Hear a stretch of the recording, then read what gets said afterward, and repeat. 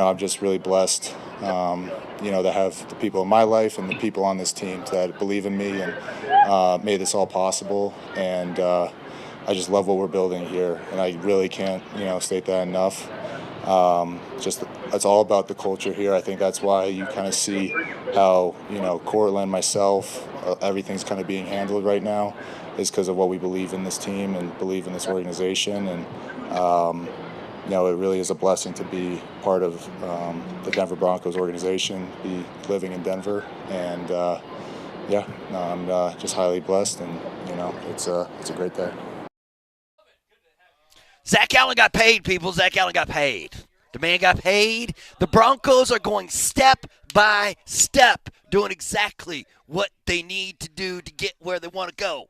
Welcome to Brett Kane's show, which is way too early in the morning. Brett Kane, like a sucker, has taken another week off. He has taken a week off in the middle of Broncos training camp. So I'm going to be filling in for the big fella this week. Welcome. I'm Mark Bernabel, coming to you live out here at Dove Valley with my man Jesse Trio. And Steve Nelson back in the studios. And we've got 4 hours to talk Broncos football with you as the Broncos kick off the second week of training camp. They will have practice here today. They will practice here tomorrow. Then Wednesday, they are off. They are flying to San Francisco on Wednesday. On Thursday, they will have a group practice with the San Francisco 49ers. And then on Saturday night, they will play the Niners in their very first preseason game. That's right. We are 6 days away from some Broncos football. It's crazy. It's absolutely wild. I guess the big story is Zack Allen gotten paid. Zack Allen, 4-year, $102 million contract extension. When Jeff Legwold wrote about the extension, he said that the Broncos front office is just going, they're just checking things off the list, right? They're just going right, just paying the people who should be paid. They're doing the things they should be doing. If it's great to have a competent front office here, as it feels like everything's coming up orange and blue. Am I right or am I wrong? Everything's coming up orange and blue. As a matter of fact, on the Shop Mazda text line, 303-504-0925. I would like you to text in and tell me if you have any criticisms of the Broncos offseason whatsoever right now. Outside of paying Benito, which they're probably going to do since they're paying everybody else, outside of paying Benito and taking a big, huge, crazy swing at a player, and and even then, that's not something that I would call, something you have to do. Do you have a criticism about the way this Bronco team is being put together and being run currently? Because, man, obviously, once this preseason game comes up on Saturday, we see actual guys hitting each other. We might have some different opinions on things. But, man, everybody, who's popping here at camp? Who popped last week here at camp? Everybody you want to. Everybody you needed to. You know what I mean? The new guys looking good. The old guys looking like they're going to take a step up. So it's been, I don't know, man. It's been it's been puppy dogs and rainbows for the Broncos so far, and I want to know if anybody thinks that the way they're handling things is incorrect. Nelson, do you remember when we were doing the outdoor game at the Air Force Academy when the Avs took on the Kings? Do you remember that, brother? Oh, the one at the Air Force Academy. That was a frigid night. All of you guys were freezing your tails off. Oh, man, that might have been the coldest I've ever been, bro. The cold, I had seats. Me and Jesse were on the glass for the outdoor game, and I left those seats to go inside and get some heat, man. That's how I was like, nah, bro, it's way. But do you remember we had the commissioner of the NHL on before that game, and we were asking him questions, and he was like, man, Berto, why are you always asking negative? You always ask negative questions, man. Why you always got to be so negative? And that's what this text line question is. It's very negative. Because do you have anything negative to say about the Broncos right now? Do you have anything that you don't like? Has Sean Payton said anything that you don't like? Has Bo Nix done anything? No. At least not for me. Not for me, man. It feels like No. I don't want to get out ahead of over my skis just yet because there's still so much. We haven't even played any football yet. and we're making all these predictions and talking about this team. But I would Your just own like, little internet shows are driving me crazy. Yeah. I'm sure. I wonder if we're going to get Spicy Sean out here again today. We'll see. We'll see how he treats the San Francisco media when he heads on down there. Like, the Broncos and the 49ers have some weird parallels, and it's not just the Shanahan name that's, part of both of these franchises. Although I did see some – listen. Brock Purdy got paid. Brock Purdy got paid. But I did see a Niner – you know what? You know who is a Niner fan, who is a massive San Francisco Niner fan? That's Steve Nelson. Steve Nelson, you are a huge San Francisco fan because your fam grew up in the Bay, right? Yep, that's correct. So I want to say something to you that I heard from a San Francisco fan just recently, and you tell me if they're crazy or if they're not crazy. Because when I first heard it, I was like, nah, that ain't right. That can't possibly be right, can it? But here's what they said. It's somebody who's covered the Niners for a long time. And they said Brock Purdy is the best quarterback that the San Francisco 49ers have had since Steve Young. What you think about that statement? Wow, this is a Jeff Garcia erasure. Yeah, no. This is Jimmy Garoppolo erasure, man. Come on. Seriously, man. But no. I hear what you're saying. But none of those guys matches up to Brock, right? Well, I'll put it this way. Despite the fact that the criticism that Brock Purdy gets for being Brock Purdy and for being – I still – speaking of a San Francisco fan, I heard them complaining about how Trey Lance looked in the Hall of Fame game. They're like, remember we gave up 3 firsts for that dude? Matter of fact, they gave up 3 firsts and a third for that dude. And the guys who still made those picks are still with that team because somehow they were able to overcome it. And they were able to overcome it because in 2022 – with the last pick in the draft, they took Brock Purdy. But, Nelson, Brock Purdy, the greatest 49ers quarterback since Steve Young. In your opinion, crazy or not crazy? I don't know, man. The discourse around Brock Purdy is so toxic. Is he actually good, or is he only good if he has weapons, or how maybe he was Mr. Relevant after all. It just, like, no one can decide if this guy is good or not. It's just the most. The Niners fans have the most toxic discourse. Well, you tell me, man, is he better than – okay, some of the guys in between – you mentioned Jeff Garcia, but how about Alex Smith? Ooh, Alex Smith. That's a good question. Colin Kaepernick? Harbaugh was just starting to turn around Alex Smith, and then they shipped him off to KC. We never really got to see that. But, Alex Smith had a long career in the NFL. Like, but you tell me, is Brock Purdy better than Alex Smith? Is he better than Colin Kaepernick? He's definitely better than Jeff Garcia. Although Jeff Garcia started 3 straight seasons for that team, brother.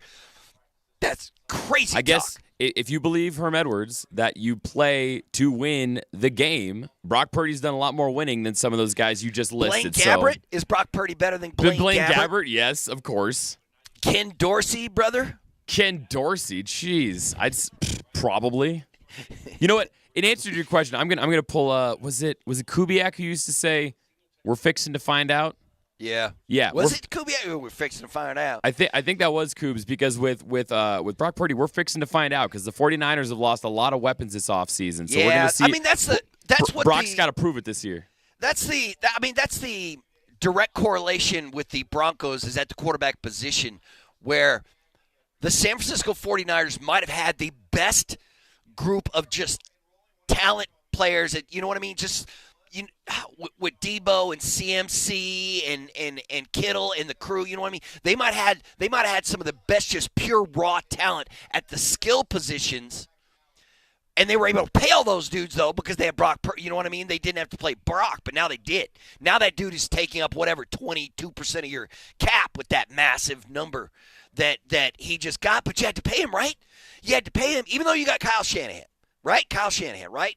And it looks like that dude can work wonders with any kind of quarterback. You still had to pay Brock, right? You couldn't let that right? You had to pay that man. It's just the way things work in this league. Well, he might be the 10th best quarterback in the NFL right now, but you still had to pay him. The good news is the Niners just signed Robbie Chosen Anderson, so they're good to go now. There you go. Brock has his guy.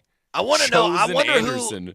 who the Niners are going to play against the Broncos this weekend on Saturday. Like, I wonder. Like, I'm assuming we're going to see Bo and Brock for a quarter, maybe maybe a series into the second quarter. But you won't get cocky in the first preseason game, right? I'm not sure. Like, I'm not sure how many of these vets for the Broncos we're going to get to see on this game on Saturday either. But at least it's going to be good to hit somebody in another uniform, right? Like, it's and San Francisco, man. I think a lot of people listen. Sean Payton was talking about how you can't be afraid to say the word. You can't be afraid to talk about going to the Super Bowl, winning the Super Bowl. You got to have that conversation. Matter of fact, he said he had that conversation with his team in the very first team meeting they had this season. You got to talk about it. You got to bring it up because if you can't picture it in your mind, you're not going to be able to do it out there on the field. And it is weird. I've seen a couple of comments from both Kyle Shanahan and Sean Payton last week, and they were really similar.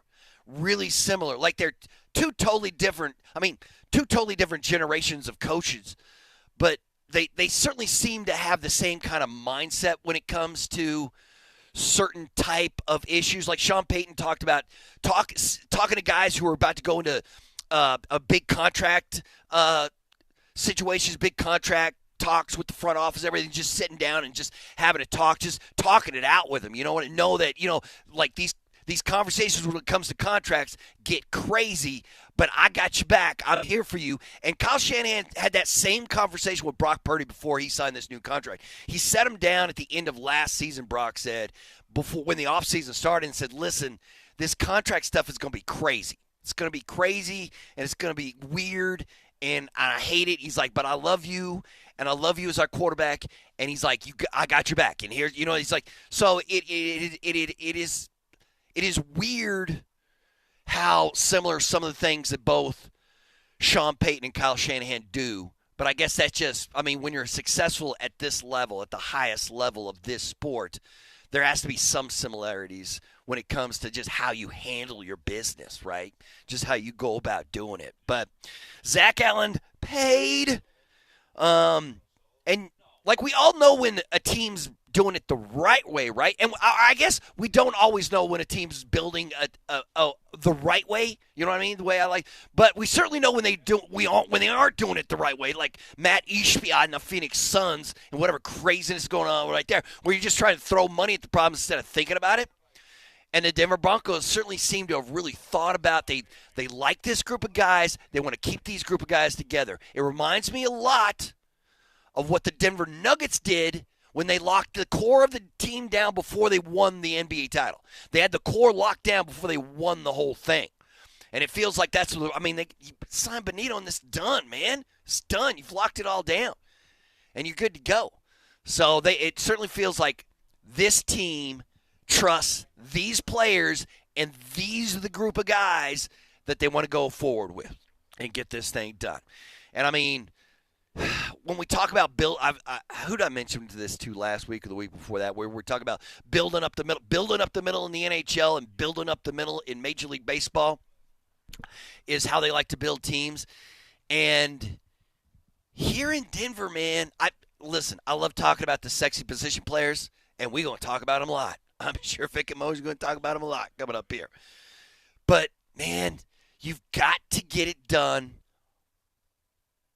on the line.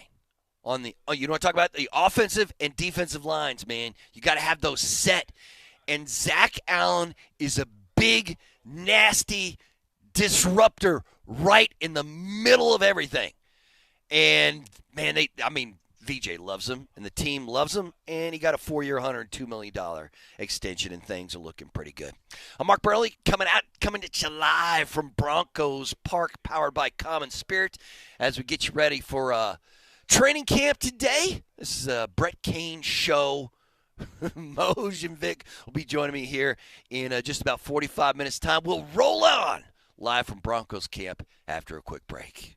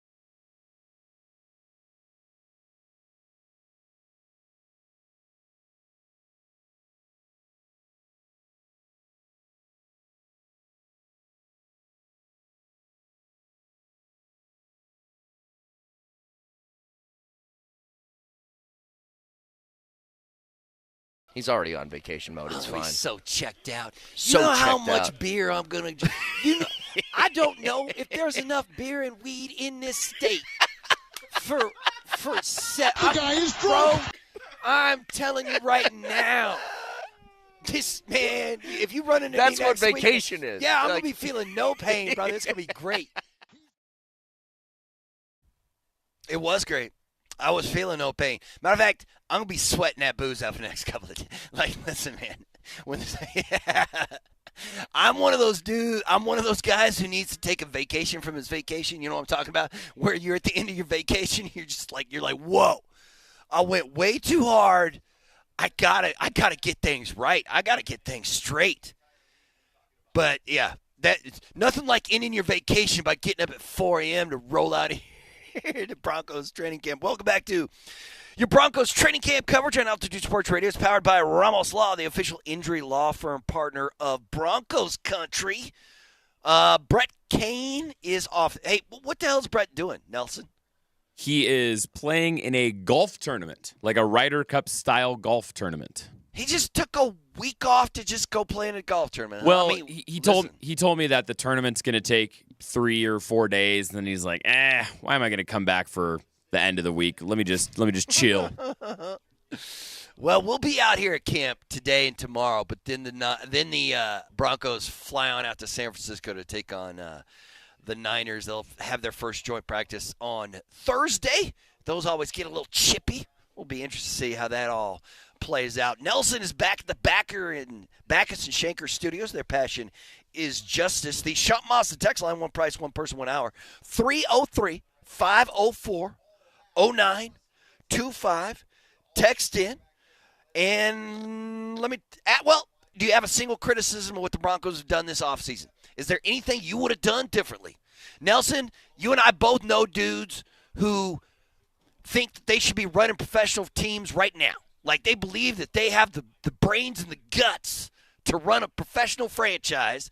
And I just don't I don't think they have it in them, but they certainly do. But for you out there listening, you tell me, would you do anything different if you were Greg Penner? If you were Sean Payton, was there anything you would do a little bit differently? Like, what have you liked from camp so far? I mean, I don't know how much I like taking away from camp. There's people that you like to focus on, and the starting quarterback is one of those major spots, and both look pretty good. But this defense, man, the things you're looking forward to most before the regular season starts. What do you want to see out of this Broncos team in their preseason action and in this camp? Because they have about 2 weeks worth, well, a little over 2 weeks worth of camp still remaining. They do have, I think they also have joint practice with the Cardinals. Is that's here. So this week they'll be in San Francisco practicing with the Niners. Next week, before the Cardinals preseason game, they will be here, and there'll be a joint practice with that squad as well. But man, who knows what's going on with the Cardinals? I have no idea about that team. But yeah, defense is going to be a monster. Evan Ingram going to go off. Is he going to be a massive key piece to this team? Troy Franklin stepping up. I love to talk about the wide receiver position, but it's probably the group of players that we have the most questions about. But then again, I mean, they locked up Cortland. Man, they're just handling their business out here for the Bronx. But it doesn't matter. I mean, all this, what it all matters is the wins and losses when it comes down to it. So, Sean Payton talking about you can't be too scared to talk about Super Bowl, but he did say the one main goal right now for the Broncos is to win the division this year. Win the division this year. And that's not an easy ask, obviously, when you look at what's going on in the division. You know what I heard the other day? Who was it? One of the national talking heads was talking about how they think the surprise team in the NFL this year is going to be the Raiders. The Raiders. And they think that it's going to be the Raiders. There's going to be 3 teams out of the AFC West that make the playoffs, and the one team that doesn't is going to be the Broncos, was their prediction, because they think the Raiders are going to knock the Broncos out of their playoff spot from last year and take it. And I was like, I don't know, man. Especially with that quarterback. I mean, listen, Pete Carroll needs to win now, right? Like, he ain't got much time left on this earth. Like, you know what I mean? Like, he's not here thinking about what's going to happen 5-10 years from now. He needs to win now. But I'm not sure they can get that done. I'm not sure the Raiders can get that done, right? And then you got the Chiefs and Chargers still out there just doing whatever they're going to do. And we all think the Chargers are going to be better than they were last season, right? So, you know, how much better is Bo Nix going to be this year? I mean, I've seen some people saying that Bo Nix is going to be a top 5 quarterback in this league, and some people who say that Bo Nix has already peaked. He's already reached his peak. This is as good as it's going to get. I don't really care about who he's like. I saw I saw Bo talking about some of the veteran quarterbacks he's hit up for advice, and obviously Drew Brees was one of those guys. But you know what was weird is he went to Tom House this offseason, and he's the throwing motion guy. He's a pitch, like, he works with a lot of Major League Baseball pitchers, but he's a biomechanics throwing expert, and it's a weird job, right? He works mostly with pitchers, but anybody who throws for a living, he can work with. And you know what? I kind of miss the days of quarterbacks with those weird throwing motions. You know what I'm talking about? Just a weird. It's like those. Like, I miss those submarine pitchers. I don't know how many submarine pitchers we still have in MLB. And I miss some of those dudes who were like sidearming. Like, Patrick Mahomes can still throw from weird angles. And Sean Payton did say that Bo Nix has a talent to throw from weird arm angles again. But I'm just talking about, like, naturally weird. Like Phillip Rivers. Remember how wonky that dude's throwing motion was? That dude is. Speaking of which, Jesse, did you hear what happened to Phillip Rivers? First off, the dude has 10 kids, right? He has 10 kids. One of his 10 kids just had a kid. He is a grandfather at the age of 43.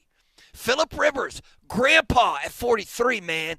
That's crazy talk to me.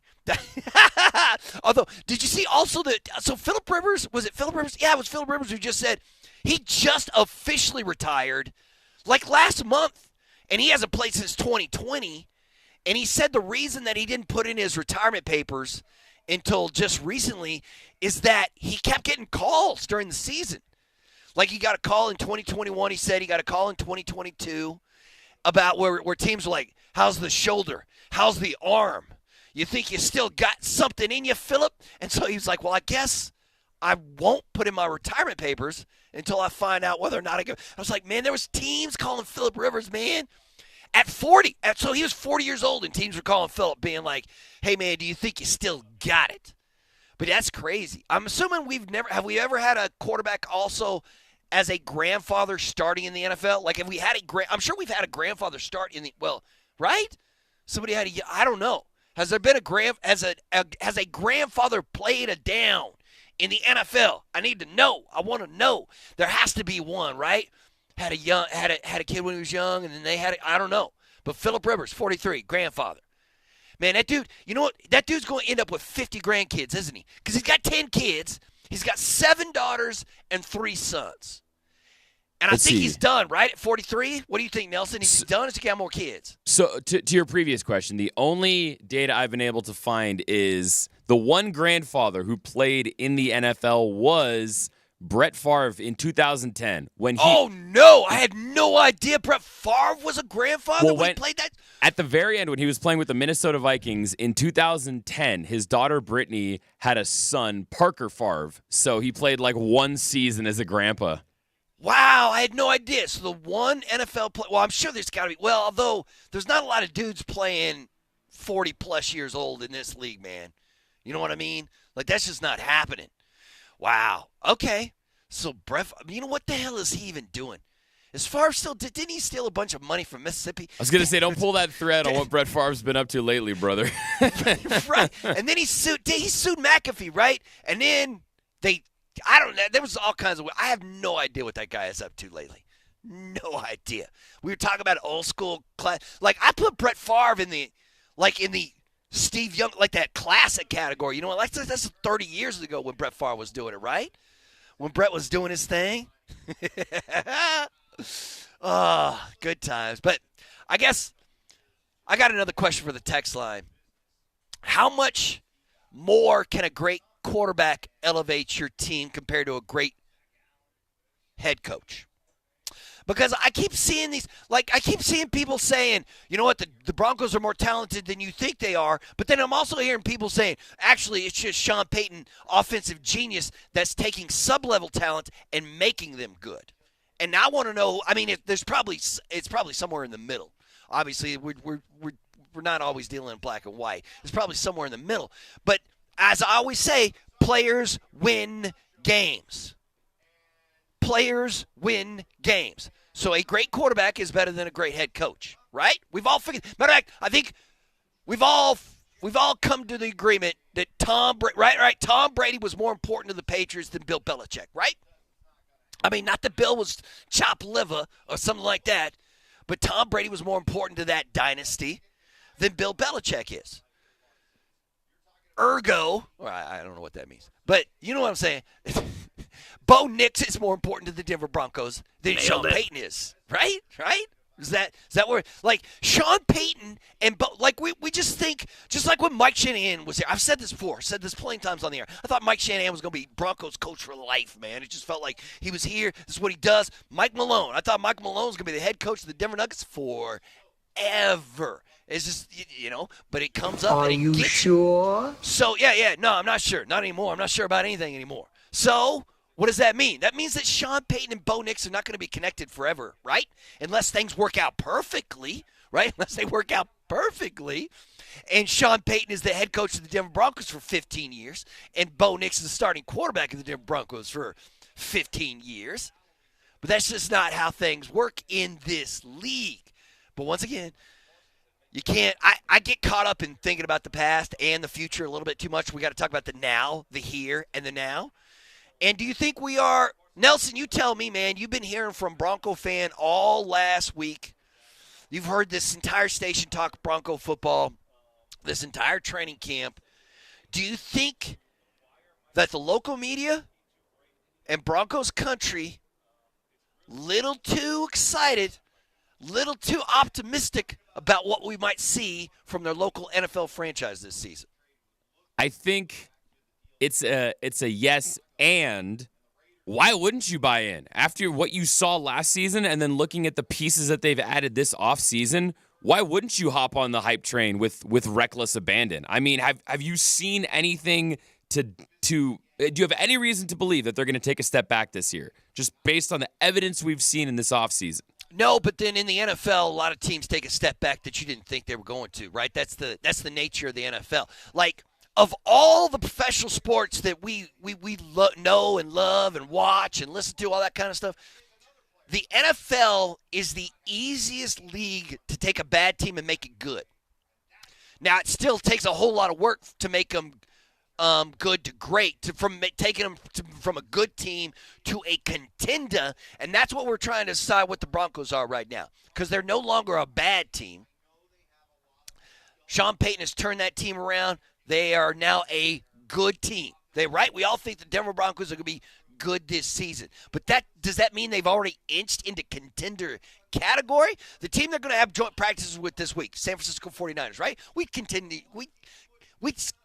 would think of them as a contender, right? We consider them a contender going into this season. And it's hard to do that with the Broncos just because of the history, the last 6-7 years. Like, can you really go from that bad to that good? And in the NFL, you can, because that's how they like it. That's how they want it. In an 82-game regular season schedule like you have in basketball and in hockey, it's a lot harder to get your franchise pointed in the right direction. It takes a couple of seasons. In the NFL, now you can make some fairly large changes fairly quickly.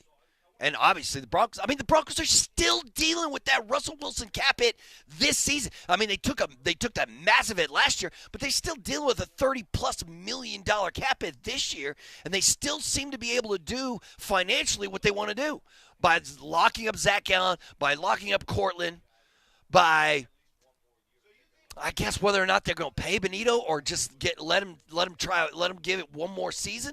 But it feels like the way they're just locking these guys down, they like what they're seeing. They like the team that they have. They want this to be the team that they go forward with. Otherwise, why would you have it the way it is? And Berto, that's my point. Is you said it earlier there that this is the first time in 6 or 7 years that we've had a reason to be excited? 9 years. It's been almost a decade, man, right? It's been 2015. No, it was probably going into the 2016 season that everyone was like, yeah. Hey, is that pretty Hey, no, Trevor man. Siemian, basically the same as Peyton Manning. Let's run it back, baby. We still got the defense. No, but that's exactly my point is now you have reasons to be excited. We're not sitting here talking about Joe Flacco versus Case Keenum versus Teddy Bridgewater versus Drew Lock versus Brandon Allen versus Jeff Driscoll. We're not talking about the quarterback. All we're talking about is this quarterback that we have is a real deal. The defense is a real deal. Let's run it back. Let's win a playoff game. The vibes are high in Broncos country, and I'm not here to yuck anyone's yum. If you're buying in, buy in. Buy your Broncos stock. Be Chase Daniels and Diana Rossini. Take every last dime you have and buy Broncos stock. I'm not here to tell you to do otherwise because we finally have stock that's worth buying. Yeah, I want to know if there's any fans out there who don't believe in the Broncos right now. Sean Mazza text line 303-504-0925. Text in, tell me. Well, I mean, if you're not a believer, why not? Or is it just too soon? If you don't believe, is it just because you just haven't? You got to see it first? I think that's fair. You might think this team was a one-hit wonder last year. You need to see repeated success. I think that's fair. Right, because you can obviously look at last year as an example why nationally some people are completely off. Because last year, right, the over-under was 5.5 games. And the Broncos blasted right past that, man. So you can look at that and say, like, they don't know what they're talking about. But now that they love you, they're like, yeah, they know exactly what they're talking about. You know what I'm saying? Right? Last year, when they thought that you were only going to win 5 or 6 games, they were suckers and idiots and chuckleheads. And now that everyone's like, the Broncos are going to be great. The Broncos are going to be great. Now they know exactly what to talk about. Everybody knows what to talk about now that the Broncos are going to be great. But, yeah, I mean, listen. I think when you talk about ball, when you try to put a tier list together, I guess, when we start talking about everybody, when you go into an NFL season and you're looking around as a fan and just like, who's the best teams in this league right now and how do they get there? NFL's a copycat league. Well, all these leagues are copycat leagues. How do they do to get to where they were? What did they do? Like, everybody's looking at what the Chiefs did. But why wouldn't you? Andy Reid, probably the best coach in the league right now. How does he go about his business? Find out how and copy it. But once again, just like Jeff Legwold mentioned in his article about Zack Allen, like I know somebody who makes lists, but not because she has a bad memory, just because she gets enjoyment out of marking stuff off her list. And so, she makes a big list and then she'll just mark it off, like the stuff as she goes. And that's what the Broncos are doing. The Broncos are going right down the checklist of what you need them to do. And frankly, it's making me nervous. Everything is going so well, it feels like something weird's going to happen, right? It just feels that way. But we'll see. It should be an interesting week of practice, especially once they get to San Francisco. Training camp coverage on Altitude Sports Radio is powered by Ramos Law, the official injury law firm partner of Broncos Country. We'll be right back.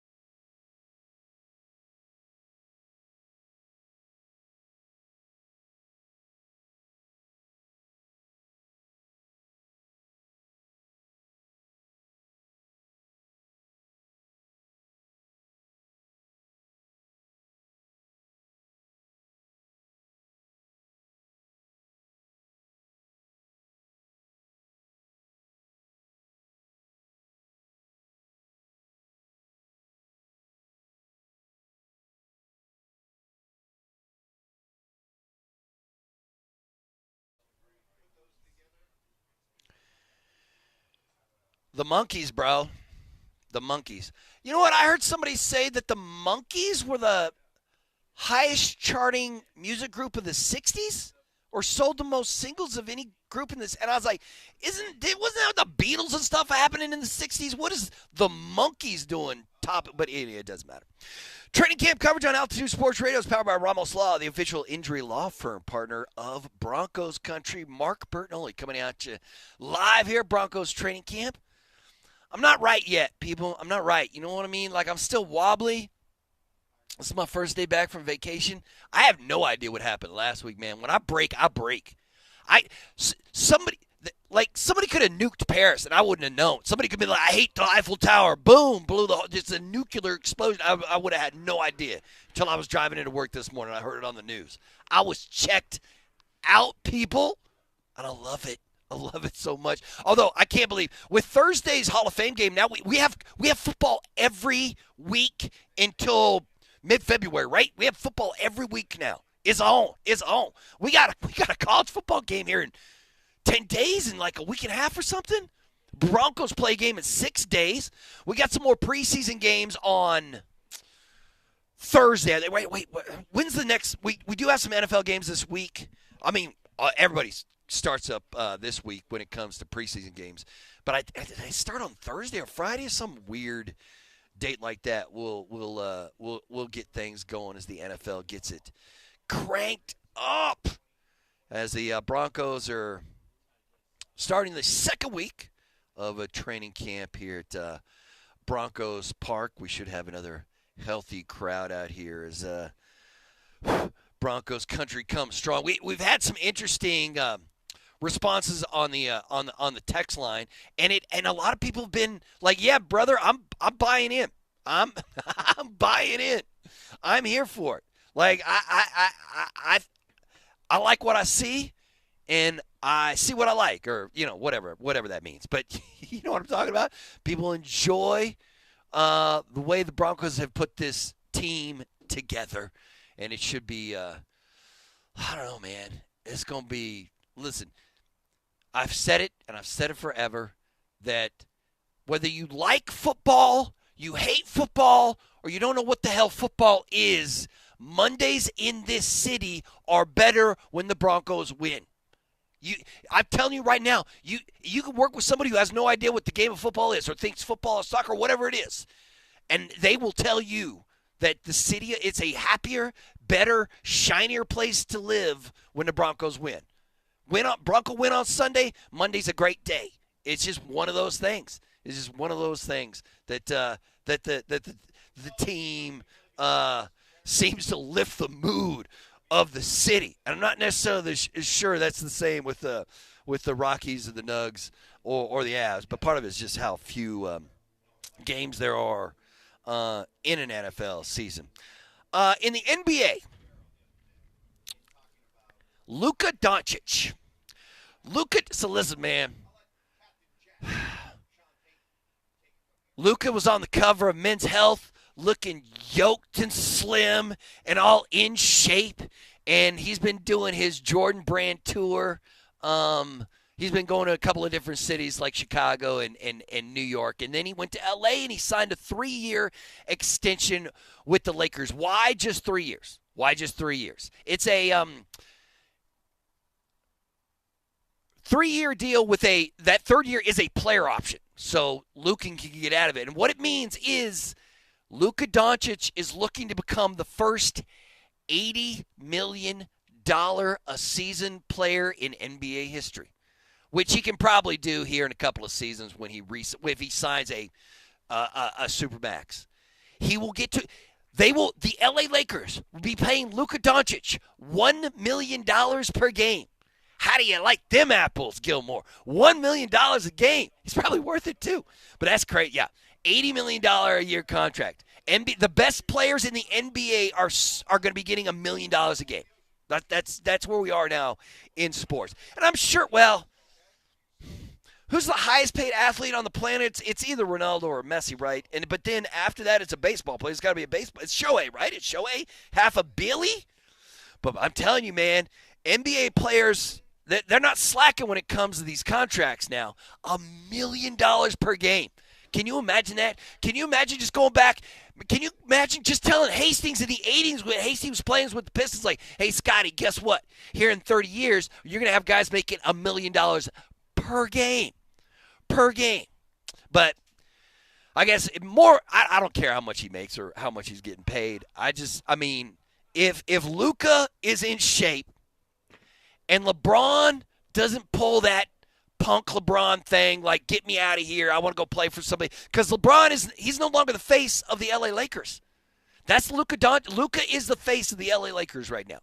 And he's also the player that they're relying on to get them forward. But I don't know. The Western Conference in the NBA is stupid and dumb and ridiculous, and the Denver Nuggets just did exactly what the Broncos have done. Like, I asked the text line, do you have a criticism about the Denver Broncos offseason?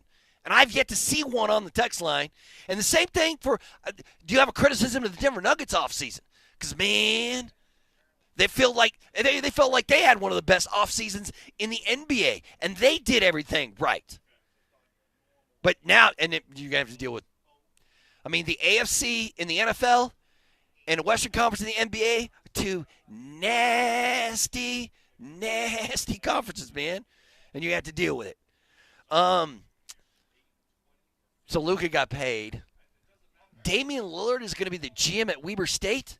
My man, he's still in the NBA. He took the GM job. Weber State gave him, like, how much you paying Dame?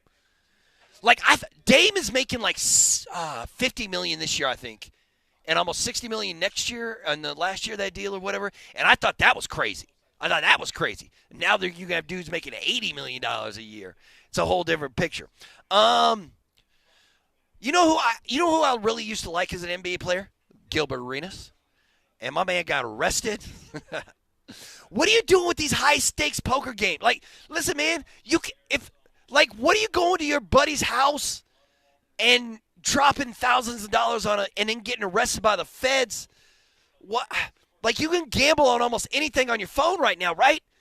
Is it because there's a limit? Can I not, like, if I go on BetMGM or something like that, could I put like a $100,000 bet on something? Well, there's a limit, right? I don't know. I don't do it. But maybe is that why Gilbert's like, no. Unless I can put down a $30,000 bet, it's not really gambling. I don't know. But anyway, he's in all kinds of trouble. He got hit with a federal indictment, so that's a little tough for my man. And finally, before we head back to NFL news and notes, the quick note from the NBA that I saw. Chris Paul's now with the LA Clippers. I saw a lot of Nugget fans saying that when they talk about the one disappointment they had with the Nuggets offseason is that they didn't get Chris as the backup point guard here in Denver. He's now he's playing for the Clippers again. But I like Chris Paul. And if you have Chris Paul on your team, it's more like having a coach than a player right now. Although he is a Hall of Fame player,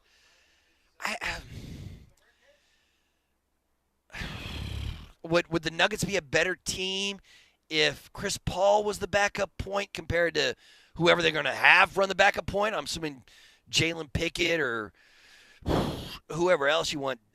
I keep forgetting Bruce is back. Brucey B is back. I keep forgetting that he's a ball handler too. So, I'm not as freaked out as some people are, where they're like, we missed out on we should have got Chris Paul. Can't believe we missed out on that one. But either way, Luka getting paid.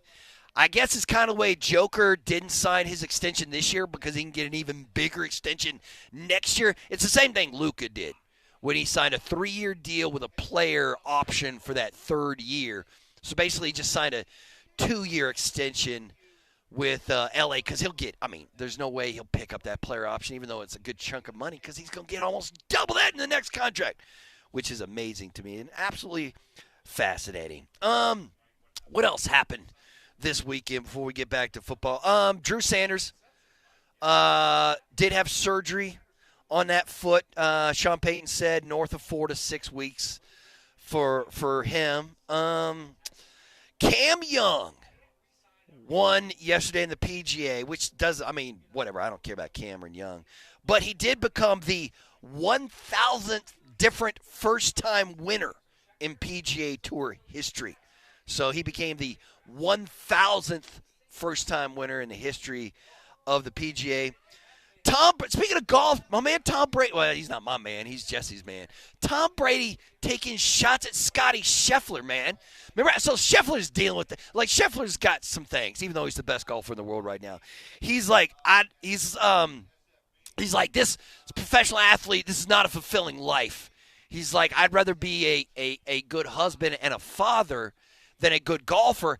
And then Tom Brady came back at the man saying, like, why can't you have both? He's like, when I was playing, he's like, I focused all my attention on football instead of my family. But that was a good thing because it showed my kids that this is the way you have to be successful in life. This is how to be great in life. But my man's taking a shot at Scotty Scheffler. But, Tom, you got divorced because, like the game. Your addiction to football cost you a supermodel, right? Like, that's why they got divorced, right? It wasn't because he was eating crackers in bed, right? It's because he wouldn't stop playing football. And when he went to And so I find it weird that Tom Brady's criticizing Scotty Scheffler over him trying to find a happy balance between work and life. And Tom's just like, no, man, you got to dedicate yourself to the sport. And then your kids will know that that's how you have to live your life, even though they hate you when you grow up or whatever. It's absolutely insane. But either way. All right, that's the first hour, the appetizer hour. Thanks for tuning in. We are coming to you live out here at Broncos camp. Training camp coverage on Altitude Sports Radio is powered by Ramos Law, the official injury law firm partner of Broncos country. Mark Moser and Vic Lombardi. Next.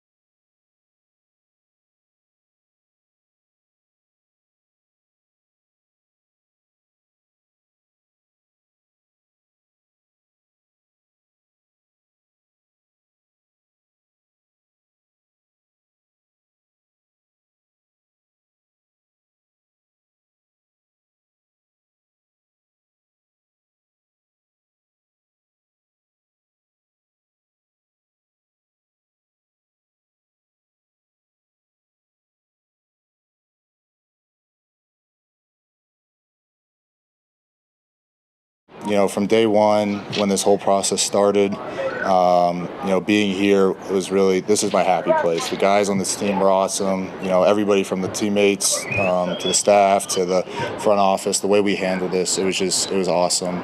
And like I said, our goal is we have very high goals for ourselves, and we know that it's going to take a lot of work to get there. So at the end of the day, no matter what happens, it's our job and my job to perform at an elite level, and that's our plan right now. And the fact that we're able to go about this the way we have compared to probably some other things around the league, it kind of is a testament to what we're building here. It's a credit to both sides. There's a lot that goes into it. He's excited, and I think the players genuinely are excited for him when they see that something like that happens. So that's a good thing for the Broncos. Zack Allen and Sean Payton talking about Zack getting paid as he signed what was it? It was 4-year, $102 million extension, something like that. Welcome back out here at Broncos Park. We are coming to you live with our training camp coverage on Altitude Sports Radio, powered by Ramos Law, the official injury law firm partner of Broncos Country, and it is the start of Moser, Lombardi, and Kane. Moser, do you remember? Is it the Vancouver Canucks guy who his out cue is always? He's always like, and the Canucks trail 3-2 on the Canucks Radio Network. Who am I thinking of? That's Jack Michaels for the Edmonton Oilers. Edmonton Oilers, that's what it is. He's now the TV guy. That's what I want Brett to do every time when he says Moser, Lombardi, and Kane. You know what I mean? It's Moser, Lombardi, and Kane. Just like that dude used to do the Edmonton. Are you coughing out today? What are you? No, today, I can't. I got to sweat out all these booze before I start hammering coffee. That's what I was thinking. I can't. No, I have not had anything to drink this morning. I don't want. Yeah, no. Are you back to last week? Are you back to reality here? What's your story? Yeah. I'm sure my brain's probably not working right after you just pickle it for a week. But I think give me a day or two and I'll be fine. Stay in town. Yeah. Yeah, I didn't leave the house, brother. I didn't talk to you. You don't have to talk to the DoorDash guy. He'll just leave that stuff at your door, man. You don't have to talk to anybody nowadays. Oh my good Lord, it was great. You get your full on talking in the previous weeks. Hey man, Bertag, thanks for being here. Kaner's off this week. I mean, it's only Broncos training. Hey man, he's got a golf tournament to play in though. It's only the biggest week of. He's got to play in a golf tournament. Wait a minute, of the training camp so far. You missed the first week. But that wasn't real camp. This is real camp. But there's a bunch I know we want to get into today. But can I say, number one, thank God that we got to this week, because now we got a football game to look forward to. Exactly right. Days. It may be 3s and 4s going against the Niners and whatnot, but you've got the team flying to San Fran or Santa Clara or wherever the heck they are now, and you've got some live action in practice against the Niners, and then you got a real game coming up on Saturday in terms of guys actually hitting each other and taking them to the ground. So we finally got to a preseason game week. Praise baby Jesus. 8 pounds, 9 ounces, golden fleece diapers, and the whole 9 yards. He had a full beard. that we finally got here, man. And last week, everything fell into place. The dominoes are falling salary-wise. Zack Allen becomes the highest-paid Denver Bronco. An interior defensive lineman is your highest-paid Denver Bronco as of now. Does that surprise you? No, you know what? We were talking about this last week. We said, who's next? I always thought it was going to be Zack Allen. Mm-hmm. I think a guy in the middle, on the interior, is always more important because it allows the pass rushers to get to the quarterback. And that dude dismantled opponents, man. That dude's a bad man. Yeah. He's a bad man. His ability to get pressure from the interior is you got a bunch of fat guys and big guys and strong guys and whatnot that can take up a couple of blockers and they can take up space, Burt, right? Make themselves wide and they can be run stuffers and all this kind of thing. But to have a guy in the interior be able to consistently get pressure on the quarterback is pretty damn awesome.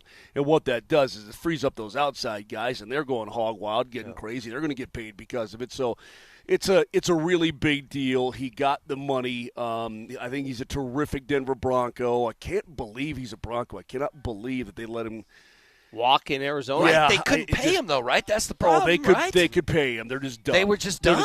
Really? When you have players like this, they don't walk. Well, you know what? The best thing that happened to Zack Allen is learning a bit under J.J. Watt. Agreed. While he was there, and he's a mini Watt essentially, is what they're calling him, and He's that good of a player, and he does that kind of disruption in the middle. So, hey, man, they're taking care of business. And you notice all of these negotiations, unlike other teams, where they become front page news and nasty, and the Well, circus that's what Jerry going, wants, right? Well, Jerry wants to be on the stupid. front page. It's silly, over here, it's just done. There's no news about it. Yeah.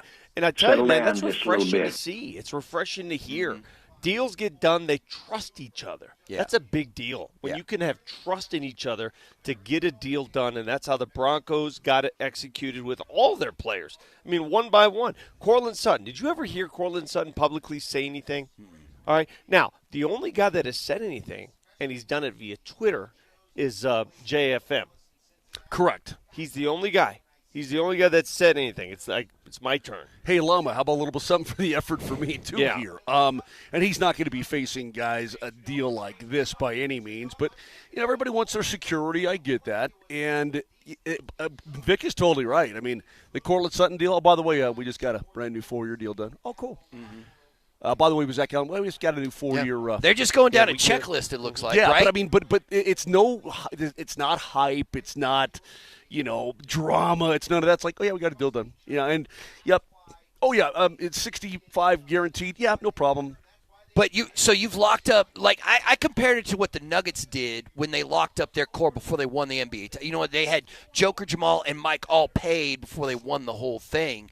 And it feels like, when do you think that the Broncos front office and Sean Payton realized that this group of guys is the guys that they think they can win with? Because they've just been – because they're going to get Benito done, right? Right, they're going to get him done now. They're locking everybody down. Theoretically, and again, that I think the length of time it does take to get something like that done will tell you a lot about how the Broncos think. If it's me, and I'm going to reiterate it yet again, I would love to see one more year like that, right? Just to make sure that you're the real deal and not the beneficiary of a Zack Allen But blowing then that stuff could up on bite the you, my interior. brother. That could bite you, because what happens if he goes out there and he's the top 3 rusher in the league? And Bert, that is the art of finding a honey hole in the National Football League or any league, to be honest with you, in terms of contracts. Yeah, it could bite you. I mean, let's say he gets to 16 sacks this year. Oh my God! Now you're talking about $35 million a year, right? You're getting crazy. So we'll see what happens. But either way.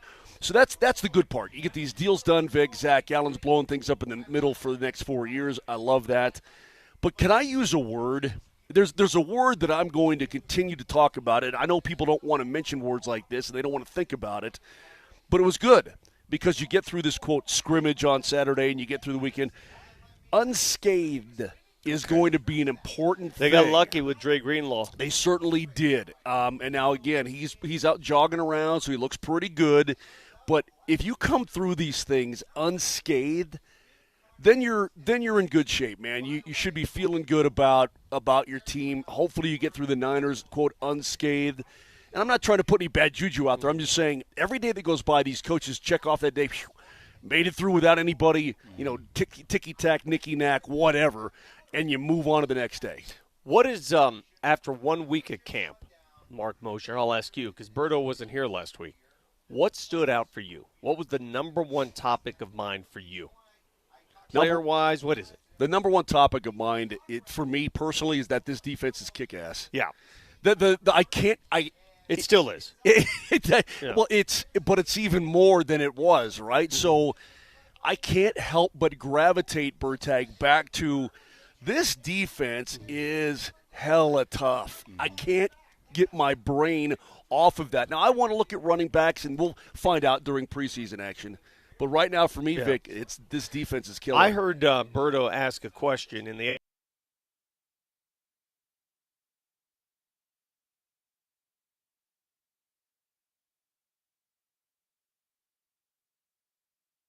this team. Yeah. Right? Who is it? Who is it? For me. Okay, so who is the most? Wait, we're out. We're out. No, you're on now. I'm just saying you're back. No, you're back. But Vic, you said I have a question that I want to ask you guys. Well, since Nelson's not talking to us, no, you can't. Nelly, can you hear us? Yeah, I can hear you. Can you hear me?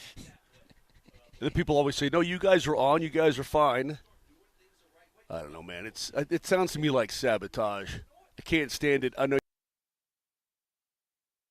All right, well, we get the fellas sorted out here. You know what I'm going to do? I'm going to play you the comments of one Zack Allen. This was Zack Allen addressing the media on Saturday after he signed that fresh new contract. Obviously, some big news today. Obviously, first off, want to thank Greg and Kerry Penner, George Payton, Coach Payton, for obviously, giving me this opportunity and just this whole process, the way it was handled. To be able to kind of go through all of this, with the amount of trust and just belief in each other, and really it is kind of a family atmosphere, and I'm just really blessed, to have the people in my life and the people on this team that believe in me and made this all possible, and I just love what we're building here, and I really can't, state that enough.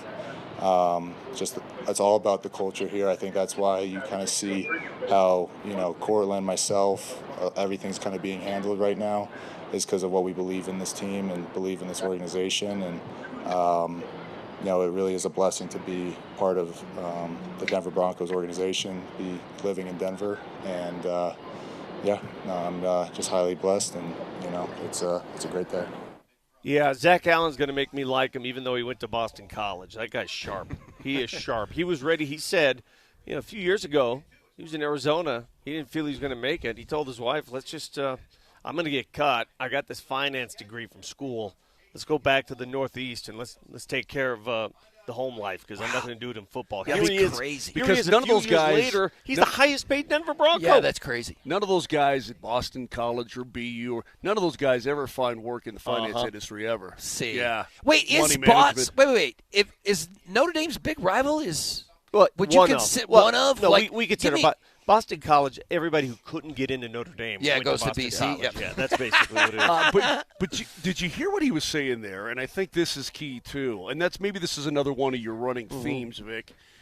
He talked about the team like a family. He talked about the growth of this team. He talked about the culture. He talked about, how these guys interact. To me, honestly, it started 2 years ago when Sean first took over, but last year it was really more pronounced that things have changed, man. The days of the offense and the defense being pissed at each other and they can't get along in the room and there's finger pointing and angst and anger, all that is just gone. No, you can't say that. What happens in the middle? Because I asked the text line in the appetizer hour what one criticism you might have of the Broncos offseason, and a lot of people pointed out they were a little scared about what the offense might look like. If this season comes around and the Denver Broncos have the best offense in the NFL and the best defense in the NFL, and their offense lags somewhere in the 20s or something, there's going to be some issues with the two sides of the room. Okay, one, it ain't. And two, everybody's pulling. What do you mean it ain't?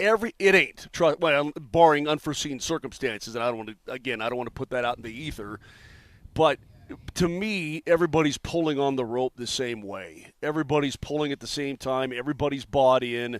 And it really felt, especially on the defensive side, that's what's been building that. I said it last year multiple times that you got guys who are pulling. I mean, you play the same position, but you're rotating guys in and out, and everybody's pulling for everybody else. Like, everybody's helping everybody. Everybody wants the other guy to do well. It really is a cool thing, man. And I just get that vibe from Zack Allen, and the fact that he's going to be here and leading that charge in the trenches is a really good thing. Let me ask one more time, because we went out a little bit there when I asked the question. Who is the most, after witnessing what you've witnessed, the most indispensable Denver Bronco in your mind? I'll start with you, Berto. Who is it? It's Bo Nix, right? Bo Nix in your mind. Who is it, Mark? In your mind, who is it? If 10 gets hurt, the season's lost. No. I'll tell you who the most indispensable person is. This is your opinion. My opinion, but it's the truth. It's Sean Payton. Well, yeah. No, it I is. think because if Harbaugh was here instead of Sean, I think we'd still have the same. Who made Bo Nix? Who drafted Bo Nix? No, I get who it. found Bo Nix? It's who Sean, believed in Bo Nix? Who Bo played Bo is Nix? more important than Sean. He'll develop into more important. You'd rather keep Bo than Sean? No, I'm just telling you, he'll become more important once he gains that confidence to be a franchise quarterback, and he's getting there. But I'm telling you, he's nowhere without Sean Payton. All right, let me see. You're gaming the system. I'm not gaming the system. Trick question crap. You and your trick question crap. Bert, you and I both assumed he's talking player, right? Yes. Let me throw it at you. You can't make assumptions. Let me throw it at you. How about Greg Penner? How about Rob Walton? You could start there too. How about Kerry? Sure. Would that work too? Because they got all the bread and they can do these deals because they have cash. I actually thought about that. Okay. I thought about that too. You trick question. But you could always hire the wrong person. No, Okay. right. You could just go straight to Rob Walton, right, and just be like, "That's that's the dude with the paycheck, like that dude with the cash is the most important guy." Come on, man. But no, I feel what you're saying. But yeah, that's what I'm hearing. 5 years time, the Broncos might have to make that decision. Between Sean Payton and Bo Nix. But then again, Why would they have to make that decision? What happens if Bo Nix is great, but the Broncos suck? Well, I mean, then coaches go. Coaches are always the first to go. We've seen that. We've seen that time and time again. I mean, coach is going to get let go before a player every single time. Yeah, it's just the nature of the beast is how it is. Well, that's Vic Lombardi, and that's Mark Moser, and that's Jesse Trio, and Steve Nelson's back in the studio. Mark Britton coming in live from Broncos camp. We will roll on with training camp coverage on Altitude Sports Radio. It's powered by Ramos Law, the official injury law firm partner of Broncos Country, after a quick timeout.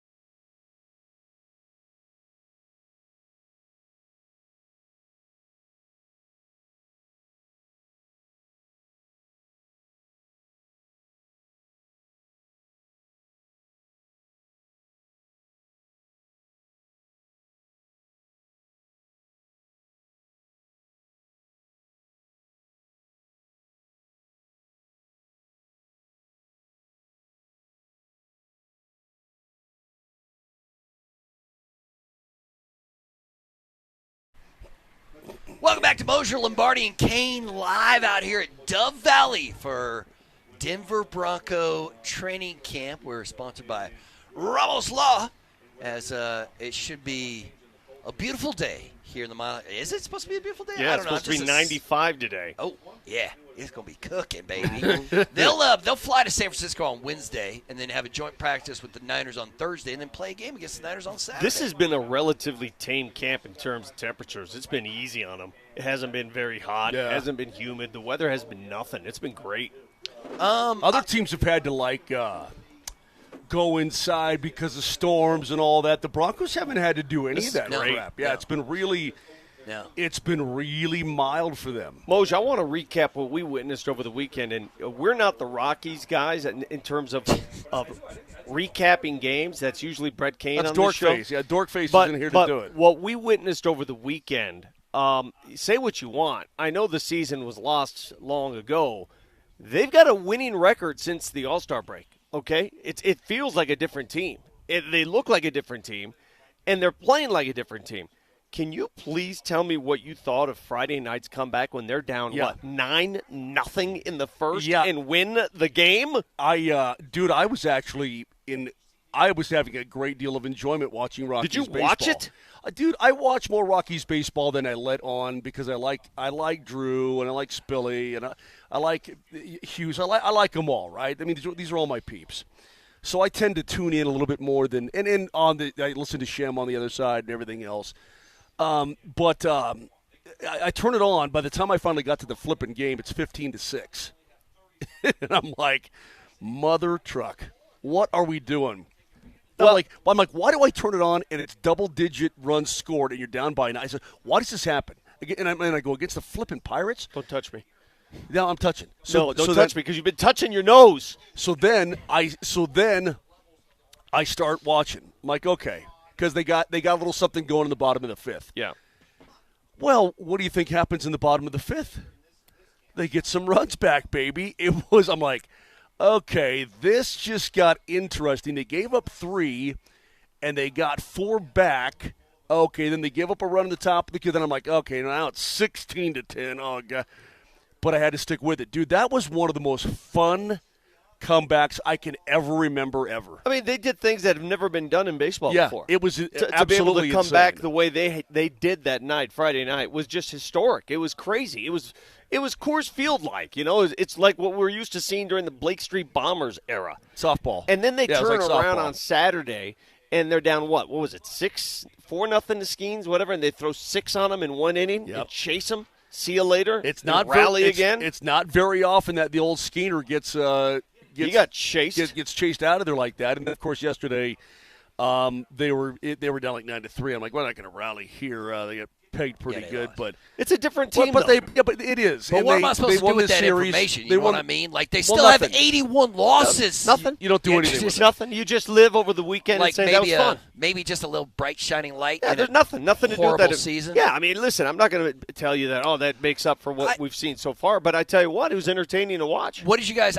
Obviously, I wasn't here. What did you guys think about the Rockies trade Ryback? Necessary. For a couple of pitchers. Yeah, necessary. I think they should have traded. Listen, the guys they called up, again, we're seeing a lot of those call-ups. What's that guy's name? Warming. He's balling. Whatever his name is, Warming. He's balling. Say it with me. Warming. Bernabel. Whoever he is, he's balling. He is balling, yep. So it's a different team. It's a fun team to watch. The Blue Jays come to town now, and you get a chance to see a team from up north come in and play at Coors Field. And you're right, Berto, in the grand scheme of things, the season was lost in May. It was gone, right? The season but don't you think gone. this season in particular has turned fans off of the – you know what I mean? Like, I was able to put up with 100 losses 2 years ago, and I was okay putting up 100 losses last year. But it was something about this season that seems to have broken me as a baseball fan when it comes to cheering for the – like. Hey, you win a little bit, they'll come back. Yeah, I guess you're right. All right, you win a little bit, they'll be back. You've done your due diligence. Are you happy now? You feel good? I just have to ask one question. One more Nelly, question. Nelly, when are the Savannah Bananas playing at Coors Field? Is it this weekend? Is it this upcoming They're weekend? coming It to is. Yeah, Coors? they're doing, I believe, Saturday and Sunday, which would be August 9th and 10th, I believe. Okay, are we efforting somebody from the Bananas to come on the show? Yeah, Okay. I reached out to the yellow tux guy on the stilts. Jesse. The guy that runs it. So I'm saying that for this reason. No, I'm his saying name, that for the this guy's reason. name is Jesse, not Yeah, you, his Jesse. name is Jesse. Yeah. There's too, Yellow now, Tux now Jesse. there's too Why, many you know the Jesses. name of the guy on the Savannah Bananas? Yeah, his he's Yellow front Tux and center. Jesse. Is his Wait. name, yeah. First off, tell me exactly. Is there a league? Are they just like the Harlem Globetrotters Yes. that just play anybody? Are they no, just like they're an playing- actual they're league? They barnstormers. play their own teams. Yeah. Oh, okay. Yeah. Yeah, it's just a barnstorming league is exactly right. But you know what? I watched it again over the weekend. They had another game on ESPN over the weekend. I don't know what it is, but I'll watch the hell You out of it. like the I like Savannah dancing. Bananas? I couldn't. I like couldn't care choreographed less. dancing. I like it. Listen, I'd be fine with it if they brought that. If the Rockies started doing it, maybe I'd watch the Rockies. I have a prediction for you. What? Coors Field's going to be sold out 2 nights in a row. Oh, when the Savannah Bananas This come? week, I'm well, not- that's, did you see? So they had the baseball game this weekend at Bristol. Yeah. They had the Speedway game. And it's- 90, the largest attended baseball game in the history of the sport. 91,000 people. Although it rains all the time in Bristol this time of year, and so they had to change the game from Saturday to Sunday or whatever it was. Or they started on Saturday, had to finish it on Sunday. Saw some videos online of But people who went and said it was a disaster. It was, man. Like Major League Baseball is trying to do more of big time events, like focus, like, hey, here we are, we're here, come and watch us. Start the season in another country 3 weeks. Yeah, before, no, that's stupid. That's 3 stupid. weeks before the season begins. Stupid. That kind of dumb stuff. Stupid. Yeah. Did you see Rob Manfred did you see Bryce Harper was like, yo, Rob, Oh, we got into it last get week. to stepping, sucker. Yeah. But when the commissioner of the league comes into your locker room and is like, hey, disrespectful. salary cap people, we got this. Let's do this salary cap. What do you think? Doesn't matter. I get it. You may not like him, but we talked about this last week. I think it's utterly disrespectful to say that to the commissioner of any league. I mean, Why? Why? Yeah, why would it be disrespectful to be like, or why do you care it's disrespectful? Let me put it again in perspective. I'll let him answer the question. Yeah. Number one, because he's the commissioner of baseball, whether you like him or not. It doesn't make him president of the world. but Gary Bettman he doesn't doesn't- get to tell me what to do. Gary Bettman doesn't walk into a dressing room and get dressed down by You don't do a that. player, Oh, I you bet know. he has.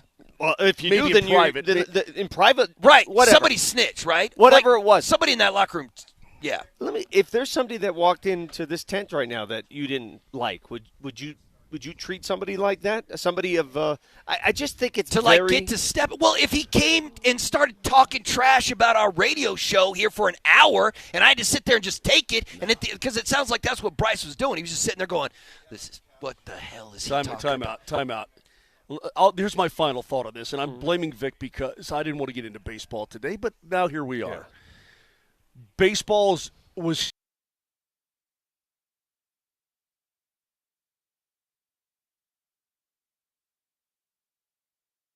else but he himself. cares about his salary. He cares about the big money I salaries. can't believe you He guys doesn't are care. sticking up for the commissioner of baseball. Well, no, because you know why? The commissioner of baseball is trying to make money Trying for to save the everyone. sport. He's trying and to save the the sport. So, and you think Bryce Harper and the players are killing? They're killing the sport. I think Bryce Harper's a selfish human being. He probably is, but so is Rob Manfred, man. P-U-N-K. He's a punk. There's got to be, if we brought, I don't care who it is, if we drag somebody out here and started telling Moser that he's making too much damn money and he's ruining this whole sports radio One gig. is a businessman, the other's a player. You play and shut up. I'll tell you what. If you can find a human being on the planet that says I'm making too much bread, then God bless you. You bring him right. My message to you play and shut up. We're trying to save your sport. You're exactly right. You can't just tell And there's players gonna to be- shut up and play anymore. I would. They have a voice now, Well, I'm going to tell you man. what, they're going to shut up after 2026. You really think they're going to listen? There's going to be a labor stoppage. Listen, I'm sure there are. I'm There's sure going to there be a labor, is. I'm sure there and is. then you If they're go going to try to and force then this you cap. go tell him when there's that labor stoppage, then ask him what he feels. Oh, he feels fine because he's already made $500 million. It's the other players coming up behind him that are in trouble. But Bert, there's going to be a work stoppage, and there is going to be a Yes. salary cap. ooh, whether that's you tough, like it or man. not. They have the nastiest union in sports, man. You think they're going to So be able what? to break that union? Break it. You think they're going to be able to break it? Break it. Yep. No, I don't think Rob Manfred's. I don't think he can. I don't think Well, he can. do you man. want to save your sport or not? Do you? I'm do gonna you- use I could see baseball disappearing for 2 whole seasons I'm gonna over use this I'm going to nonsense. use a bad analogy, but I'm Okay. going to twist it to my own purposes. Yeah. Remember The Matrix? You like The Matrix? Yeah, I love The Matrix, man. So in the first one, when the glasses guy, right, the slick hair, guy, and he says, "Mr. Anderson, you hear that, Mr. Anderson? That is the sound of inevitability," right? Well, then obviously he says, "My name's Neo," and he beats his ass. But before that, that's Rob Manfred to Bryce Harper saying, that a "Dude, salary cap is it's happening. It's just happening. There's going to be a salary floor, all right? There's going to be a salary floor, which is going to be healthy. It's going to keep a lot of these teams that aren't spending money right now. Yeah. And they're going to have to pick it up, and there's going to be a salary roof. And that's the way it should be. And this isn't to suggest that I'm pro-owner and I feel like that. No, man. It's to suggest you have to save the sport. It's too competitively disadvantaged right now. It's stupid. It's all over the place. Yeah. It's a dumb sport. I just don't. I find it hard to believe they're going to find a way to put a cap on a sport that's never had a cap. Like, Somebody said they walked into Dick's Sporting Goods yesterday and they had Bananas jerseys for sale. Oh, yeah, they're all over the place. You know what? I swear to God, dude, this meteor or this alien ship, whatever's out there, There's it an can't. alien ship What do you have against the Bananas? What I mean, it's is it the color? You just don't. every big single fan one of yellow? those guys can ball. Have you watched a game? They're really good. I know they're good. They're baseball great players. athletes. Yeah, I know. So what's your problem? Why don't you like to be entertained? Doesn't turn me on. That's fine. That's fine. It's not for you. Doesn't do it from. Okay, I understood. But talk to the people at Coors Field this weekend. Every seat's going to be full. What about those people? Are they all idiots in your mind? Yeah, I What don't are even know they? who they're playing this week. This is going to be some random. They play against themselves. It's like they're Harlem Globetrotters. they bring their own teams with them to play. Okay, man. And, And everybody's in on it, and everybody's gyrating, and everybody's well, I didn't want to say it. Everybody's getting it on. Well, and, yeah, man. Whatever. However, but- make money. Make money. However you make money, man. Make a living. Yeah. However you can do it. If you can do it playing look, baseball. What's the difference between that and a concert? if the Bananas, What's the difference between that and a concert? Well, I That's would right, go- man. You go to a concert, you Savannah gyrate. Bananas, Van Halen, same level. This guy went to a Def Leppard candlelight vigil thing. I don't know what the hell that was. I mean, and you're gonna yell at the Savannah Banana fans? Can I? Freak. Yeah. Okay, can I chime in here on last thought? Sure, on this? And go ahead, I chime can't in, believe we're man. on this. It really makes me mad that you even brought it up, Vic. Look, I'm not a Taylor Swift guy. Are you, Bert? Sure, I got no. I would not call myself a Taylor Swift guy, but I ain't got no beef with Taylor well, Swift. Then it's the same way for me. She sells out Mile High, right? 90,000, whatever. How many people were including the field? Okay, great. It ain't my cup of tea. I ain't going. I ain't spending the bread. Same with the Bananas. It ain't my cup of tea. I ain't going. I ain't spending the money. And go have fun. But you're spending money on Rockies baseball, But right? If they're selling Taylor Swift jerseys at Dick's, then I got problems. What's your point? Yeah, I don't understand. I that don't understand point. the point. There was no point made there. Taylor Swift jerseys. It has nothing to do with the Savannah Bananas selling out Coors Field. Zero. I don't understand. Are you on their payroll? No, not one bit. I just think it's entertaining stuff. The Harlem Globetrotters still play, right? They still do their thing, don't they? They do. I They're haven't- not what they used If to you be. had to watch, They're like Red Panda. Like, did you see Red Panda broke her wrist? yeah, she crashed fell out, pretty hard. Yeah. She says she's be back for the NBA. she's up seasons. there, you know. Yeah. But she's still, dude. she's a legend, man. She is. Anyway, well, you're getting off track here now. You're the one who took us off track, brother. No, it was Vic because he got into baseball and the Bananas. But here's the thing: if you had to watch Bananas every day, could you do it? Probably not, but it's not meant for every day. Yeah, I don't That's watch why- anything that's every the day, point. right? It's not meant for every day. You know what it's I mean? not like baseball where there's 162 games. It's not meant for every day. It's meant for barnstorming. Dude, do you like what ice cream? Do you not like? I don't understand. Again, It's just about taste. I'm not mad at you because you're going to go to the Bananas. Okay, I don't do whatever it is you want to do. I'm just saying it's not for me. I don't dig it. I'm not into it. Look, if you want to sell Bananas jerseys at Dick's and make a little profit, good for you. maybe I because wouldn't. I buy it. like to eat bananas. It's the affinity for bananas, whatever what is. And if you can, Nelly, try and get Yellow Tux Jesse on the show this week because I really want him to sell Moser on what they've got. By the end of the week, Moser will be sold. Trust me. Do you own a computer or do you read everything off your phone? I do own it. I'm a gamer, though. My computer is not something you can take around.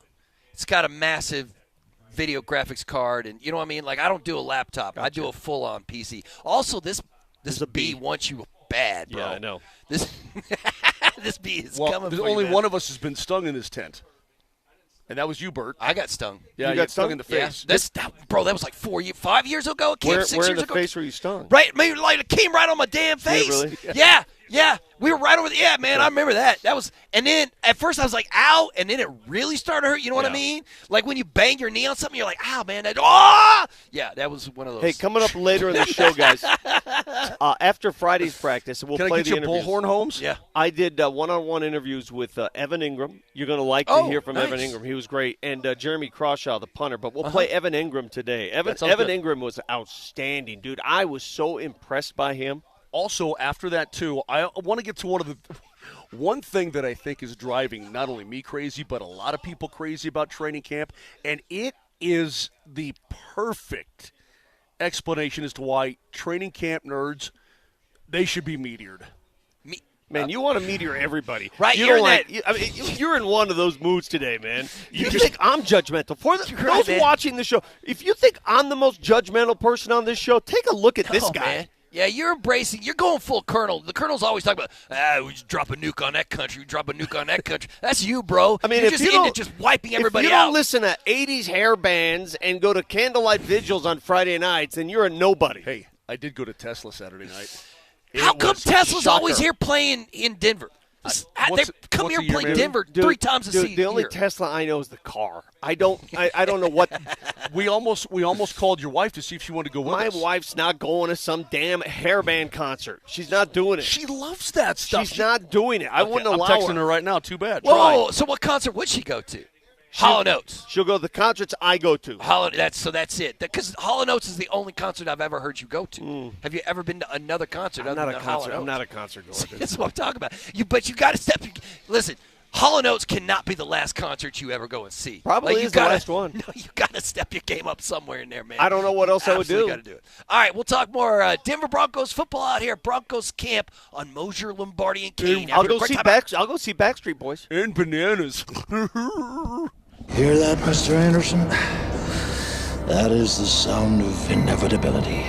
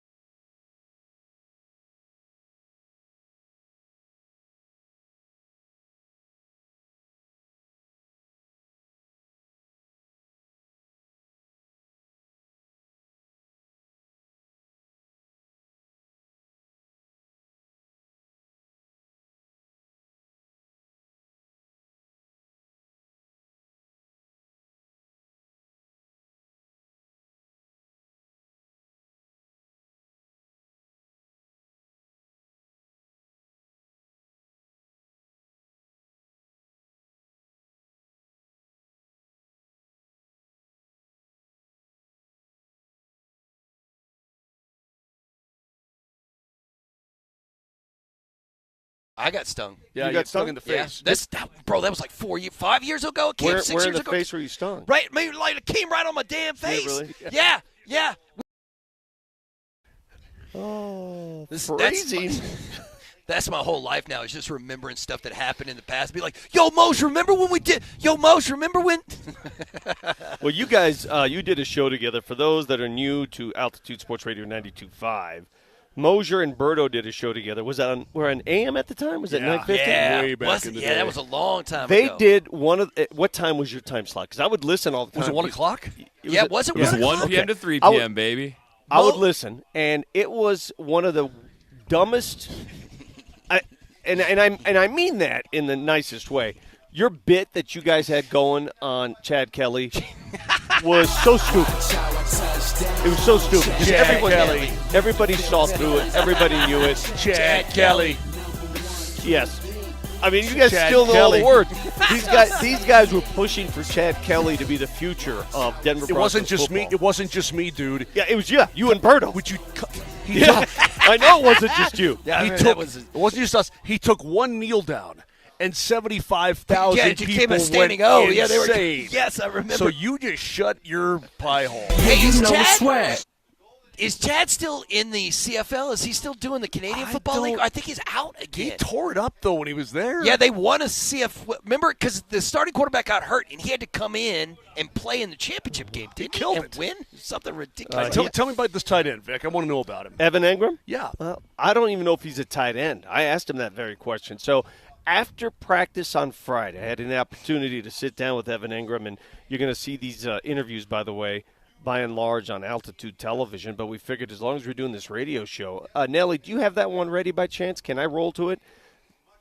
Still downloading. Hold on a little bit. Okay. So, way to ruin the moment there, Moser, by going to it before it's Well, ready. my bad. We're going to bad. hear from Evan Ingram and assorted Broncos that I had a chance to catch up to after Friday's practice. I guess I was reading on Friday that Bo Nix threw his first interception of training camp, right? And then he Well, Patrick Surtain got in front of one that was of them. Saturday. Yeah, Yeah. little in the Hufanga, a little pick sixy. Okay, Dude, that Hufanga one was amazing. I'm sitting right Yeah. over there, and they're trying to throw like a screen, like a screen to a running back over the middle, and Hufanga, like a jackrabbit, man. He's laying down low in the weeds, and he jumps up and steals it. That dude, Bronco fans, let me tell you something about Hufanga. He is about as smart as safeties I've seen on this roster in quite some time. And I think to play that position, it's about instinct, it's about smarts, it's about knowing where to position yourself on the field. Because a lot of the times you're freewheeling out there. Yeah. You're a safety, right? You got to come up and make the tackles, and you got to make sure nobody gets behind you. But he freewheels a lot and does it well. I love how you said that too. It's the very instinctive safeties, dude, and you man. The instincts and the hitting to me that you got my heart as a safety. If you do Ronnie that. Lott, Steve Atwater, just Polumbus. But the point is this: is that so he throws a pick. But what drives me crazy, and this is where training camp nerddom, I just can't do it. It's have you seen people keeping track of who's thrown the most touchdowns in training camp? Yeah. So I keep seeing Cleveland keeps doing it with Shadur. The fan base loves it when Shadur goes 9 of 9 or 8 of 7. Wait a minute. The There are people keeping stats. Oh, yes. Yeah. Excuse me? Yeah. Yes, of training camp. Like so-and-so had the most training camp touchdowns on Saturday. Yeah, And Hold like, on a second. Like J.G. McCarthy finally got it, and he had 7 Uh-huh. training camp touchdowns. Dude, it drives me insane. Hold on a second.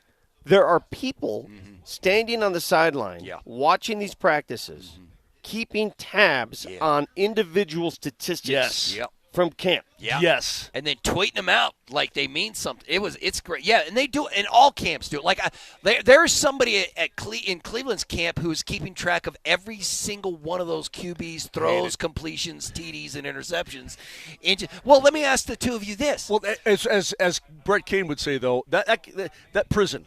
That should be prison time.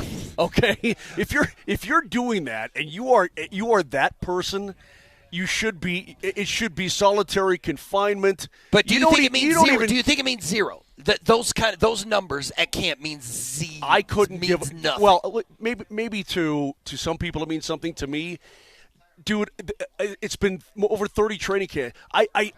It doesn't mean squat until you play football. Okay, we're saying that, but then let me ask you this. We also keep talking about how the offense is going to benefit from the fact that they play against one of the best defenses in the league. That's and true. The defense is going to benefit from the fact that this offense is going to be better. But then we talk about, the stats in camp meaning nothing and none of this meaning anything. Peyton Manning threw a ton of picks. A lot of quarterbacks throw a ton of picks and can't. They're trying to do things they normally couldn't do, right? I mean, and they're so good and they're so confident in their game that you don't have to worry about getting picked off. Bo Nix doesn't have to worry about getting picked up unless he's doing dumb things or whatever. Ain't nobody, look. If Patrick Mahomes is throwing a couple of picks, ain't nobody caring. Bo Nix cannot look bad enough for Jarrett Stidham. You're right. There's no he could throw 7 picks in a row and he's still the starting quarterback of the Denver Broncos. Yeah, if you have, let's say you're in a camp, and maybe Cleveland is the prime example because you got 857 quarterbacks there, right? Yeah, and they're trying to keep track of all of them. But it's who you're playing against. It's what are the circumstances surrounding that made the DB fall down? I mean, all this stuff. Bless you. God bless you. You're making fun of my snot and you pull that crap? Well, that was a sneeze. Well, but there's more coming. Yeah, right? probably right. Okay. Bertag, when I see all the stuff, I see Vikings fans doing it. I see a lot of a lot of them are keeping track of exactly what JJ's doing. But for Minnesota, if you're a Vikings fan, you're like, we're good enough that we can win this whole damn thing if our quarterback is who we think he is, right? Well, you just let a guy who, Darnold played poor at the very end into the postseason, but I mean, you let him walk. We'll see how it goes. I'm not even concerned about them, but who cares about those guys? It's holy cow, dude! It's just the amount of minutia and nerddom in these kinds of things. Yeah, but you like that, right? You like football nerd, but. I don't mind football nerd, but don't over nerd. There's a line of nerd that you can walk up to, and you can walk down that line of nerd, but you can't cross the nerd line. We're saying this. We're saying that I am saying this in jest. People who value their jobs and are in love with their jobs and passionate about their jobs take it to another level. And we use a lot of those numbers and figures, and without them, it'd be hard to do talk radio, frankly. I mean, you make fun of analytics types all the time, but how many times during the course of this show do you guys reference analytics? Do you reference stats? There's got to be people compiling those, looking for those. So I have no problem with it. If you're passionate about it, go at it. I'm not. Okay, one other thing, too, and it gets back to, did you see what happened in Lions camp? No. Yesterday. What happens in Lions? What happened? There was a guy, Salman Ahmed, a running back, right, former Miami Dolphin and whatnot. So they're doing like these thirds against thirds, Vic, and some free agent defensive back. Guy's running into the end zone, and this guy throws a hip drop tackle on him and blows his leg in half. Oh no! I in camp. So there's a reason that hip drops were banned in the National Football League is because what happened to guys' lower legs? Yeah. Their legs explode. Can we show? Can I give Berto a hip drop? I would love it. Yeah. Jesse though is the perfect. Go ahead, right there in the grass. We turn the camera around and do a hip drop on Berto just to show what it is. Part of the deal is that because how do you get Derrick Henry on the ground unless you you have to your whole body weight on him. You throw your whole weight to the ground, and he's still dragging you. Right. So I can understand why guys instinctively want to do it. You want to get that guy on the ground as quickly and efficiently as you possibly can. Can I just show what a hip drop is? I'm going to take a pass on that, Vic, but I appreciate you. When's the last time you tackled somebody, Vic? When's the last time you full on tackled Listen, I guarantee there are a lot of people watching and listening don't know what a hip drop is. So if we could show it, at least it would. We are educators. How about if I do it on you? That's fine. If you know what to do. I know exactly what to do. All right, go ahead. Let's go hip drop it. I don't want to hurt you either. You're not going to hurt me. Right. Are you kidding me, man? I don't think that's what happened. I think you would probably get hurt. You grab him, and then basically, for those who don't know, you get the guy, and you leave your own feet, and you throw yourself to the ground, and your full weight is dragging this human being. It's like a rodeo. That is correct. It's exactly right. It's like one of those where they tie the feet up on the calf. Calf or the busters. No, the steer. Your calf roping. Tie the feet. Anyway, so dude's leg explodes and his season's over. And I'm like, That's sad, man. you know, you can't. Why do guys do dumb things in camp, man? Cut. This Just is trying yeah. to make the team, right? But Just this, trying to make is the why team. every coach, and I guarantee you, That's why they're Sean so Payton fearful. and everybody inside that room right now is just like, let's just get through another day. Let's just get through another day. Let's get through another day. That's why they should expand the rosters by 20 to 30 guys. Well, that's why they have. That's why you have such I a understand huge, the money. There's a money issue, and the owners don't want to pay. No, but who are we talking? Oh, we were talking about Evan Ingram. Like, or no. We were talking about Zack Allen. That maybe he was like, you know what? Maybe I just don't want to play this sport anymore. Maybe I'm just not like. And if you had larger rosters, all those guys, all those great players who could have been, should have been, maybe would have made it, but never did because they never got that opportunity. Then you give those guys that opportunity. practice squads now are you got so much going on with the practice squad that it's not a problem anymore. You It think really it's is. fine? I think it's fine. Meanwhile, in Bill's camp, James Cook, their very talented running back, is just sort of running Yeah. through the motions and Yeah. not doing anything. I And he's saw being that. asked what's going on. He goes, business decision. Yeah. It's very obvious what he's doing. You can't hold out a camp anymore because the price is just ridiculous. Right. And- Trey and- came back to Cincinnati. Exactly, and teams are forced to take that money. In years past, if you missed camp days, teams would sort of under the table say, it's all right, dude, we'll excuse it. They can't do that anymore. It's against the so rules. these dudes are showing up at camp like James Cook and not participating in camp at the same time. Like Micah Parsons is at camp, but he's like, He my ain't back doing is hurting anything. or Exactly. something, right? So And- James Cook is mumbling to everybody, hey, man, business decision. Wow. Business, and you're getting a lot of business decisions around the league. So credit the Broncos. This again, I want to credit the players and management. You never saw any of that. Cortland Sutton did not participate in the heavy drills early. Correct. That's the truth. That is But correct. Zack Allen was in there. He was in there. Zack Allen got his head in Benito's every there. practice. Everybody else is in there. But Micah Parsons, the only thing that's getting a workout for Micah Parsons right now is his right hand signing autographs. And his mouth. That's all in his mouth. But he's over there with the fans signing. He'll be over there for 45 minutes signing autographs and blah, blah, blah. You think Jerry gives him the money? You think the Cowboys pay him? It always seems like they do eventually pay him. Dude, he said, I no longer wish to be a Dallas Cowboy. Yeah, Myles Garrett said, I no longer want to be a Cleveland Brown, too. And then they were like, how about we make you the best all the money? And then he loves them. Yeah. I think even Jerry Jones told his fans, don't lose sleep over this. It's going to happen.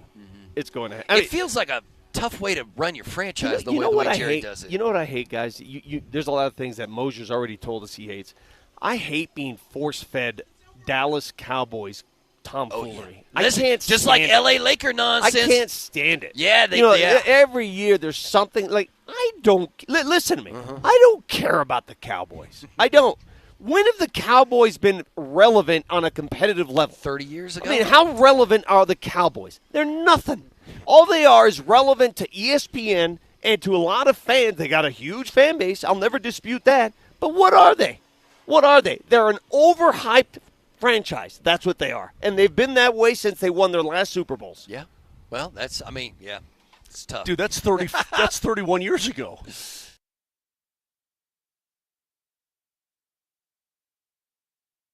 Of Broncos country will roll on after this.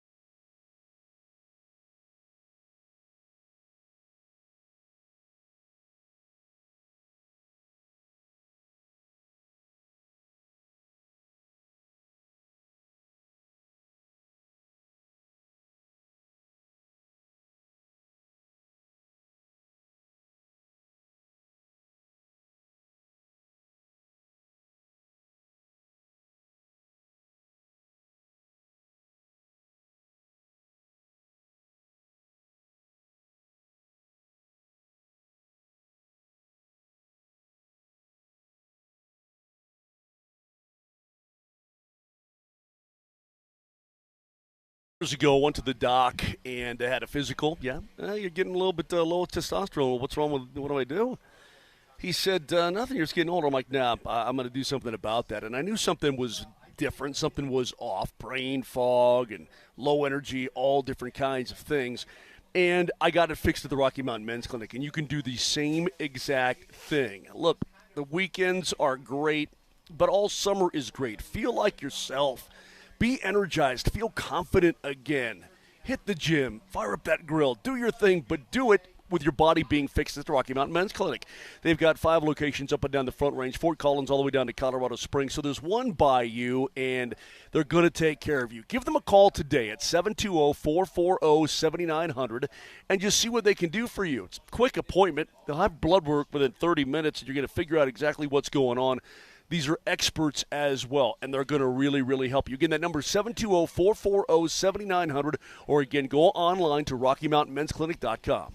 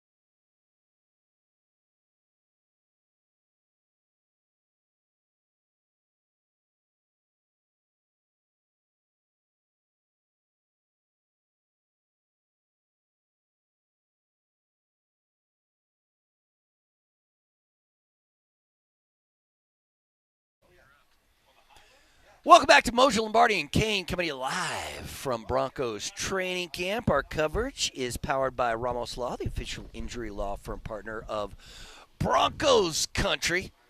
Vic, you asked Moj his takeaway from the first week camp. What was your takeaway from the first week camp?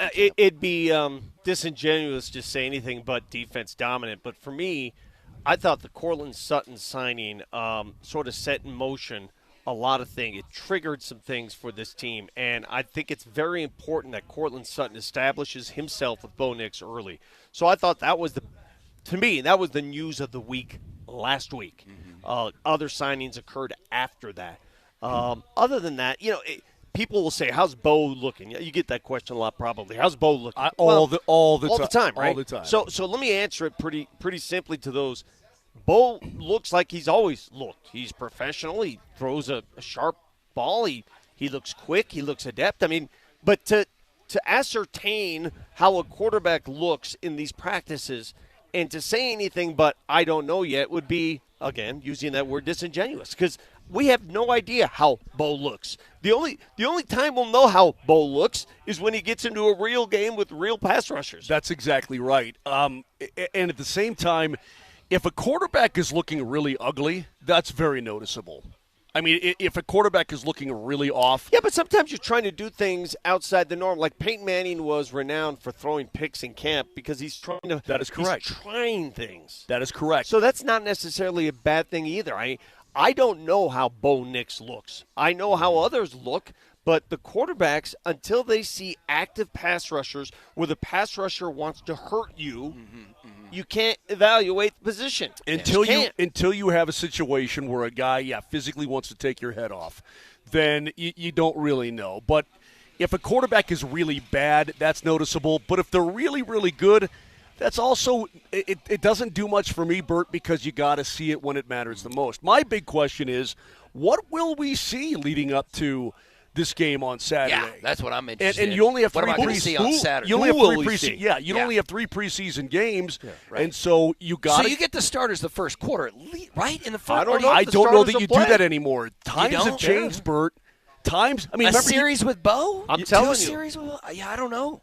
I don't know what we're going to see. That's a great question today for Sean Payton. It's game week. It's a great question today.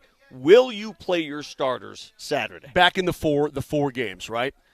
Starters who play first quarter of that first game, same kind of story, and maybe not even much game 2. Game 3, maybe you play a half, right? And you kind of get, and then game 4 is just for everybody who's going to get cut and da-da-da-da-da. It's not that way anymore, dude. You got 3 preseason games, and then you're off and running. What are they going to do when it gets down to 2 when they add that 18th regular season game? What are we going to do? What's the preseason going to look like then? I'm always a big believer that you need to go against another team before you play game 1 of the regular season. That's my belief. I want to see, and you cross your fingers and you pray to the football gods that all your guys come through unscathed, but I need a series at least. I would, if I was a coach, I'd want to have a series at least before we go into week 1 now. Yeah, but are you Sean Payton? What does Sean Payton want to see on Saturday? That's correct. Because you're going up against the crappy Tennessee Titans in week 1, maybe that's your tune-up. I don't know. That's aggressive. But I would like to see these guys at least get a series. That's me personally. I don't know that it'll happen though. Coaches are like, if you're Sean McVay, you bubble wrap every starter. Yeah. You put them in a locker. You don't even look at them until the regular season. Yeah. We'll ask Coach Payton today. I think it's a question that needs to be asked, and we'll see if he offers. I mean, he's been pretty transparent. By the way, Friday, I stood around here because I was interviewing some of the players, and I stayed here for the Sean Payton press conference. Fellas, when I say this, and I don't mean this to be critical. I mean this to be, I'm in awe, right? And it's pretty cool when a coach will take time to speak to the media because it's much better, it's far better than a coach who says nothing and does it quickly and walks off. Mm-hmm. Sean Payton held, after practice on Friday, the single longest post-practice press conference I've ever witnessed. Really? It was 33 minutes in length. Why? I don't know. He loves talking football, right? It tells you how much he likes his team and how much he likes talking about his team. Dude, he went on every subject. He took every question. At one point, I'm sitting there going, is anybody else going to ask a question? I mean, my goodness, it was unreal. He went on and on and on about every topic under the sun. 33 minutes. I challenge you to find another coach's press conference at a training camp that goes 33 minutes. Yeah, I don't know. I guarantee you won't. He just loves to talk football, though, right? I mean, he'll talk it to anybody, with anybody, at anybody, like, especially when he's in a good mood. And I think that's my takeaway is he's been in a great mood about this team. Is it just because everyone's projecting his team to be good, or maybe he's just because he's like, I know we're going to be good? He's confident. Yeah. He likes his team. Yeah. He likes what he sees. So if he's in a good mood, then he'll suffer fools a little bit. Yeah, well, it just depends on what. Right, it just depends on what day of the week it is, whether or not he's gonna. If he's not in a good mood, or like maybe guys are they're just kind of blowing through their. Most 33 minutes. Yeah, that's a good mood. George Karl used to talk basketball like that. You know, it's funny you say that. I was talking to several members of the media, and I said the only coach I remember that could actually collect a group for that long is George Karl. Yeah. And that's it. Carl used to talk about basketball the way Payton talks about Well, football. most of the time, the media guy will step in and say, last question, or that's it. But not with Sean. Sean's like, no, I got this. I'm going to keep going. Yeah. I'm having fun. Well, good for you him. Appreciate the passion, right? Yeah, good. I mean, but again, on the days he's not super pleased with how practice went. Yeah, but I like that Sean better. But then again, he's not making fun of. He's not yelling at me. He talked about so many different topics. He got into like analytics, how he uses analytics, and his definition of an analytics is different than ours. You know, we look at game day, like when to go for it on 4th and 3. Yeah. His definition of analytics and where he utilizes it is in player personnel decisions. When you're assessing and evaluating a particular player, they're looking at that player's specific analytics, their 40 time, their bench press, their bone density, believe it or not, stuff like that. That's where they use analytics. They use it in every walk of life, every single day of practice. Moser, why do you hate analytics? I mean, why do you hate the idea behind analytics? I don't. Because you I certainly don't at all. do. No, hold on a second. I don't at all. What machine measures bone density? No idea. I don't know, man. What is that machine that where, like, Bert could stand in it and they're like, oh, yeah, you got dense bones. I'm going to tell you You're right like, now. You're like Cartman. I'm going to tell you right now, the NFL has a barometer for bone density, and they utilize it. Puka Nacua. One of the reasons the Rams drafted Puka, one of the things that came off bone density? He's got extremely high bone density. He can take a hit. Got thick bones. I'm serious. You know you can train that, right? Microfractures, don't you don't fighters like microfracture their bones in the arms and then when they re-heal they're stronger or some nonsense like that? That's like some hardcore nonsense. Really? Yeah, hardcore nonsense. Well, I mean, it isn't working out exactly that. Your muscles your muscles get That's what I did. I blew my Achilles out because I knew it would come back repaired stronger, and I'd never have to worry about it. When's the last time you did something that you needed your Achilles? You actually needed them. By the way, my brother sent me. I had a bomb of a tee shot on number 4 the other day. Moj, my brother sent me a series of videos of dudes blowing out their Achilles, and I said, "Why did you send me this? What's that all about?" Yeah, I said, "Why did you send?" And not athletes, but random Joes. Random dudes like at a YMCA or whatever. Just dudes running around on a trampoline. I'm like, this is gross. I don't like seeing this. It's not a pleasant. If you tear it. And then you get it fixed, fine. But if it blows, like it completely separates, like a window blind, bing.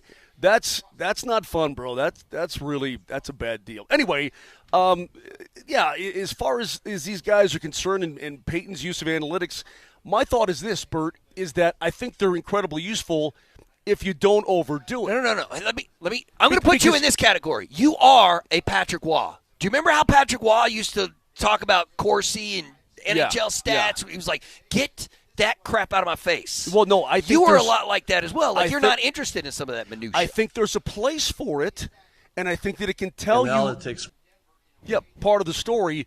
It doesn't tell you all the story because it does. There are things that those analytics cannot measure. Now, in today's National Hockey League, you want to see the computer. Like the stuff the guys wear, I know, everything that they can tell about these guys, recovery seconds, and all this crazy stuff. The oxygen, Vic, the oxygen intake and the efficiency of oxygen being processed by that body. All this stuff is crazy, right? And that's good. Okay, so you find out about players, blah, blah, blah. But there are things that happen on the ice and there are things that happen on a football field that analytics are not going to tell you. Okay, and so. I think they're good when used properly, but people who overly rely on it, I'm not down with that. I think though that it's probably better to go one way than the other.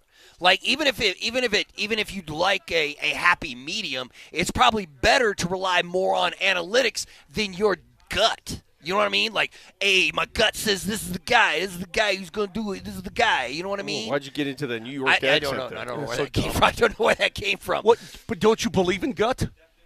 I do believe in gut. That much. Tiny as a bit, man. Okay. You know what I mean? Like, but don't you understand what I'm saying, right? Like, if you're going to build your franchise, I'd rather have some nerd relying on the analytics than some dude who's like, I've been in football for 40 years. I trust what I know. How about this? Can you, if it's coming down between a couple of guys and you're talking about personality and the kind of personality you want on your team, there ain't no computer program that's going to measure what's in a dude's heart or what's in his head in any given play. But you make those decisions before the player even gets on your team, right? There's a reason that Cam Johnson is a Denver Nugget right now because he fits his personality, his style, everything fits into the team. Do you think that these teams know everything? You cannot know nearly everything or even as much as you want to know about a player until they're yours and you get them into your team. Right. That's when you really start to pry away those layers of the onion and find out what makes this guy tick. You can look at all the film in the world and all the great the speed, the 40 speed and closing speed for a corner and all these kinds of things. But until you get a guy in different situations and facing some adversity and you see how that human being actually handles it face to face right in front of you, you can't know that stuff. There's no way to measure it. In a vacuum, I'd rather have the analytics than just, dude just sitting there in relying a vacuum, on what he feels. Yeah, in a vacuum, I'd like to have a 4.4 40 guy. Yeah, okay. Well, that's like what Pat Bryant, what he ran in the 40 is not what I would call an ideal time at the wide receiver position, but they took him for all the other reasons outside of just that time. Sean Payton made a good point about in-game analytics that I don't think a lot of us understand is that we'll see a situation and say, well, the numbers say you got to go for it here. But what the numbers don't say is, have you paid attention to the right tackle who seems hurt and is getting beat on every play? Are you noticing this? Because as a coach you are, and the analytics are out the window because those numbers don't matter anymore if you know your right tackle is going to get beat. Yeah. What if? Yeah, it's a great point. What if your right tackle was on the ground for a little bit too long, but he did get up and he's kind of limping back to the huddle, right? Yeah. And should you go for it? Oh, you got to go for it. It's fourth and whatever from inside. But but this guy can barely stand, exactly. And we got to run a play right now. And by the way, their best defensive end is now over our left tackle. Okay, so we can't go that way. I mean, look. There's a time and place for it, bird tag, but you see what we're getting at. Hey, you know what this week is as well? It's not only game week for the Broncos against the Niners. Saturday night, I think it's a 7:30 kickoff in San Francisco, 7:30 local time here. When are you leaving, Jesse? Jesse's leaving Wednesday. Yeah. What are you going to do for 3 days in San Francisco? He's going to surf. What's that all about, man? You're just going to – He's going to chill. There's no surfing in San Francisco, bro. He's going to chill out, man. He deserves it. Let him have his fun. But you know what else this week is besides game week? It is depth chart week. Oh! The first Broncos depth chart will be released this week. When he's asked about it, I know we got to get to break, but when he's asked about it, yeah. Can I be Sean Payton for 1 second? Yeah, go ahead. Okay, ask me about the depth. Hey, Coach. Yeah. I got nothing. Hey, Coach, we noticed that you got so-and-so third on the running back. Don't read too much into that. Look, the league makes us – I've told you this, guys, years after year after year. Mm-hmm. The league makes us put it out. It doesn't mean anything right now. We do it because we're required to by the National Football League. But it might as well be toilet paper as far as I'm concerned. Training camp coverage on Altitude Sports Radio is powered by Ramos Law, the official injury law firm partner of Broncos Country. We'll be right back.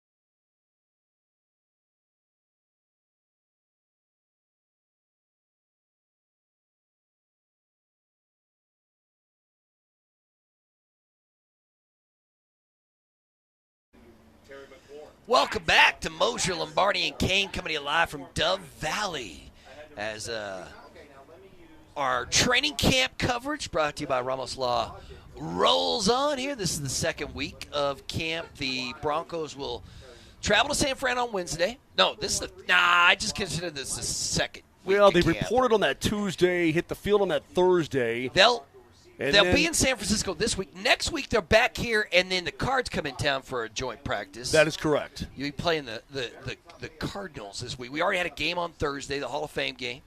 The NFL Hall of Fame induction was this weekend. Did you Sterling guys watch? Sharp and You Jared guys watch any of that? I did. Yeah, I watched a couple of speeches that were Sterling Sharp's speech was really emotional. Was it? With Shannon Sharp. Given all the crap that Shannon Sharp's gone through, they brought upon himself. Yeah. Got let go by ESPN. Right. So Shannon's sitting there listening to his brother Sterling, and, man, they got really deep on some of that stuff. Really? Oh, yeah. It was very emotional. But I thought the best speech on Hall of Fame weekend came from somebody who was not a player or former coach, but someone who accepted the Pro Football Writers Memorial Award. Her name is Mary Kay Cabot. She has written for the Cleveland Plain Dealer, for many, many years. And she went up there, and I thought it was hilarious. She went up there and talked a little bit about Bill Belichick back when the Hoodie coached the Cleveland Browns, right? Have you seen pictures of Hoodie in his brown stuff, and he his looked hair young. looks – No. His hair's all brown. He looks like a No. normal, just kind of puffy dude. Yeah. No. Yeah, It's- I can't remember that Belichick. It'll kind of blow your mind, dude. So this Mary Kay Cabot goes up there and talks about her experience working with Bill Belichick when he coached the Browns. Listen to this. Bill Belichick was the first Browns coach I ever covered. You see, if you start out with Bill Belichick, no one can rattle you after that. If Bill didn't like something I wrote, he'd call and yell at me. If you asked a dumb question, he'd call you out. Eventually, I had to learn to stand up to him.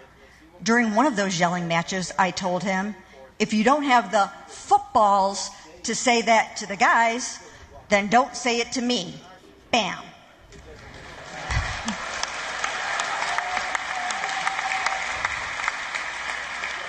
But now, I totally understand why Bill gave me such a hard time.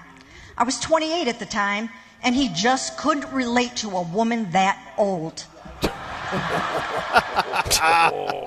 Oh, man, that's good. Taking straight. That's good. You think that's good? I think it's hilarious. She's a writer, not a comedian. No, but that was pretty funny. Who cares? I don't care if she's not a professional comedian and she can still be funny, man. Oh, wait, you're not allowed Wait, to are you joke? upset? Yeah, what the hell's wrong Are with you upset that Bill Belichick's taking shots Not at at the all. Hall of Fame? Be okay. What's wrong, man? Be all right? Put you to bed? I think it's like this is another one of Brett Kane's. This is another one of his big things. Prison. Belichick should be in prison for dating at. How old is she? 25. Whatever. I she don't is. know how old she Yeah, is. whatever. I think it's hilarious. Right. That Put it this way. I think thought this was America. I think it's ridiculous, but it's his dude's own personal business. As far as Mary Kay is concerned, And that's her own she's business. She can joke about whatever the hell she wants to sounds joke good. about. She's a very good writer. She's been around. She's done a lot. She's been terrific. I didn't find it that appealing. I thought it was kind of silly. Me personally, I wasn't into What's it. going You're on the here? least. What the hell, You man? are weird today, What? dude. Yeah, what is You going are- you're- on, bro? I thought that was You're hilarious. right, I think it's man. funny, and you know what? So she just told you. She exposed him. He would yell at She her. told me.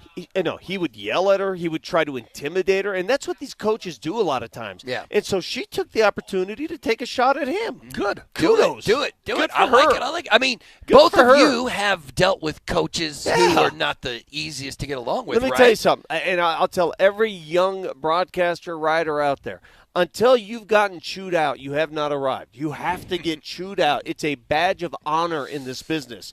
And hopefully it happens earlier than later, because I don't think you're ready for it later in your career. But when you're young and a coach, I'm going to tell you my favorite story of all time. I'm 26 years old. I'm hosting the Buddy Ryan Coaches Show in Arizona. Okay. This is the head coach of the Arizona Cardinals. We are live on the air. And I asked him, it's the season-ending show. All their quarterbacks are going to be gone. I said, Coach, are you going to bring a quarterback here in the offseason? And it was a dumb question, and I deserved it. And on live television, he turned to me and he says, of course we are, you dumbass. Hey, everybody's saying that I'm a curmudgeon today. I don't feel like a curmudgeon. Yeah, man. You're not liking anything today for some reason. Because Mary Kate, it doesn't matter. Screw No, it. go ahead, man. Make your point, man. Make your point. What's your problem? Tell us why you're upset that somebody took a shot at the age difference between Bill Belichick and his young girlfriend. I thought this was America. I'm not upset about it. I couldn't care less. Well, you're obviously something because you're talking about it. Would I take a shot at it? Of course I would. I don't think that the Pro Football Hall of Fame speech is the appropriate spot to do that. Nah, dude, it's the the Hall of Fame. That's when you can say anything you want. You are a Hall of Famer, man. Exactly, man. Yeah, that's when you can say anything. I will say this. I mean, do you remember how many shots Jordan took after he was named into the that's the greatest player ever played. Let me take it back. Mm-hmm. Watching her prance around there in North Carolina, in the Tar Heels dress and all that kind of stuff on the field, I'm going, it's open game, open season, fair game. Just go for it, whatever. Just go for it. See, man, say you of all people taking shots at somebody who found love late in life, Moj. Say.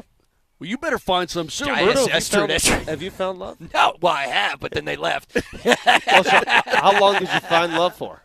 How long was it? No, the longest relationship I had was 5 years. Were you married? No. See, Moser's already grinning. Should have been. Right. We came this close to getting married, and then when she married the other dude. Wait a minute. Hold on. You came this close to getting married, and then she married another dude? Yeah. Well, I mean, it was all then you my weren't fault. close. It was no. We were real close until I was stupid. But dude, playing too many video games? Yes. Yeah, it came down to that. It is one. If you want to know why Bertag is just absolutely scarred mentally as a human being, I can give you a little insight. Give us the 411. Quick, I'm not going to do it. I'm not going to do it right now. Quick psychological profile on Bertag. Yeah, no. He got done wrong, and then but he also Moser did set me up with this. Wait a minute. Extremely attractive rich girl. Moser did? Butchered that relationship. Yeah, he butchered. Where'd you find this girl? She was through a mutual friend. But dig this. I said, "Well, what happened?" And you know what he says to me? I said, "How could you blow?" Yeah. A layup. A rich, beautiful blonde gal that loved you and all this stuff. He goes, man, she expected me to call her back and stuff. She did expect that. Bertag, I hate to tell you, Bertag, you're going to be alone for the rest of your life, brother. I'm going to die alone, man. I'm going to die alone. That's the first thing I was sure. I mean, dude, he's like, I don't know, man. I don't know. They're so needy. She wanted me to talk. She expected me to call her back and actually. It's not great. Not great at all. Are you a monk? I said no. Speaking of which, speaking of people who just got married to extremely attractive people, Hard Knocks starts tomorrow. With the Buffalo the first episode of Hard Knocks Buffalo Bills I'll watch it. Comes out tomorrow. I heard that at first when they told Josh Allen that the Bills were going to be on Hard Knocks, he was pissed. Why? He was like it's a distraction. Sure. He didn't want anything to do with it, and then they talked to him, and then he come around to it. He's like, you know what? Never mind. This is going to be good for the team. You know, the Denver Broncos have never been on Hard Knocks. You're right. I think they're one of 4 teams? Which means in the next 4 years we're getting it, right? Well, it's because tough. they have to. Let me tell you this. It's been tough to do anything of that nature under Sean Payton's watch because he is so tight-lipped about anything that goes on inside those doors. Yeah. But you're right. At some point, the NFL is going to say, nah, man, no more it's yours. excuses. It's your turn. You got to do it. I mean, I bet you it's going to be next year. If they have a great season this year, Broncos are going to be on Hard Knocks next year. I think they're hoping that the Hard Knocks series just goes away. And they don't have oh, to really? deal They'll with just it. be like, can we wait, make it long enough until it just falls apart? Yeah. Well, from what I've seen, it's probably going to be pretty good. I don't even know how to categorize this, but Josh Allen seems like maybe one of the best dudes in the entire NFL in terms of fan relation. Yeah. I mean, did you see? Yeah, I saw it. I know what you're So he's throwing, he's throwing the footballs into the stands with everybody on their big stadium practice on Saturday, and he's playing with all the kids and all that. So he's out there signing autographs for, I don't know, was it like, Bert, 45 minutes, something like that. And he has to leave. They're like, come on, dude. And this one girl who was at the end, this little girl, she started crying. Yeah. And he gets about, like 20 yards away. And he goes, sees whoa, that she's crying. And he goes flying back over there and takes care of her and signs her ball and all. I mean, like, he seems like a really genuinely good dude. Do you need a good dude at quarterback? Because it feels like No, that. no, You no, have no. to. No. It feels like that's almost part of the job now. Like, listen, man, you got to be part of the community outreach. You are the most recognizable player on this team. You got to be the face of this team. Aaron Rodgers made $200 million in his career and won a Super Bowl being a total jerkwag. Yeah. So, Berto, have you seen any of the preview? Are we going to see a lot of Haley Steinfeld? I certainly hope so. Yeah. I certainly hope so. They just got married like a couple of months ago. They have to be together all the time still, right? When you get married, you're like, I got to be with my spouse all the time. You wouldn't know that. I had to have no idea. idea. That's why I'm asking you guys. Like, you want me? How long She were wanted me to call her back and stuff. Listen, she did. She was always hitting me up. It's just the way it was. That might Yeah. be the funniest thing I've ever heard. I feel like Haley Steinfeld wall to wall on Hard Knocks would not be. That would be a win for all of us. That would be a win for all. Can of I us. say this? Yeah. Can I give a little bit more? She had a cabin in the Listen, mountains. she had a man, cabin in the mountains, with the hold on. lake, bro. It had a lake with fish in it. Dude, they had their own private trout pond. Yeah, they had a trout pond that we. And this guy blew it because was she expecting me to call her back and stuff? I mean, mean, listen, it's just- So I'm she bad was at- she was wealthy. yeah, She was attractive. yeah, And all Really she nice. asked of you is a callback every once in a while. yeah. That's it. That's it. So now here you are years later sitting with us, Yeah. reading into your phone like Right. this. Thinking I probably should have called her back. I probably should have at least sent a text or something, man. You know. You're not thinking about that at the time. This is not the case. This is not the case at all. Hear from Evan Ingram coming up here in the next segment. Vic was able to talk to God, I wish you were to here. Evan, and with the listen. I don't know how many times Sean Payton has said the word Joker in the last week, but I do want to see Evan in different positions, doing different things for this Bronco team coming up here. When you talk to him, what was the focus, Vic? Trying to find a a goddamn lot. joker. It was a lot, and we'll get to that interview shortly. I just wanted to know the person. I wanted to know what motivates him. I wanted to know why he came to Denver. I wanted to know why he wanted to play for Sean Payton, and all those questions will be answered.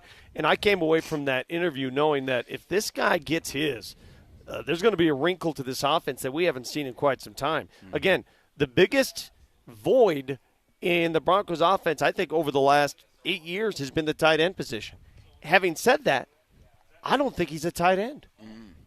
Do you think he's a tight end by title. We were talking to Leggy, and he said he behaves. And by the way, from what I've seen, and I'm not giving anything away to any other football team in the NFL or anything like that, but where we've seen him line up in the formation, Bert, it's been extensive and it's been all over the place. And that being said, he acts more like a WR2 than he does a tight end 1.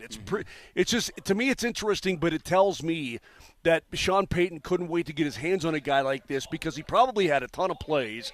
He probably had a bunch of ideas ready to go when he got this guy. I would argue to you too, Vic, and again, it's not hard to, overdo the 19 catches from Lucas Kroll last year. Who was the last really effective killer tight end in a Denver Broncos uniform? What do you mean by a killer tight Shannon end? Sharp. No, I would say Julius Thomas. Julius Thomas provided yeah, Julius. I'll go massive with numbers. Julius, yes. I mean, you had some tight ends that were very effective. Joel Dreesen was, Dreesen was yeah. effective during that Super Bowl season. Who was the other guy that came here? Oh, it was the that played and had a great was it Tony? postseason. No, not Tony. He was. Oh man, help me. Texters, Twitchers, help us out. Who was that guy during the championship run that made some great catches? Owen Daniels. Owen Daniels, Yeah, that's correct. Good Former- dude. the for- Owen Daniels made some Tennessee, great or the grabs. Texans. He was. Go back and look at that playoff Yeah. run. Go back and look at the AFC Championship game, and the Super Bowl. He made some key grabs during that run. So I would say those are the names. This guy is different. This guy is smaller. This guy is quicker. This guy's a 4.4 40 guy. I'm not making that up. His 40 time. I'm going to look it up right now just to verify. His 40 time when he was clocked at the combine, and I don't know what it is years later, but Evan Ingram is a legit 4.4 40. And if you put that out on the edge, and by chance there's a linebacker covering him, it's over. No, I think that's wide Yeah. receiver speed, right? 4.4. I mean, he's faster than Pat Bryant was at the combine, right? Then he went a 4.6. Fast by a ton Yeah. on this team. Yeah, well, Jerry Rice's 40 time was like a Yeah, I get it. like a cruise ship, and Dude, he's maybe the best football player of all time. Are you not just saying wide that out, Evan maybe the Ingram best is the next Jerry Rice? Is No, what you're saying? Is that what you're trying to say? Shut up. I'm just saying he was. Do you guys think that do teams now more than before think about the personality fit when it comes to teams compared to because before it sounded like, yo, man, this is the best guy in his position. We got to get him. I don't care if he's the worst guy out there. We're going to bring him to this team. But now it feels like with how the Nuggets look at players, how the Avs look at players, and how the Broncos look at players is personality fit now, They have to fit in the room. Yeah, I mean you can't go out and bring a free agent. You can't bring in Antonio Brown and say go get him. Yeah. I mean look how that worked for the team. It was a real mess. Jerry Rice 40 time 4.71. Man, so Bryant is faster than Jerry. Yeah, well, he's probably the greatest football player. You ready of all for time, this one? So we'll see. Who is the in terms of 40 times on the Denver Broncos? Who has the highest 40-yard dash time? Mims. Of current? No. I'm sorry. The worst? Not the best. The worst. Oh, the worst? When I say worst, that's relative, right? These are pro of the athletes. skill position guys? No, or I'm can I say about, like I'm talking about on the team. DJ Jones. No. McGlinchey. No. Quinn Miners? No. Nope. Garrett Bowles. Garrett's a good guess. So it's got to be it's a big dude. Yeah, it's got to be some big. Let's see. It's a big dude. Yeah, it's obviously a big dude. No, Garrett Bowles is actually a great athlete. He played lacrosse a bit growing up. Yeah, he did. You know Garrett Bowles, and these are the best 40 times they've had. You know what Garrett Bowles' 40 time was? What? 4.9. Man, that's pretty good. awesome. That's Yeah, pretty that's pretty good, bro. So is it Fastest of all the offensive linemen. Is it an offensive lineman? Yes. Is it Matt? Is it Pert? It's a name we like to pronounce. Paul Chesky? No. Who? Calvin Throckmorton. Oh, yeah, I never would guess that. 5.5. 5.5. Yeah. Listen, man. Do you think Jesse can run a 5.5 40 right now? Yeah. No, he could not. You Yeah, guys he think that? No, I bet No, you he could. I think it's probably bet you he tougher could. than you think. I think it's probably tougher than you think. I mean, like, none could of you us run could. a 5.5? Yeah, none I of don't. us could. In my heyday, sure, but none of us could. Not Yeah, right now. I don't think so. First of all, Moser would blow Achilles. Yeah. He'd blow 3 Achilles. His ACL, He'd make up Achilles. He'd blow his shoulder labrum. He'd blow his brain. Don't you be talking His about brain what I would blow. Don't you be talking about what I blow. Yeah. Just keep that to yourself. All right, we're going to hear from Evan Ingram after a quick timeout. You think my body part's like an 85 Yugo? I'm not blowing elbows and legs and all that. I'm going to tell you right now, there is no way you could complete a 40-yard sprint as fast as you could without blowing something. Right. I got $100 that says you can't make it to the other side of this field. When's the last Full time you sprint. sprinted full? Yeah, when's the Berto, first time you went? When's the last time you sprinted full speed? Man, it's been years since I just full out, As just far as- gone at it. That's what I'm saying, dude. Most people would blow something. Right. Just start it and go. Yeah. We're going to convince most to do it. Well, let's hear from Evan Ingram when we come back. We'll do that next. Thanks for listening to Moser, Lombardi, and Kane live out here at Broncos training camp.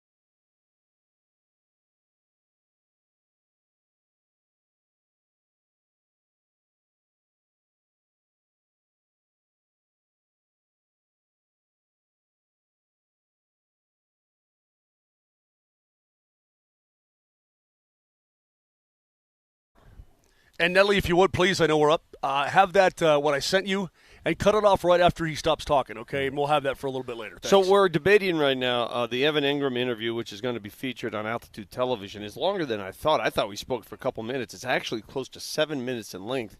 And these guys are saying, God, we're not running that. And I said, my retort was, it's better than anything these guys are going to say. Hey, I'm more than happy playing 7 minutes of Ingram. Moser was like, you're cutting into my talking time. But does Evan have a new cabin in the mountains with its own trout pond? No. He could probably afford one, though. He could now. He could now. Yeah. Does Evan go out of his way to call his girl back? I'm sure I bet he does. Yeah, I bet he probably does. Okay. Much better person Well, then, than myself. having known all that, ladies and gentlemen, a new Broncos tight end, and I'm not sure he's exactly a tight end, but he'll let you explain what he is, Evan Ingram. Roll it. We are pleased to be joined by Broncos tight end Evan Ingram, who tells everybody he's always the first person at every camp, every practice, right? It's a claim to fame. You like that? What time were you here this morning? I think I got here like 5:30. Okay, that's ridiculous. What time do you wake up? Normally like 5:15. How many hours sleep do you get? If I can get over 6.5, I'll be good. And you're good with that? Do you nap at all? Well, I come here and I do kind of more recovery. Sometimes I take another little nap right when I get here. So I'm still kind of getting some extra sleep. But why is it important for you to be here so early? it's just my routine. I'm a morning person. I like to wake up, get moving. I like to activate my body, activate my mind a little bit. It's just part of the routine. It's something I kind of started to do, a few years back, trying to get turn my career around a little bit, and it worked for me, and it's something I just kind of adapted. That was my next question, because you were a teenager at some point. No teenager's a morning person. When did that snap? When did you say, okay, I got to do this? Yeah, I think it was just I was kind of went on a prove it deal. I proved a deal to Jacksonville. Sure. Wanted to prove myself. I wanted to get a big contract and take care of my family. So I just started making a little bit more sacrifices. Started challenging myself a little bit more, hold myself to a really high standard. And like I said, it's just something I just kind of got used to. It's motivational.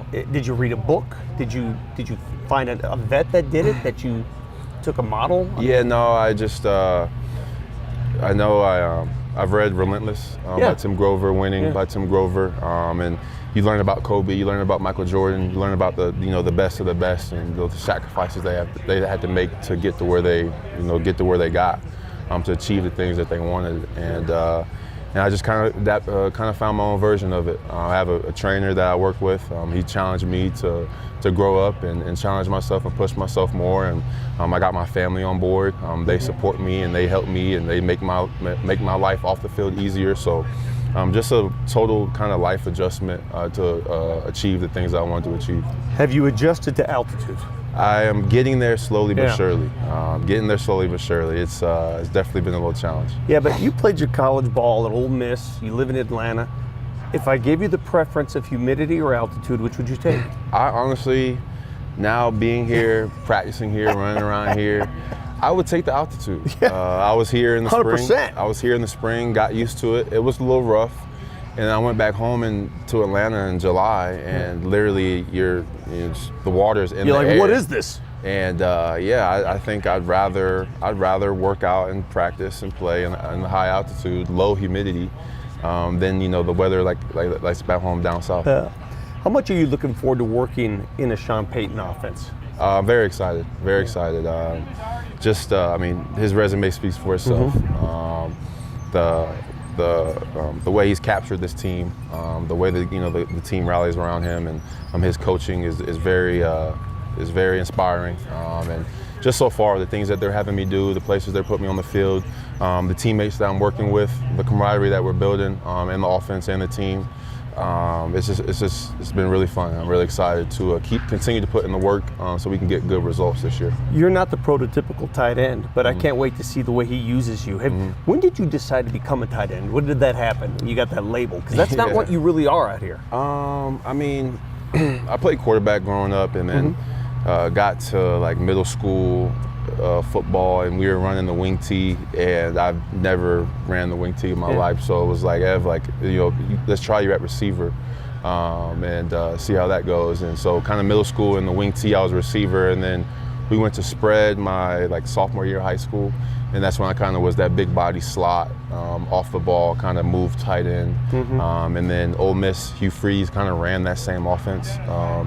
That they recruited me and they were like, hey, like you're the perfect fit for our offense. Let's see what we can do. And that was back then. I was a tweener. I was too slow to be a true receiver and too big to be a true tight end. And so Ole Miss and Hugh Freeze, they kind of put me in the right offense to really showcase my talents, and we kind of just took it from there. But you still have to be physical enough to take on contact. Have to. You pride yourself on that. For sure, yeah. I'm not perfect in the run game. You know, there's definitely a battle for sure.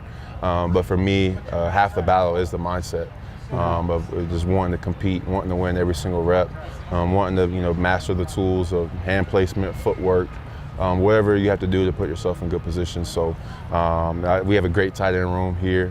They've been helping me out a lot, just following their lead in the run game and picking their brains on their tricks and tools that they use. It's been really fun, and the pad's on, and we're working and we're hitting, and we're getting ready for a physical season. Is there a player you model your game after? I really love Julio Jones. Julio Jones is a powerful runner. He's a huge playmaker. Obviously, Jordan Reed, when I was coming in, he was dominating the league at kind of that move, kind of receiving tight end. I met Jeremy Shockey this offseason at tight end U. I remember when he took over, at tight end, and he was real popular. I love great players. I don't really have one specific guy. I love watching great tight ends. George Kittle, Travis Kelce. Those guys are the standard. And, what makes Kelce so damn good? He's just a ball player, man. He's really smart. He's actually really, really smart. Talking to him over the past couple years at tight end U, outside looking in, you're thinking, oh, he has Pat Mahomes. He's just out there running around, and he's actually really smart. He has a plan for everything that he does. He has a great relationship with his quarterback, and they're on the same page, and that just sets you up for a lot of success. So, he's just a really smart player, and obviously he's really gifted as well. Lastly, from what you've seen so far, how does Bo process? How does he throw a ball? How do you like playing with him? I love rocking with him right now, honestly.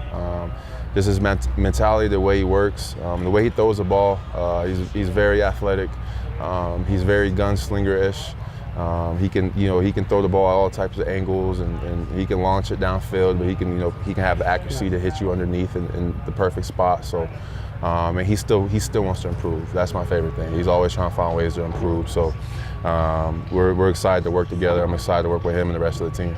Just want you to know our photographer Stan won 2 fantasy championships on your shoulders. He said Evan Ingram helped carry him. League winner. Yeah, so thank you for that. Appreciate it. You. Nice to meet you. Nice to meet you as well. Appreciate it. Good stuff. Thanks, buddy. I like him. I like that guy, man. My initial impression is he's very thoughtful. He gives very interesting answers. I loved, so Vic, the payoff was good. The explanation of how he got to be a tweener. A tweener. I'm not fast enough to be the wideout, but I'm too big. Well, he's gotten fast. He runs a 4.4. Again, that should be his position. His position isn't tight end. It's tweener. Is there officially a tweak? If Payton comes out with a depth chart this week, tweener? That's what will make him. Yeah. And I think he's going to be a matchup nightmare for opposing defenses the way Sean Payton utilizes him. See, if you're a stubborn coach, you'll just play him at tight end and say, hey, go be a tight end. That's not what he's going to do in this offense. I'm going to tell you right now. They're going to play him at multiple spots, and I can't wait to see how creative they get with Evan Ingram. Yeah. He's not the only one, though, right? They're going to try to do that with several players, although they certainly it feels like they picked up Ingram for that specific idea. Like, you know what I mean? Like, they're going to do it with other players, other skill position players. Who was it who was Brett? Brett was trying to convince me that the Broncos should give Patrick the ball on the offensive side of the ball. He said Patrick Surtain. He said that's one of the most athletic guys on your team. Give him the ball every once in a while on offense. And I was like, you know what? I had never considered that before. I mean, he doesn't really have a history of it. Maybe he's just thinking of Travis in Jacksonville and hoping that the Broncos can find one of those. Also, Patrick Surtain, though, can I say this about Pat Surtain? Yeah, go ahead, man. We'll let you.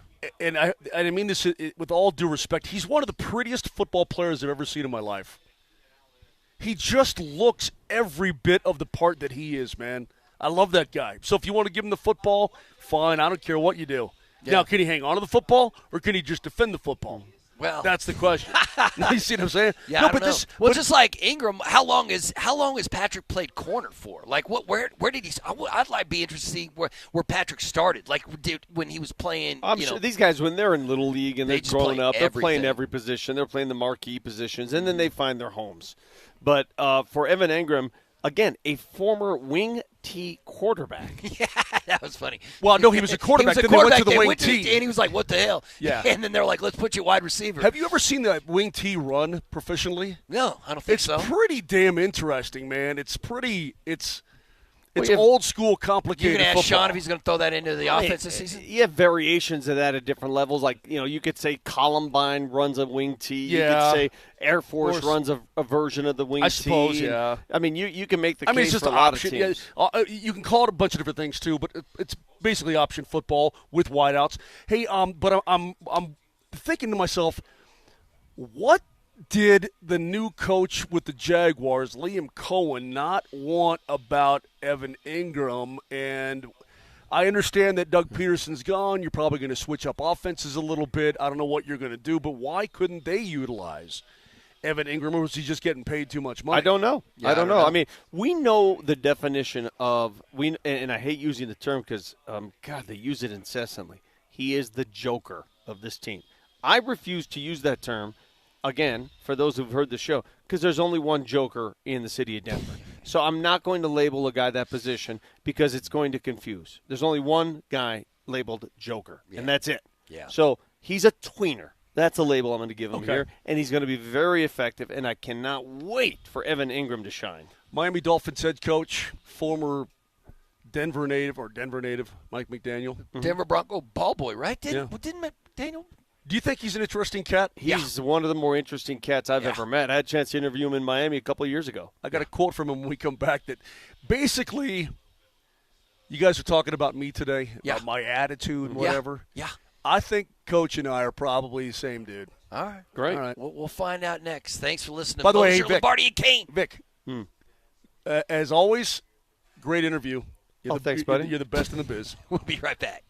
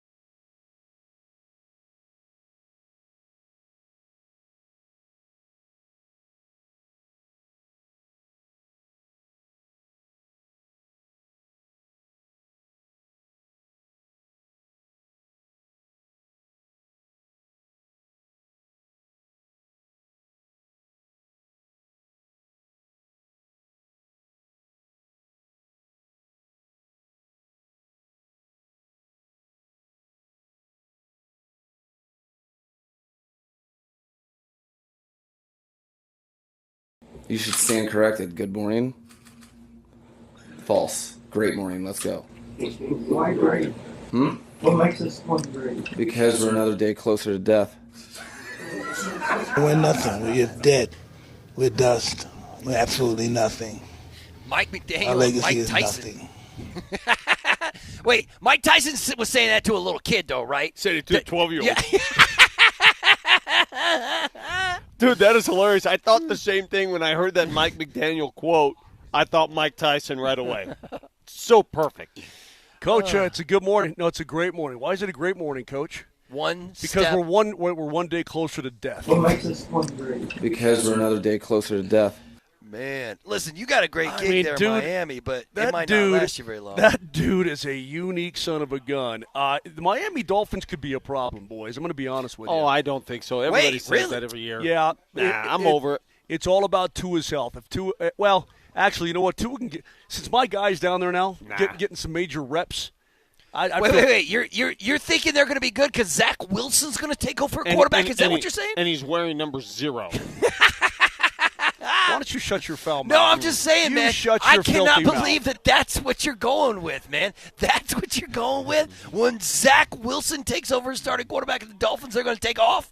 We got a guess who's the third-string quarterback down in Miami? Oh, Spencer Rattler. No, we got one of them right here. Oh, I don't know. Got one of them here? Sam Ellinger?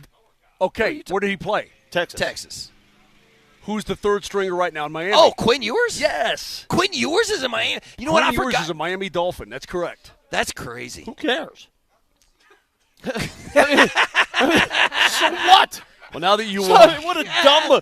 Oh, hey, let's just go we through did just have a 5-minute conversation about the backup quarterbacks in Miami. Now that you put it that way, I'm not sure that really anybody cares, Vic. But I found it. I had no idea where Quinn Ewers was. Did you? I remember when he was just a baby at Texas and his long hair's flowing. I remember when people thought he was going to be the first quarterback taken in that draft. Yeah, then his whole leg blew apart. Remember that? Yeah. Anyway, so there's Mike McDaniel coming back here as we are back at Broncos camp a couple days here. We're in game week. Mm-hmm. Broncos are hitting the road. Jesse, you're going with them. Jesse's going to get a bicycle at Fisherman's Wharf and ride all over Marin County. I think either today or tomorrow they release their very first depth chart of the preseason, which is always – I think it's a bigger deal for the media and fans than it is these guys. Hey, Lohan, you got to get that peach pit out of your mouth. You don't like You're it? driving me crazy, yeah. Wait, is it a peach pit? Yeah. Did you just house – no, thanks, I'm good, bro. He housed a peach. Did you just house a peach? I didn't even see it, man. Yeah. What's so hard about eating a peach? Nah, peaches are delicious. I'm just surprised I didn't time see of year? you doing it. Oh, my God, a Palisade peach this time of year? The Bear last night made a Palisade peach pie, and it was flipping awesome. I just mowed. Did you eat peaches all day? I eat peaches all day, dude. I mowed that mother. So good. Anyway. Okay, good talk. Good talk. Sure you did. But we've got ourselves some football coming up this week. And, yeah, depth chart, and Sean's going to – hey, don't read too much. The league makes us do it. Don't read too much into it. That could change on a daily basis. There's no real training camp battles. Come on. The team that the Broncos are playing this week, the Niners, they have a training camp battle, but it's like the kicker position, right? They got two kickers trying to battle out to be, but that's it, man. Like there is no, like, is there a training camp battle out here? Not really. No, Yeah. and nobody gives. Point. Look, dude, the only people that care about a kicker battle is the coach and their families. Yeah.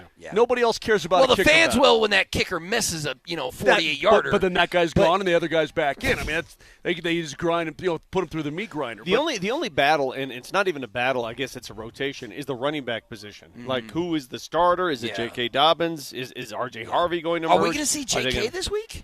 Good Does he question. go get the first carry of the I game on Saturday? I wouldn't touch a veteran this weekend. Yeah. That's me personally. I will see what Sean Payton has in store for these guys, but. These first preseason games, the whole dynamic of the preseason has changed. It really has. They've gotten much more cautious.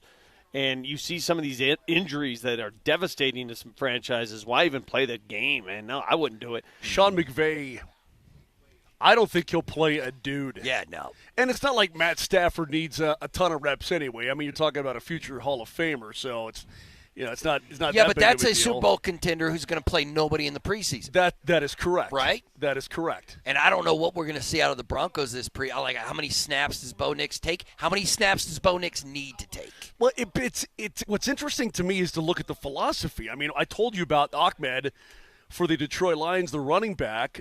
He's like third, fourth on their depth chart, but he just got hip hip dropped. Wait, in was practice. it the Lions, or are you sure it's the Lions?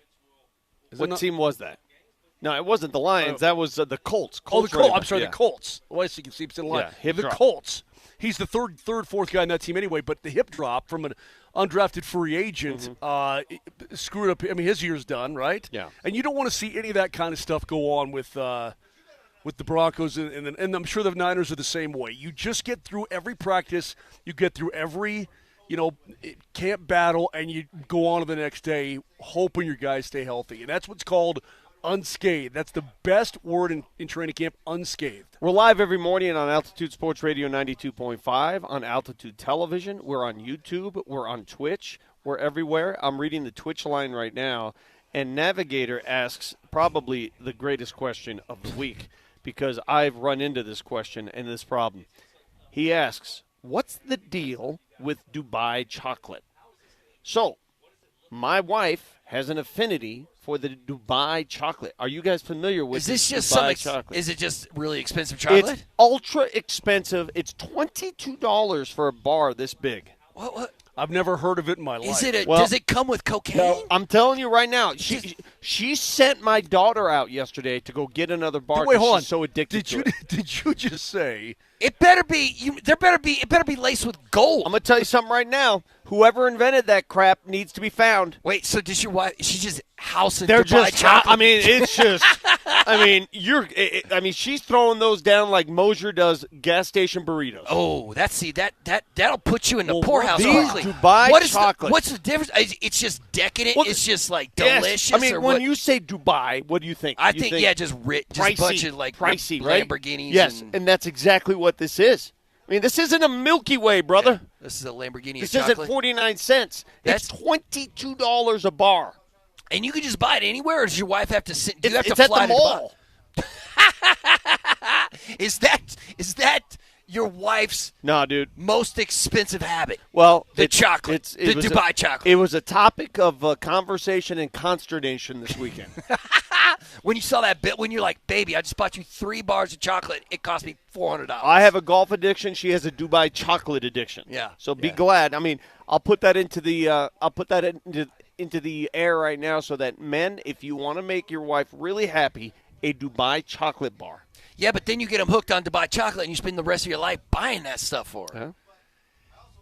Whatever happened to Hershey? You couldn't even call back. So. Yeah, that's true. That's true. There's nothing I can do. Let me tell you, man, Dubai chocolate is so far off my radar. I can't. Mose, you are exactly the kind of dude who'd spend like $30 for someone says Not Dubai a chance in chocolate hell, is nope. a scam. Well, let me tell you, I tried a little piece of that, and I don't disagree with you. I ate it. I ate a little piece, and I was like, it's a big deal. I honest to God, I was like, yeah, all right, chocolate. Great. I mean, what if you called it Moroccan chocolate? Yeah. Well, give it Parisian chocolate. I don't know. I'm not a chocolate connoisseur.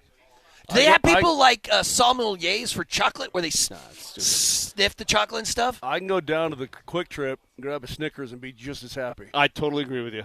I'll be just as happy as I would. Yeah, but go ahead and tell 100%. his wife that. Well, no, maybe she. Try to explain to his wife that. See how that works for you. So Vic and my wife and his wife, they can tell the difference really between good wine and bad wine, right? Really? Yeah. Here's me. Is it free? Yeah. It's great wine. Dude, I'm not a wine.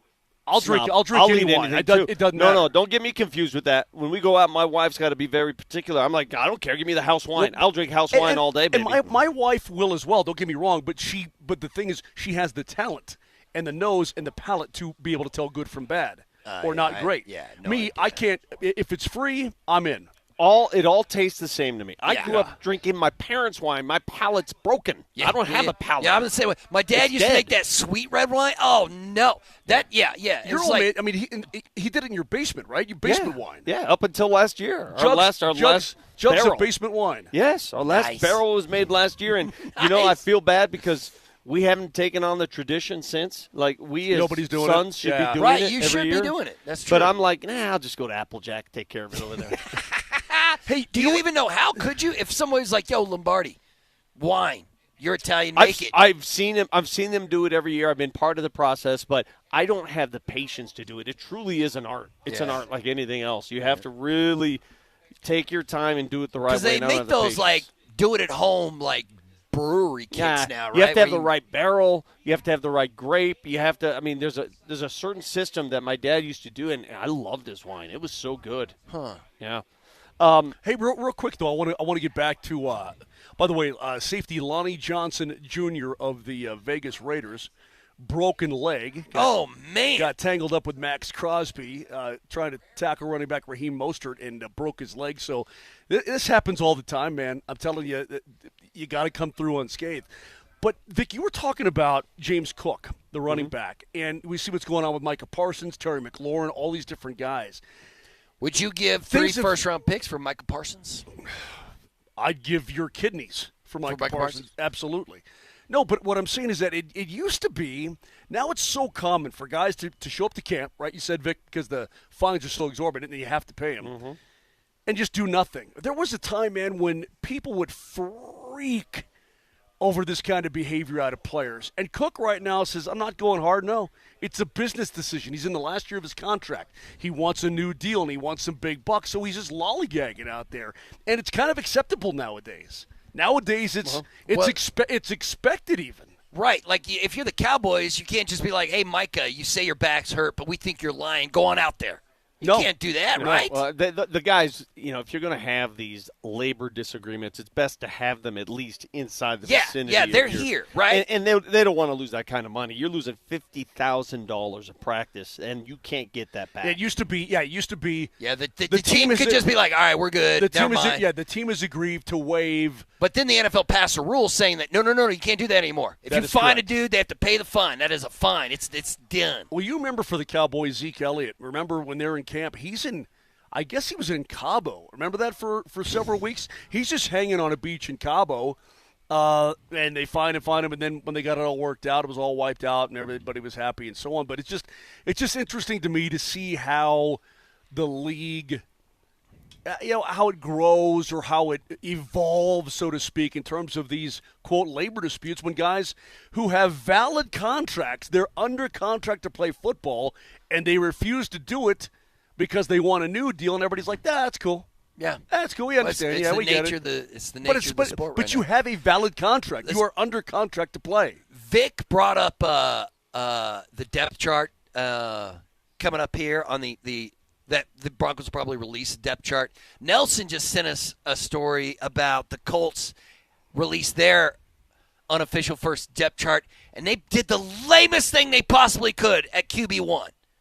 At QB1, instead of deciding either Daniel Jones or Anthony Richardson, they just put both their names and put "or" in between. Well, what did the Broncos do last year at their preseason opener? Yeah. I can't remember. What was it? Was it or? It was. I don't think Bo Nix was listed as the starter. I don't think he was either. Remember, but every single rookie was listed last on the depth chart. Yeah. That's when Sean Payton said, no. You guys all got whipped into a tizzy. No. Because, once again, you're right. It probably doesn't mean anything, but the way the Colts are going, but like, yo, man, don't release a depth chart that doesn't have any depth on it. Well, maybe you can't just put both quarterbacks in the same spot. Maybe they don't know the answer. Yeah. Maybe they don't know who the starter is going to be. Oh, the Broncos have released. No? Oh, that's last year's depth chart. That's last year's. Thank you, Raj. So it went Jarrett Stidham QB1, Zach Wilson QB2, and Bo Nix QB3. So don't read into these depth charts because the first one last year, Bo Nix was listed number 3. No. Could you please blow that up to old lady font so the bird can read it? I saw it, man. Please. I saw it. None of that. Did Raj just get a new iPad, bro? It's pretty sweet. There you go. Thanks. Big old, yeah. Poster board. You ever see the people like the old people like a magnifying glass to open their mail and all that? Yeah. That's how I'm going to be here next year. That's how I'm going to be doing next year. Training camp coverage on Altitude Sports Radio is powered by Ramos Law, the official injury law firm partner of Broncos Country. We'll be right back.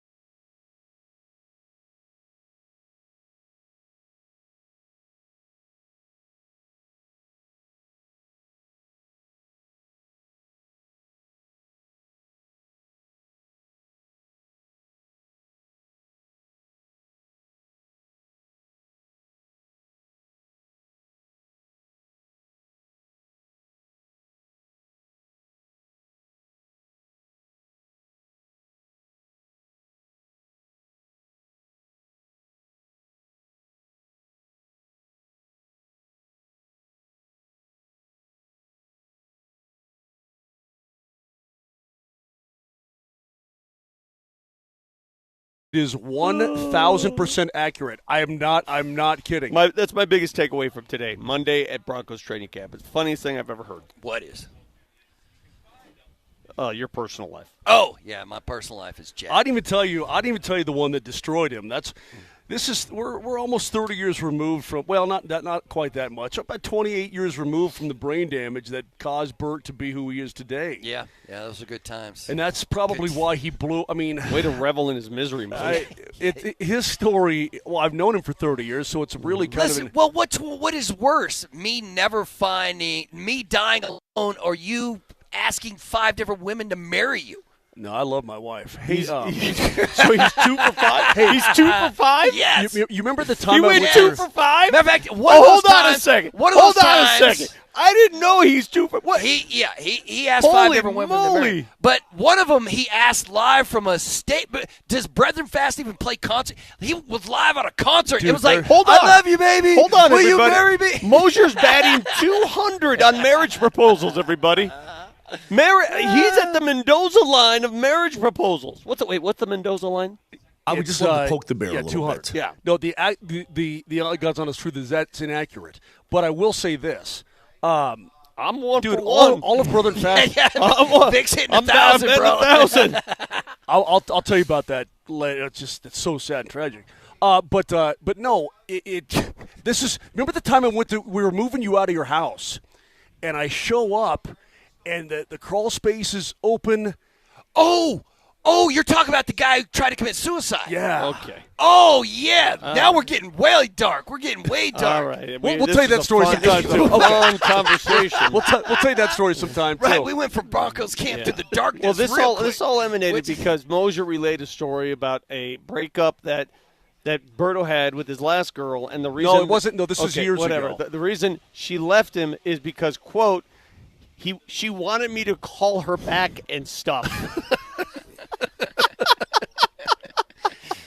Listen, there's got to be somebody out there who wouldn't mind me not calling them Dude, back. if I'm lying, I'm dying. Yeah. I'm not kidding Those you. were good times. Anyway, but aren't you guys happy, though, that we're here? I mean, this is game week. We're getting ready for at least we actually have a football game. And here's the this thing. Week. Yeah, like when you watch the Hall of Fame game, you hardly recognized any name at all, right? Hey, did you see that Niner fan was getting angry because of how well Trey Lance looked? They're still holding on to that, brother. You're kidding me. No, they're still holding on to that. They're still stuck on Trey Lance, man, even though they just paid Brock Purdy straight cash, homie.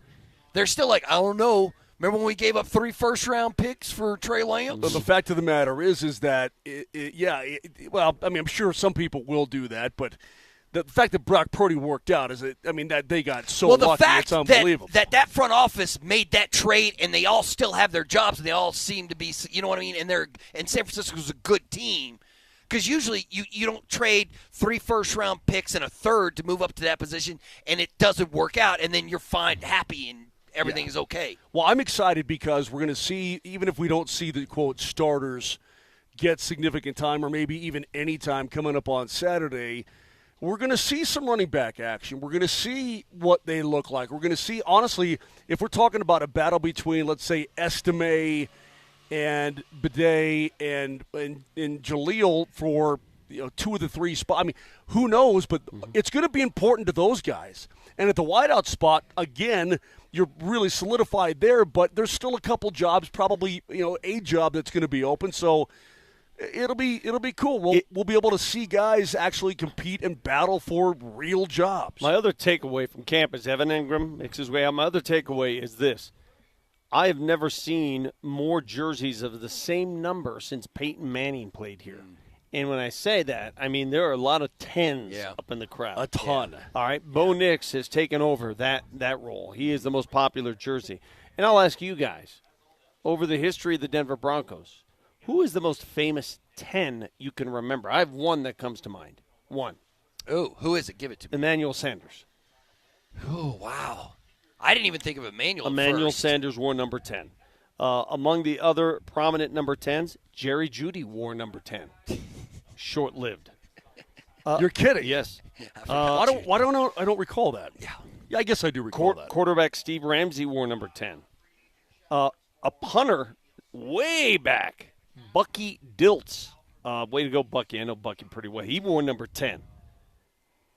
So there aren't many who have established themselves. He can be that guy now to be, take 10, because everybody's going to remember 18, Peyton Manning, obviously those who lived way back in the day. Who was it that he had to get permission? Frank Tripucka to wear number 18, and there's never going to be a number 7. You'll never see. That's verboten.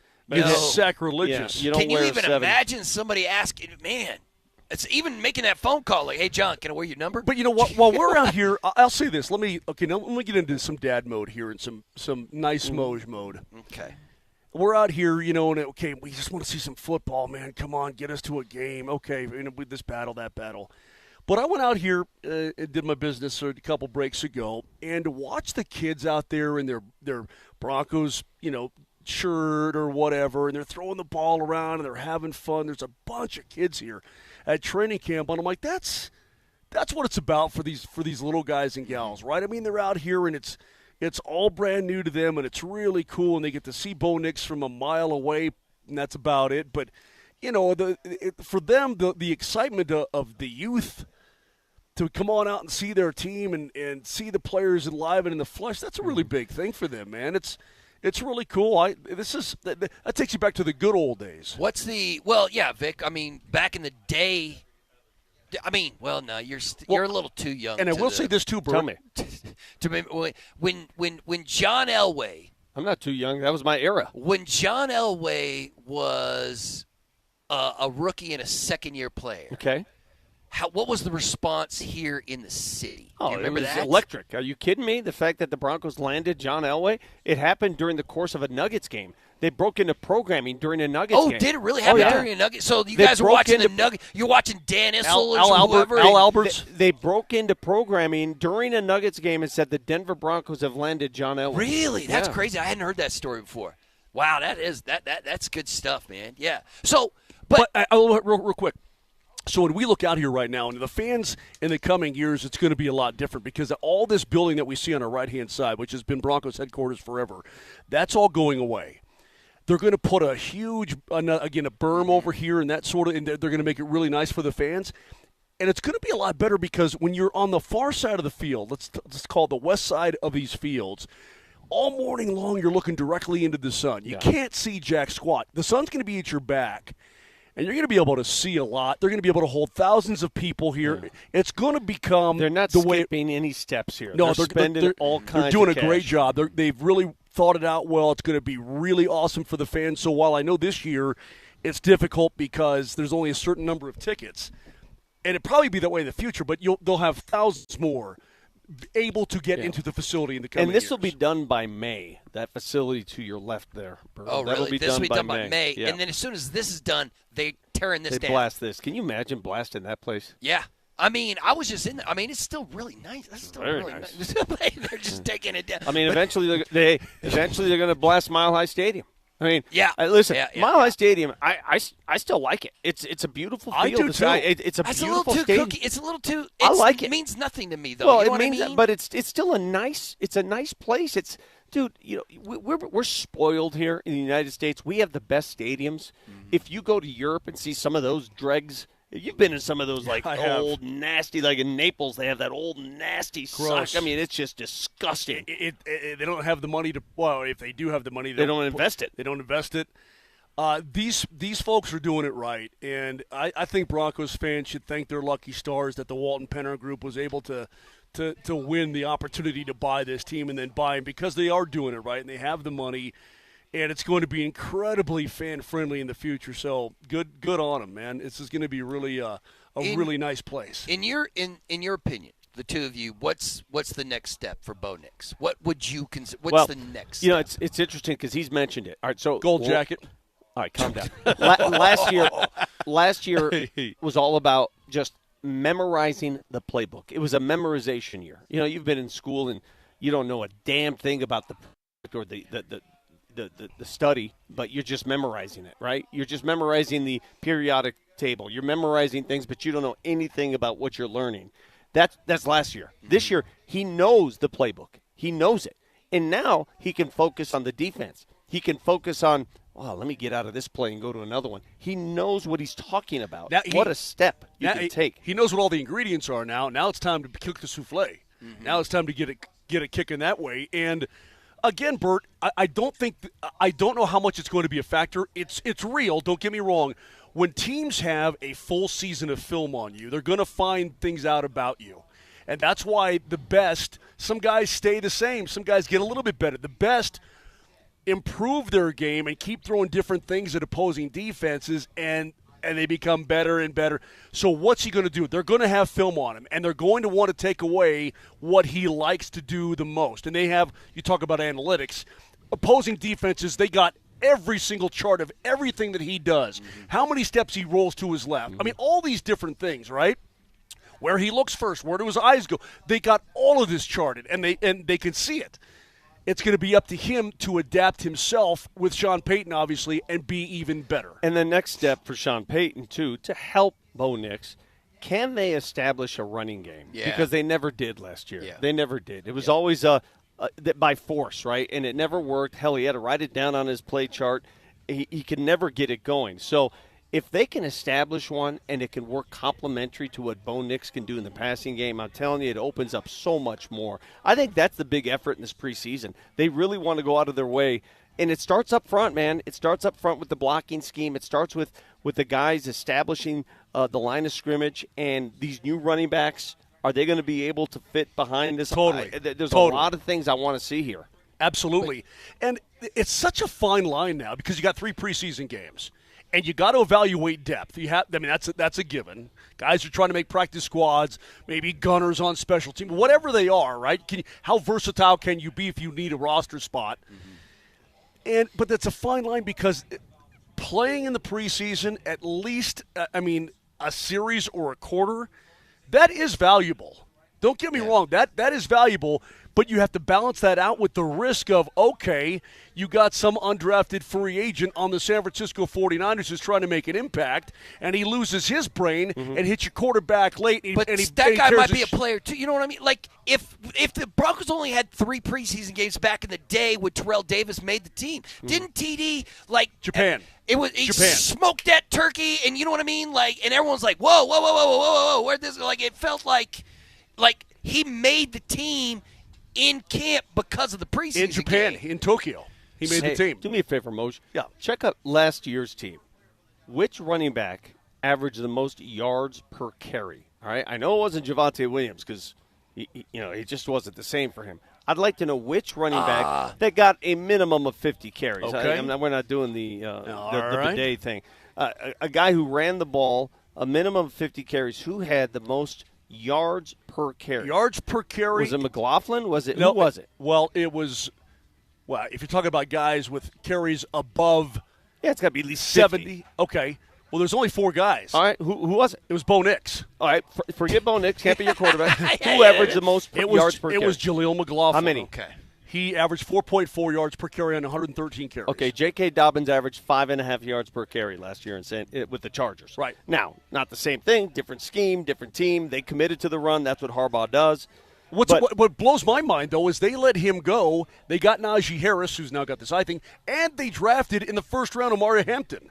I mean, so they clearly were ready to give Dobbins to the Broncos. I mean, I think the biggest indicator of how far this offense has come will be in this preseason, can they establish a run game?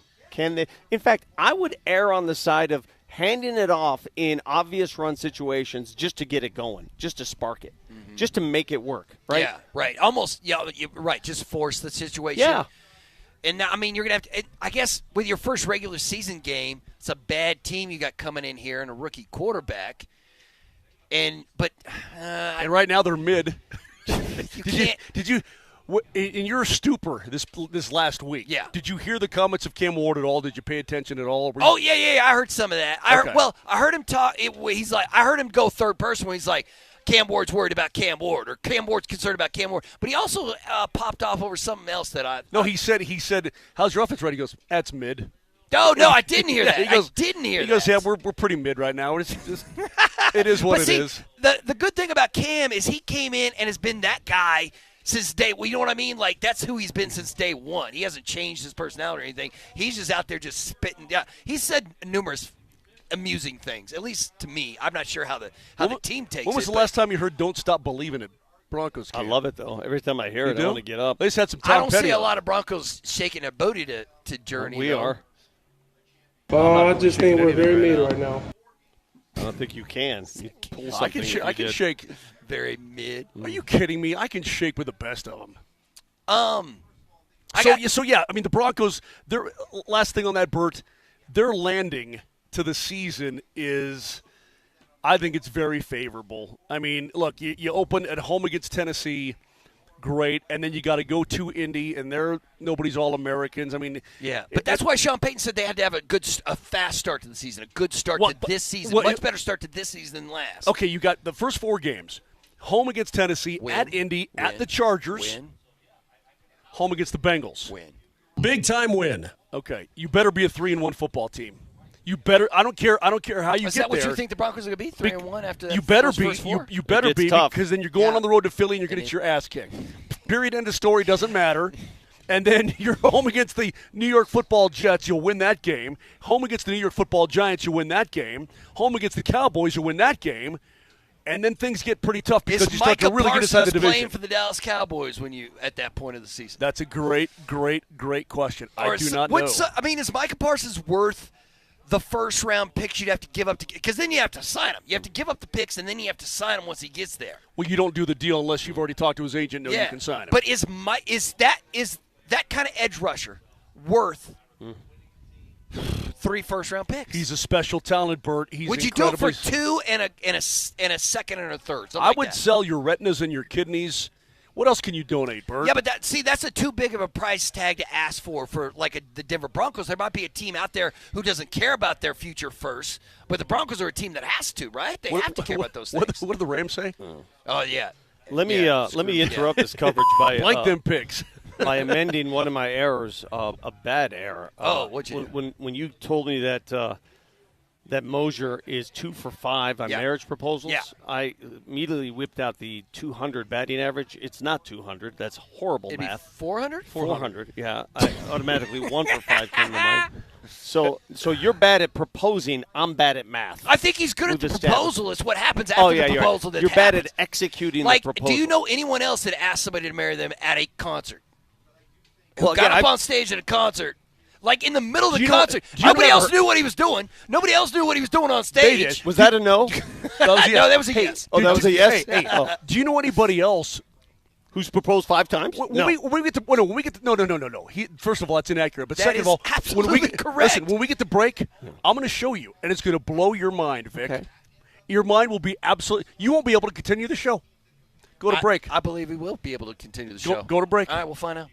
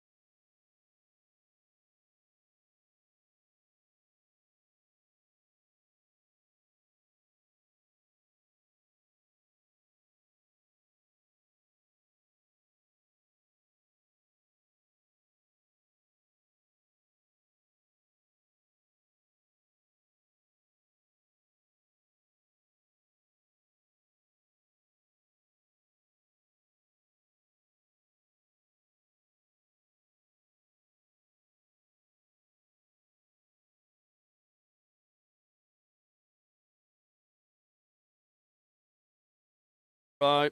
Yeah, right. Training camp coverage on Altitude Sports Radio is powered by Ramos Law, the official injury law firm partner of Broncos Country. Welcome back to the final segment of Moser, Lombardi, and Kane on this Monday morning, live from Dove Valley, as the Broncos have hit the field and the music is on and practice is about to begin. But you know what, Vic, I want to ask you a question real quick, or this for both of you. Before we hop back into some NFL news, Luka Doncic signed a 3-year extension with the Lakers this weekend, and they worked it out so that his next extension with whatever team that is, probably the Lakers, is going to make him a $1 million a game player. So $80 million. $80 million. Just under. Yeah, it's 5 years. It's 5 years worth. 5 years, 400 something mil. So, but by the time you do the math, then he only plays in 65 games. He'll be being paid more than $1 million per game. Can you imagine where we are right now when it comes? But just your comments about Luka now locked into LA. Do you think the Lakers with Luka, and if LeBron is still there, is a danger to the Nuggets in the West? We as men and women have this too. We undergo something called a midlife crisis, right? We all do, right? Moser. Springer's in one right now. I've had a couple, Springer's, where is he right now? Springer's redone his entire life, You know, man. it's a life reflection. It's a change, whatever you want to call it. You know, Moser grows that little thing of hair underneath his lip. Where That's his midlife crisis. What happened to your mustache? I wasn't going to do that tomfoolery. I wasn't doing it. Okay, superstar, okay. But the midlife crisis for Luka came early in his life. I'm not doing that. Right? Midlife crisis was, boy, this team doesn't want me anymore because I'm fat. Mm-hmm. And what does he do in this offseason? He gets hella thin. He goes on a terror tour of athleticism and exercise and gym work, and he's in shape, and now he's renewed, and he's got vigor in his blood, and he's ready to go, and that was his midlife crisis. It came very early in his life, and that's what you see. He wants to give the Lakers everything. He does. Yeah, he's all in. And you know what? The Lakers can thank the Dallas Mavericks and Nico for that. He wants to give the Lakers. Are you listening to what's coming out of your stupid mouth? He wants to give the Lakers everything. I'm just speaking the truth. That's what he's doing. It's so like the Lakers. And I'm sure if you're Dallas Mavericks management, you're like, well, why couldn't you do this for us? Probably so, but it makes me mad because it's just ridiculous. What's ridiculous? The fact that he even got traded there in the first place, Vic. That franchise doesn't deserve the goodness. They don't, man. Their fan base doesn't deserve the goodness. Well, you know what, Vic? Do you think the nature of the Lakers are going to change now that they have a new owner, basically? Instead of the Buss family running things, even though Jeannie's still going to be there, they have a new owner overseeing everything. It always helps to have deep pockets, but then again, you're at the mercy of the NBA CBA. Yeah. Which doesn't allow you to just throw all your funds at players. You know, you got to work them inside the payroll and the salary cap and all that stuff. So, and every team, that's I guess that's what's beautiful about the NBA, because you're right. I mean, they could do what they did to the Dodgers. That same ownership group owns the Dodgers. Yeah. And they opened up the pocketbook and said, let's go. Who wants in on some of this? How do they have that much bread? It's crazy. I don't know how much. I mean, Guggenheim funds. Right, I reckon. But look, it's kind of interesting, too, because LeBron, he can feel the tide turning. Right, he's going to leave. I heard somebody say this is interesting. They said, right now, Luka Doncic is the face of the LA Lakers, despite LeBron being the face of the NBA still. Like, you know what I mean? People are going to go to Lakers games to watch Luka do his thing. And I think, does LeBron's ego allow him to play besides somebody who is the number one option? I would not be surprised if LeBron James becomes the face of this new league that's being formed, and in an effort to recruit some of those guys. Is he going to play until he's after 50? This year? Well, why not? I mean, he's going to become the bad guy if he starts a new league. Like, I heard Happy Gilmore 2, the movie came out. The new I watched it. And the bad guy of that movie is a live golfer, right? Well, the dumb thing, no, it's not live. They have a separate league. That what made that movie interesting is that on the same team taking on this new league are Rory McIlroy, Scotty Scheffler, and then Bryson DeChambeau and Brooks Koepka. Who, it's like life not imitating art, because they're actually in opposite leagues in real life. So it's crazy how that works out. But it was all a play on that, on this new league trying to take over. Okay. Did you see what Tom Brady had to say about Scotty Scheffler. What's that? You know what? I should read the quotes exactly. But what it was is that Tom Brady was questioning. Oh, he's reading. Scheffler. Yeah, it's going to be another one of these. Hold on. Let me find it, and then I'll. So Scotty Scheffler did the whole thing where he did the Varsity Blues things where he's like. Let me read. Yeah, so Tom Brady was. Scotty Scheffler was like, "This is not. I do not want your life." You know what I mean? Yeah. Like, and Tom Brady came out and was like, he kind of criticized Scheffler from the way he was talking about being a professional golfer, being compared to being a father and a husband, and he was like, "You can be both, Scotty. Be more like me. Be both." I was like, "Wait, whoa, Tom. Yeah. Hold on, Hold Tom. on a second. He's not one to criticize other people for their off-the-field life. Right. Like he's criticizing Scotty for saying, I want to be a husband before I'm a golfer. And Tom Brady's trying to say, you can be both. Just look at me. And I was like, Tom, that's kind of rough, bro. That's a tough one. I mean, that's exactly why your wife divorced you, well, right? To each his own, man. We all have a work-life balance. Yeah. We all have some go overboard, some do not. Yeah. And you try to make do with it what you can. And not everybody's going to be the same. Some people devote their lives to their children. Some people devote their lives to their careers. And everybody's different. And I wish there was a dynamic in there that everyone could model, but it's hard to model. Yeah. Depends on what you do for a living. Yeah. That's just a weird comment out of Tom. I was like, you really want to dip your toe into that pool, man? I think people are going to come for you, though. All right. Here at camp today, what do you want to hear from Coach? I mean, obviously, you're going to ask about the depth chart. Yeah, I mean, if they come out with it today or tomorrow, I don't know. I'm going to ask him, are they going to play any starters in the first game? I don't know if he'll answer it, but that'll be an interesting – I don't know. Saturday, you have to play some, right? Mm-hmm. Some guys have to play. I don't know which guys will be. But there is absolutely no substitute for live reps, man. There's no substitute for live action game action. Well, give me the name even of if it's a fourth-string 49ers, that guy wants to hurt you, and you need to block him, and that's what's important. Mm-hmm. Right? Coach, am I right about that? So, is by playing football. Yeah. That's exactly right. Hey, incidentally, check this out. And now in the preseason, they're playing less football. Yeah. My man, you show up today with a Broncos hat on at Broncos camp. Yeah, I know. So I have one of my orange and blue fishing shirt. Do you show up with Avs gear on when you do Avs games?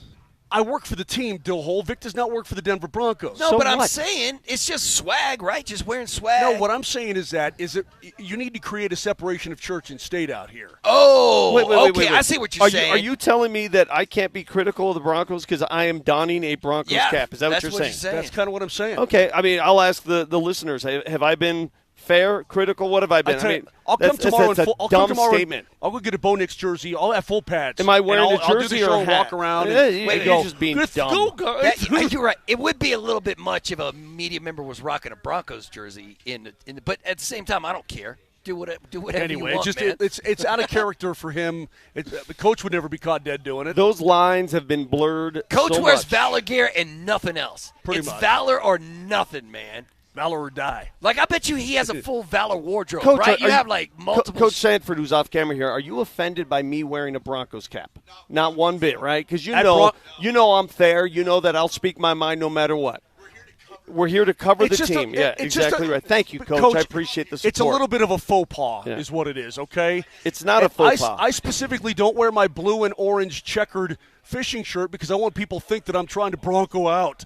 And you show up with a Broncos hat on. You know, at the end of the day, guys, I don't make any bones about it. At the end of the day, I want every local team to thrive. I want them to win. I want to support them. I enjoy when they win. I don't revel in them losing. I don't. Do you remember the shirt that Damani Leach gave us So last am I year? allowed to wear a Rockies cap, or are you going to get mad about that, too? If you're in the clubhouse, it's kind of dorky. Big deal. Gosh, man, I mean, what the hell are you talking about, dorky? You remember last year? Dorky was me wearing actual spikes to a golf tournament. That was dorky. Broncos president Damani Leach gave us all a Broncos shirt. You remember that? Yes.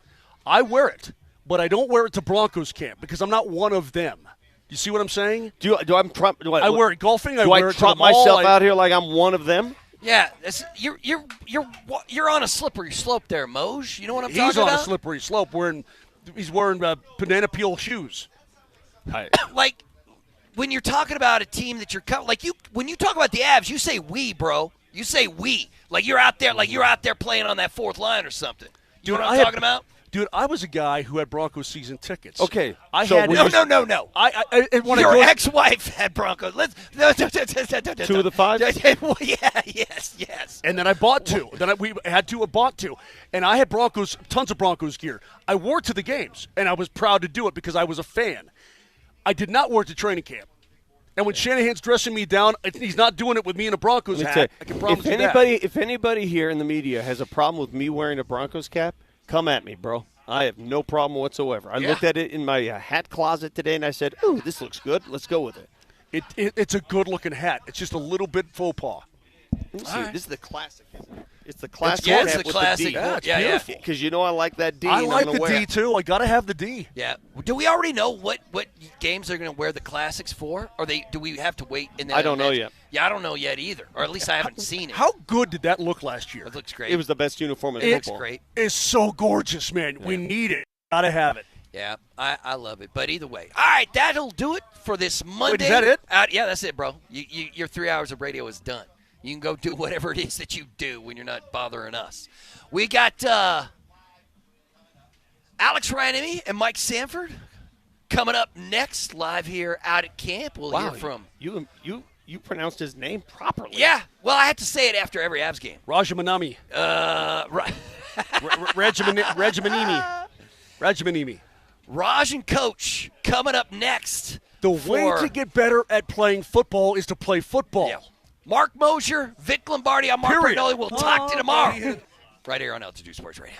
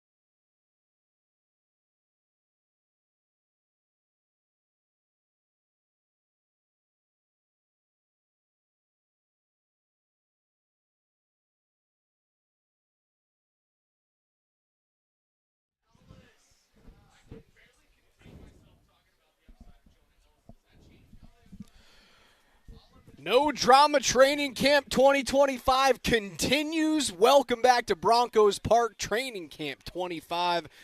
It's the morning sprint. Alex Ryan-Emmy, the coach Mike Sanford, and the reason why we continue to have no drama, well, the Broncos have extended defensive end Zack Allen to a 4-year, $102 million contract. That happened over the weekend on Saturday. So all of the chaos that's happening in Cincinnati, in Washington, in Dallas, it stays far away from the Mile High City. Yeah, almost you can't even see it on the horizon. And might I add that Sean Payton is beyond midseason form with his analogies. I was at the media scrum on Saturday, and there was a lot of different talk about mileage from cruise ship to potential boat and how that all meant, how close the two sides in negotiation. Either way, my coaching acronym game is also in mid-season form because we are live from the acronym NDTC. No Drama Training Camp. And that's where we're at, man. The Denver Broncos are the furthest thing from anything that is drama. Now, we'll find out here over the next couple weeks. John Franklin Myers, will there be any drama around his potential deal or no deal? Nick Bonito, will there be any drama around his deal or no deal? As of today, I don't feel it whatsoever, but we shall see. The hope is that you just eventually get these deals done as the days go by. And it doesn't feel as though Bonito's going to get to the point that Parsons or Hendrickson has out there in Cincinnati. Now, the Jonathan Franklin Myers, well, you can't re-sign everyone, right? That's where you get to a head is it can't be everybody. They've gotten the most important deals done thus far, right? Like those two players still under contract. You can play on good deals right now going into the 25-26 or 25-26 season and eventually get them done in the offseason. Now, Bonito is the one that I want to get done sooner rather than later because he has the highest ceiling out of anyone else that's looking for an extension. It does make sense for the Broncos. Right, like I don't see Jonathan Franklin Myers playing himself into a top 7 defensive tackle deal in the league. He's probably a top 30 right. defensive tackle. Now, Nick Bonito, if he goes out there and throws another 13, 14, 15 sack season, he goes into top 3. He goes into TJ Watt. He goes into what Micah Parsons wants. And even then, Micah Parsons' single high season for sacks is 14. Nick Bonito but he does it every year. He does. That's the reason why Parsons is worth the 40 that he wants. It's in the 12 to 14 consistency, and he's been available he's got for majority of the last 4 seasons. 53 some odd sacks in 4 seasons. Like he just does it every year. Nick Bonito, if he's wise and his agent is, I think, advising him correctly, he doesn't look to sign a deal for Nick Bonito. Because what I see out here at training camp, what I saw on film last year, Nick Bonito's physical attributes warrant him to be in the top 3 discussion if he chases up his 2024 season with an as good or better season in 25. He is top 3, maybe top 5 outside linebacker, pass rush specialist money. Now, to get out our nautical slides here, the reason why the two ships haven't linked up with each other when it comes to the Broncos and Nick Bonito, now they have obviously with Zack Allen, right? You get that 4-year, $102 million deal done. The reason why you were able to get that done is, well, there aren't other deals like Zack Allen's that are happening in the league right now. The reason why the Bonito deal hasn't happened, it's not because Bonito doesn't want to sign. It's not because the Broncos don't want him here, or even because of, taking a fun little topic that we had on Friday was, well, could you use Bonito in a trade possibility for Micah Parsons? None of that's the reason. The reason why he hasn't signed is because Hendrickson and Micah Parsons are the 2 contracts that the Bonito camp are waiting on, right? You're going to get slotted underneath at least Parsons, likely underneath Hendrickson. Maybe it's probably like the same deal between Bonito and Hendrickson, but you're going to get slotted right beneath it, or right beneath Micah Parsons. If Parsons signs that $40 million deal, you're automatically making more money. It would be a dumb thing for Nick Bonito to sign before Parsons gets extended in Dallas or elsewhere. I don't think you're holding out holding out is a bad word. I don't think you are refusing to put pen to paper for the whole season and betting on yourself. You're waiting for Parsons for that deal to get done. It's almost as if the word comp matters. That's exactly what it is. I don't know if you heard any of my back and forth with Sean Payton about the comp for Zack Allen, or really what I think. And I asked him, genuinely wanted to know, Sean, do you have a modern comp for Zack Allen? Actually, we do have that. Let's hear from it right now. This is Coach's question with Sean Payton over the weekend on Zack Allen.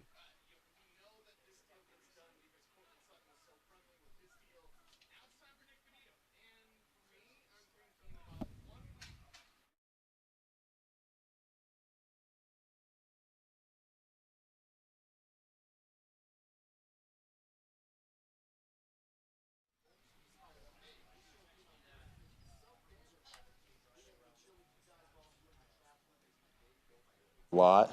And that's kind of the cool thing about this. Obviously the money's the money and everything like that, but to be able to, to share it with the people that have helped you get you here, that's the coolest thing, is because it is, it's, I don't know, status symbol, whatever. It's kind of where you're standing in the league is a little bit. It's a respect thing. And, to be able to have a guy like Vance believe in me year after year and, kind of helping me day after day, he's been incredible, and I'm forever grateful for him. So that was the question I asked of Zack Allen after the podium availability of Sean Payton.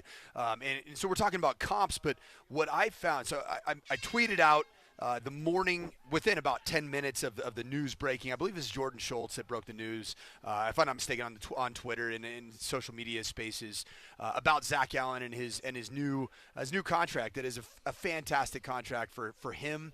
I think it ends up putting him at $25.5 million annual. Is that right? 25.5. He trails only Milton Williams and Chris Jones as like interior defensive lineman / defensive end. So my fascination with Zack Allen, hand in the dirt defensive ends. Correct. Kind of.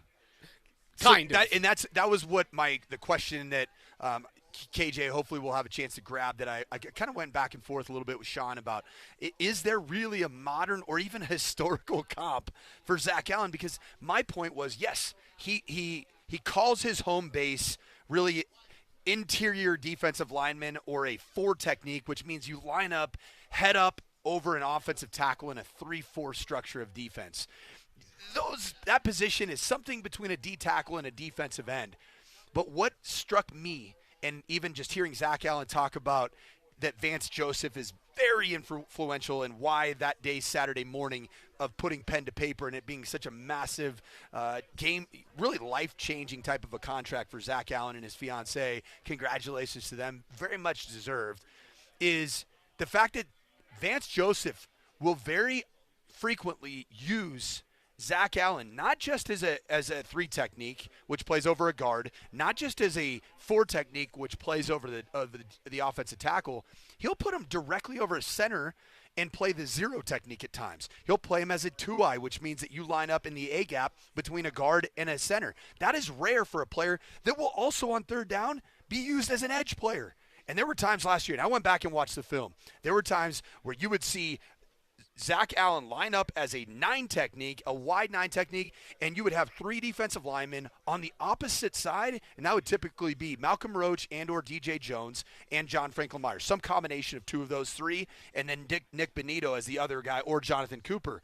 You're freeing up who is typically an interior defensive lineman to get a one-on-one pass rush opportunity, because what's unique about him is his ability to bull rush and use his hands. And that, to me, is what makes him such a unique player, that he's not a true defensive end, he's not a true defensive tackle, but he also can play like interior nose tackle, which usually is only that position, the 2-eye, the 0, the 1 technique, that's typically used for a guy that weighs 337 pounds. The body type is Malcolm Roach or even DJ Jones. That's what's so unique about him, and that's why I think there is no comp. Sean had 0 answer for a comp, and it kind of pissed him off. It was almost like it stumped him, but I think he was like, in being stumped, he was right. Sean was right. There really isn't the guy that I can think about. People want to say he's like Jared Allen. I'm like, no, Jared Allen was a defensive end, man.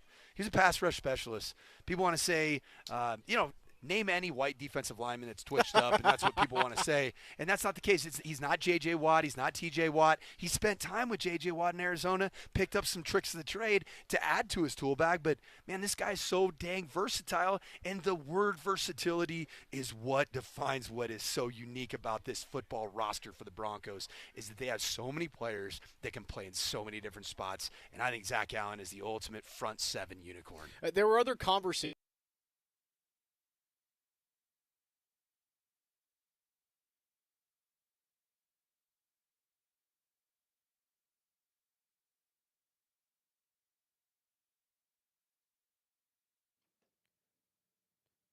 It appears that guys have dropped out again. Again, we do want to apologize for the technical difficulties. Obviously, when you're on the road, things kind of happen. Here is a small portion of what the guys were kind of talking about in regards to Sean Payton there. Upset, and I just finished telling him. I said, "Look, I've done this a long time. I've yet to see an appeal heard and overturned. It doesn't happen. And you got X amount of battery life in a game. Get on to the next play." Get on to the next play. We're going to see officials make mistakes. All right? They're going to make them. And just like we all make them, get on to the next play. And having that mental discipline to just, because the game is a series of next plays. And if the prior play bleeds into, then we need to work on that. Coach, back to Zack Allen. Is there an NFL comp historically that you can think about that played essentially every position in the front? Yeah, and let's make sure we understand, though, his feature, was playing over that 3 technique. All of our training camp coverage on Altitude Sports Radio is powered by Ramos Law, the official injury law firm partner of Broncos Country, out here on a beautiful, albeit hot Monday morning at Broncos Park. The pads are off, so just in spiders, walking around, stuff. I don't really expect pads to be out here over the next couple of days, considering you're going to joint practice sessions with San Francisco in the middle of the week. So walkthroughs have started. We'll have Coach head on over to the sideline and tell us what we can expect for the remainder of practice today. Join us at 303-504-0925 in the Shop Mazda text line today. Coach, Raj, it's Altitude 92.5.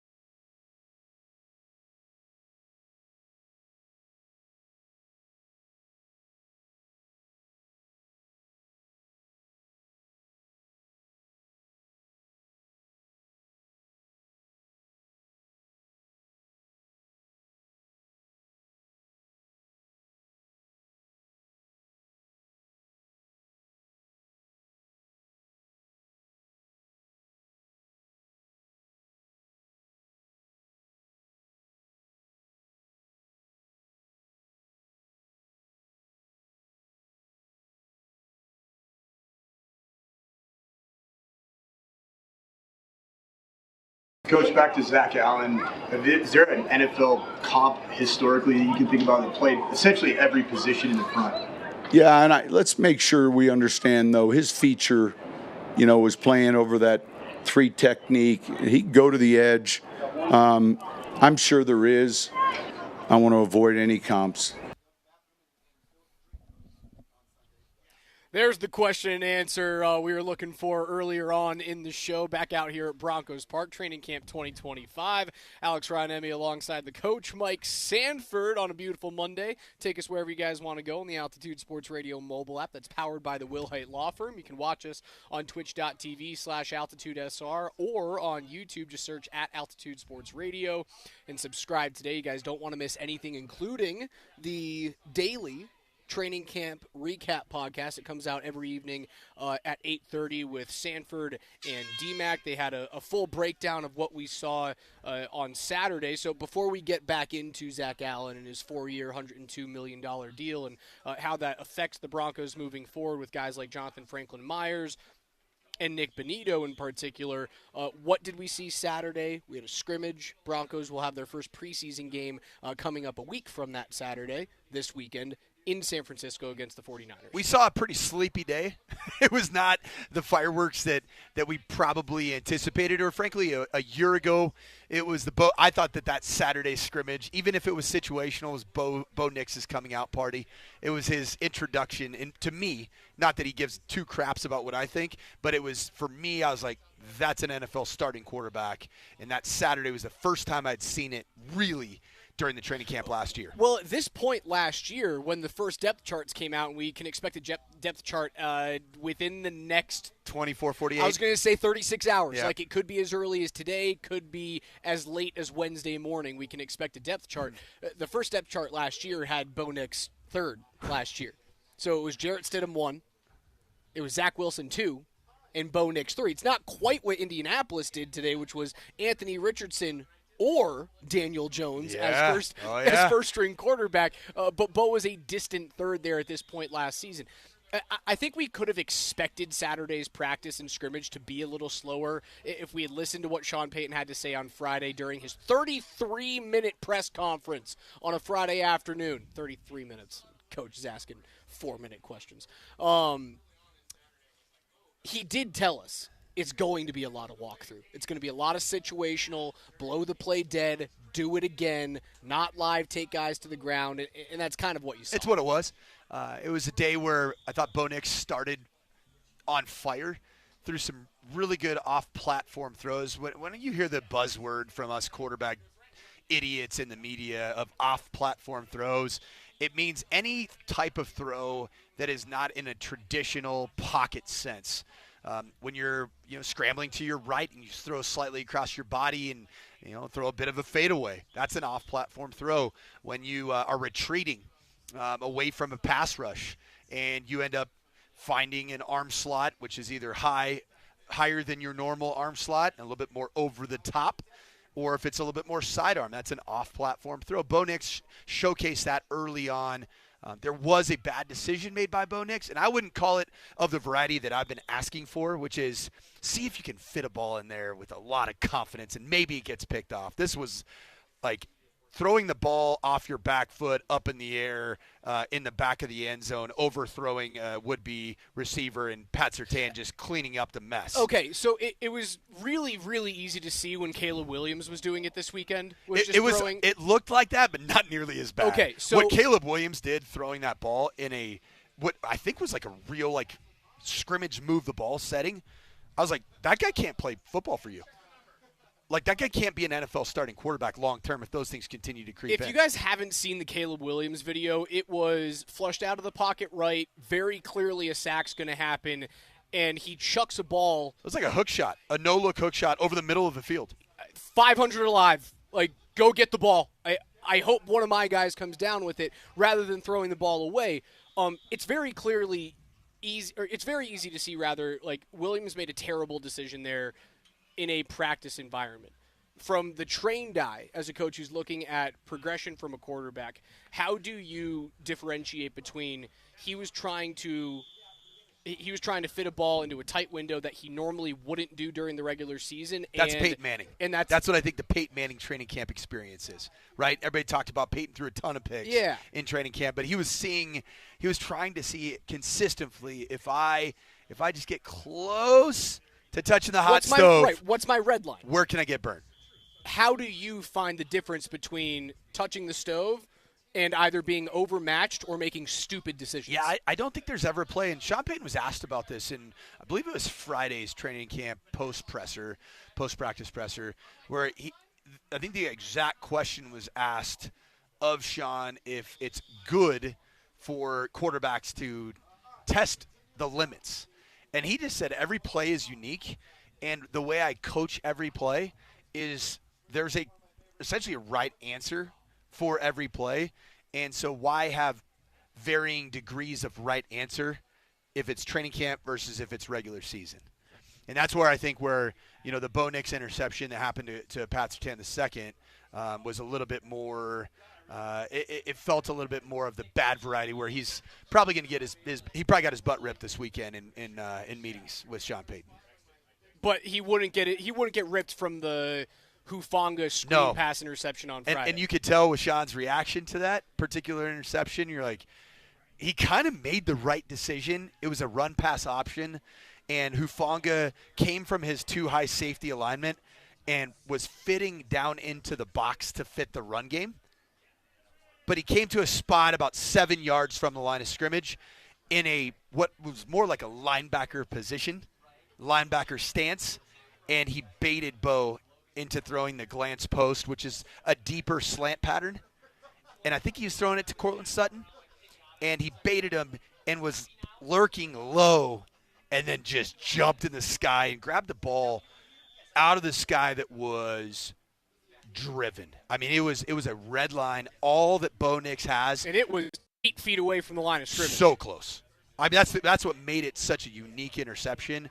And then he snatched it, talking about Hufanga, and immediately he had blood on his mind, man. He was looking for blood, and he went pick six right off the bat. So when we look at these read pass option offenses that are, they're obviously very prominent now throughout the league. They hadn't really been that way 3, 4, 5 years ago, but now as college football permeates the NFL, we talked about this over the last week. It's the upward trend. Yeah, right? It's not trickle down Reaganomics here. Trickle up in the NFL. You get concepts from college, and they eventually get brought into the National Football League.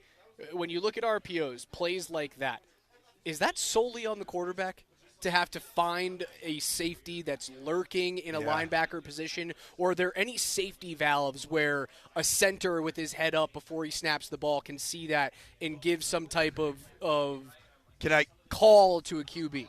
Can I give you a little secret? I would love to hear. Little trick of the trade here. Yes. So I've coached in very heavy RPO offenses. And the first time I coached in an offense where it was basically every play was a semblance of an RPO was not my system. I went and was hired as an offensive coordinator at the University of Minnesota to run somebody else's system. So I learned everything you could learn about RPO against really good defenses. Shoot, one of the D coordinators I faced is out here today is essentially the next guy up as the defense coordinator, and Jim Leonard at the University of Wisconsin, one of the best defenses. Talk about a hell of a lurking safety. That guy hit hard. He did, and he trained other safeties under his tutelage that did the same thing. But the two tricks of the trade is this: when you're doing it from the college level. Number one, if it's gray, if the safety's in a gray area, the quote that I tell quarterbacks to this day: you're never wrong to give. Hand the ball off to the running back. You can always live to see another day. So you want clarity from that safety and what he's doing. And I'd say what Hufanga did was an unbelievably good acting job, but it was just gray enough where if I'm watching the film, I'd say, hey, Bo, what am I going to tell you? You're never wrong to give. The second thing is if I know that a safety or a nickel or a linebacker that we're reading in the RPO, it just depends on what RPO you're running.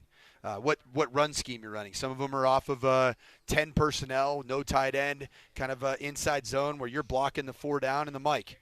And there might be a hang player, a nickel or a dime player that you're reading. There's times where, as the play caller, I'll have the quarterback systemically look over to the sideline. And if I think that there's something that could be a trap that the defense is setting that could lead to a turnover, I just simply tap my hand and say, hand it. So I'm making the decision pre-snap for him, just knowing that it might be a gray area. So there are safety measures in place because there's so much happening at the line of scrimmage for a quarterback, even outside of an RPO offense. But you add the extra wrinkle of having the ability to hand the ball off to a back, take it yourself, pass to a number of 3 different receivers. Yep, that's how it goes. There's checkdowns in RPO football, right, too. It just multiplies. gotta be quick. It's got to be very quick. So there are possibilities for you to have like a safety valve in place that if he's going through this multitude of options in front of him that you can dumb it down to. Someone sees something, someone says something. Right.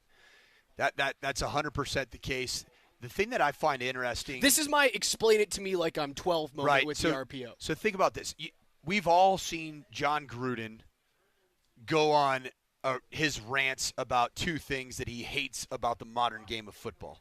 Number 1, he hates the clap cadence.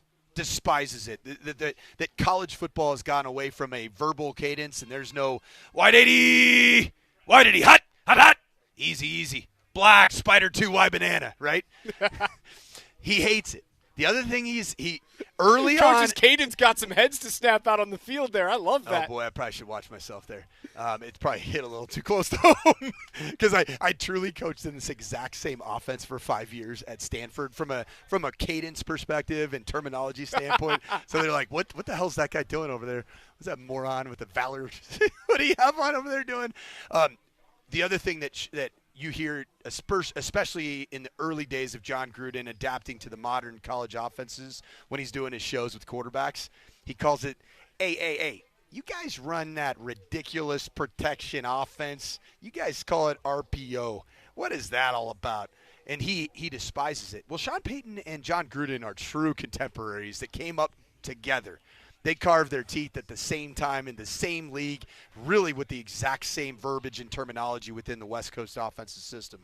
What has made, in my opinion, Sean Payton so much more relevant and hireable, outside of the fact that Sean Payton hasn't had any disparaging emails towards any classes in society like John Gruden has, it's also because Sean Payton's been willing to adapt to what the college quarterbacks are really, really good at. He was talking about that on Friday.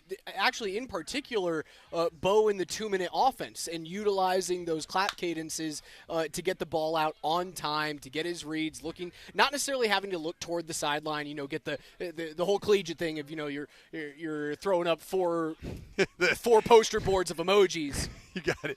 You got the poop emoji.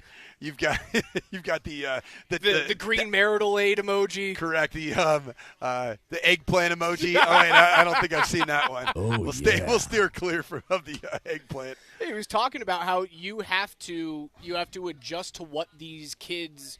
And honestly, that's what they are coming up. I know I'm young, but like those guys are younger than I am. What these kids have been accustomed to coming into the league. And the other thing that he had to be okay with is Bo's a mobile quarterback. Like Drew's a true pocket passer.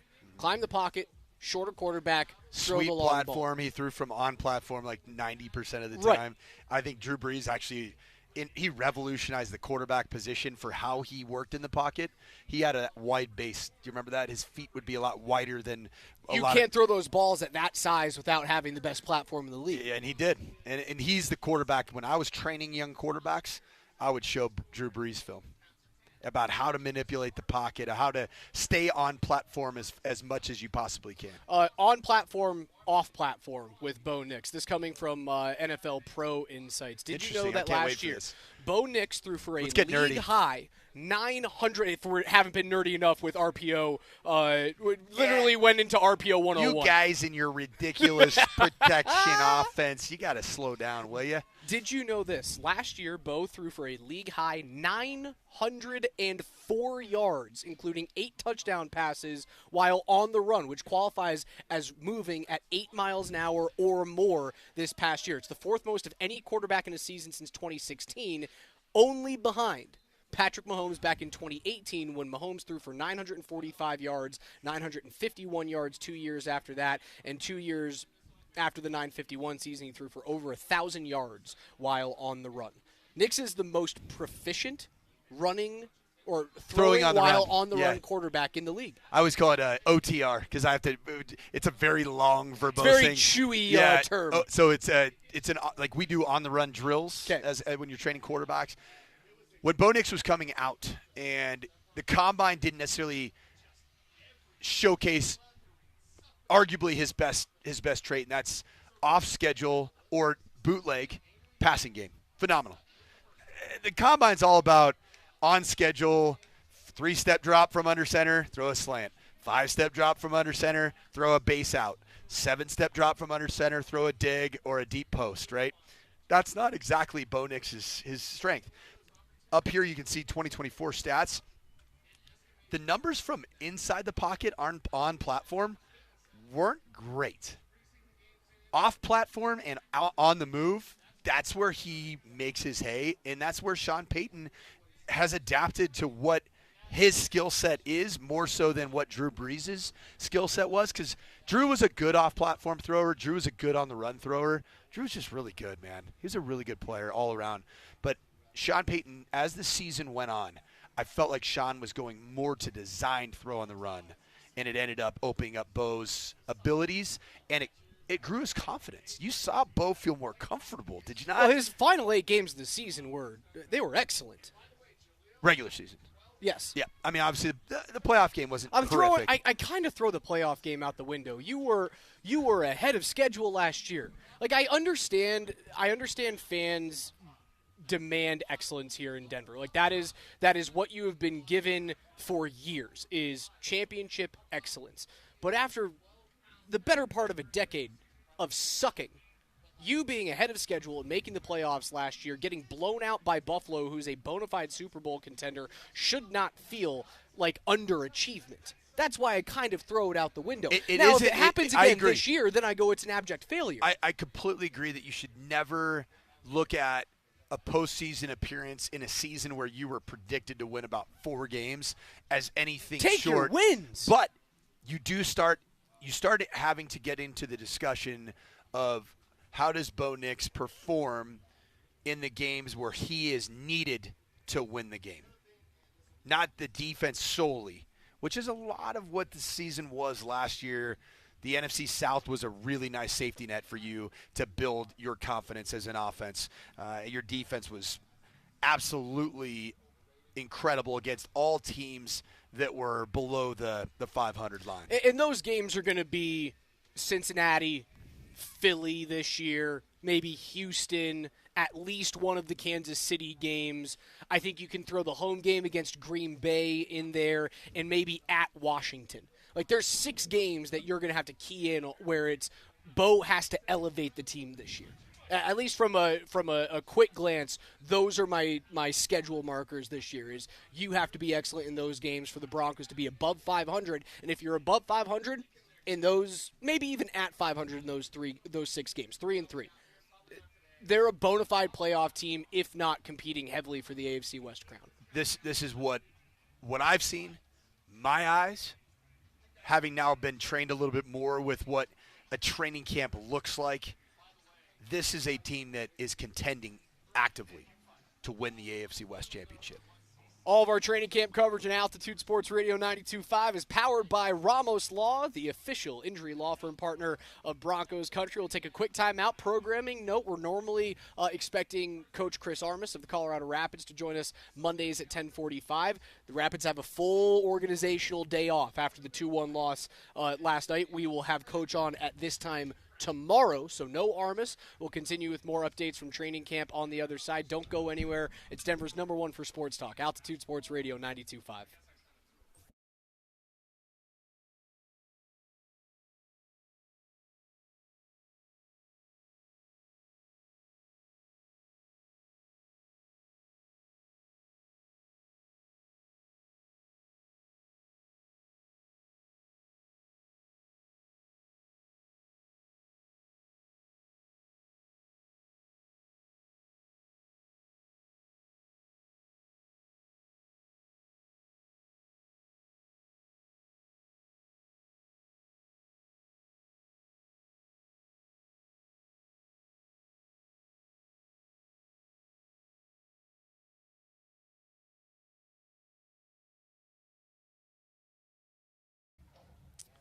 Hey, Colorado, Coach Mike Sanford here. And yes, it is time for off-season football.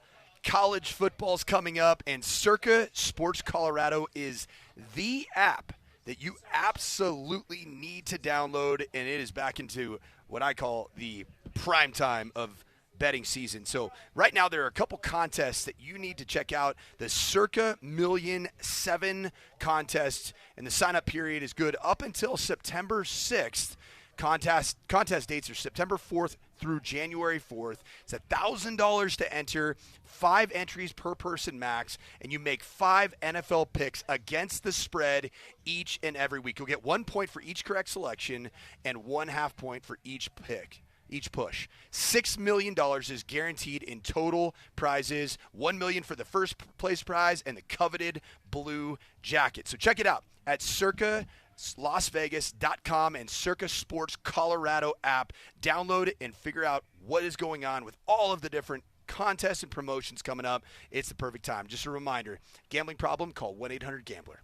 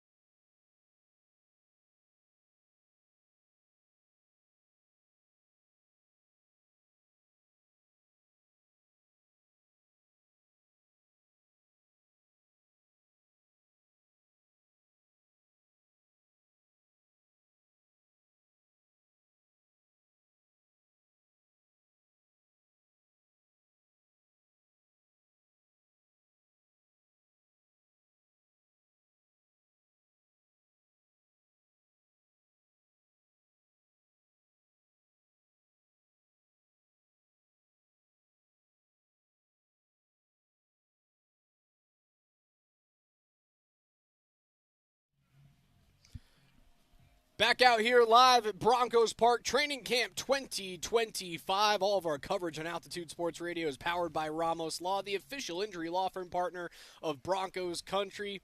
Coach Mike Sanford, Alex Ryanemi. We have no pads on at practice today. I wouldn't expect pads on today, tomorrow, or maybe even the next day prior to the joint practices. You don't think tomorrow? I don't know, man. Like, the joint practices are heavy, consistently padded with San Francisco.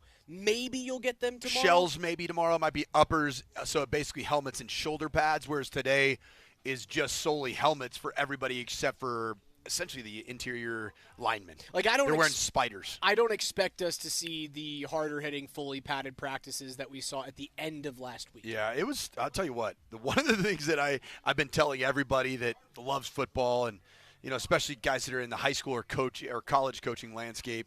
A lot of friends that I still keep in touch with that are reporting to training camp in college or high school coaches in the area. A lot of people think that the NFL's the soft league, right? It's where you don't see a lot of padded practices. You never see tackling to the ground. From a practice perspective. You're laughing. Yeah, I'm laughing at that because we went through, was it Friday's practice that was fully padded, that they went through a tackling circuit at the end of practice? Right, and so that's what I think is very unique and different about what I'm watching out here, especially last week. 6 days in a row, which doesn't sound crazy to probably you at home. Like, well, that's what they do, right? They're professional football players. They should be practicing. But 6 full practices, none of which were short of 2 hours except for practice number 1. Do you remember that? It was last Monday, a week ago. Monday. That was the hour and 18 it was hours. the softest practice we've ever seen. And then maybe Sean heard it because Tuesday through Friday were even the one day that you had where spiders were just on. It was heavy, long 2 practices. hours and 20-minute practice.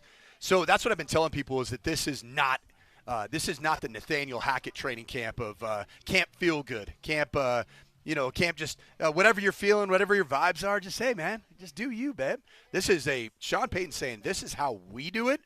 This is how we're going to practice, and we're going to be physical. We're going to have the equipment on required to play the game of football the way it's supposed to be played. I got some information from just some sources that I have in and around that the overall improvements that have been made with the health of this franchise actually ties back into the science. Bo Lowry is the guy that was brought in from LSU. He's an unbelievable sports science, the crossroads of sports medicine and the strength program. He's been a godsend for the Denver Broncos and their health that you've seen over the last 2 years. I've heard that part of his belief and part of the Broncos organizational belief in why you would go padded practices for 5 out of 6 days is that you can't expect to train soft and then all of a sudden play hard when it counts on a Sunday. And that's what the Broncos are doing. I think it's brilliant. The numbers that we've seen of injuries, it's almost like the best way that you could get callous to get the game of football is by actually playing the game of football. That is that's the popular term when you talk about hitting during the training or during training camp periods, and why there's so many soft tissue injuries that happen early on in a season as well. The players haven't been calloused enough. It was, you're taking it easy because you're so nervous about a non-contact injury in the middle of July and August that when you ramp it up and October 12th comes around and you're 4 weeks into the season, a guy's tearing in his ACL, he's popping a hamstring, you've got rotator cuff injury, stuff like that. That's what I think they're trying to combat against right now in practice and training camp. Obviously, no pads on today, but it will be a physical week of practice, especially when you go out to San Francisco for the joint sessions. That'll be interesting to get the news from San Francisco. And one of my favorite follows on social media on X is a San Francisco, I would call him, he's the ultimate Kyle Shanahan troller. But he's at practice every single day. His name's Grant Cohn, Cohn. In fact, I think we need to get him on as a guest because he loves throwing shade at Kyle Shanahan, thinks that there's a massive overpay in Brock Purdy, but he will give us a very, very, I would say, scathing and accurate report of what's happening from 49ers and Broncos joint practices. It's going to be fascinating to see. I was looking at ESPN's latest rankings that they had in terms of biggest position battles around the league, and I think it's very, very easy. Like, off the top of your head, what's the biggest position battle here in Denver? Running back. It is running back, and it's not even close. Is there really another? I mean, I'd say wide receiver. There's some jockeying for position of who's wide receiver 2 and 3. I would say. Sure. Yeah, I Sure. agree. They're all going to play, and Sean proved that last year. He played 6 receivers throughout the course of the year. The biggest one in Denver is, without a doubt, running back. Who gets the touches outside of J.K. Dobbins? Is it going to be your rookie that you took in the second round in R.J. Harvey? Can you lean on a formerly undrafted player in Jaleel McLaughlin, who Sean Payton can't stop talking about in his post-practice pressers? Do you even roster a fifth-round running back from last year in Audric Estime out of Notre Dame after being a healthy scratch going into the postseason against Buffalo? San Francisco's biggest position battle this year, safety. And they let Talanoa Hufanga leave. Yeah, and that's when I bring up Grant Cohn of San Francisco's beat. Grant Cohn's one of those members of the media that will consistently point out that you as a franchise, meaning the 49ers, chose a monster contract for Brock Purdy, which certainly you could argue that's the right play. He took him to a Super Bowl. You always search for a $50 million quarterback. If you don't have one, you're looking for Correct.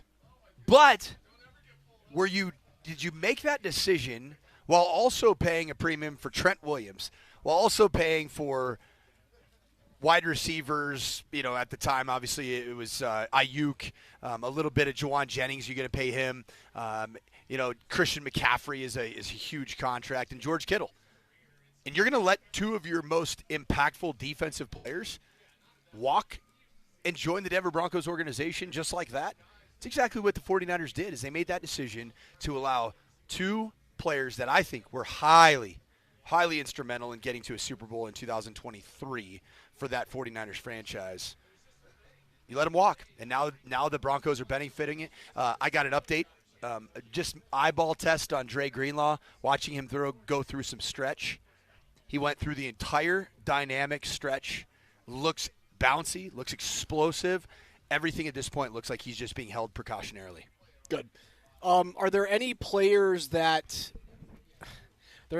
stand out to you right now? And I don't know if I want to be the guy that looks 3 years down the road. Like, when Bo is eventually due a $60 million a year contract, who are the players on this team that scream Talanoa Hufanga, that scream Dre Greenlaw, that scream, hey, we have to get rid of Deebo Samuel, like those types of guys that are currently on the roster right now that when Bo gets his deal, you're eventually going to have to cut ties with?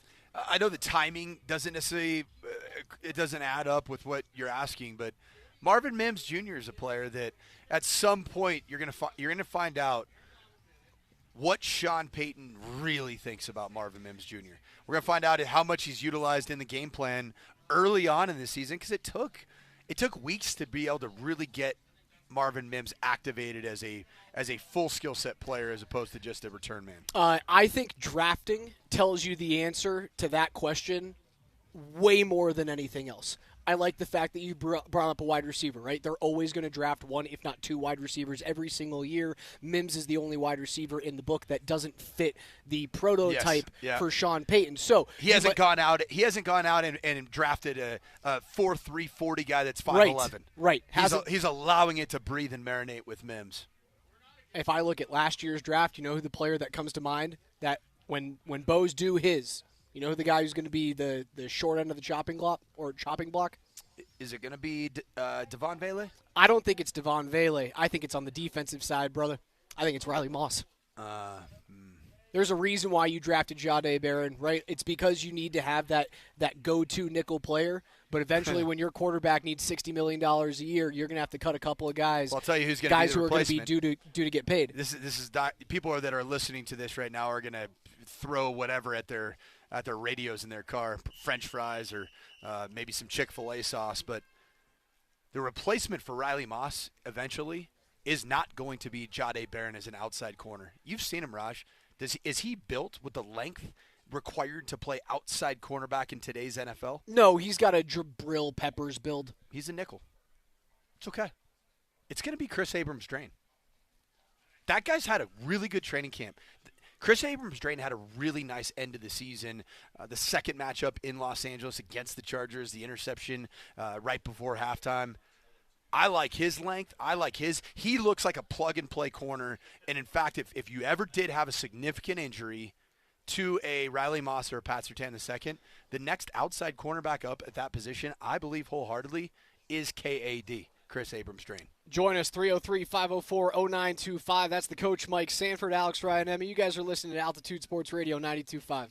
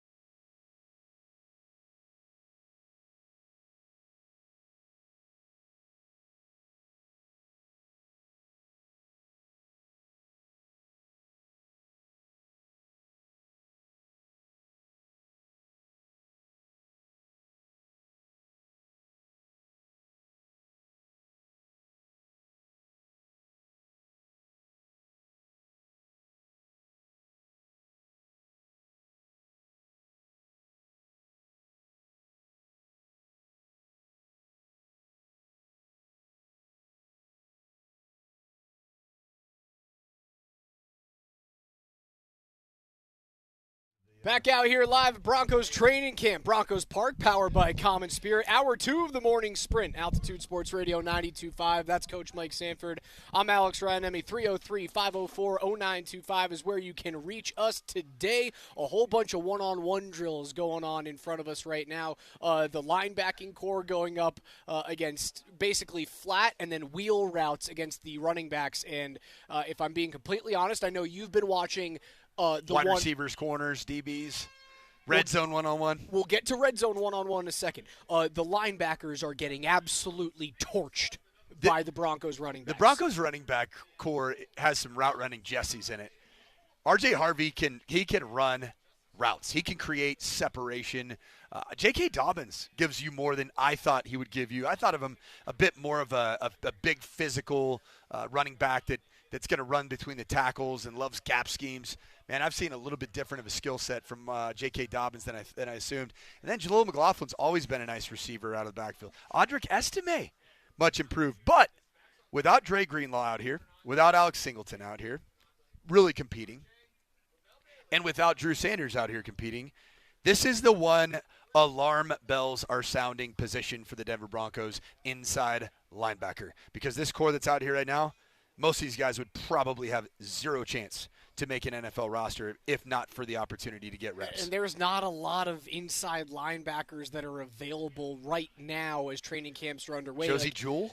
You could call on Josie Jewell, but is his side-to-side speed going to help you? It's not much better as relates to what we just watched. Not really. Like, could you get C.J. Mosley to reconsider retirement? But at 33, does he have the side-to-side speed to hang with Jaleel McLaughlin? The answer is probably no. So going over to the red zone one-on-ones, all right? So if you're the type of Bronco fan that wants some deep cuts, I got Joaquin Davis for you again. It's my guy. One-on-one rep. It's been my guy for 10 days. With the fade route that Bo Nix threw, and I would say Bo threw it to a general area. It was against Riley Moss. So you're against an NFL starting defensive back. Joaquin Davis didn't do the normal thing where a receiver sees a ball to high point, they stop, they get into a position like a power forward in basketball, and then they go ahead and jump high in the air.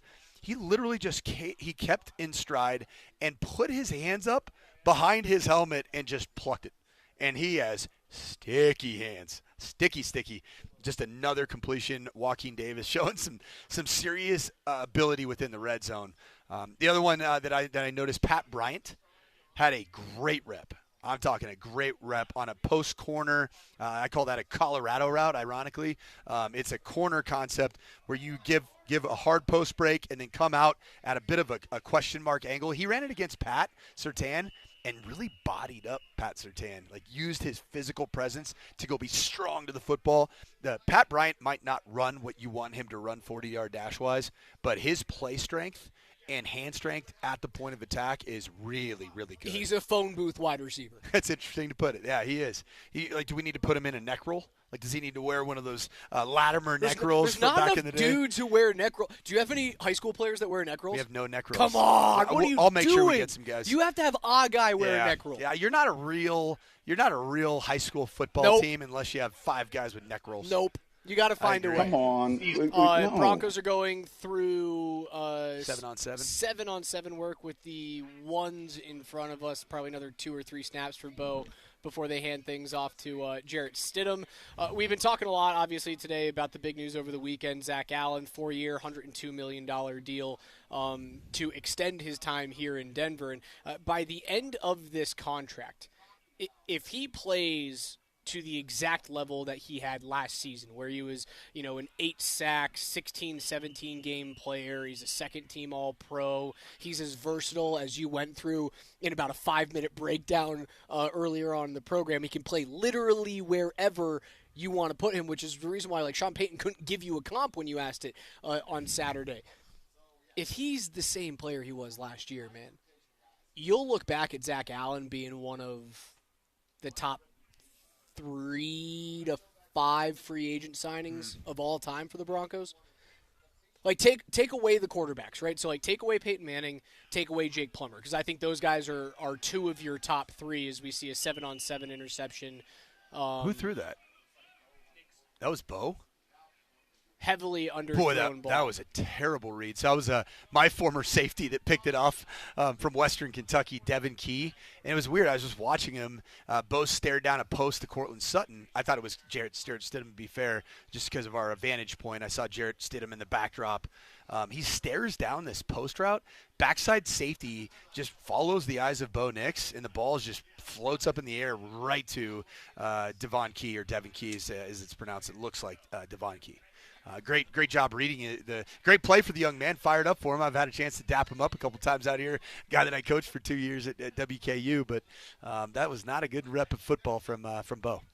So back to Zack Allen. Like, DeMarcus Ware plays 3 years here. He was already a Hall of Famer before he signs in Denver. He has one great season where he's a 10-sack guy. He's a 7.5 in 11 games the year after that. In 2016, the year after they win the Super Bowl, he stays on for one more year. He only plays 10 games, ends up having 4 sacks from that true edge rusher position. Obviously, they're different players.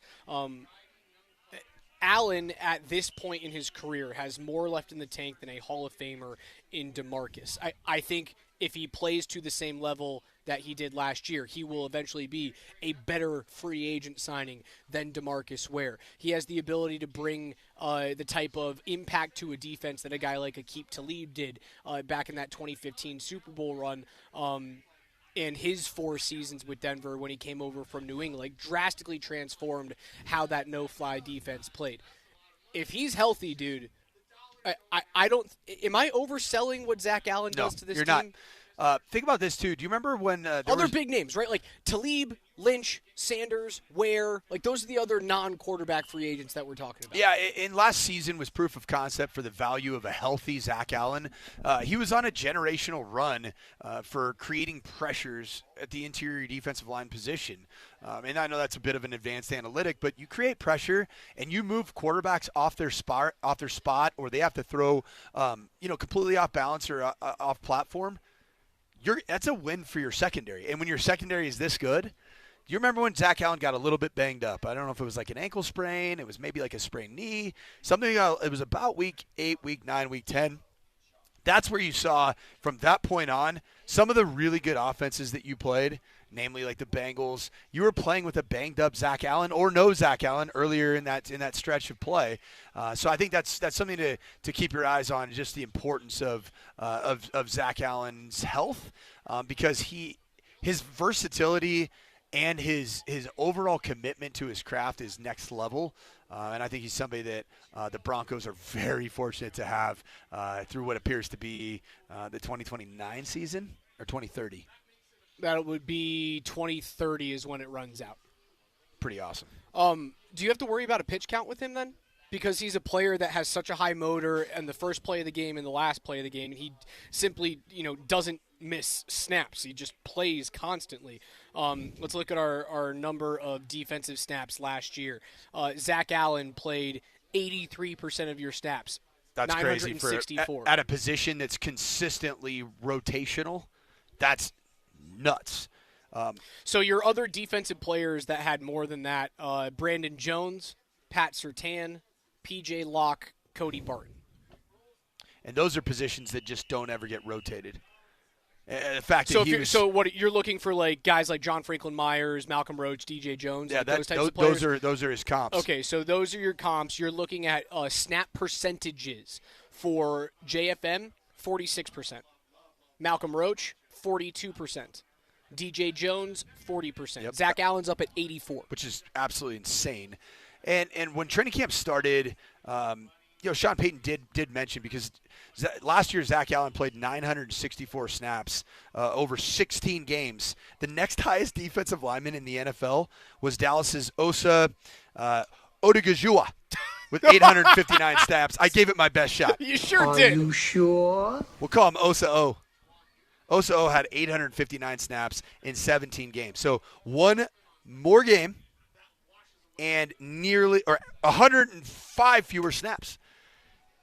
It would behoove the Broncos for the long game of Zack Allen to see that number come down to roughly, 55 to 60 85% of all defensive snaps, which would still be a very high number for the defensive line. But do you have someone who can impact the game enough to keep this defense at 1, 2, or 3 rank throughout the whole season if he's playing 65 to 75% of your snaps rather than north of 80? The defensive line joker position that I'm starting to create on my own, which is your defensive lineman that can play over the center and also can be a pass rusher. Like is Savion Jones That's step exactly up who and he do is. that? In my opinion, that's exactly who the Broncos drafted him and project him to be because he was listed as an edge coming out of LSU. But you see him right now, and you're like, that's a nose tackle. So he's got the twitch and the movement skills of an edge player, but the size profile of a guy that can play between the guards and the A-gaps. So I think Savion Jones is that type of player. And what a great opportunity for Savion Jones, just for his long game, to be in the same defensive room as Zack Allen, who has just mastered the art of playing multiple positions on the defensive front. If Allen was able to learn that much from J.J. Watt, like, can he be the J.J. Watt to younger players like Jones? Like, I know he's not going to be playing the same position as a guy like Q Robinson, but you're going to be in those meeting rooms, right, together. Can you be that type of veteran presence for those younger players to be sponges off of? Yes. Yeah, and J.J. Watt, his impact on Zack Allen, I think was felt more so with the pure pass rush.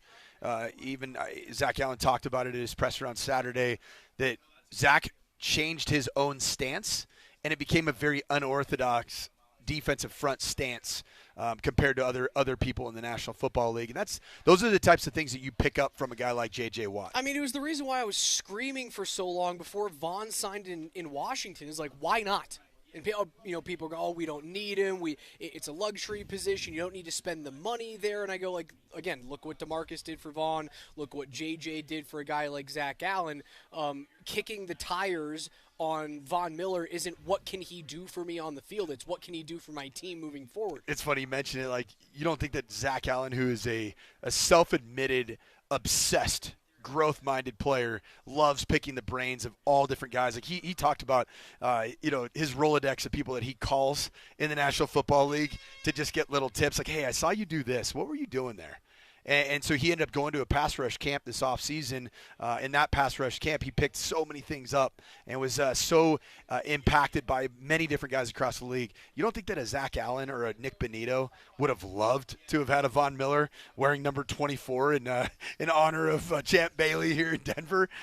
They would have loved that because of even Von Miller's understanding of all the different tackles and guards in the National Football League and how to break them down and how to utilize different pass rush moves on offensive linemen that say might overset a little bit or say are maybe prone to bull rush. So get under their pads and roll. Those are the types of things that Von Miller would have brought some value. It feels like pass rush specialist and edge rusher in particular in this league. It lends itself to I can help the younger generation simply by just being around those younger players more so than any position in the league. Because we always talk about that with like older veteran quarterbacks. Oh, can he groom the next guy to take this job on? It's like when we were watching Peyton Manning out here with Brock Osweiler, like Brock didn't take snaps. Right? So it's not always that case with quarterbacks, but edge rushers, it does feel like, come over here, young buck, learn from me, and we'll both get paid. Yeah. Are there any other positions like that in the league? Wide receiver. Ironically, the wide receiver position, tight end's turning into that tight end even though that might just turn into just an excuse to go to Nashville and to go to a bunch of honky tonks and drink copious amounts of Busch lattes. Coach Slug Dave Millers, Logan here. Slug Millers out of a. Good to see you, Coach. Coach, how are you? No, we're hitting a break right now. Actually, we'll be back in just a couple of minutes. You can hear Dave Logan, the voice of your Broncos, in the background. It's Altitude 92.5.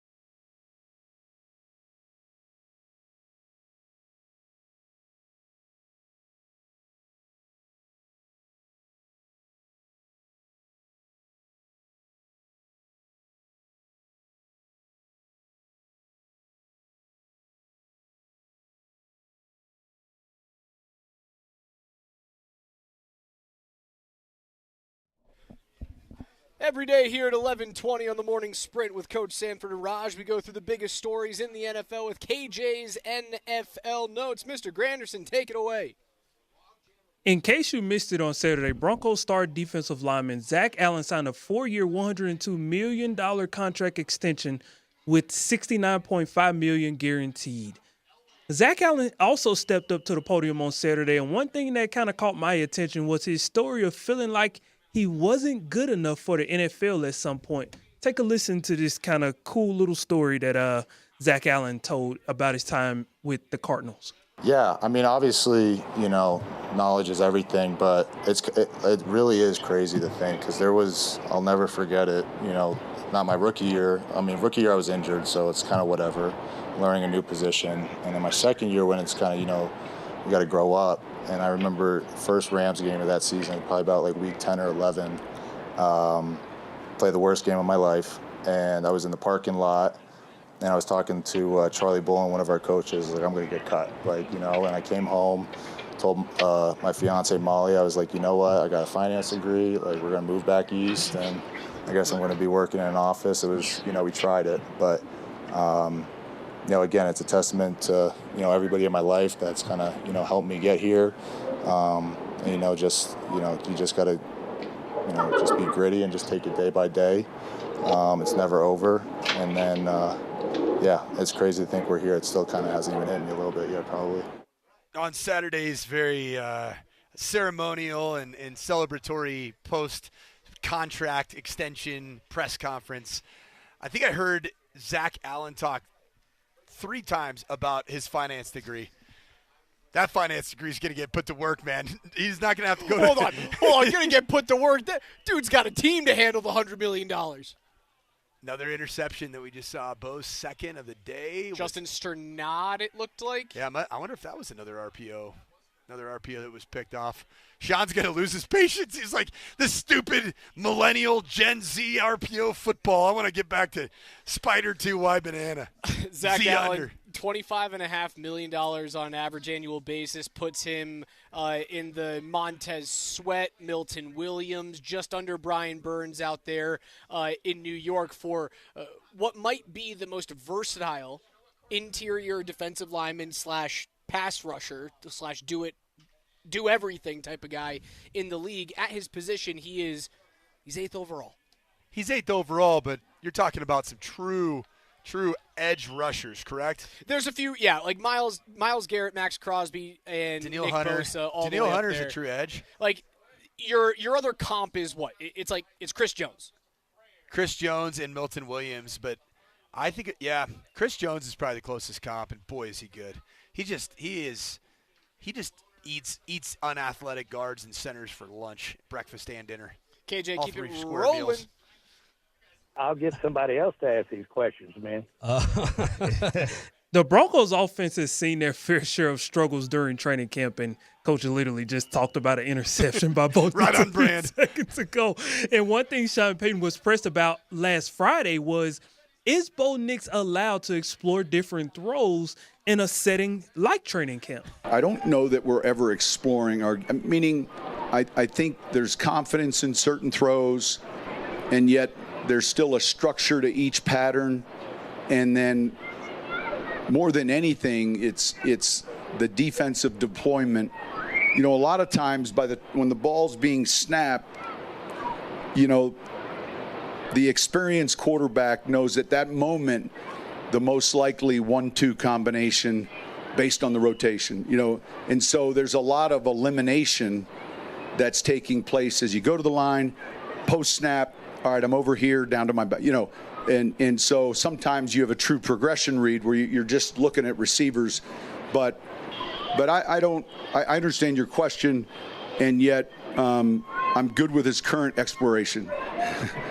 I would agree with that. Up until really today's from my vantage point, I know a lot of people mentioned a 3 or 4 interception day last Friday for Bo Nix. I thought that was a gross overstating of a day where they had a ton. I'm talking a ton of defensive encroachment penalties that would have been free plays that led to interceptions. That doesn't count. That's not an interception. That's called a free play. You're supposed to take an audacious risk throw.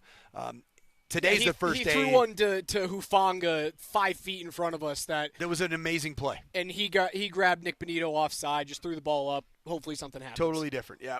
Today's a day where it almost looks like either the compilation of days of camp is starting to bleed over, but there's some very uncharacteristic Bo Nix decision-making and throw selection that's happening. He is attached to Davis Webb's hip right now. Yes. And having long conversations. They weren't looking at a piece of paper. It was either a small tablet or a phone that he and Webb were looking at. I don't know if they get the film right away. I don't know if they had immediate look at the film. That's amazing if that's the case. It'd be pretty cool. I'm so jealous right now. But there was a tablet-looking device that they were looking at for probably, 30 seconds and having a conversation right after he threw the pick. Again, I think it was Justin Sternad who picked him off just a couple of minutes ago. KJ, keep it rolling.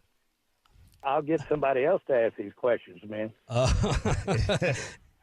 After we got off the air last Friday, Micah Parsons officially requested a trade from the Dallas Cowboys organization, stating that he does not want to play for them anymore. And on Saturday, Jerry Jones, he kind of ducked and dodged the Micah Parsons questions during the opening minute of his presser. Jerry, I'll let you take it away from here. Jerry, are you considering trading Micah Parsons? Well, let's put it like this. Surely you guys have been around this stuff and know to recognize negotiation talk, that type of thing, and so that's where I put that. So are you considering it? I'm not. At this, the facts are that that's like anything else. I think the world of Micah, and that's just a part of negotiation. Would you ever consider trading Micah? Again, I don't really place that with any real seriousness. Micah's got a bad back. That's like being traded. Did the request take you by surprise? Y'all weigh it the same. Okay, Jera. Just going to go ahead and call the guy by his wrong first and last name earlier, about a week ago? Called him Michael and then non-plural Parson. And now you just got a bad back. All right. Watch that player end up somehow, some way, signing a deal elsewhere and haunting you. He's worth every penny he gets. The first time in his career that he's been injured was last year. He still put up a heck of a season, even if he had those numbers throughout the entirety of an NFL regular season. He's worth $40 million. There's a reason why if you ask me right now, would I trade Nick Benito in a first-round pick for him? I'd do it every single day of the week. That's how good Micah Parsons is. Dallas is a dumpster fire. It's such a shame that they aren't the preseason version of HBO's Hard Knocks. I think they're the in-season version, so there might be some fireworks.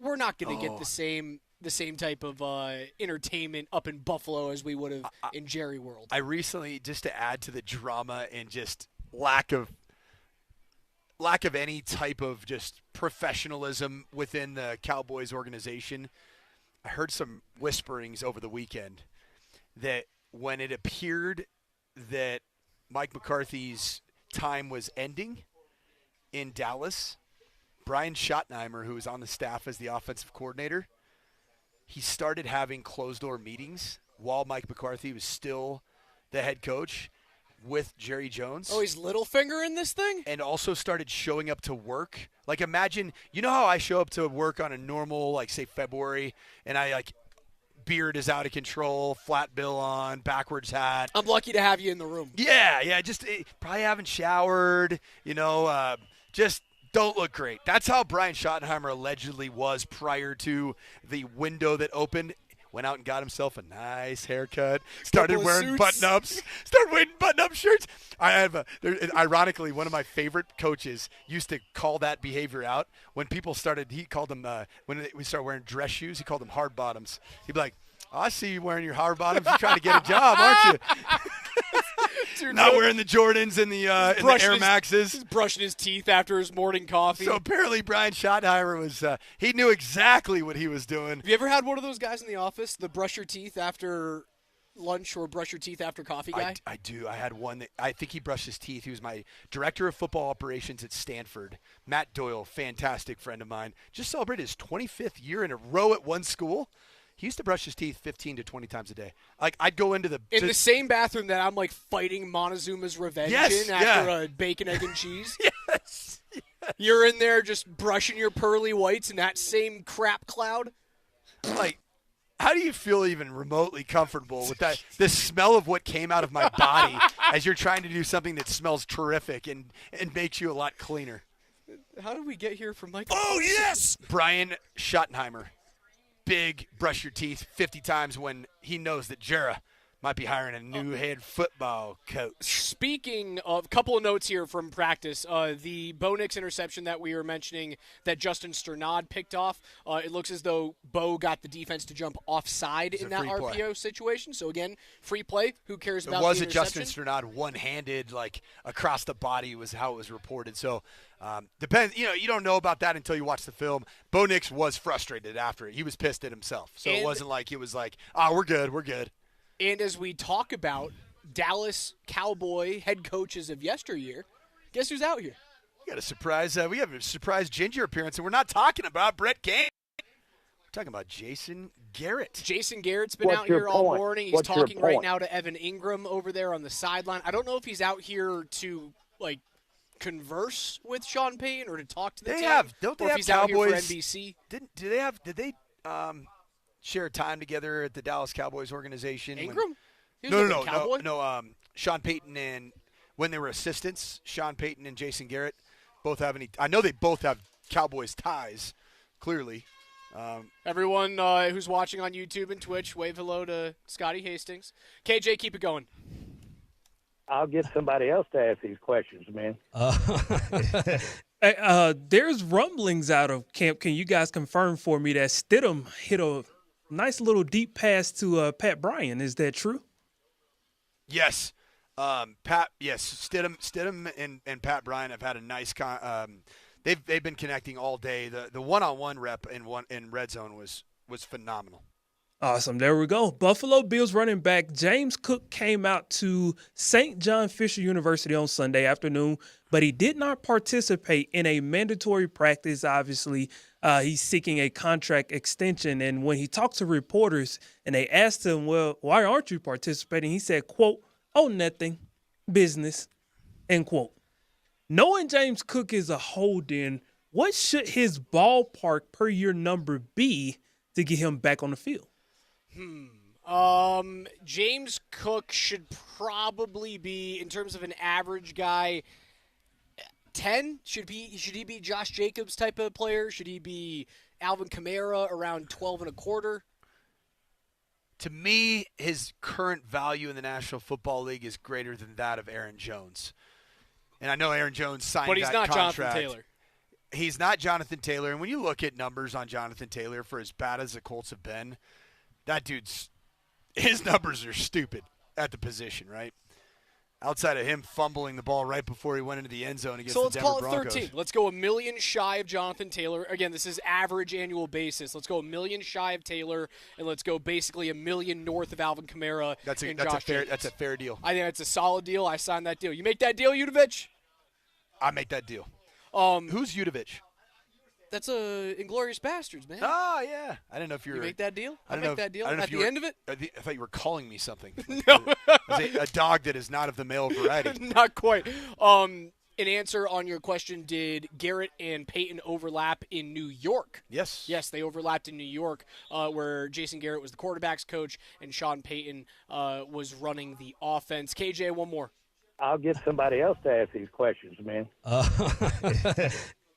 Browns beat reporter Mary Kay Cabot took a very interesting shot at Bill Belichick's highly publicized romance with his 24-year-old girlfriend when she accepted the Bill Nunn Memorial Award during the Pro Football Hall of Fame Gold Jacket Dinner in Canton, Ohio over the weekend. Let's take a listen. Bill Belichick was the first Browns coach I ever covered. You see, if you start out with Bill Belichick, no one can rattle you after that. If Bill didn't like something I wrote, he'd call and yell at me. If you asked a dumb question, he'd call you out. Eventually, I had to learn to stand up to him. During one of those yelling matches, I told him, if you don't have the footballs to say that to the guys, then don't say it to me. Bam.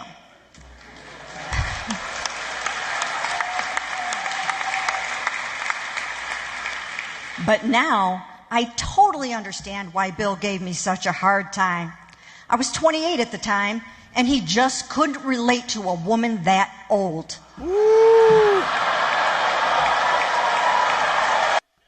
Mary Kay Cabot, savage, certified savage.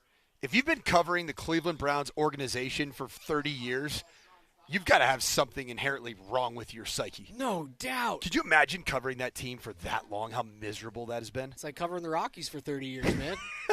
Although the Rockies had a fun weekend. That 17-16 game, they're down 9-0 in the first. They come back, they score 5 in the bottom of the ninth. You get a Doyle walk-off. Like, I know the Pirates suck too, but that was an exciting Coors Field weekend. It was. Paul Skeens went 4 innings strong. It looked like he was just going to mow you down, and then the third time through the order, what happens? You jump on him for 4 runs. You find a way to win that game. They lose the final, but they win the series.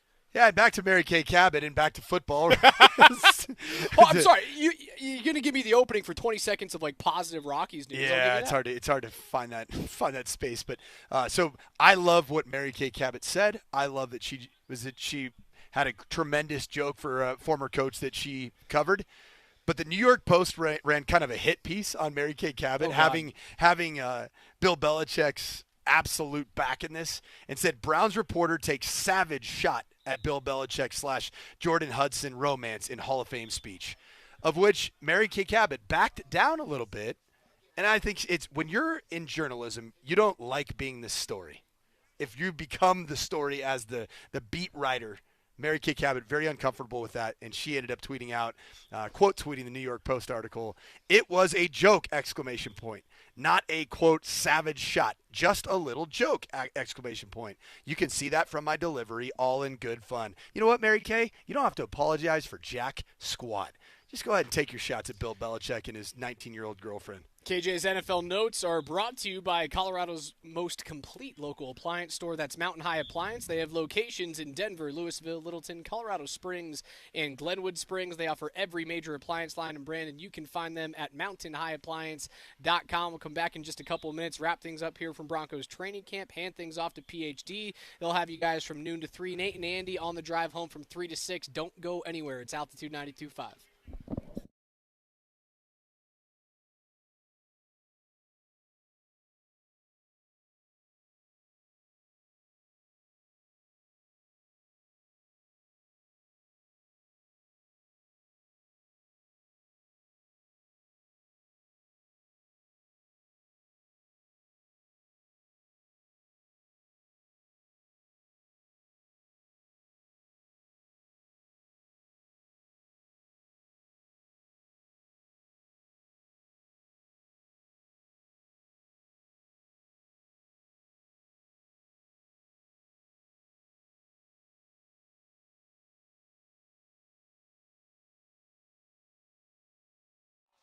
Hey, Colorado, Coach Mike Sanford here, and everybody right now says it's a buyer's market. Well, I'm about to face the hard facts because I am now a seller, and yes, I put my money, my property where my mouth is, and I have rehired my original real estate agent, Barry Remington, who got me in a fine property up near Boulder, and now with a property that's going on the market, Barry Remington is the only guy combined with his awesome daughter, Cassie Remington, that I think will do a phenomenal job of making sure that this house moves. Barry Remington is got 10-plus years of experience in this market. He knows the ins and outs of the Denver and beyond market in and of itself.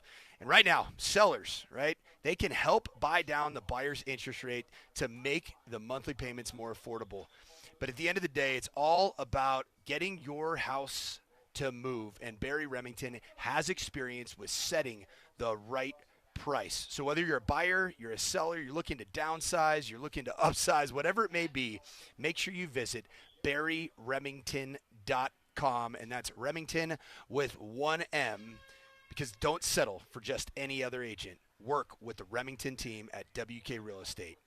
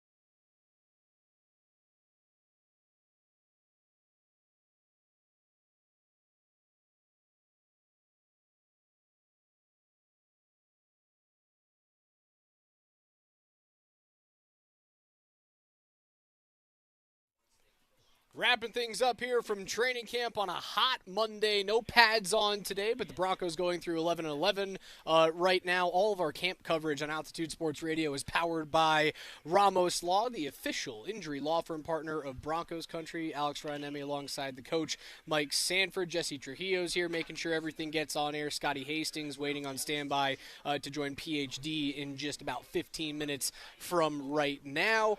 Jason Garrett out at practice today, and it's a day in which, well, maybe you want Jason Garrett to talk to your quarterback. I don't know that Sean Payton's going to allow Jason Garrett to just have free reign at it. Those are two guys that have accomplished a lot, certainly training quarterbacks. But, watching probably Bo Nix's last rack of 4 plays against the first-string defense of the day. Ends up having a really nice completion to Evan Ingram on what looked like a corner route or kind of a layered flood concept. Maybe got someone to jump offside as well. Yeah, that was a really good snap. Through a climb route to Lucas Kroll, a little bit behind Lucas Kroll, which probably would have been a hospital ball in real Sunday football. Hey, but now but it was hold caught. on. It was caught. I hate to say this, but like in today's NFL, hospital balls, if they get Add caught, 15 you go yards to the ground. No doubt. Add 15 yards and a fine. Welcome to the red zone, we're baby. good, baby. We're good to go. We're in field goal range. You're not wrong in that. It's probably not something you want to necessarily teach your quarterbacks to do, but and then Bo Nix had a he threw. There was a little design, funky little shift in motion where you got Cortland Sutton almost like on a kind of a sweep toss, but it was more of a bubble type throw, and Nick Bonito he sniffed it right out. And almost did exactly what he did against the Colts when Nick Bonito sniffed out the double pass throwback to Anthony Richardson and took it pick 6. Bonito has had a special camp so far. Like, it's very clear that he and Surtain are the two most impactful players. Twitched up. Yes. Just so athletic. Looks healthy. Looks lean. Just, yeah. You know what he's at? He's at a camp where you've just seen flash plays and nothing bad. How pissed off is George Payton right now at Cincinnati and Dallas? Ooh, that's a good Sign question. your guys so I can sign my guy.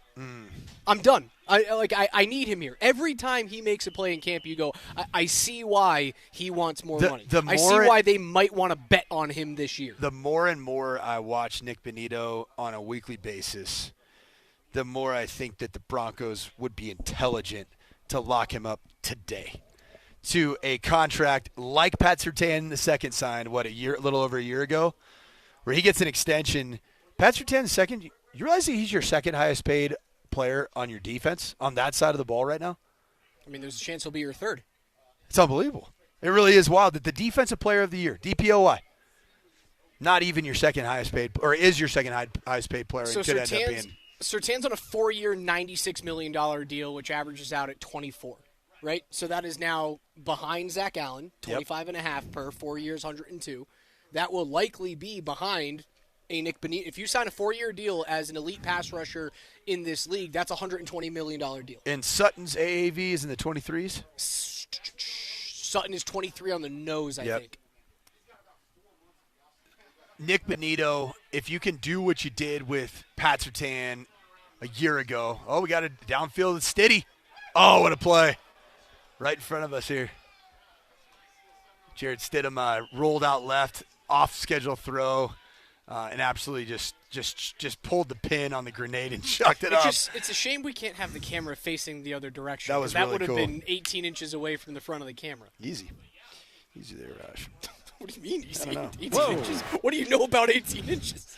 That's how far away that was from the camera, I guess. Oh, yeah. I can pause there, Raj. Raj he's blushing so bad he had to take off his headsets. So that ball down the field was completed to my guy, number 89, Courtney Jackson. Did a really nice job. You talked about it on Friday when Bo Nix did draw somebody off sides and flush the pocket. He was waving for somebody to just, hey. No one caught it. Get vertical down the field. That was just instinctive play by Courtney Jackson, just seeing that the play broke down. I'm going to get deep in the end zone and find myself a touchdown. We always talk about the next evolution of Bo Nix. The next evolution of the wide receivers, and particularly Courtland Sutton, right? So, 2 years ago, he has that 10 touchdown reception year with Russell Wilson, just kind of being the beneficiary of, oh, crap, find the tallest guy in the field and throw it to him, and Sutton came down with it. The off-schedule plays, where we detailed it earlier on the program. If you get Bo running, the off-schedule, off-platform plays are where he shines.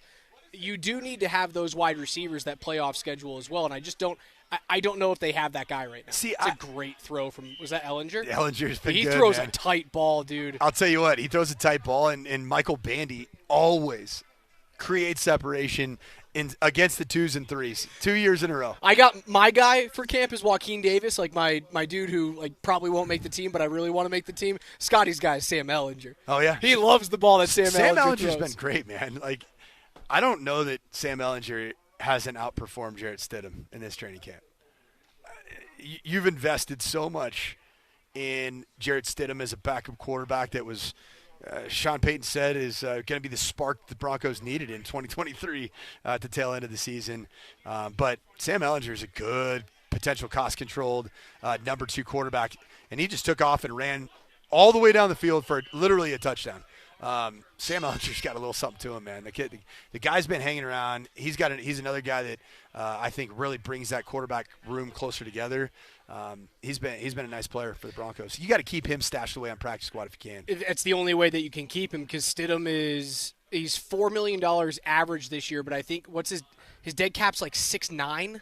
His cap hits 4. His dead cap is 6'9". If you were to cut him this year, pretty steep. Right, you can't make the decision now. You have to try and keep all 3 and stash Ellinger on practice squad. But if you're looking around, especially if, like Ellinger's likely going to get the majority of the snaps on Saturday against San Francisco. I'm just telling you, and if he balls out, he's probably going to play pretty well. Like based off of what I've seen. If you want to hit some really interesting props, maybe go to Circus Sports, man. Download the app. Hit a Sam Ellinger prop for plus 0.5 touchdowns. I'd take the over there. I'd take it. Maybe even a rushing touchdown. You might be able to get some There's serious some plus bread. money. Look at you, and then Coach, in mid-season betting form. 75.5 yards through the air. I'd hammer that if you're Sam Ellinger. He's getting off schedule. We just saw 150 yards of in 4 plays. 3 plays. Yeah, 3 plays, 150 yards and 2 touchdowns. Yes. So it wouldn't surprise me whatsoever. But yeah, back to the evolution of the receiver position for the Broncos. I thought what kind of got Cortland Sutton a bit on the map statistically with the 10 touchdowns, unfortunately, was for Broncos fans and for Sean Payton, is that Russell Wilson never played on schedule. And he started making plays off schedule in the red zone in particular. Remember a lot of those kind of jump balls, broken plays. Russ would, scramble right, scramble left, scramble right. And if in the event that Russ didn't run himself into a sack and he actually ran himself back and forth into open green grass, a lot of times Cortland Sutton was in position to either get physical in the end zone and high point of football, or he was wide ass open. And I think that's a good path forward for Cortland Sutton and even Bo Nix feeling more comfortable as a starting quarterback that he can unlock some of that in his second playmaking ability. And Cortland Sutton's got the length. He's got the instincts to be a guy that I think could be a 12-touchdown guy this year. What type of training camp practice periods can you utilize to train that into both quarterback and wide receiver? Great question. I actually thought about it yesterday as I was putting my schedule together for this week. I actually watched, I think it was the Falcons. I keep scrolling through all the rookie quarterbacks from last season just to see if there's any training camp clips and how they look. And by the way, J.J. McCarthy looks beautiful. He looks good. Looks really That's good. going to be a good quarterback. Michael Penix is hard to find anything on. I don't know if they're keeping it really tight because of the Kirk Cousins narrative, but it's hard to find anything. I did see a Michael Penix Jr. clip where it was a predetermined scramble drill where you take your drop in 7-on-7 and you stop. And then you have a coach behind the defense that just says pause, and you get to your final locations of your routes, and you change up different route concepts. And then you point one way or the other for the quarterback to break contain, and you teach the various scramble rules, like as in if you're the shallowest guy, then just you go run towards the sideline and you vacate the flat area. If you're the deep guy, right, get in the vision of the quarterback and go high angle towards the back pylon. If you're the intermediate guy, you turn essentially into a deep out route, right? So no matter where you end up, you've got to find yourself on the field and become an area of essentially a concept that you're creating, and that's called scramble drill. Love scramble drill. That's the coach, Mike Sanford. I'm Alex Ryan. Thank you guys so much for listening to the Morning Sprint. That's going to do it for us today. For Jesse Trujillo, KJ Granderson back at the studios in Lone Tree. PhD's coming up next. They'll have live podiums. Nate and Andy will have reaction to everything you saw today. Don't go anywhere. Scotty Hastings, Tyler Polumbus live from Broncos Park. DMac back at the studios. You're never going to change it. You're never going to miss it. Subscribe to us on YouTube, Altitude Sports Radio. Watch us, twitch.tv/AltitudeSR, and we will catch up with you guys tomorrow morning at 10. For Coach, I'm Raj. See you guys tomorrow.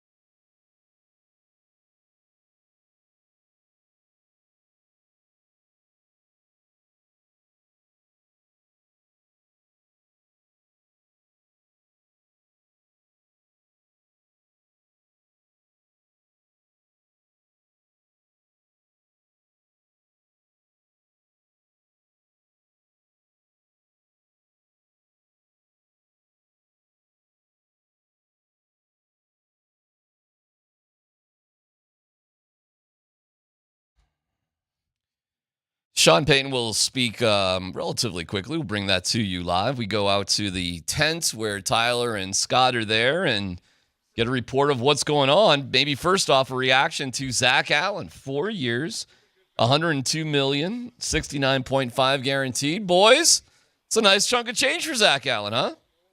Yeah, good deal for him, man. Good deal for the Broncos. I heard the boys on in front of us. I think they dubbed it the no drama training camp, and that's a pretty good nickname for this year's training camp. No drama with Cortland Sutton, no drama with Zack Allen. They get both those deals done with no animosity between the two sides. And now Nick Bonino? We'll see. We'll see. That one's going to be a little bit more difficult. That one's going to take some time. First off, they're going to wait until Micah Parsons gets done. And then even after that, I think that one's got the potential to get contentious. Well, Sean has mentioned his name, at least in terms of, guys that they're working on. So it's not like it's not contentious yet. The only grumbly guy maybe is John Franklin Myers a little bit, but I haven't even heard from him in about a week or so. He's been kind of on the download too. So, yeah, it's the one word that was used out there Saturday, guys, was trust. Everybody seems to trust everybody else, and when things are run the right way, Tyler, I mean, I guess that's how it goes. Yeah, it's a good deal. I mean, this is the way it should be. When you've got players that you love, there's no reason why you got to have animosity between the two sides. Work together, get a deal done. I guess every good deal is somebody feels like they left something on the table from both sides, and you just find some middle ground. But the key to negotiations, right? If both sides feel like we could have done better, but we're okay with it, then that's the perfect negotiation. Right. Yeah, I mean, when you think of how things don't go well, it always seems to be some sort of breakdown in communication or lack of trust, and we have plenty of examples here in Denver, mostly on other teams, but it's not like the Broncos haven't had some problems too. So that went well. In terms of Saturday, it was a scrimmage, kind of, but they really weren't moving the ball. They did have pads on, and Sean talked about how things are just different, that normally that Saturday would be, hitting, and we don't know where the ball is going to be and what's going to go on, and things are just different. I know they're not in pads today, so maybe let us know what's going on. I don't know how things are going so far. What's up? Yeah, no pads on, but they got a full practice. They're huddled up right now. This has kind of been the trend. When they get to the last couple periods of practice, Sean kind of calls the team up. I think he tells them what the situation is, whether it's going to be a 2-minute drill, whether there's situational football they're working on. He's been doing this almost every day for the last period or two, calls them up. So that's where they're at right now. I think that out here on Saturday, it was a better day for the offense. I wouldn't call it a great day for the offense. Bo Nix has been, he's been sloppy for probably 3 or 4 straight days. Just a lot of interceptions going on. Threw 2 more of them today, but he's also had some good moments. I mean, he's had a very nice pass to Evan Ingram. He had one very nice pass to Kroll, and good moments, but also some sloppy ones. Yeah, Ingram started the practice 2 easy drops, so you don't like to see that.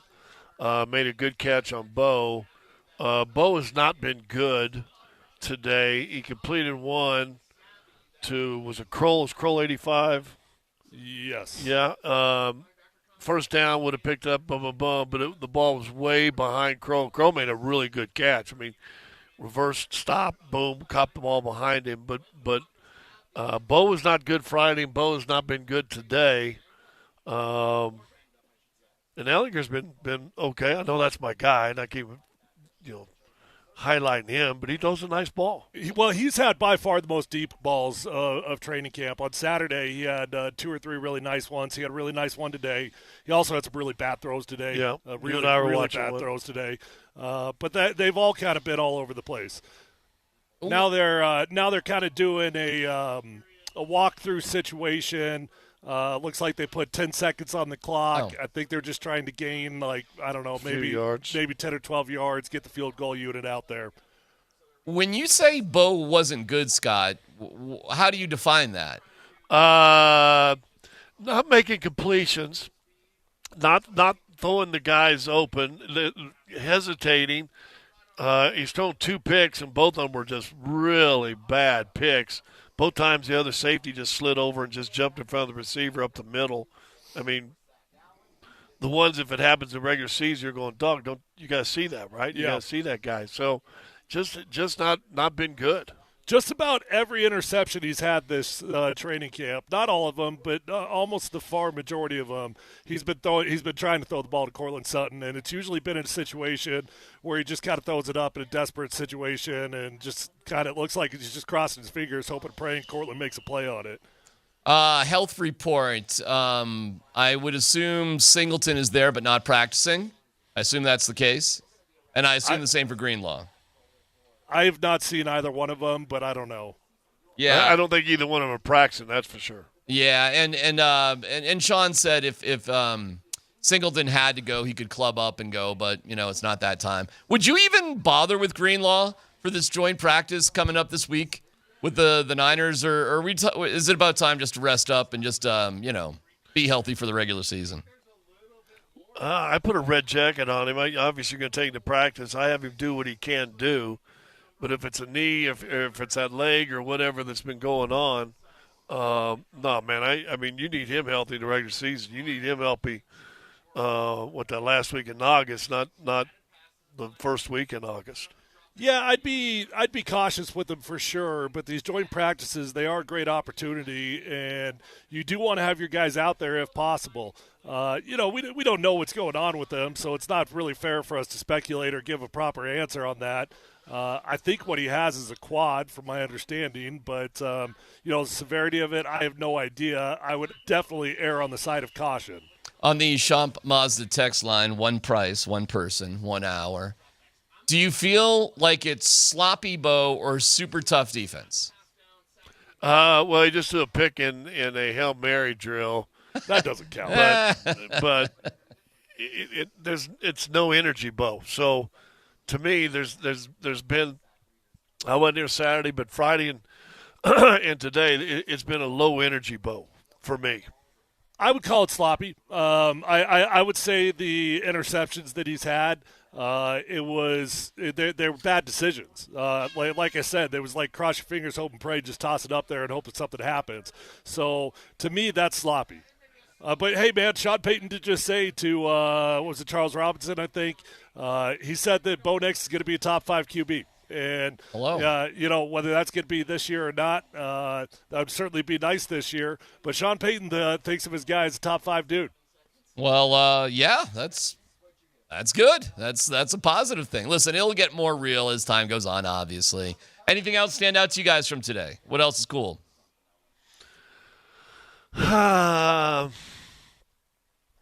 Nothing cool.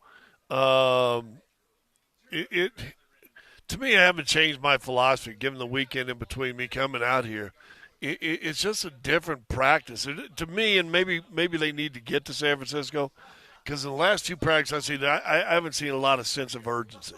And that's my biggest thing.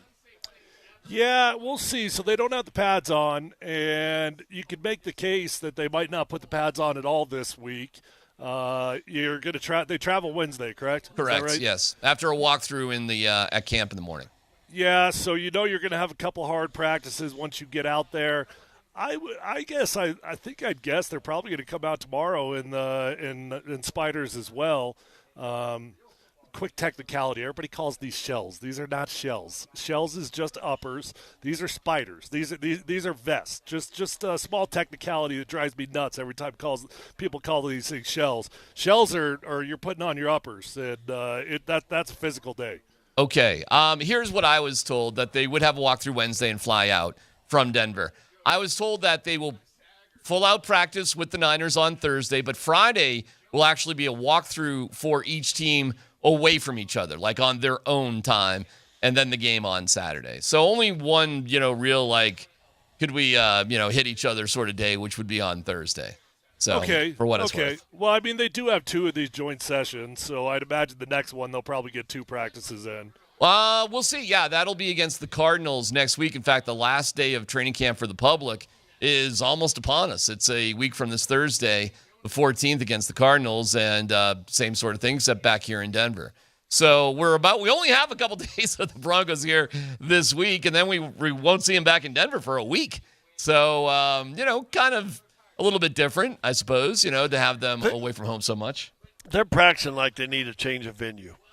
What do you mean by that? Is that fair, Tyler? I think I'm not sure I'm quite as down on today's practice as you are. I think this looks like a pretty normal tempo given that they're in spiders and everything.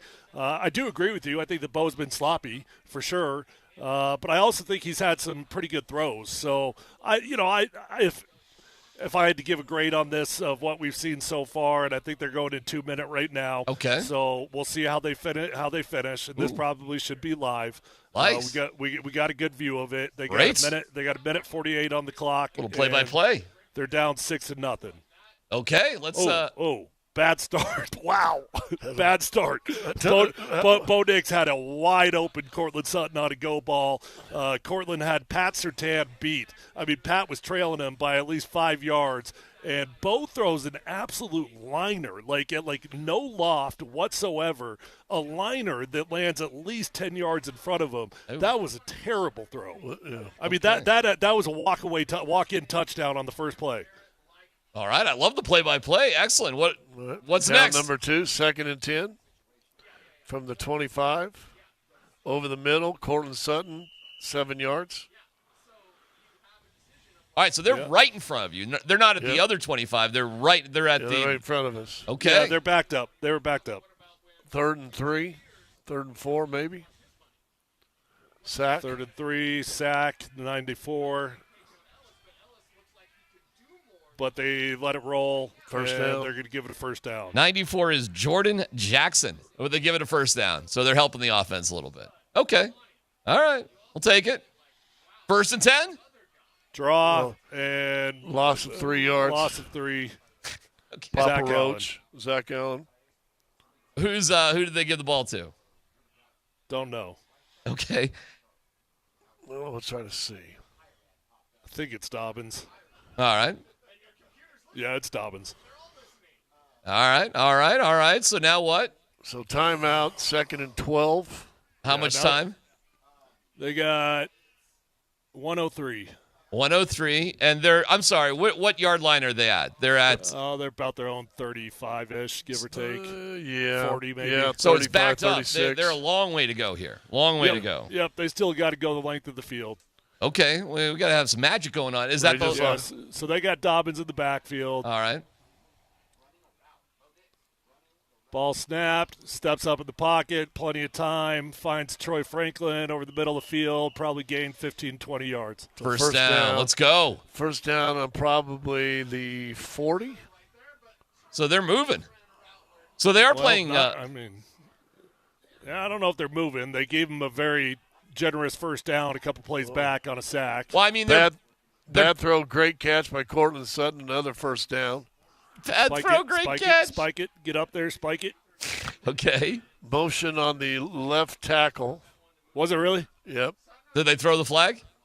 Well, they don't have refs out here. Oh, okay. Okay. But the official or the defensive guy went across the side and pointed at left tackle. I guess what I say by they're moving the ball is they're calling plays based on where the play stops. They weren't even doing that on Saturday. It's a 2-minute drill.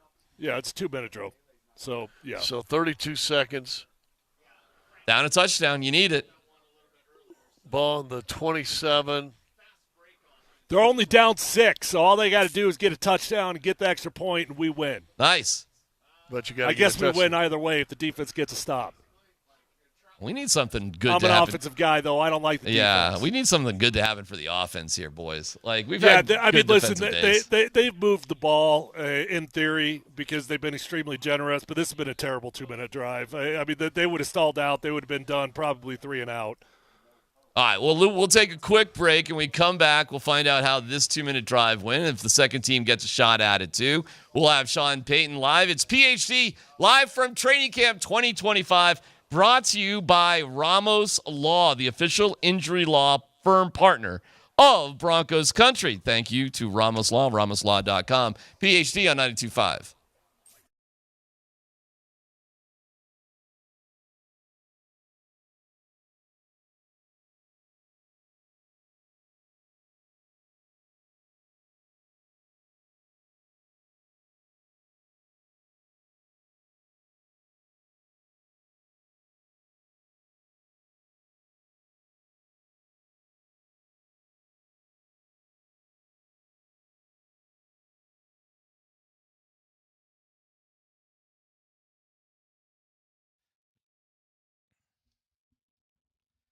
All right, CMAC for the Rocky Mountain Men's Clinic. When dealing with the issue of erectile dysfunction, you want the right treatment for your specific medical situation. Every case is different. Finding the right treatment, that can mean the difference between just an okay experience and an amazing one. Intimacy is a special moment when you feel deeply connected to the one you love. Few experiences in life are as wonderful as these. So if that's been not your story, let's get that story fixed with the Rocky Mountain Men's Clinic. Their treatments work where the pills or herbals fail, with success rates well over 90%. Some treatments can have you last an hour or more. They've served the Front Range of Colorado for nearly a decade, treating tens of thousands of men. So schedule a consult today. That's $99, the consult, the T and a PSA test, if advised, the test dose. And if it doesn't work in the office, your visit is free. They've got an expert staff. Like a lot of men, you could be having sex the day after your appointment. It's the Rocky Mountain Men's Clinic. Call today, 720-440-7900, 720-440-7900, RockyMountainMen'sClinic.com.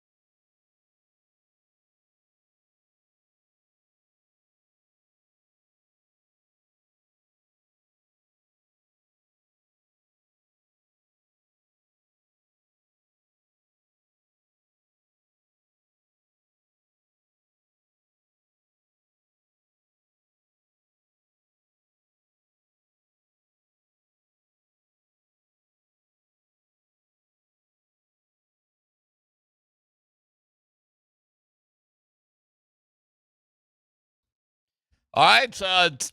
We left with the Broncos first team driving. It's first and 10 from about the 27 or so in a 2-minute drill. Fellas, how did it wrap up? Defense won. Defense got the stop. Broncos offense ended up kicking a field goal with about 21 seconds left. They would have been down 6-3. They would have had to go for an onside kick. So the number 2 offense is out there now. Jarrett Stidham's at the helm, and he's dinking and dunking down the field. It drives Scott insane, but they have moved the chains. All right, where are they at? 40. They're on the 49. They're 49. So they're obviously practicing end of the first half sort of situation. That was a bad throw. Stidham, quick out to the running back. Second pass short to the tight end, nearly intercepted. Crossing to the running back, and then tight end coming back, sacked. They're going to let him play. They're going to let him run, get out of bounds, but he was sacked. Well, hey, Tyler, there is a different sort of philosophy, right, at the end of a half rather than the end of the game. You're not taking quite the same chances. You're just trying to get some points on the board, right? Yeah, I mean, I don't know if they're at the end of the half or if they're at the end of the game. But certainly you're much more careful at the end of the first half. You don't want anything bad to happen, that's for sure. Yeah, I mean, but you know what? I mean, it's an important drive. I mean, it's the most important series of any ball game, especially if you get the ball coming out of halftime. You get that double score. The stats say almost 90% of the time, if you get that double score, you're going to win the football game. Who is Stidham working with that you can see? He's got Tyler Bidet in there as his running back, and he's got 83 out there. He's got Pat Bryant out there. I can't see who his third wide receiver is on the other side. We got Lucas Kroll at tight end. Okay, and defensively, anybody stand out to you, or is it a bunch of, pretty obvious back? Sure. Oh, Sherfield's out there. That could be passing. Yeah, Sherfield's the other guy. May have got pass interfered against in the end zone. Let's see if they call it. Okay, I think that was good. I think that was a good play right there. I think that was clean. I can't tell what number that is. Scott, can you see? 31. 31 is who's that? Chris Abrams-Drain. I thought that was a pretty good play. Broke it up in the far corner of the end zone on a deep go ball. Abrams-Drain is a good player, man, and it'll be fascinating how they rotate things. Yeah, we got good corners, man. I mean, we got a bunch of dudes that can play. You still got McMillan also. McMillan made a great play on 11-on-11. Yeah. Cross the field and probably hit the running back for a loss on the opposite trying to turn the corner. So it does feel more and more like it'll be Surtain and Riley Moss then, huh? At the outside corners. That's been very consistent. Matter of fact, I don't think I've seen a day that Janae Barron has gotten the starting role opposite of Pat. It's been Riley Moss every day. You feel all right about that? Well, I always felt like it was going to be really difficult for Barron to take over Riley Moss's job. He's just too good. And so, that's why I questioned the pick at the time because, it's not that I'm down on Barron. He's a great football player, and I think he's going to do a lot of great things for this team. But, selecting a nickel corner in the first round, that's a hell of a luxury pick. All right, situation, what do we got? Could have been a crossing route in the end zone. Bandy went down. Off it, and the cornerback tried to cut under behind him. They're saying that he caught his legs, which would have been pass interference. But now the ball's on the 27. I can't tell what down it is. I think it's third and 10-ish, give or take. All right, here we go. Got to get it. Got to have it. Yeah, this is to keep the drive alive.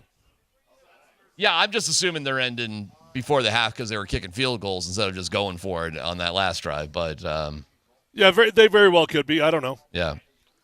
Well, you probably work a 2-minute drill, and then depend on second quarter, fourth quarter, what you want to go and do. Oh, that's interesting. Sam Ellinger's in there now.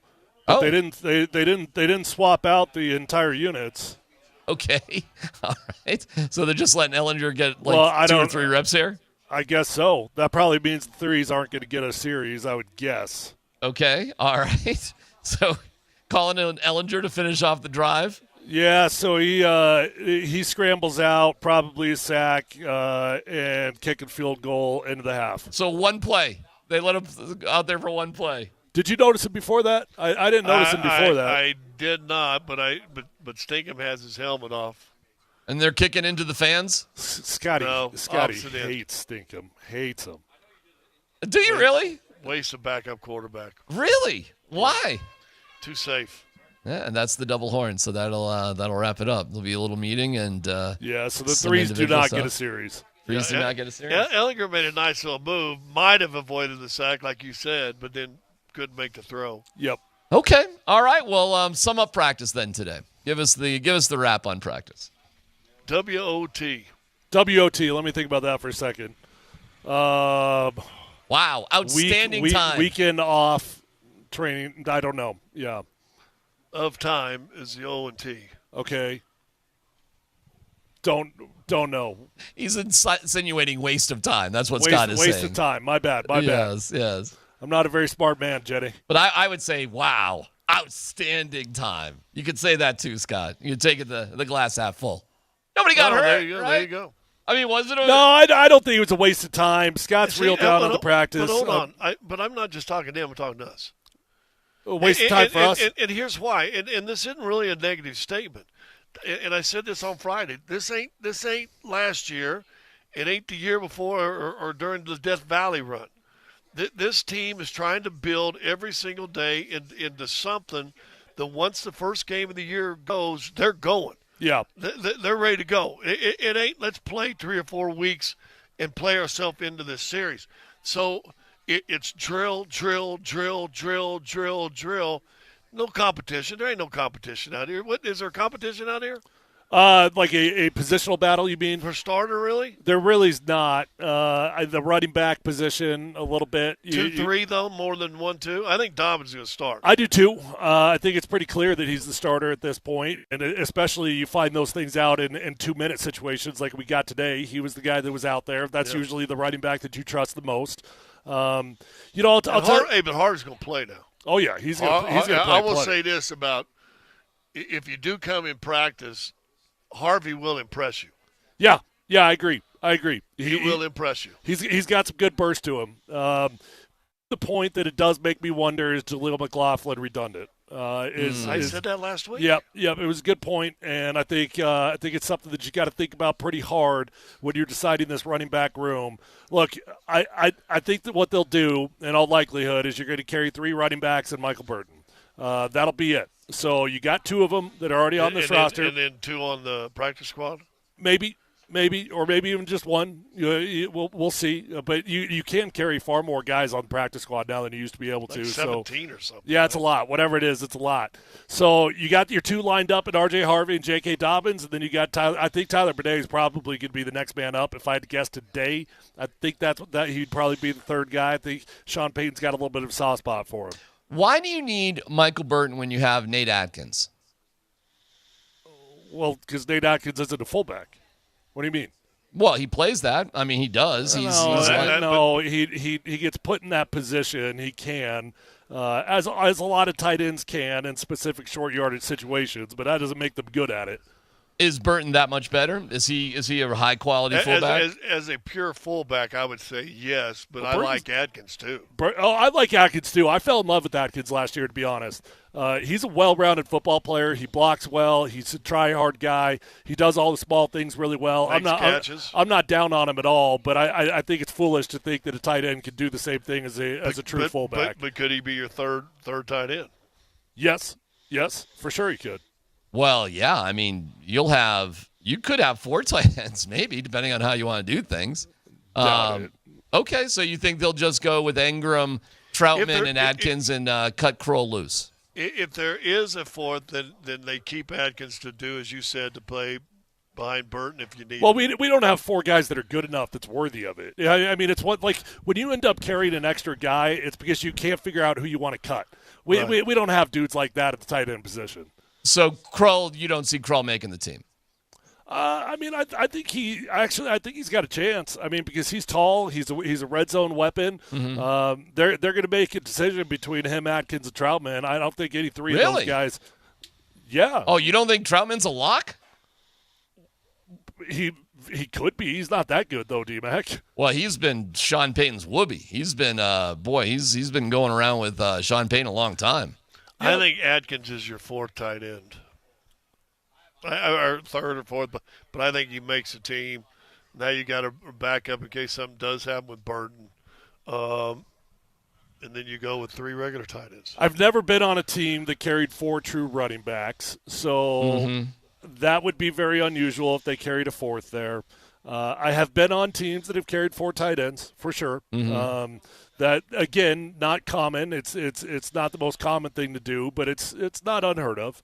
Yeah, I guess these are the decisions, right, in this camp. Stuff like this. We are talking bottom end of the lineup. No, I mean, listen, my it's only a different camp, dogs. I'm telling you. My only point with these tight ends, none of those dudes are good enough that you're like, oh yeah, he's got to have a roster spot. I mean, they're all fighting it out. It'll come down to how the preseason plays out. Yeah. Okay. And these games might be important for the tight ends. Yeah. All right. And it might be important for the 3rd, 4th running back too.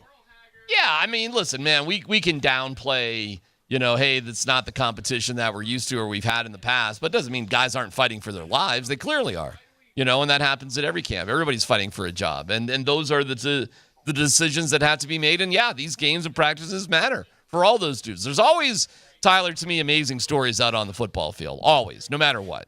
Yeah, I don't know. It's funny. Somebody asked me the other day, like who's the undrafted dog this year? I don't think I have one. There's not a real Cinderella story that's been brewing, and the reason that there's not a Cinderella story brewing is because there's no open spots, so nobody's really getting like an unusual amount of looks. Yeah, I mean, well, hold that. Let's go up to Sean Payton, boys. Go ahead, Sean. Take it away. Just back at it today is more of a ramp-up day. We continued with a lot of 2-minute situation work, and then got to a handful of different periods. But I thought today's practice went pretty well. Any questions? When you start thinking about San Francisco and the joint practice with these guys, obviously, sort of playing about? We'll meet. We travel Wednesday night. We'll probably meet tomorrow night to discuss the roles. I'll speak with Kyle between now and then. We've already got the format of the practice laid out. We've already got the itinerary laid out until next Tuesday. So, with regards to the game or practice? Well, both. Because what you do in practice will. Yeah, not so much. There's this feeling that, if I practice them a bunch, then I'm not going to play them in the game. We're playing guys in the game. How much has it changed just with the 3 games versus 4? Now you've had it for Say it again. 3 preseason games versus 4. How much does that change your look? I think you just get used to it. We're not far away from 2, and I think you just get used to it. It seems like it's been a minute. We got some good work done Saturday trying to simulate a scrimmage setting. If you find the right team, you have a joint practice with them. This will be our first joint practice for us on the road as opposed to hosting. Arizona will be here. We'll have a day with them. So, it'll be good to see a different team. Coach, we saw Nick Benito make a play on the ball in practice. We saw that a couple of times last year in games too. Is that football instincts, or what gives him that? Yeah, well, understand this. There are times where those outside backers drop. And so when they drop, they're in coverage. And then, his length, I do think he has good instincts. Yeah. And so, he can get his arms up, tip a ball, and I think it comes – sometimes that comes a little bit easier to others than it does for some. Sean, we've got we have Jaquan McMillan on the podium today. How's Jaquan been looking in camp, and how's the competition going between him and He's doing well. Yeah, Jaquan. He's doing well. Well, you got him on the podium. He's doing well. Sean, now that you have a lot of team reps, kind of you can watch and film and that sort of thing, how are you seeing kind of the confidence that you mentioned with him? Yeah, it's ongoing. I mean, he's much further along. What it allows him to do is message more to other players in the huddle. You're when you first get started, you get the play, and and you're calling it, and when you're further along, you're able to talk maybe about a split real quick. You know, if you look at it, you got like these 12 seconds. You get the play, the cadence, the snap count, and then, you know, can you remind the back, hey, you might be the little reminders. He's he's light years further along. He's doing well. How would picks today? Did you just? Yeah. Look, we're charting picks here like hurricanes. So he's doing fine. With 3 preseason games, how hard is it to evaluate? A little bit more so looks at the younger guys just because you used. Well, that's a good question. I think we try to pick up some of these joint practices to supplement what we had before. You know, to try to get those reps. And like I said, it won't be long before it's 2. And so then it falls on us to, well, we have to evaluate them. And I think, again, it gets back to practicing with other teams. What have you made of Sam Ehlinger so far? I'm not sure we've asked you about him since he's really been out. Really positive. He made a throw today. He's extremely athletic. He's comfortable throwing on the run. There's a little moxie to him. You know,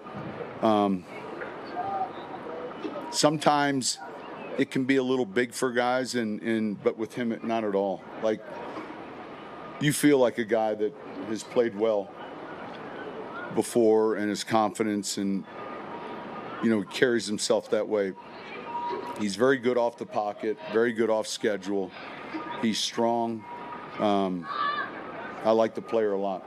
All right, let's get some quick reaction before we cut you guys loose. Sam Ehlinger, there you go, Scotty.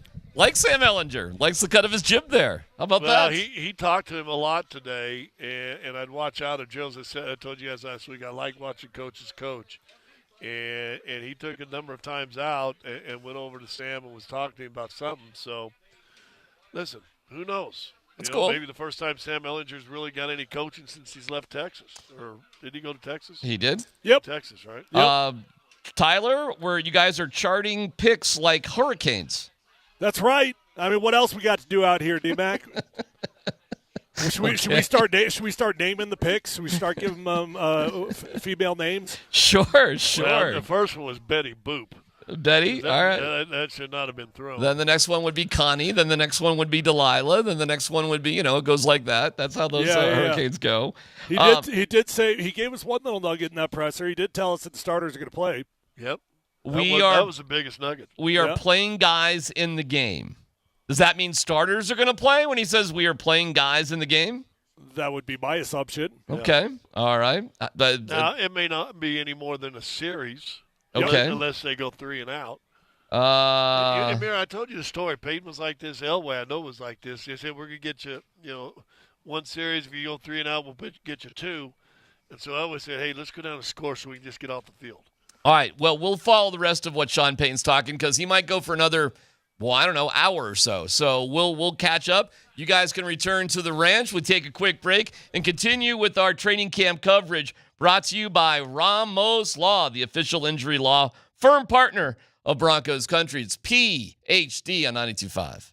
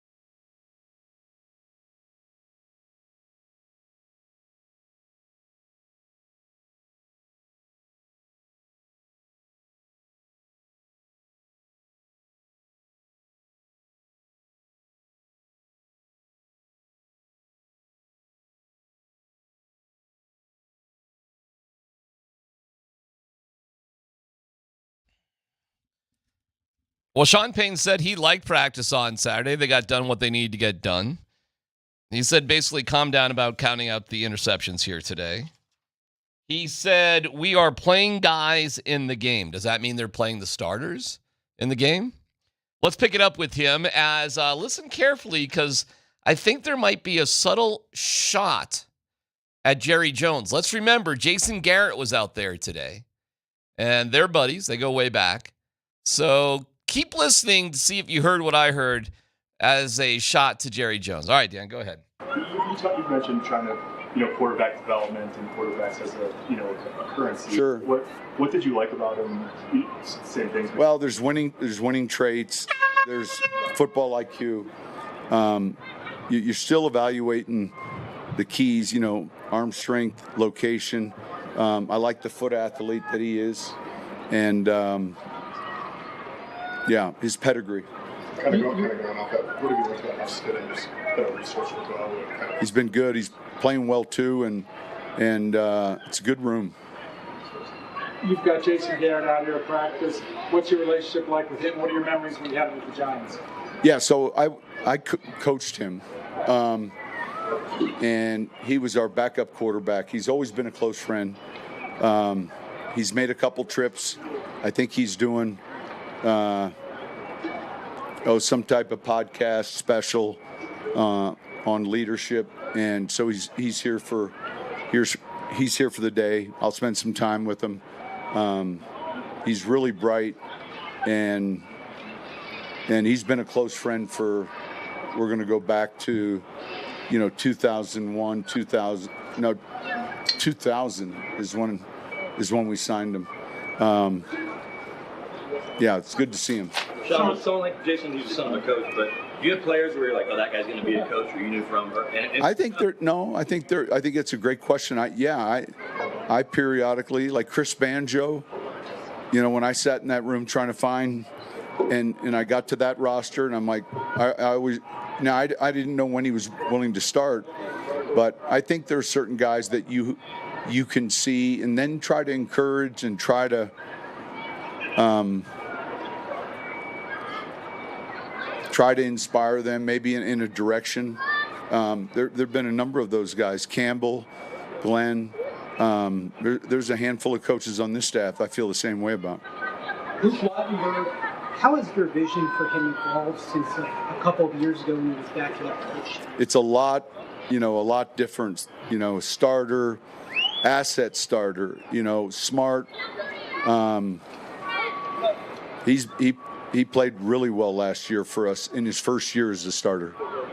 You said recently to Charles Robinson, there's been 6 times in my career I thought I had a team that could go win the Super Bowl, and this is the 7th. And I know it's early, but what are some of the maybe attributes or hallmarks that you're seeing out here? Well, obviously, it has to start with quarterback. It has to start with defense. It has to start with offensive line. Like there's certain things that if they're not on point, it's hard to make a statement like that. But when you look at some of these critical factors, and look, I told them that, and that just means you have a chance, and then I would say most importantly, ownership, because there's 20 that each year have hope and dreams, and they're dysfunctional at the top. Thanks. Oh, man. All right, Sean, you got us on that one. That's a fun one right there. You notice that Jason Garrett's there. He coached him. They've been lifelong friends. I guess Garrett's doing I don't know. It's like he's doing a little internet show there. Gosh, your own little internet shows are driving me crazy. I mean, that's what he said, right? He was doing a podcast on leadership. Gosh, your own little internet shows are driving me crazy. Unless it's a former coach. Unless it's a buddy of his. Then it's the smartest thing in the world. But if it's us. Gosh, your own little internet shows are driving me crazy. But I guess that's what he said Jason Garrett was there for, right? His own little internet show. He didn't say he was there for NBC or for I don't even know who Jason Garrett works for. Anyways. I think Garrett is most commonly, though, associated with the Cowboys. That was great. That was a great I completely agree. You know, there's only so many teams that make the playoffs, and you look around, and how many ownership situations are just totally dysfunctional and you don't have a shot? I mean, that could be a shot at the Cowboys. It could be a shot at the Giants, which they have a shared interest in. It could be a shot at Jimmy Haslam with the Browns, who are a train wreck. Bengals. You know, the Bengals should be having Super Bowl parades right now based off who they have. Oh my Lord, who is this? Who is that guy? Dude, I'm sorry, man. I do not recognize. Maybe it's somebody I should know. You know who that is up at the podium right now?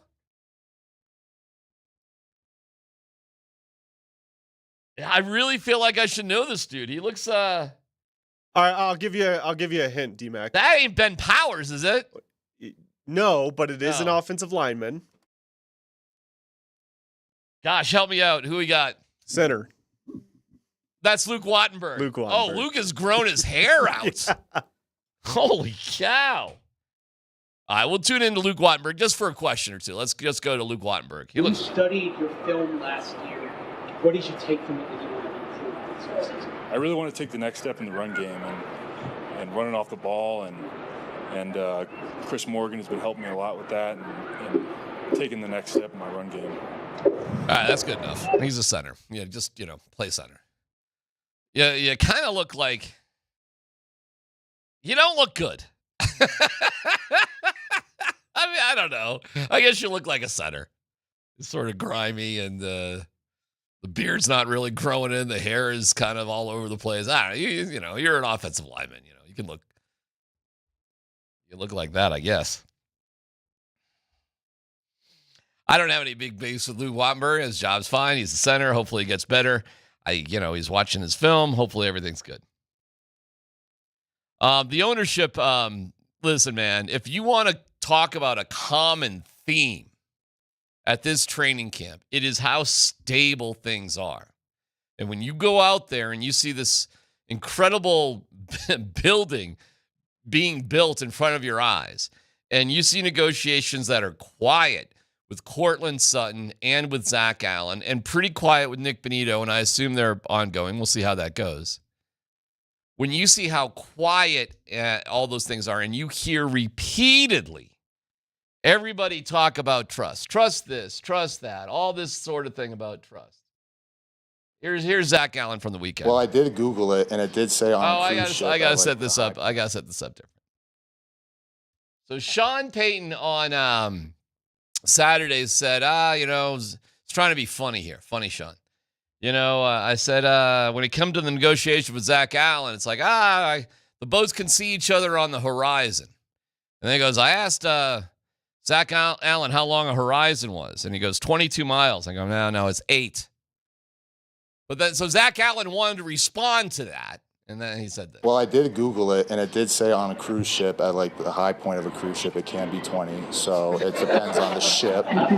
But no, I mean, there's conversations, and it's a business, but it never got like contentious. And I think that was the cool thing, was just the way that everybody handled it. It never felt like, people are trying to screw it. Like, and I said the word in the beginning, trust. It was really, going into this, the trust that both sides had was incredible. My agent, Tommy Condon, I mean, he absolutely hit it out of the park.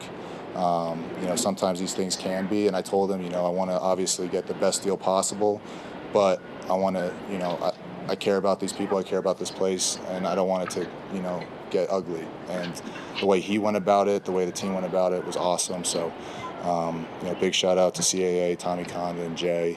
They're the best. The trust is real. I see on the text line, DMac talking about anyone's appearance is insane. Hey, listen, I know what I look like. Who would know an ugly guy better than an ugly guy? I was never making any claims about my own beauty or lack of. Yeah, things are good here. Things are good. And the ownership part of it,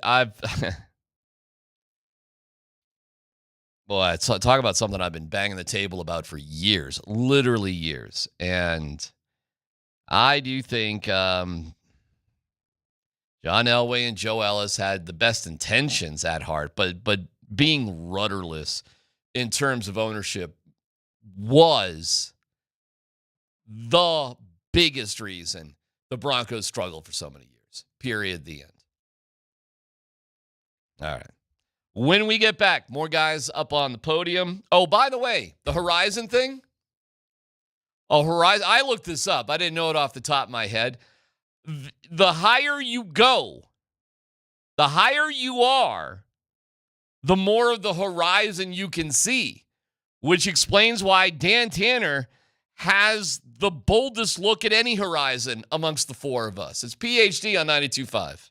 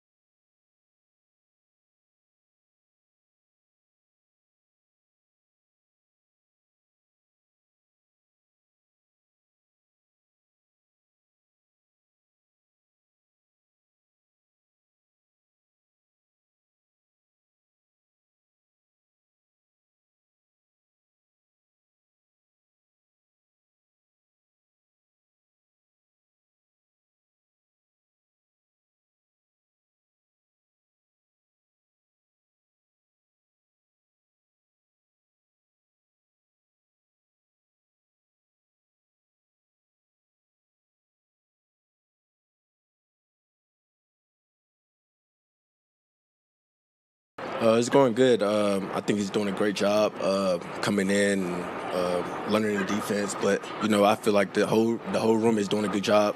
We all competing. We got a lot of depth, a lot of good guys in the room. So I think that's going good. Does that lead you when you have that kind of competition? To try to raise your game even another level? Do you like that competition? I'm always competing. That's every year with me. DMac gonna be DMac. I'm the same guy I was back in 2022 when I first got here. I just come out here and compete each and every day and try to get better. And I think we're trying to do that as a group. Everybody's getting better by it. Did he just gloss himself in the third person? Jaquan McMillan talking about DMac? All right, that's cool. Training camp coverage on Altitude Sports Radio is powered by Ramos Law, the official injury law firm partner of Broncos country. RamosLaw.com. Yeah, it's good competition, man, with McMillan and Jahdae Barron. I mean, Barron has a huge advantage based on where he was drafted. But, hey, man, you got to put the best guy out there. You got to compete.